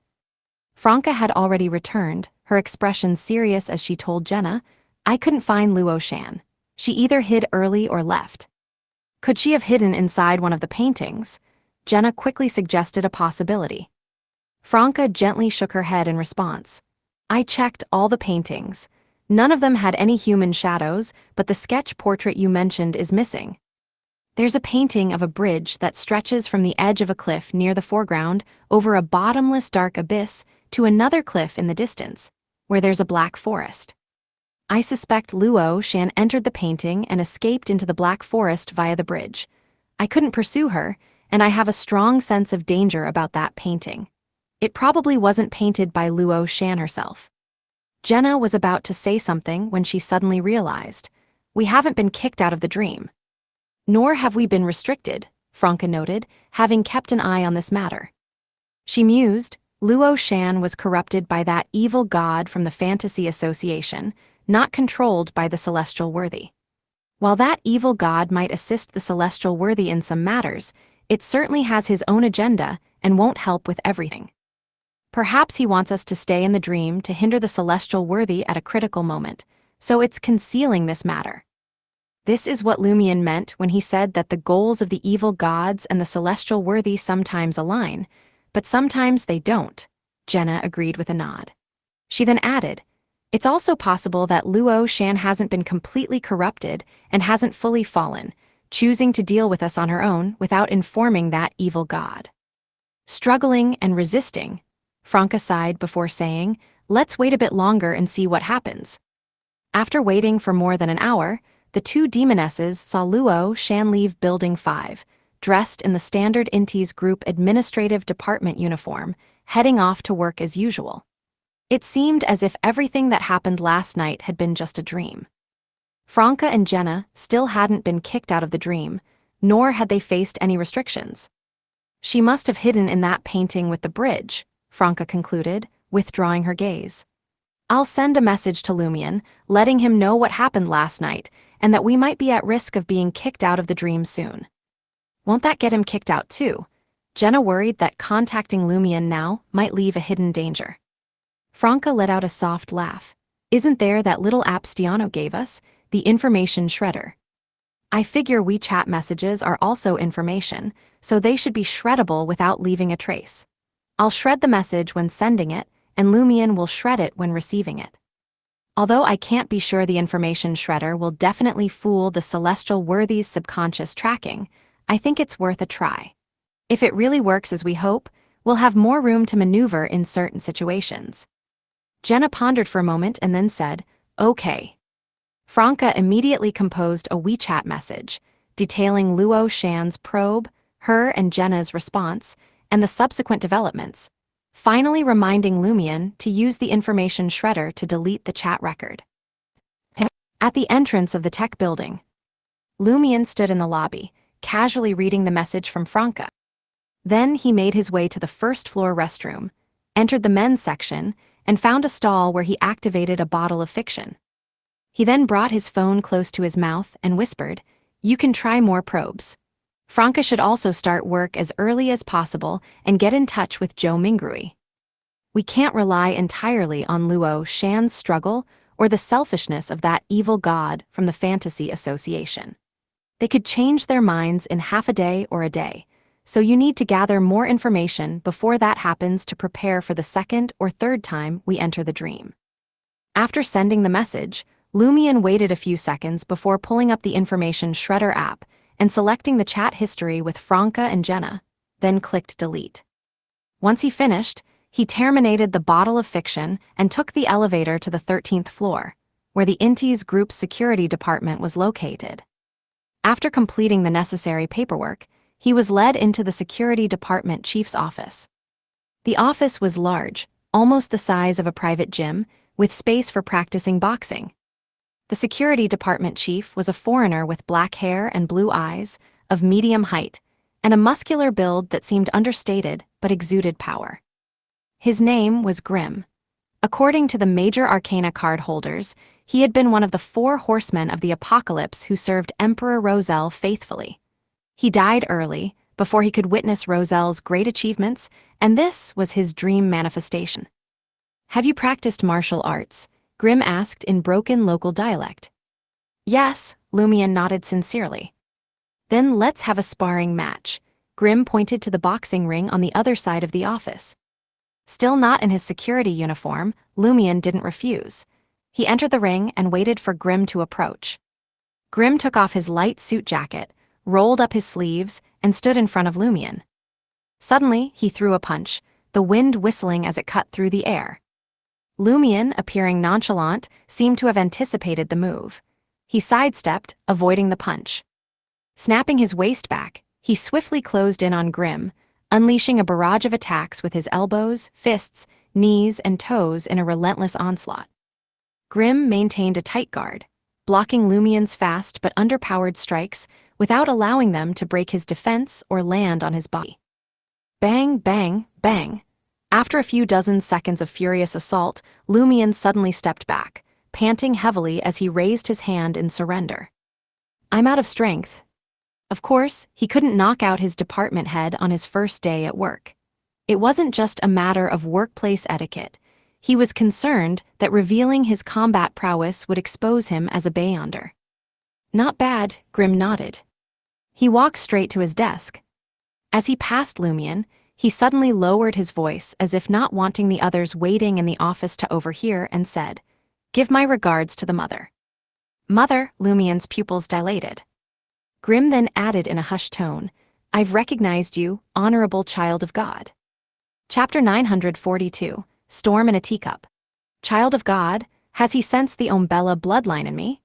This dream of a great existence is truly remarkable, even capturing the smallest details. Lumien had now realized the truth, and he gently nodded in response to Grimm's greeting. He turned and took a few steps, then said to Grimm, "Director, I'll be heading out first." Grimm's full title was Director of Security for the Intes Group. Grimm's face broke into a satisfied smile as he gave a barely perceptible nod. "I'm quite pleased with your fighting skills. You should now follow Team Lead Su to familiarize yourself with the different positions and procedures in the security department." This was his way of subtly indicating to Su Xinyang, the current team lead of security Team 2 who was also in the office, that he valued this young man and did not want Su to give him a hard time. "Yes, Director," Lumien responded with a slightly excited tone. As he followed Su Xinyang out of the office, his expression gradually settled, and thoughts about Grimm flashed through his mind.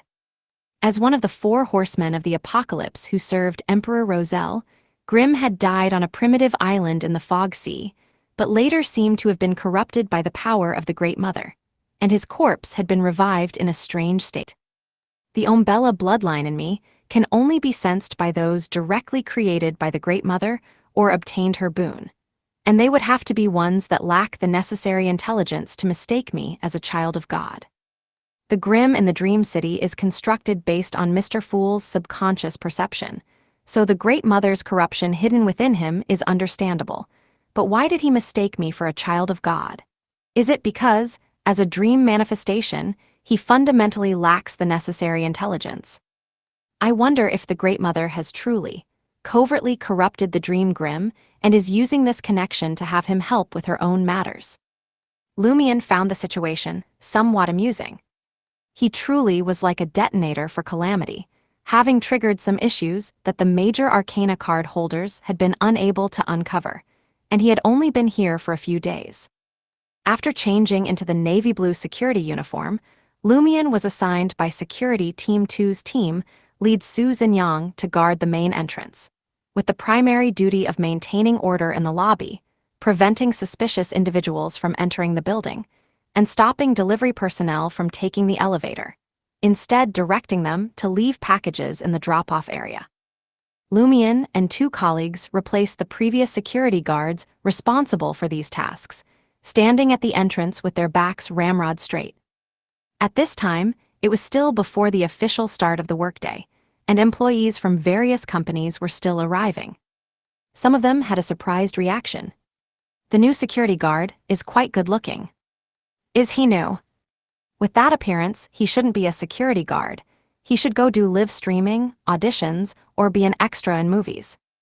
Soon, a male employee from an MCN company on the 7th floor and a female employee from an Intes Group subsidiary company consecutively walked up the stairs and headed toward the entrance.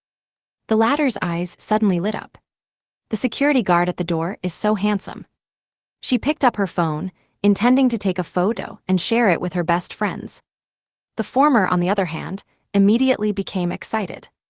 A handsome security guard, not at all sleazy, handsome security guard, that's great material. It might even become a hot topic and miraculously attract eyeballs. While a level of handsomeness that would only be considered average or slightly above average for regular people.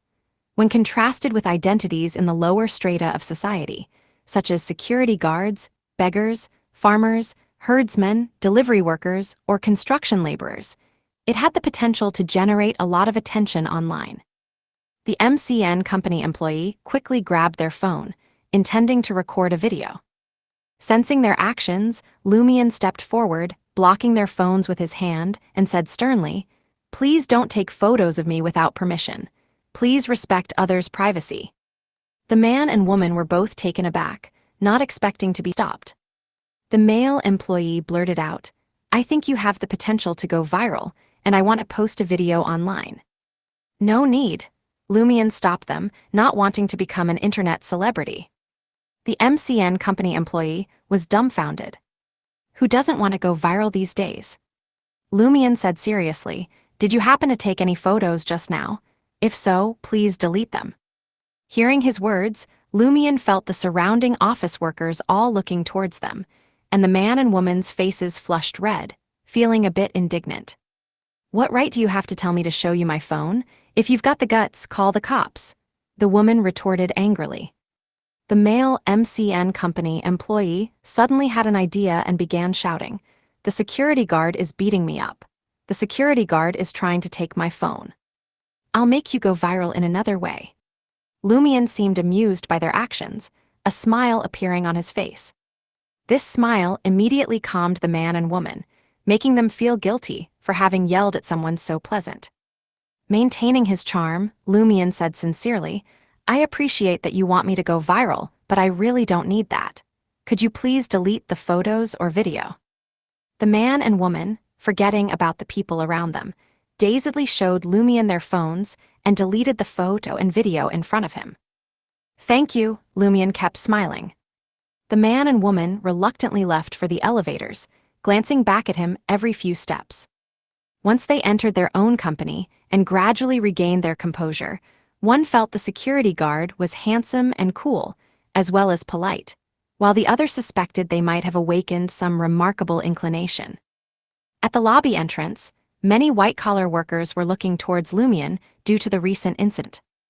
Lumion spotted Joe Mingrui, who had changed into a dark polo shirt and was carrying a black briefcase. Joe Mingrui also seemed to recognize him, with a hint of surprise on his expression. Lumion gave him a slight smile and gestured towards his security uniform. Joe Mingrui composed his expression and politely nodded. Beneath his calm exterior, his heart was racing with shock and suspicion. Why is it him, that young man who had an early romance and became a father at a young age? How did he end up as a security guard at my company? I only saw him a couple of days ago, and now he's a security guard. Isn't that too coincidental? Is it because of the incident with the vending machine? After becoming an assassin, I feel like there's been someone secretly observing me. Is this person trying to investigate my anomaly? Joe Mingrui maintained his usual expression as he stepped into the elevator, waiting for it. He began to feel like he should resign and move away from his current residence, completely escaping the hidden observers. The reason he hadn't done so before was that his acquisition of Beyonder powers had not been discovered, and the Intis group's salary was quite plush, at the top tier in Yangdu. If he resigned, it would be very difficult to find a similar good job. I'll observe for a little longer. If there really is a problem, I'll have to resign and move. If that doesn't work, I'll go look for jobs in Beijing or Shanghai. Will it implicate my family and friends? Thinking of this, Joe Mingrui shuddered, not daring to imagine the worst-case scenario. He could hide, but his family and friends couldn't. And without any evidence, even calling the police might not do any good. Reaching the 10th floor, Joe Mingrui, still carrying his black briefcase, did not immediately head to the tech department, but instead turned towards the administrative department across the hall. He wanted to find Luo Shan, the administrative staff member he was most familiar with, and ask about the new security guard. Luo Shan was not at her desk, seeming to have gone to the restroom. After greeting a few other administrative staff, Joe Mingrui made an excuse and stood by Luo Shan's desk, waiting for her. His gaze swept over her desk, finding some familiar items, but also a sense of unfamiliarity. In addition to the cute decorations she had before, there were now strange paintings adorning the divider, the surface of her water cup, and the outer layer of her snack bags. Next to the computer screen was an empty bottle of a beverage that seemed to have been kept as a decorative item due to its attractive design. Zhou Mingrui's gaze landed on that beverage bottle, looking past the colorful and diverse abstract packaging to the two words that stood out: painter. Painter, Zhou Mingrui's eyes narrowed slightly. What are you looking at? Luo Shan's voice suddenly came from behind him. As an assassin, he had failed to sense her approach in advance. Zhou Mingrui quickly put on a smile and turned to face Luo Shan, acting casual. I have something to discuss with you. I saw a new security guard downstairs just now, and he was arguing with two people, saying they were taking photos of him without permission. Zhou Mingrui recounted the situation he had observed, without adding any speculation. Finally, he asked, is he one of our company's security guards? Yes, he just started today. Luo Shan had a look of sudden realization. I heard from Feifei in HR that they hired a really handsome security guard, and I was thinking of finding an excuse to go check out the security department. Lowering her voice, Luo Shan continued, I'll tell you a secret, but don't tell anyone else. That security guard is only 22 years old and already has a child. I know that. He looks younger than his actual age, Zhou Mingrui murmured inwardly. Luo Shan continued, guess how old the child is? 7 years old. 7 years old, Zhou Mingrui doubted if he had heard correctly. 7 years old, a junior high school student with a child? Tesk. Luo Shan clucked her tongue. Having a child at 15, so he did that at 14, he's right on the edge of being illegal and criminal. I don't know how old the mother is. Zhou Mingrui suddenly felt the new security guard might not be after him. If he had some scheme, why would he expose such an earth-shattering and attention-grabbing background? How would he be able to carry out his covert operations? That doesn't fit the logic of trying to be discreet. Luo Shan rambled on, finally saying, but he has a very ordinary, average name, Li Ming. Li Ming, why not Li Hua? Zhou Mingrui muttered as he left Luo Shan's desk and headed towards the exit of the administrative department. He didn't look back, because he felt Luo Shan might also have some issues. She might have already become a painter. Zhou Mingrui remembered Luo Shan previously bringing a bunch of beverages for everyone to draw, and at that time, he had drawn Instigator and fed it to the mushrooms, while Luo Shan had drunk Reporter. Back then, he hadn't detected anything unusual about Luo Shan or the other colleagues who had drunk similar beverages in the office. Now, the painter beverage and the paintings that had appeared on Luo Shan's desk were making him suspicious. Chapter 943, A New Fabrication. At 4:30 p.m., Lumian gathered his personal belongings, changed out of the security uniform, and prepared to leave work. This job surprisingly had an 8-hour shift system, but he would have to take turns on night shifts later. It had to be said that Mr. Huang Tao was not too strict in his treatment of employees, and was quite generous with the pay, even if some departments did require frequent overtime, for which Mr. Huang still provided overtime pay, and at a fairly high standard. If the overtime was too late, there were also reimbursements for late-night snacks and transportation. So, although Mr. Huang was notorious for his womanizing, and some of the company's policies were not very friendly or respectful towards certain female employees, there were still many who were eager to join the Intis group. Today, Lumian had been stationed at the main entrance, not assigned to patrol the floors or monitor the security cameras. He had only encountered Zhou Mingrui once in the morning and had not seen him since. He was not disappointed about this, nor was he impatient. The pace was just right. He walked towards the bus stop, braving the scorching sun, and along the way, he took out his phone to send a voice message to Franca. I think I've left a rather strong impression on Zhou Mingrui today. Although I didn't notice any obvious changes in his expression, if I were in his shoes, I would certainly suspect that it's not a coincidence that I just happened to meet him at dream tutoring classes, and then immediately started working at the Intis group. That I must be tracking him, with some hidden, sinister purpose. Given Zhou Mingrui's caution and prudence, he will most likely think this way. Since he has formed such a deep impression, I won't be going back to Xinheng district tonight. I'll find a cheap motel to stay at and see if there are any developments at night, whether it might lead to me being kicked out of the dream. Ludwig is being taken care of by Anthony. Soon, True Hidden Blade replied. Doesn't this risk Joe Mingrui resigning? That's bound to be a contingency plan for such a cautious person. I haven't even started the job yet. I've already bought several sets of clothes and spent quite a bit of money.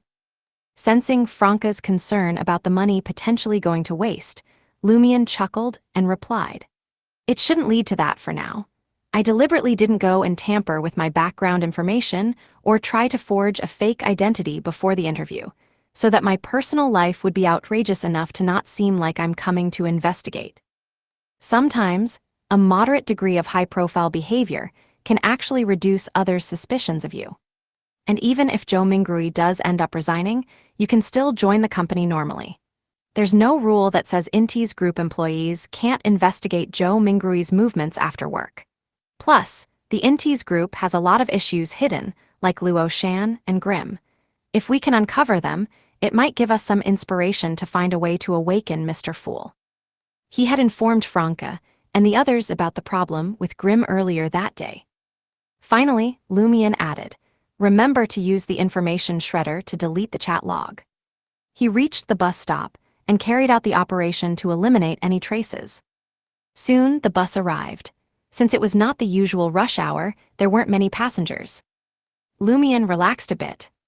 When he had taken the subway earlier, there had been an incident where a man had tried to grope him in the crowded environment, nearly having his wrist twisted off by Lumion. He wasn't afraid of such things, he just found it annoying and a waste of his time and energy. If he was experiencing this as a male, what would happen if he switched to his demoness state? Dichuan Garden. Franca played Lumion's voice message so that Jenna could hear it.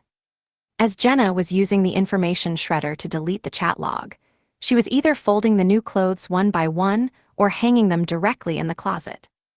They had gone to the garment wholesale market again that morning, but this time they chose higher quality and more expensive items, spending nearly 2,000. After washing, baking dry, and ironing, the clothes were now ready to wear. I've already applied to start work tomorrow, Franca said contemplatively as she helped fold the clothes. In her previous life, she hadn't even finished university, never getting the chance to experience work. After her transmigration, she had lived off the original body's savings for a while, then by chance became an assassin, bidding farewell to a regular job. Jenna smiled. Just remember that you're going there to investigate the issues and interact with Mr. Fool's dream manifestations, not because you actually want the job. Then you won't care about how others view your work performance. I wonder when Joe Mingrui will resign, Franca chuckled. I hope I can at least get 1 month's salary. After tidying up the clothes, the two demonesses leaned against pillows on the bed and started scrolling on their phones.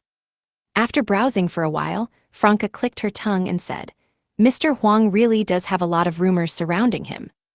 Huang Tao himself rarely posted anything on social media, but it was impossible to avoid the many ex-girlfriends he had had, numbering in the hundreds, of all kinds.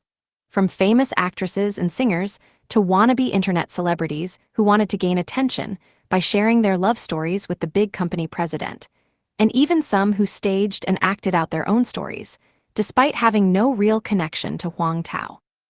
So no matter what Franca and the others browsed, they would come across stories about Mr. Huang and his women every now and then, reinforcing the impressions they had formed from Roselle's diary and the corresponding legends. However, Franca still wanted to say that Mr. Huang was truly generous with his money, and would not set traps to reclaim the gifts he had given, or have the women thrown in jail. It was precisely because Huang Tao's many mistresses were verifiably from the administrative department of the Intis group that Franca had discovered during her job interview that not many people were applying for the positions for the sake of the job itself.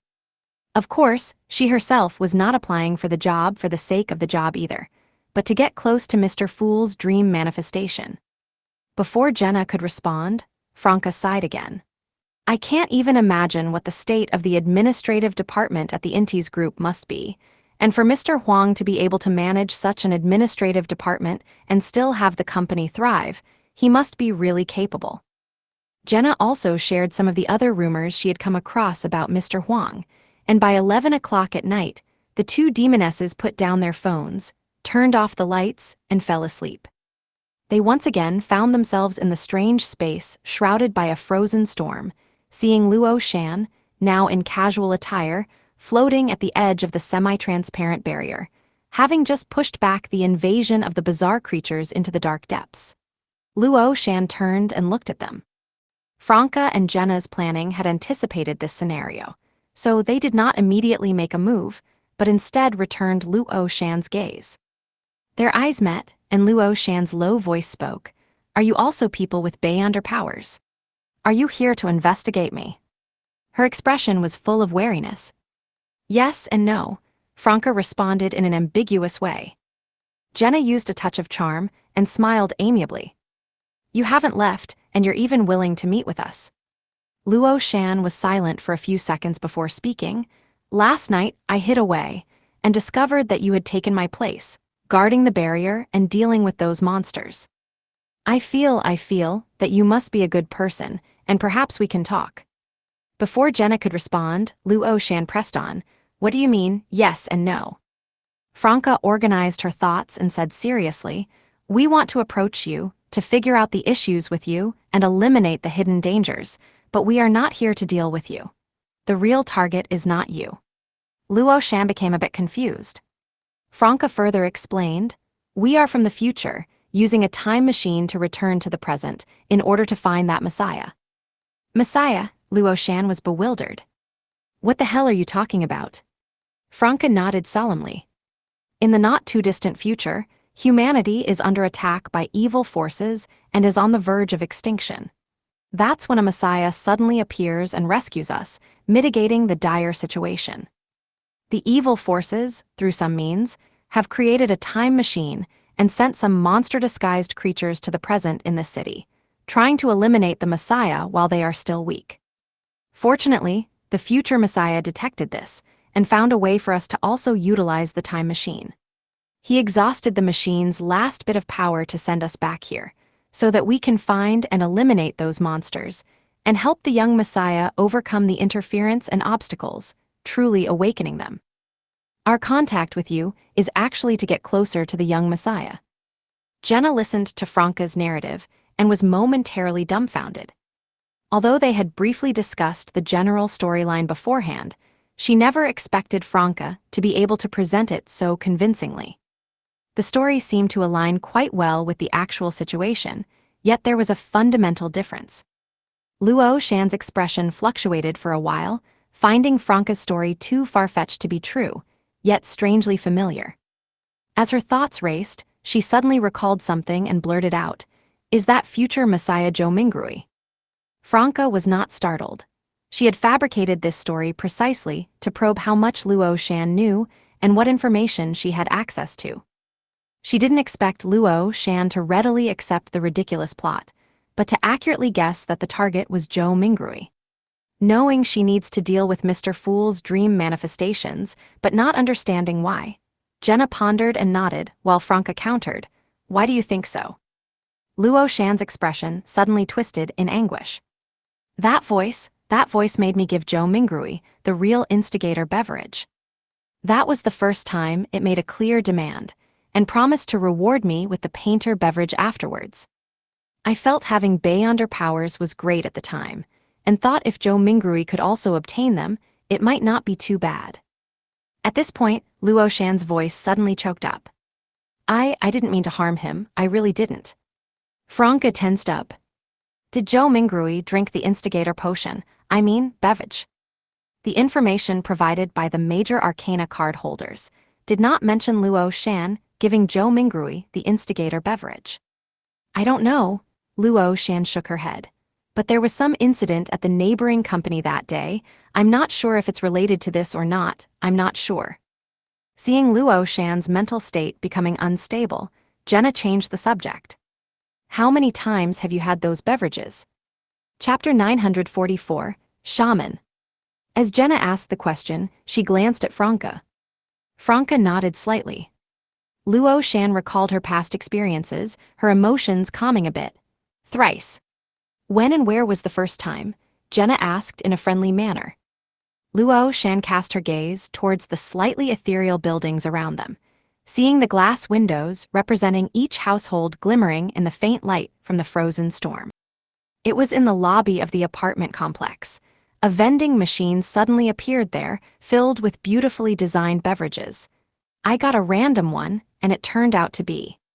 Seeing Luo Shan suddenly pause, Franca, floating in front of a building, took a step forward with an eager expression, wanting to probe further.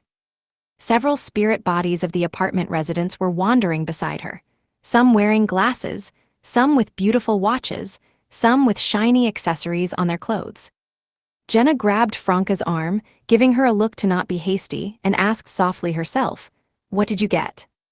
Shaman, Luo Shan named the beverage. Shaman, what abilities did it give you? Jenna asked casually. Luo Shan's mood lifted a bit.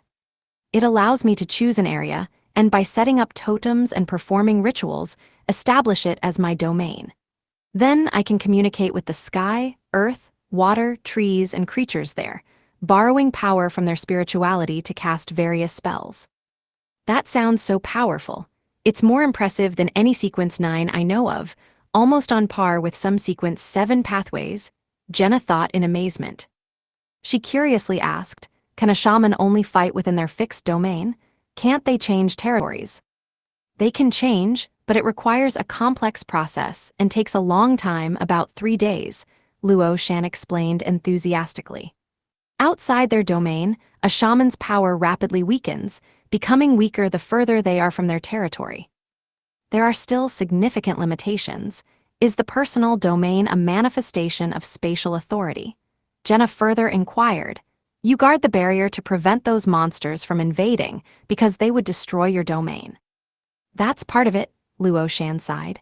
Another aspect is that a shaman's power allows me to sense different spaces, higher worlds, letting my spirit make initial contact with them. This causes my soul to be noticed by the monsters, becoming a target for their invasion. This place you're in now is a unique space formed by the fusion of my spiritual world, the shaman's domain concept, and the corresponding spirit world of Dechuang Garden. Those monsters want to use it as a stepping stone to invade reality, while also attacking my spirit and mind. If the barrier is breached, my soul will be controlled or even replaced by them. A Sequence 9 has such high risks. No wonder Shaman sounds so powerful.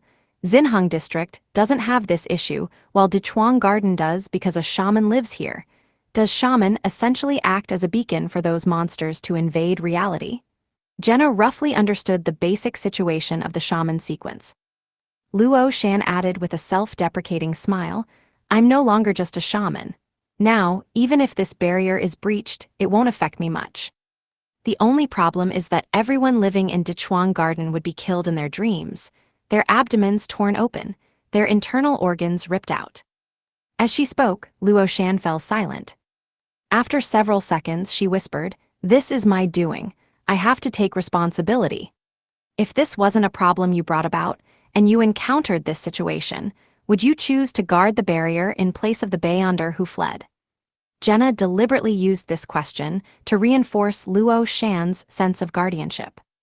Luo Shan's lips moved slightly. I don't know, maybe, probably. Jenna didn't press Luo Shan for a definite answer, instead asking with concern, You have to guard the barrier every night and still work during the day. Isn't it too exhausting? No, you can think of this as my mind world or my dreamscape.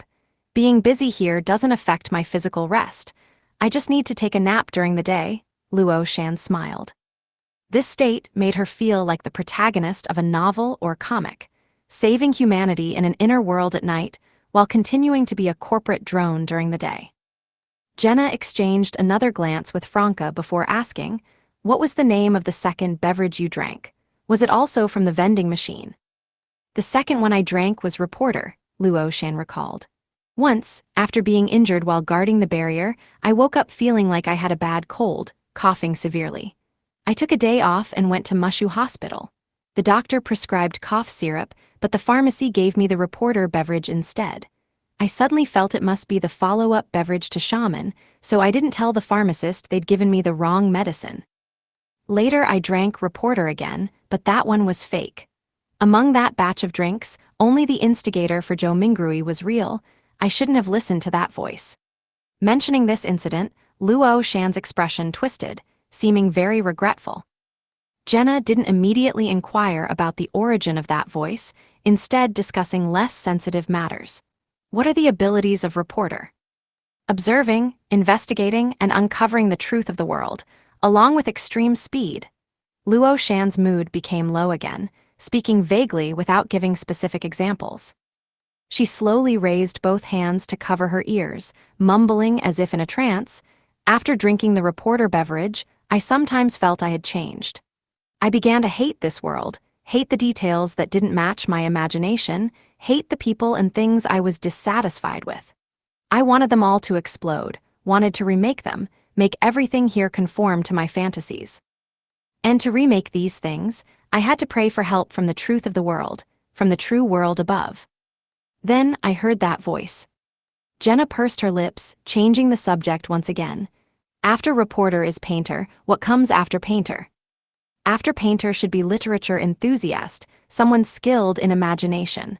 I haven't gotten that one yet. Luo Shan briefly answered Jenna's question, then moved her hands up to pull at her hair. That voice made me malicious, fierce, cruel. As she spoke, Luo Shan suddenly burst out, crying as if her heart was being torn apart. I don't want to be like this. I'm not this kind of person. Crystalline tears were already streaming down her cheeks. Seeing this, Jenna floated closer and said in a gentle voice, I know you're not that kind of person.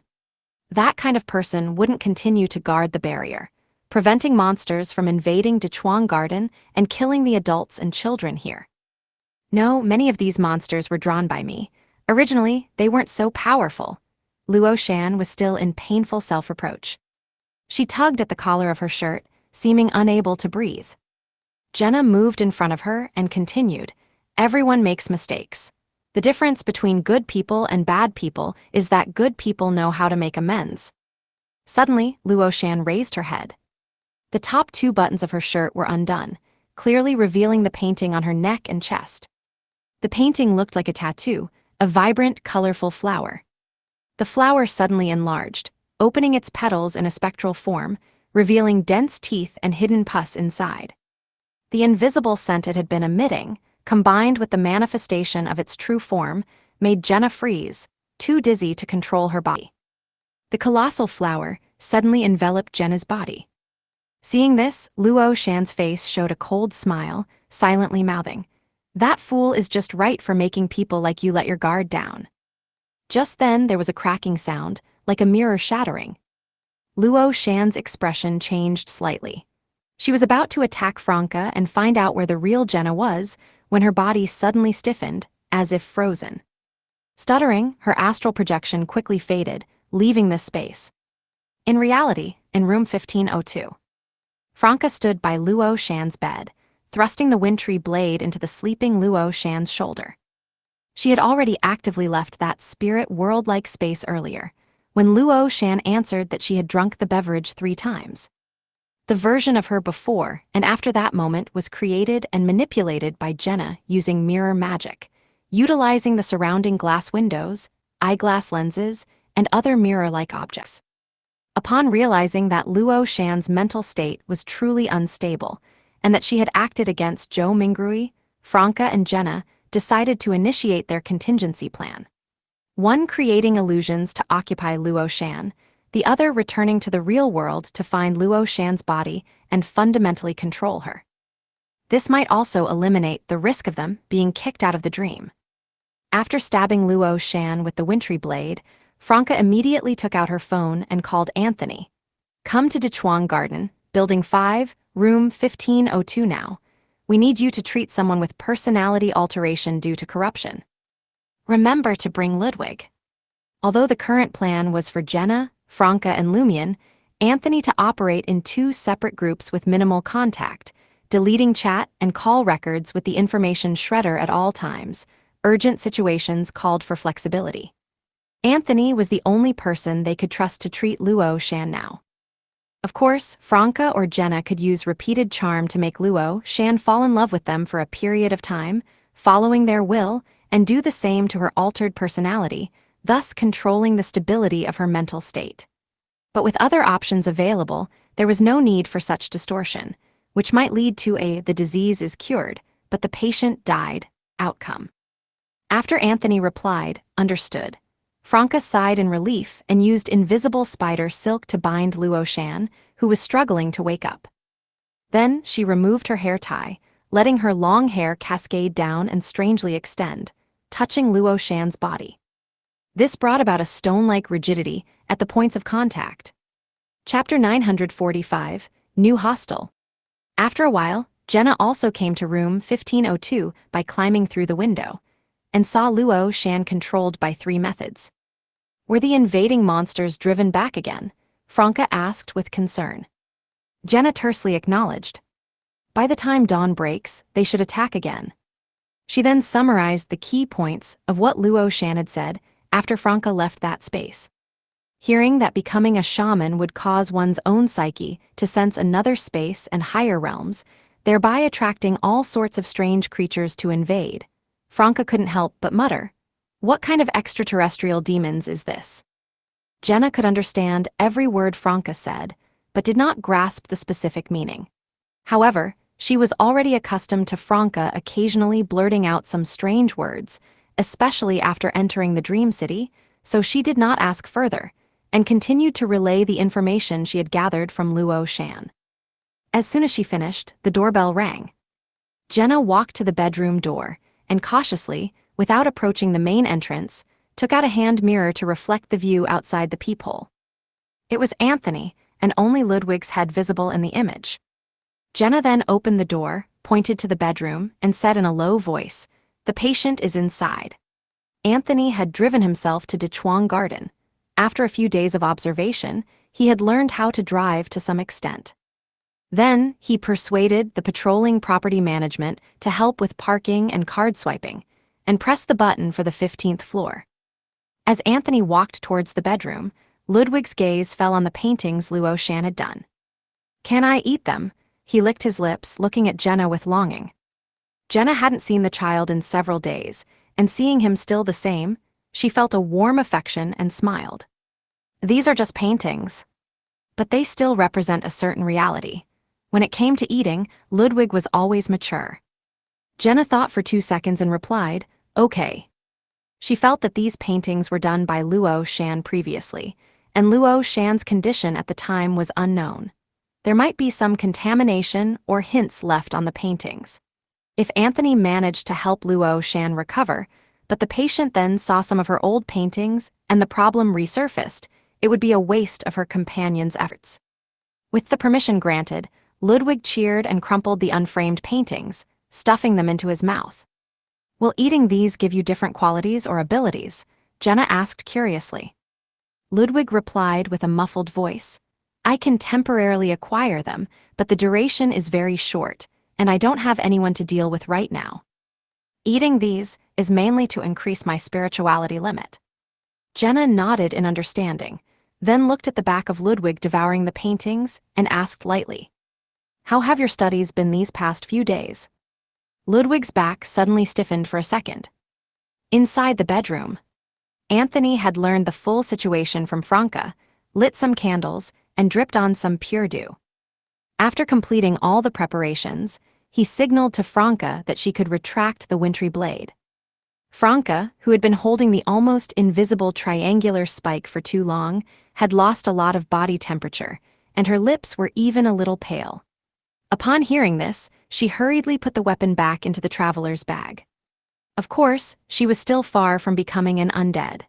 The negative effects of the wintry blade were also suppressed to sequence 7 in the dream. As the wintry blade was put away, Luo Shan's eyeballs rolled slightly under her eyelids and slowly opened.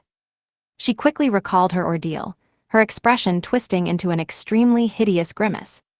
Then she saw a pair of deep brown eyes, like a deep lake, and the flickering yellowish candlelight reflected in them. At the same time, she smelled a soothing aroma. Luo Shan immediately became calm. Seeing this, Franca clicked to enlarge the words she had previously written on a memo and showed them to Anthony. Do not try to guide or suppress the corruption hidden in the patient's beyond her powers. Trying to completely eradicate them is unrealistic and very dangerous for us now. What you need to do is treat the patient's mental problems, resolve the personality alteration, or reduce the impact of the personality alteration. If the patient relapses later, we will still handle it according to the current plan, until we find a way to thoroughly solve the corruption problem or find help. Anthony gave an almost imperceptible nod and began to communicate with Luo Shan's mental self. Franca stood by, ready to intervene if anything went wrong with Anthony. After Ludwig finished eating even the paintings in the bedroom, leaving only the one with the bridge, precipice, abyss, and dark forest, Anthony finally completed the treatment, extinguished the candles, and led Ludwig out of the bedroom, leaving room 1502. After another dozen seconds, Luo Shan's long eyelashes fluttered, and her gaze gradually recovered its normalcy. She looked at Franca and Jenna, her expression a mix of bewilderment and as if she understood everything, and said, I feel like I've just woken up from a long nightmare. We found a professional doctor and cured the problems caused by the corruption in the potion beverage you had to some extent. Of course, this is just the end of the first treatment course, and whether there will be more courses will depend on the situation. Franca explained vaguely, retracting her long hair and releasing the invisible spider silk bindings. I knew you guys would help me. Even if you can't cure me, you'll deal with that demon properly. Luo Shan's spirit and mind had returned to the lively state before she drank the reporter beverage. She smiled at Franca and said, Actually, I noticed at the time that you seemed to have become less real, but I suppressed that feeling and deliberately didn't look at you again so that she wouldn't find out. Luo Shan had already started referring to the altered personality as she. That altered personality also called her that. The situation seems to be more serious than we had anticipated previously, but at least we managed to control her and provide treatment in time. Franca nodded with relief. Jenna then asked curiously, You could tell that Luo Fu became a mirror illusion, relying on the reporter's ability to observe, investigate, and uncover the true world, right? They had not fully understood the painter pathway beforehand, and their plan almost failed. Yes, Luo Shan quickly nodded, looking at Franca. Your name is Luo Fu? It's so beautiful, even nicer than my name. You're all so beautiful. We all have the surname Luo. Maybe we were from the same family 500 years ago, Franca joked. Jenna thought for a moment, looking at Luo Shan. Why do you go out every evening? Sometimes I go to find tasty food to treat myself. Sometimes I go shopping with friends, and sometimes... At this point, Luo Shan's expression changed slightly. Sometimes I go to a hostel that's still under renovation and hasn't opened yet. That's the latest demand of that voice. It said that after the hotel officially opens, it will bestow the literature enthusiast beverage on me. Hearing that the voice demanded opening a hotel, Franca and Jenna simultaneously thought of a term. Hostel. For that evil god of the fantasy association, the concept of a hostel has strong symbolic meaning. Reflected in the dream, it's wanting to open a hotel. Franca asked, Is the money for opening the motel from you, or is there another source? I put in part of it, spending all my savings. Fortunately, I had already bought this apartment before, so the remaining money wasn't much. But lately, I've been seriously considering mortgaging the house to get a loan and get the hotel open as soon as possible. As she spoke, Luo Shan had a look of lingering fear on her face. Money, opening a hotel requires money. That evil god of the fantasy association didn't directly give money, but made the bestowed offer it themselves. In Mr. Fool's Dream City, money indeed has a strong symbolic meaning, and the evil gods have to worry about it, Franca asked thoughtfully. You only put in part of it, who provided the rest? It's people similar to me, but I haven't met them. Different people go to oversee the hotel renovation every day, not contacting each other, and they're not even on the shareholder list. I'm not on it either. The hotel is owned by someone called Anderson. Anderson Hood, Franca and Jenna asked in unison. How do you know? Luo Shan was surprised. Franca laughed. We know a lot more than you think. She asked for the name of the hostel, opened her phone, searched it, and then saw the name Colorful Hostel with Anderson Hood's name clearly listed as a shareholder. This was too direct and conspicuous, making Franca feel that the other party was challenging or boasting about a successful prank. This needs to be told to Lumion, let him probe Anderson. Speaking of which, he hasn't had an excuse to communicate with Anderson. The hunter hasn't been sending messages either. Jenna took out her phone, hesitating whether to contact Lumion now. She was afraid of waking the other party. After a brief consideration, Jenna still chose to step out of the bedroom and use the text input method to report the information about the colorful hostel to Lumion. She couldn't let the softness in her heart hinder the communication of key issues. Perhaps it wouldn't be long before dawn, and she and Franca would be kicked out of the dream. Luo Shan followed and came to the living room. She looked around and asked, "Where are my paintings?" "We've taken care of them all," Jenna honestly expressed her previous concerns. "Okay." Luo Shan nodded in agreement, then pointed to the remaining painting and said, "What about this one? It's the most dangerous." Seeing Franca and Jenna both looking at her, Luo Shan's expression changed a bit as she said, "It's not a painting I did. Soon after I drank the reporter potion, I suddenly received this painting. I don't know who sent it. I feel that the other me, in my heart, is also in the dark forest in this painting. Conventional methods can't get rid of it." Jenna did not hide anything from Luo Shan. Franca changed the subject thoughtfully. "What about the self-portrait?" "When you deleted all the photos, it self-combusted, so I knew you had a problem," Luo Shan said, worried and curious. Franca immediately became eager to try, pointing to the painting with elements like the dark forest, precipice, and bridge, and asked Luo Shan, "Have you tried taking a photo of this painting? Did anything unusual happen at the time?" If she could take a photo, and the abnormality wouldn't immediately manifest, they could consider using the information shredder to handle it. "I couldn't, the photos would turn out blank. I even tried throwing it away, but it mysteriously came back." Luo Shan shook her head. As expected, Franca was not too surprised by this. She pondered and said, "Can you give us this painting? We have a way to deal with it, but we'll have to wait until morning." Chapter 946, 5-star rating. After returning to room 2303 with that painting, Jenna asked Franca, "Should we have Lumion contact Stiano? He should be very interested in how to deal with this kind of painting." The previous self-portrait sketch of Luo Shan could be photographed but not deleted, while this precipice bridge painting couldn't be photographed at all. Franca pondered for a few seconds, then smiled and said, "That's one of the backup plans, but not the first choice. We currently only know that Stiano is interested in mystical photos that can spread online and can't be deleted. We're not sure if he has the desire to research paintings that can't be uploaded to the internet. Besides, always owing favors to someone or owing too many may not be a good thing. It will have to be repaid eventually. There's no such thing as a free lunch. It's similar to taking out microloans. Do it appropriately and moderately, and be prepared to repay from the beginning." With the analogy of microloans, Jenna immediately accepted Franca's reasoning. "Then how do we deal with it?" she asked. Franca's smile widened.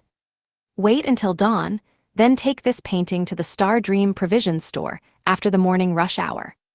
"Huh?" Jenna couldn't quite follow Franca's train of thought. Franca, who had read extensively before her transmigration, always had a broad perspective. She chuckled softly. "When you get to the Star Dream Provisions store, ask the shopkeeper if she'd buy items with mystical elements, and how much she would offer. If she's willing to buy it, this painting probably won't be able to come back on its own."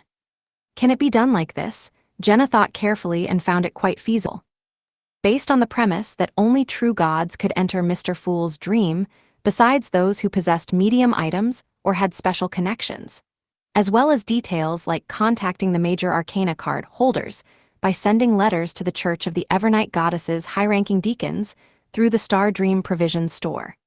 And the dim environment of the store itself, Lumion's team could actually guess the shopkeeper's identity in reality, but they tacitly agreed not to mention it.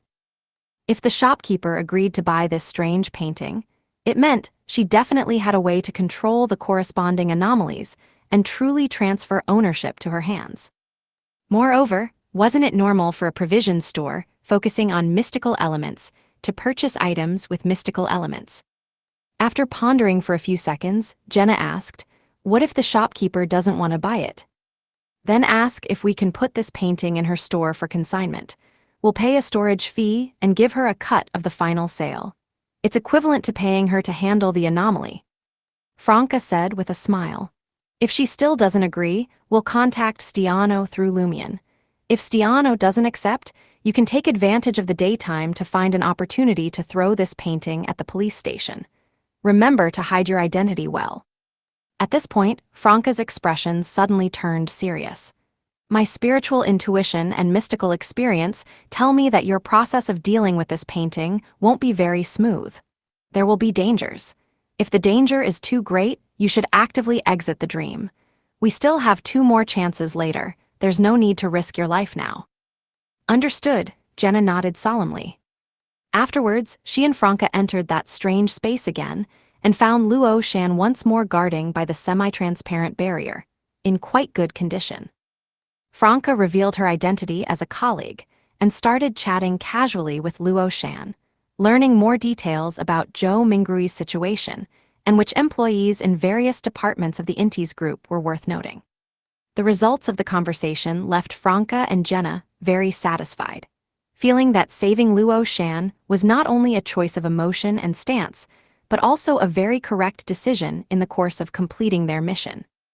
The information obtained from Luo Shan might have taken Franca and Lumion 1 or 2 months to slowly collect on their own. "Later on, we'll need your help to convince Zhou Mingrui that he is the future Messiah," Franca said to Luo Shan with a flattering smile. "We can't directly tell him the truth. He definitely wouldn't believe it." "He absolutely wouldn't believe it. No normal person would. They would just think it's a prank or a scam," Luo Shan nodded, then added in a small voice, "I don't fully believe it myself now." Franca pretended not to hear Luo Shan's mumbling and changed the subject. When dawn broke and they automatically left that strange space, Franca got out of bed and took out the clothes she was going to wear today from the wardrobe, with a heavy expression.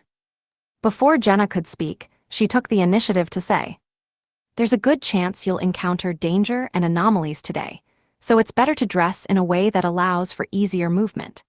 Jenna nodded lightly, not refusing. Franca quickly finished washing up, took off her pajamas, and while slowly changing her clothes, she muttered, "After I became a witch and adapted, sometimes when walking on the street, I would feel pleased and happy with people's gazes, thinking how charming I am. This might be a manifestation of a demoness's narcissism. But there's a difference between enjoying it yourself and being forced by others. And if you're not used to it yourself, you definitely won't like it. It's like when I was in school, they always required us to wear uniforms on Mondays, and there would always be some rebellious kids in each class who didn't want to, preferring to accept punishment instead." Franca rambled on, as if trying to distract herself and reduce the sense of embarrassment. She bent over, clumsily putting on the most conservative flesh-colored stockings, stepped into brand new low-heeled shoes, then stood up, and using the full-length mirror embedded in the wardrobe, adjusted her blouse and light gray skirt that reached just above her knees. Looking at herself in the mirror, Franca pursed her lips, feeling quite complex. Jenna watched the whole time without saying a word. After applying makeup that made her look a bit less attractive, tying up her long hair, putting on glasses, and picking up a high-quality branded replica handbag, Franca walked steadily towards the door. Just before leaving, she turned back and smiled at Jenna. "Thank you for not saying, 'You look beautiful in this outfit,' or 'This really suits you.' However, you seemed a little bit amazed just now. That made me feel a bit better." "Yes," Jenna returned with an affirming smile. Franca waved and walked out the door. She really is someone who's good at self-regulating her emotions and staying optimistic. Jenna sighed inwardly, turning her gaze away and patiently waiting for the morning rush hour to pass. Close to 9 o'clock, she carried the painting and left Building 5, coming to the residential district's lobby. She chose to take a ride-hailing car to the Star Dream provision store instead of taking the subway and then switching to a bus. She was afraid that the painting's anomalies might affect more people. If that happened, the latent dangers might not do much to her, but the widespread commotion could bring about more serious problems. After a while, Jenna walked out of the lobby and came to the roadside, seeing a white sedan already waiting for her. After opening the car door with one hand, she glanced towards the driver's seat, confirming that the driver wasn't wearing a monocle and had no other obvious features. It was someone she didn't recognize and didn't trigger her spiritual intuition. Jenna sat in the back, placing the painting on her lap and holding it to her chest. After verifying the last digits of her phone number, the driver started the vehicle. Jenna was highly focused, vigilantly guarding against possible accidents. Suddenly, she felt her breathing become difficult, while there was no anomaly around her. It was as if another her was being pushed into the sea, and the feeling of drowning was transmitted through a mystical connection. Without hesitation, Jenna took out a mirror, plucked 2 strands of hair, trying to stick them to the mirror's surface and burn them with a demoness's black flames. She was attempting to cast a black magic related to the mirror substitution, actively trying to transfer that mystical connection to the mirror. At this moment, Jenna had a hallucination. She saw gently swaying emerald green waves and her own hands flailing uncontrollably, as if struggling to swim to the surface. However, there was a force pulling at her legs, trying to drag her to the bottom of the sea. Almost simultaneously, a pale, swollen hand reached out from nowhere and covered her mouth. MMPH, MMPH, MMPH. Glug, glug, glug. Jenna showed obvious signs of drowning, her nose, respiratory tract, and lungs becoming extremely uncomfortable.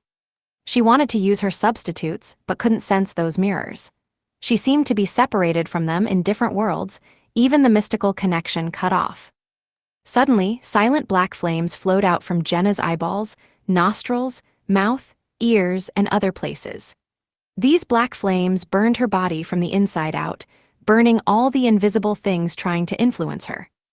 Outside the black flames, frost condensed, encasing Jenna in a thick ball of ice and snow. On the surface of the sphere, countless invisible spider silk retracted, wrapping layer by layer, forming a huge cocoon. Jenna finally no longer felt the agony of nearly drowning, but she still couldn't sense her body or substitutes. The next second, she found herself walking on a bridge. On the other side of the bridge was a steep cliff and a dark forest at the far end of the cliff.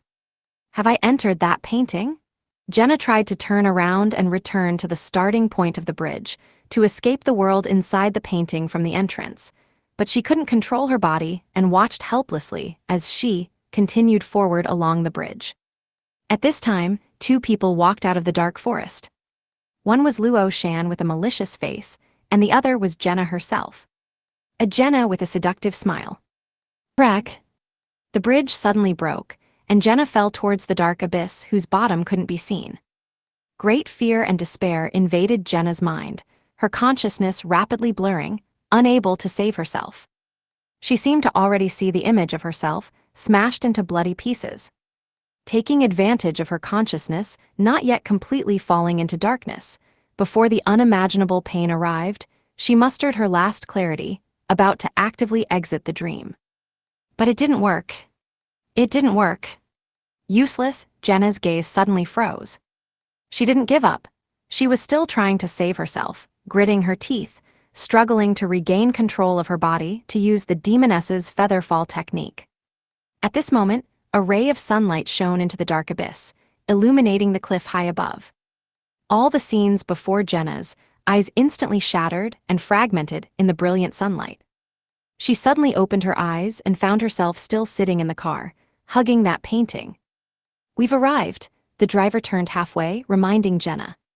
I arrived so quickly. Jenna felt as if she had been walking for an entire morning in a stuffy environment, her clothes soaked with sweat. She looked out the window somewhat bewilderedly and saw the Star Dream Provisions store.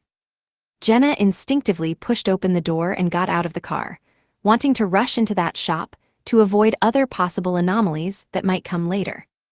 Remember to give me a 5-star rating, the driver called out to her retreating figure. Jenna unconsciously turned her body sideways, looking back at the driver. The driver had a smile at the corner of his mouth and somehow produced a crystal monocle, putting it on his right eye. Chapter 947, Equivalent Exchange. Ammon, Jenna, standing beside the car, was stunned. She vaguely understood why she had been able to arrive at the Star Dream Provision store early and escape that deadly hallucination at the most critical moment. In this matter, Ammon had provided help, otherwise the consequences would have been unimaginable. She and Franca had already estimated the risks to the greatest extent possible, but they still hadn't anticipated that the real situation would be so terrifying that she wouldn't even have a chance to exit the dream. This was even with her being a demoness, with survival abilities and life-saving skills among the top of same-sequence Beyonders. Indeed, Ammon and his father are on the same side as us in awakening Mr. Fool, just with different desired paces of progress, so he only provided help once until now. This help was aimed at that evil god of the Fantasy Association. If I had failed my mission today and died, would the painting have returned to Luo Shan on its own, leading to developments that Ammon and his father don't want to see? In an instant, Jenna thought of many things, not even having time to feel fear in hindsight. Please help close the car door. Ammon, with the monocle clasped in his right eye socket, reminded Jenna with a smile, just like a real ride-hailing driver. Only then did Jenna return to normal, closing the car door with her free hand. Watching the white sedan drive smoothly away from the street, Jenna, hugging the precipice painting, rushed into the Star Dream Provision store without any regard for her image. Feeling the light suddenly dim considerably, Jenna immediately relaxed. Only then did she feel a surge of confusion. How could Ammon accurately accept my order? How did he know we had obtained this painting and were going to send it to the Star Dream Provision store today? With everyone being suppressed to Sequence 7, it's impossible to be so precise with prophecies and divinations. Could it be that true gods are a bit more special in the Dream City, subject to different restrictions than us? So did Ammon, coincidentally, save me with the help of his father?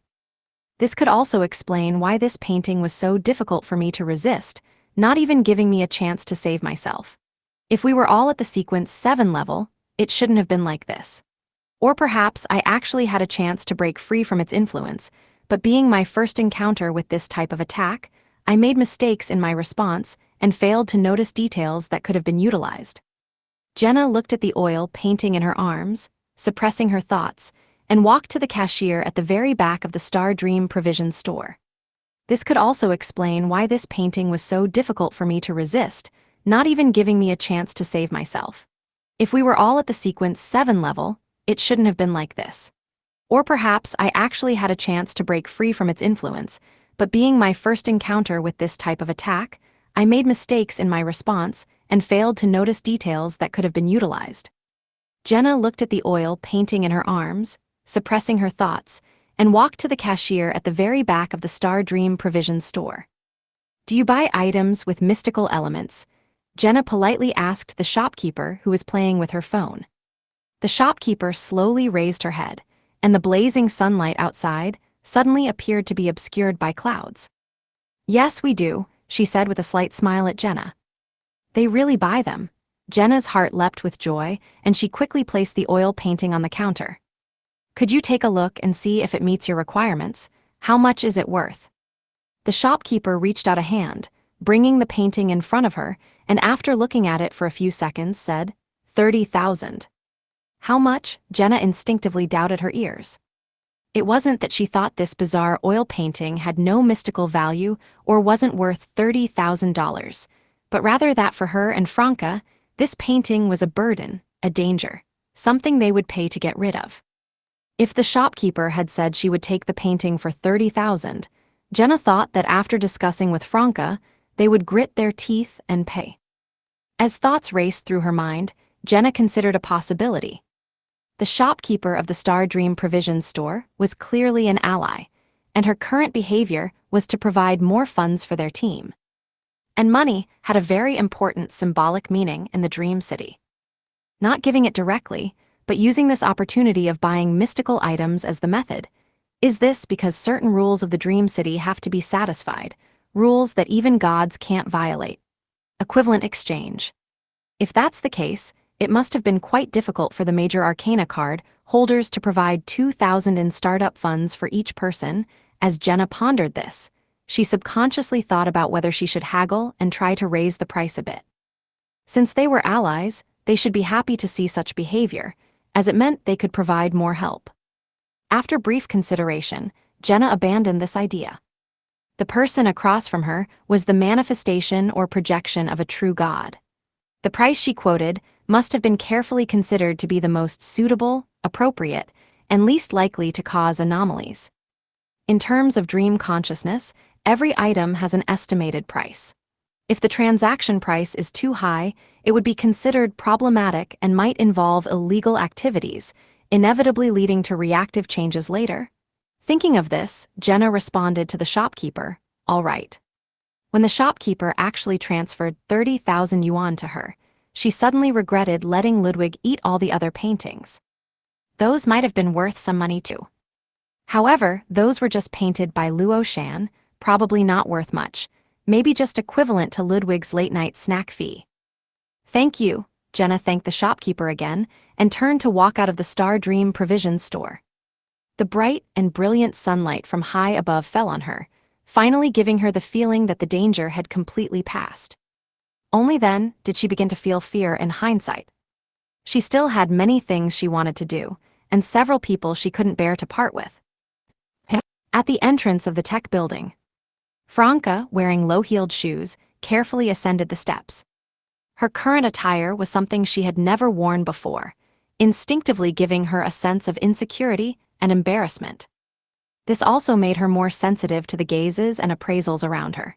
She felt that the admiring ones were still acceptable, but those she previously considered impolite and a bit disgusting seemed to have increased, or perhaps she just noticed them more. Some people hurried past her, then turned back to look after taking a few steps, thinking they were being discreet, revealing slightly disappointed expressions. This seemed to be because her makeup, attire, and appearance didn't quite match what they had imagined after seeing her figure and clothes. "Why are you being disappointed, asshole?" Franca secretly gave the middle finger and cursed under her breath. She finished climbing the stairs and looked towards the security guard at the entrance, but didn't see Lumion. "I thought we could communicate with eye contact at the entrance, pretending not to know each other on the surface, just like in some spy dramas," Franca muttered silently, entering the lobby and walking towards the elevator area. Inside the surveillance room, Lumion sat in front of several large screens divided into multiple scenes, carefully scrutinizing each image from a not-so-short distance. Yesterday's minor incident had given the security director Grimm an excuse to arrange for him to watch the surveillance cameras and patrol floors on rotation, no longer needing him to guard the main entrance. Lumion quickly noticed Franca in the elevator area. Although she had deliberately made herself less attractive, wearing old-fashioned black-framed glasses and clothes she had never worn before, he still recognized her. It's a pity that Lai now only equates to top-level makeup skills and can adjust height and figure to a certain extent, otherwise the disguise effect would be better. As it is now, it's still too eye-catching, Lumion commented inwardly. Seeing him watching so intently, the security guard sitting next to him rolled his eyes and said, clutching his stomach, "Lee, my stomach hurts. I'm going to take a dump. Keep an eye on things yourself." "Is this what they call getting paid to poop online?" Lumion chuckled inwardly and said, "Okay. This couldn't be better. Maybe there's even a chance to check yesterday's surveillance footage and see how Zhou Mingrui reacted to my employment in private." What he did. After his colleague had really gone to the bathroom outside the surveillance room, Lumion saw that Franca had finally managed to squeeze into an elevator after 2 failed attempts. Suddenly, on the big screen, several images showing the situation inside the surveillance room went black. Lumion didn't move. Just 2 or 3 seconds later, there was an additional person beside him. It was Security Director Grimm, wearing a thin blue suit. Grimm, looking at the big screen, said in a seemingly casual manner, "Be careful of Huang Tao." "Be careful of Huang Tao? What relationship could Mr. Huang have with me, a male security guard?" Lumion was puzzled and asked calmly, "Why?" Maintaining his posture of watching the surveillance footage, Grimm explained briefly. He has betrayed Mother and is no longer Mother's child. No longer, he was before, but not now. Madam Magician mentioned that in the Vortex event, although Emperor Roselle perished, he also severely injured the strongest broker, breaking free from the corruption of the Great Mother and retaining hope for resurrection. This and Ammon obtaining Mr. Fool's consent to reborrow power from his past self are different components of the same event. So, Mr. Fool learned about Emperor Roselle's status. His subconscious cognition changed accordingly, causing Huang Tao in the Dream City to no longer secretly harbor the corruption of the Great Mother. Lumion preliminarily sorted out the logic. This also made him realize a problem. Previously, he only knew that accidents and encounters in the dream might reflect in reality, bringing about real death or problematic advancements. But at this moment, he believed that changes in reality could also affect the dream, provided that Mr. Fool truly perceived it. The dream and reality are not one way. They can interact. Lumion remembered this discovery, then turned to smile at Grimm. Don't you find it strange that, as a child of God, I'm not female? Grimm showed a confused expression. Mother's children can be of any gender, or even genderless or multiple genders. These are not important. What's important is the ability to procreate and bring new life. Child of God, why do you ask such a question? Grimm's brow furrowed slightly. Of course, it's to test you. Lumion laughed inwardly in response. He was testing whether Grimm only sensed that he was a child of God, or if he knew more specifically that the current child of God was Umbella, like Hand Bro. If Grimm knew that he was Umbella, he would be confused about the gender discrepancy. Otherwise, it would indicate that he indeed lacked the necessary wisdom and was more like an NPC, as Franca had said, but influenced by the Great Mother. This also proved from another angle that there was a big problem with Hand Bro being able to call out the name Umbella. Lumion smiled and said to Grimm, I thought Mother had already let you know my true identity. As he spoke, his hair gradually lengthened, and the lines of his face quickly softened. Chapter 948, New Employee Orientation. Grimm's eyes suddenly reflected an indescribably beautiful face, but it vanished in an instant, like an intoxicating yet elusive dream. Lumion had already transformed back into his male state, his gaze returning to the surveillance screens. After a few seconds, Grimm remarked with some emotion, When I was looking at the files transferred from HR, I was thinking that a 22-year-old with a 7-year-old son would be very suitable to be Mother's child, and could definitely be developed. I didn't expect, truly worthy of being a child of God. I didn't alter my background information, and it still had this benefit. Who could have imagined this before? Lumion had to admit that some things were beyond even the conspirer's expectations. Suddenly, Grimm stood up and left the surveillance room. In just a few seconds, the cameras inside the surveillance room resumed their normal operation. Not long after, the security guard who had gone to defecate came back swaying and sat down next to Lumion. He asked in a low voice, the team lead didn't come, did he? This referred to Susan Yang, the team lead of Security Team 2. No, Lumion answered honestly. Simultaneously, he silently added, the team leader indeed didn't come, but the director did. Just then, Lumion's phone vibrated. He turned his body, facing away from his colleague, discreetly took out his phone, unlocked the screen, and looked. The vibration was caused by a WeChat friend request. The applicant was Inti's Group Grimm. After Lumion accepted, he took the opportunity to look at Grimm's moments. The most recent post from this Inti's Group security director was, Children are more important than money, offspring are more important than work. This was accompanied by 9 photos, each with a different child. Lumion quickly scrolled down and found that Grimm's moments had only one theme, which was sharing about his children. As expected of mothers chosen, Mr. Fool's subconscious cognition is still too conservative, only giving Grimm 9 children. Well, it also has to conform to the daily situations of the Dream City. Lumion locked the screen, put the phone back in his pants pocket, and thought about how to use Grimm's connection in the future. He planned to inquire about what Grimm had been doing recently and how well he had been doing it. under the pretext of a superior's assessment next time. 10th floor, Inti's Group Administrative Department, in a separate small office. Franca, led by an HR employee, met Zhang Qing, the deputy director of the administrative department. He was also one of the interviewers at the time. Zhang Qing looked Franca over a few times and actually felt somewhat amazed, of course. This was based on her state during the interview as a reference. He could only say that her figure was indeed very good and suited this outfit well. While feeling slightly amazed, Zhang Qing also started to feel a headache coming on. He worried that this new employee, Luo Fu, might be blindly arrogant and set her sights on Mr. Huang. He hoped she would honestly and diligently do her job and share the work between himself and the others. Thinking of this, Zhang Qing couldn't help but sigh inwardly. This was his daily state, facing beautiful women of various styles every day. As a man, it was inevitable to have some emotional and desire fluctuations, but thinking that any of these beauties might become Mr. Huang's mistress at any time, he had to restrain himself and not show any abnormality. Moreover, these beauties would occasionally quarrel and fight, coming to his office crying to complain, requiring him to spend a lot of energy mediating. This made him physically and mentally exhausted every day, feeling a sense of spiritual impotence. Namo Amitabha. After Zhang Qing muttered to himself, he began to explain the daily work and precautions of the office to Franca according to the procedure. Finally, he said, "I'll find an experienced employee to guide you. Your position will be arranged near that experienced employee." Franca took the initiative to say, "Can you ask Luo Shan to guide me?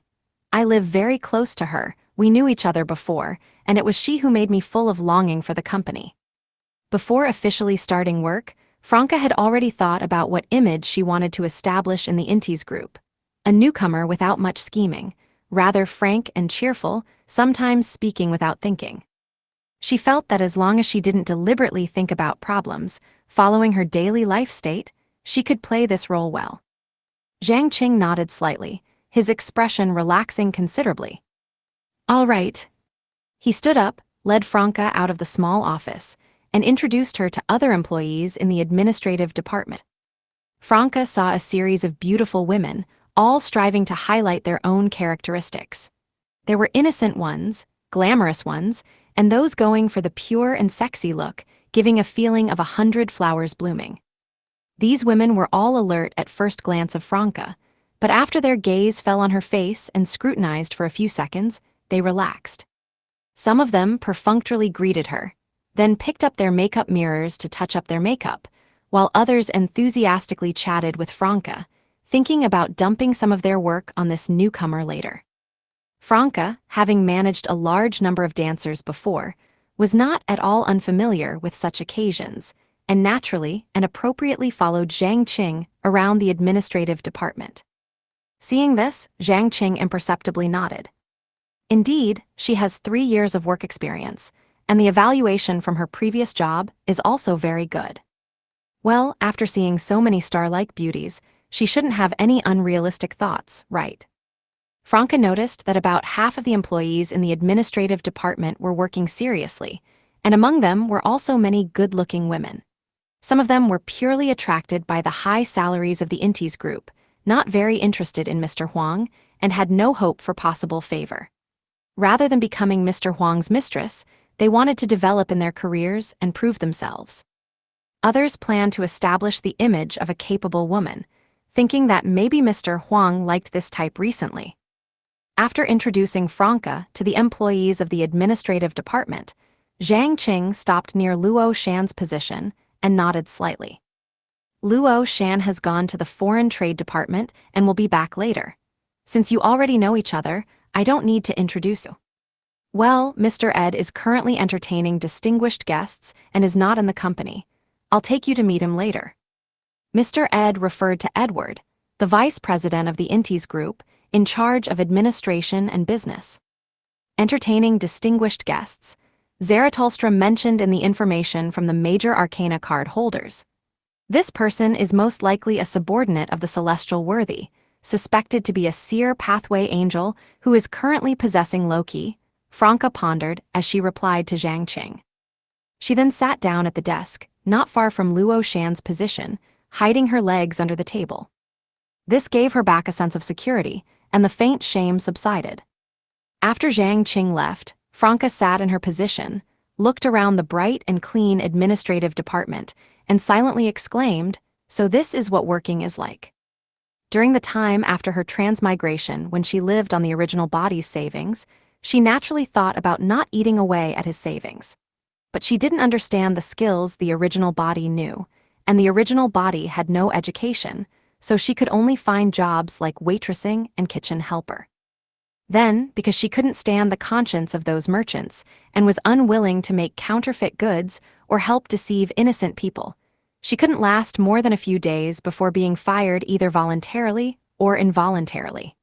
Almost no job lasted a full month, and there were a few times when she was almost beaten up. In her view, this was no different from doing internships or summer jobs during college, and now was her first real job, especially in a dream city very similar to the world she transmigrated from. While observing naturally, Franca saw those paintings on Luo Shan's desk. Her heart suddenly skipped a beat. Luo Shan's paintings at home have been cleaned up, but there are still some here. After some consideration, Franca stood up, walked to Luo Shan's seat, tore down all the paintings that could be torn down, and threw the ones that couldn't be torn down into the trash can along with the items. Just as she finished doing this, she felt someone watching her. She quickly turned around and saw a young man standing in the aisle near Luo Shan's position. The man wore plain glasses and a plaid shirt interwoven with 3 colors. His appearance was slightly handsome with a very clear chin. It was Zhou Mingrui. "Damn, I've directly encountered Mr. Fool's dream image."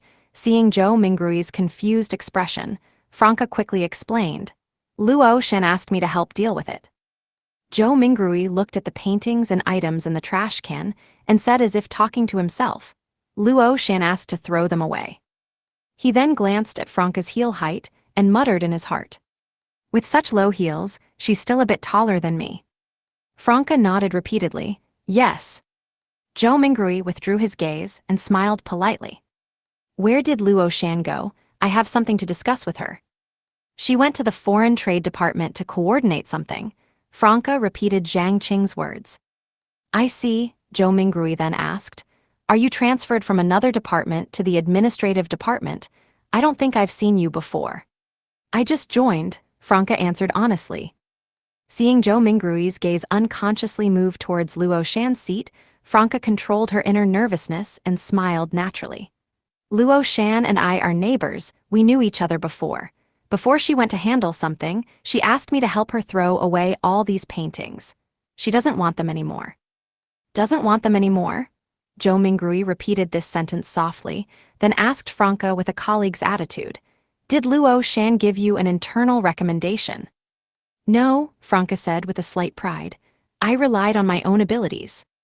Then, she said in a teasing tone, "Maybe the administrative department has been busier recently and needs more people who can really get things done." She didn't want Mr. Fool's dream image to think she was a gold digger. Zhou Mingrui exchanged a few more pleasantries, left the administrative department, and returned to the opposite side. Franca sat back in her position and quietly let out a sigh of relief. "Fortunately, I've been well trained in front of the Demoness of Black. Mr. Fool, Zhou Mingrui shouldn't have noticed that I was a bit nervous just now, right? It's normal to be nervous. After all, being caught throwing away a colleague's belongings behind their back." In the security department, Lumian took the opportunity of going to the bathroom to take out his phone and clicked on the dialogue box with Anderson Hood. The chat interface was still on the initial greeting message. Chapter 949, Action Outline. Lumian waited until the dream tutoring classes opened before sending a WeChat voice message to Anderson Hood. "Mr. Anderson, does your tutoring school have painting classes? A friend of mine wants to know." Late last night, after receiving Jenna's message, Lumian had been thinking about how to probe Anderson Hood. Based on the premise that Luo Shan had been controlled and her personality alteration had been initially resolved, he felt this matter was not urgent. There was no need to screenshot the legal representative and shareholder information of colorful Hostel and send it directly to Anderson, teasing him about having other businesses on the side, then observe the subsequent reactions and wait for any unexpected developments that might result. He planned to start with the painting issue, making initial probes, preferably without alerting Anderson. Anderson didn't immediately reply to Lumion, and Lumion didn't linger in the bathroom. After putting his phone in his pants pocket, he walked back to the surveillance room. Looking at the large screens in front, his mind flashed through some experiments he had done and needed to do. 1. Observe Mr. Fool's dream manifestation Joe Mingrui and the people around him. 2. First contact with Joe Mingrui during the day, leaving a certain impression. 3. Contact people close to Joe Mingrui, divided into multiple stages, eliminating the suspicion of one target before contacting the second, and so on. 4. Contact Joe Mingrui again during the day, leaving a deeper impression. 5. Establish a relationship with Joe Mingrui during the day where they can chat, hinting at the existence of Beyonder powers and his goodwill. 6. First contact with Joe Mingrui at night. 7. Hint at the existence of Beyonder powers and his goodwill to Joe Mingrui at night. 8. Based on the results of previous experiments and information gathered, formulate an official awakening plan. This was the action outline for Lumion's team. Currently, the first 4 parts had been completed, without any members being kicked out of the dream or restricted. The third part was spread throughout all subsequent steps, and team members responsible for contact had to self-isolate for a day and night before continuing to advance. The danger gradually increased in the later parts. Lumion didn't think about avoiding it, because determining the degree and source of danger was one of the purposes of the experiment. Only by knowing what could be done, what couldn't be done, what would lead to immediate expulsion, and what would take time to explode, could their team officially enter the 8th part of the action outline and formulate a targeted awakening plan. At this stage, Lumion wasn't worried or afraid of failure. He was worried and afraid of not being able to find the reasons for failure. With this mindset, he approached many things with a testing attitude, including whether the information shredder worked, whether Stiana was trustworthy, what relationship Anderson Hood had with the painter pathway, whether Grimm had become one of the Great Mother's tools to influence the dream, and so on. After obtaining the test results, they would contact the major arcana card holders to compare accounts, which might reveal some interesting and useful details. If they had consulted the major arcana card holders from the beginning, forming preconceived notions and fixed thinking patterns, they might not have tested some things, and thus wouldn't have obtained their own results. Their minds would only have the conclusions given by the major arcana card holders, which might cause them to miss key information. As Lumion was pondering what to do next, he noticed an extra person in one of the surveillance footage on the 10th floor. The camera was aimed at the entrance of Aurora Company, and a person wearing a black robe with a wide, deep hood, completely out of place among the nearby white-collar workers, walked out. Suddenly, a bunch of things fell out from inside the person's robe, landing on the floor. The person quickly crouched down, the hem of the robe covering the fallen objects. When he stood up, the ground was clean again, without any items. After watching this person walk out of the surveillance frame and seeing him enter the elevator through the elevator surveillance, Lumion silently said to himself, the corresponding image of a certain Aurora Order Mister in the Dream City. The security guard sitting next to him followed his gaze and laughed. It's fine, those clowns from Aurora Company are like that, it's nothing, it's nothing. I thought it was some kind of performance art, Lumion said, as he saw Luo Shan walk out of the elevator and enter Inti's group. In the administrative department, large office. Luo Shan stood confused next to her position, seeing her desk with fewer items. I helped you throw away all those paintings. Franca walked up to Luo Shan and explained with a smile. Luo Shan suddenly realized, I had forgotten about that, I'll draw some new ones later. She paused, looked around, and asked in a lowered voice, Can I still paint later? Yes, it doesn't affect your ability to use your power. Franca comforted her quietly, then raised her volume, Director Zhang asked you to familiarize me with the work process. Zhang Qing's full title was Deputy Director of the Administrative Department of Inti's Group. All right, Luo Shan pulled Franca over and openly chatted about various rumors within the company. Finally, Luo Shan said, I forgot to tell you last night, there's a very fierce young security guard recently. He even dares to confront those MCN company people. He's really handsome, but don't tell anyone, he already has a 7-year-old son, and he's only 22. Theoretically speaking, I am the child's mother, one of them. Franca's mouth twitched slightly as she echoed with emotion, doesn't that mean he had a child in middle school? After chatting about this for a while, Franca returned to her seat and entered work mode according to Luo Shan's guidance. After familiarizing herself with the office system, she rotated her chair and stood up, wanting to help Luo Shan share some work. She saw Luo Shan holding a pencil, focused on drawing on a white paper. What is she drawing? Franca softened her steps and silently walked to Luo Shan's side. She found that Luo Shan was sketching her own portrait, with the Luo Shan in the drawing having hollow eyes, a cold expression, and a curled mouth. Franca's eyes focused, and she immediately reached out her right hand and patted Luo Shan's shoulder. What are you drawing? Luo Shan was startled and quickly stopped drawing.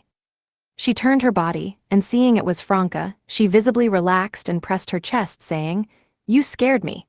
I thought old Zhang had caught me slacking off. As she spoke, Luo Shan glanced at the sketch on the table, and her expression quickly became terrified. Why would I draw this? Franca pondered for 2 seconds and showed a smile that made Luo Shan extremely reassured. Don't worry, you can finish the last few strokes, I'll handle it. Luo Shan, uncertain and frightened, leaned forward again and added the last few strokes, making the portrait more lifelike. As soon as she finished drawing, the Luo Shan in the sketch presented a state, as if about to come alive. Franca grabbed the drawing, and black flames burned discreetly in her palm. The expression of Luo Shan in the drawing immediately became painful, full of resentment and hatred, as if she was being burned by flames. In the blink of an eye, the drawing curled up, showed signs of spontaneous combustion, quickly turned to ashes, and fell into the trash can.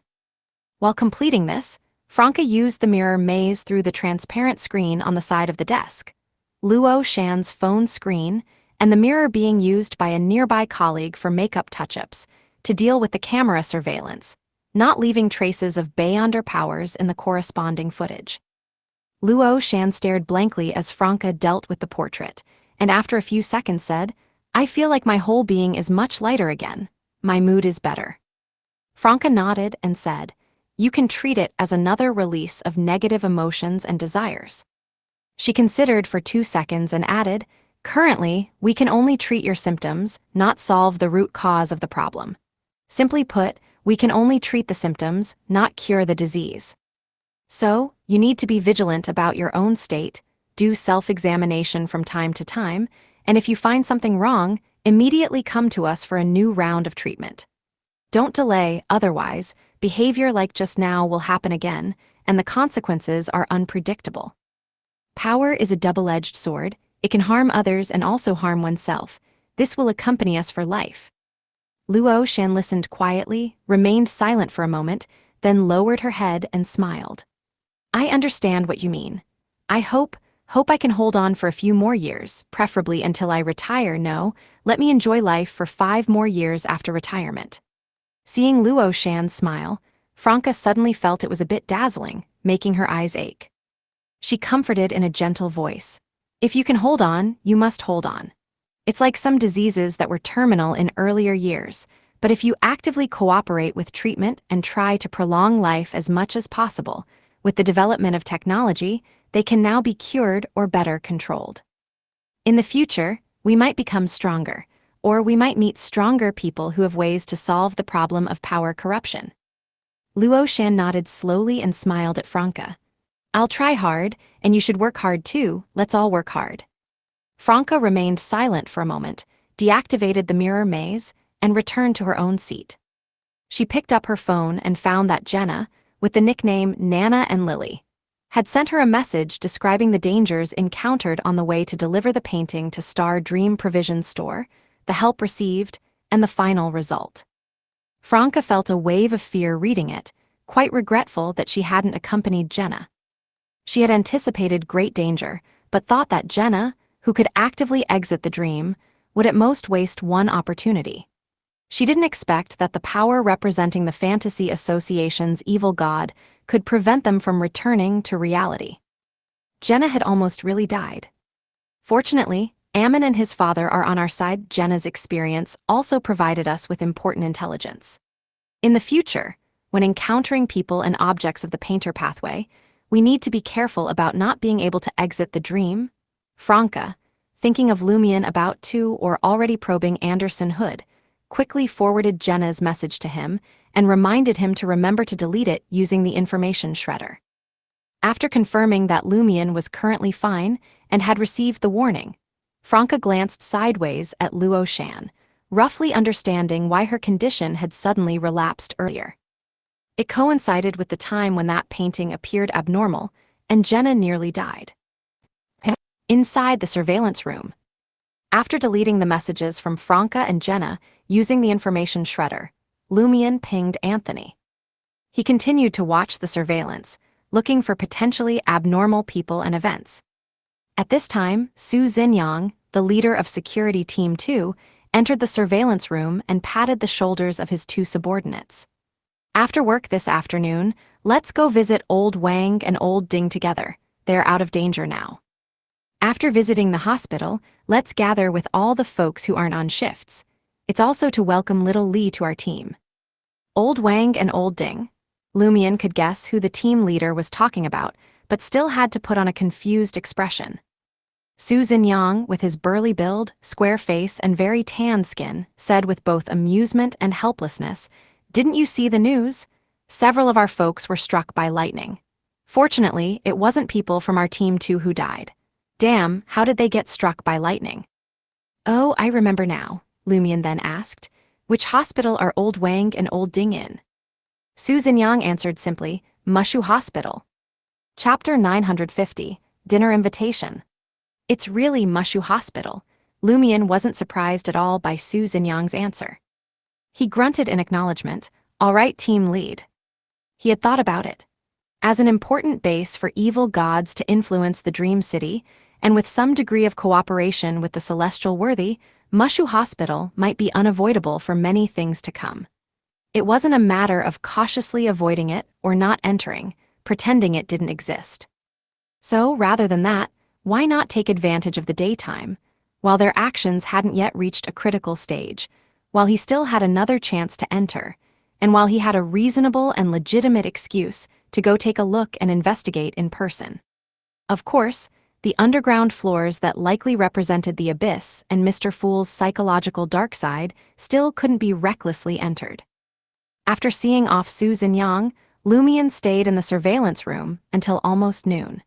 He and his shift partner Old Zia waited for their colleagues to relieve them, then went downstairs together to the Intis Group staff cafeteria located in the annex building of the tech building for lunch.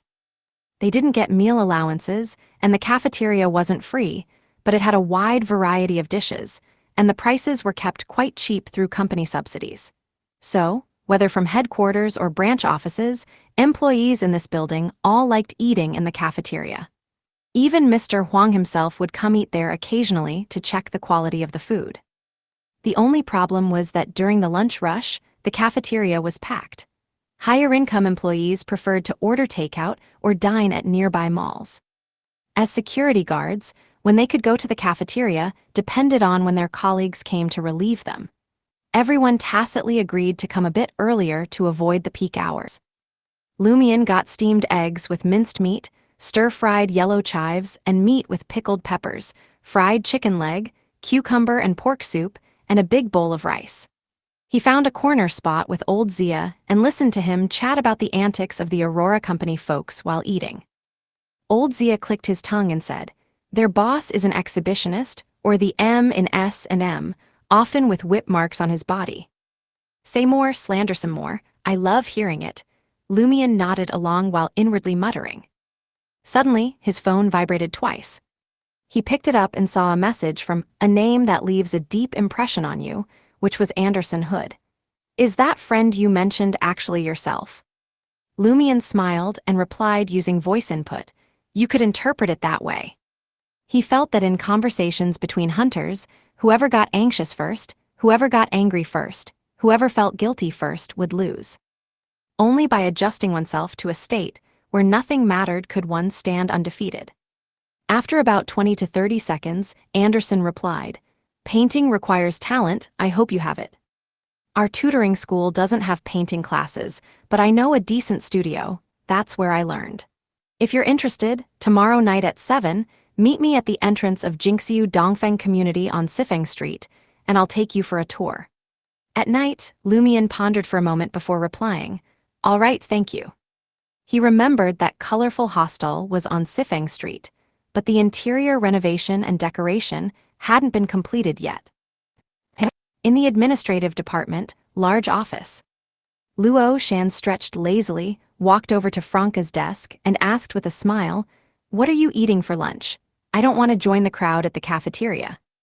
Without waiting for Franca to respond, she lowered her voice and said, "Other departments all find time to have team dinners to welcome new employees, only our administrative department doesn't. Mainly because those ladies don't want to or think little of us, which is fine, but the worry is that they'll insist on going, wanting to find some free helpers. Tesk, can you imagine how that would develop? Sarcasm and veiled barbs are the norm, with people crying, arguing, or even wanting to get physical not being uncommon. It left a bunch of trouble to deal with afterward, so old Zhang simply stopped organizing departmental dinners. Those who get along well just gather privately, however they want." Franca listened with relish and said expectantly, "I wonder when Mr. Huang will next come to the administrative department." The scene then would surely be spectacular. She wanted to witness it. Demonesses inevitably tended to have a bit of a chaos-loving inclination, which was very justifiable when it came to watching drama. Mr. Huang probably won't come in the next few days. He has VIPs to entertain, and even if he comes to the company, he'll go to the 16th floor. Luo Shan disclosed Mr. Huang's whereabouts. Zarathustra, Franca was very attentive and serious about this matter.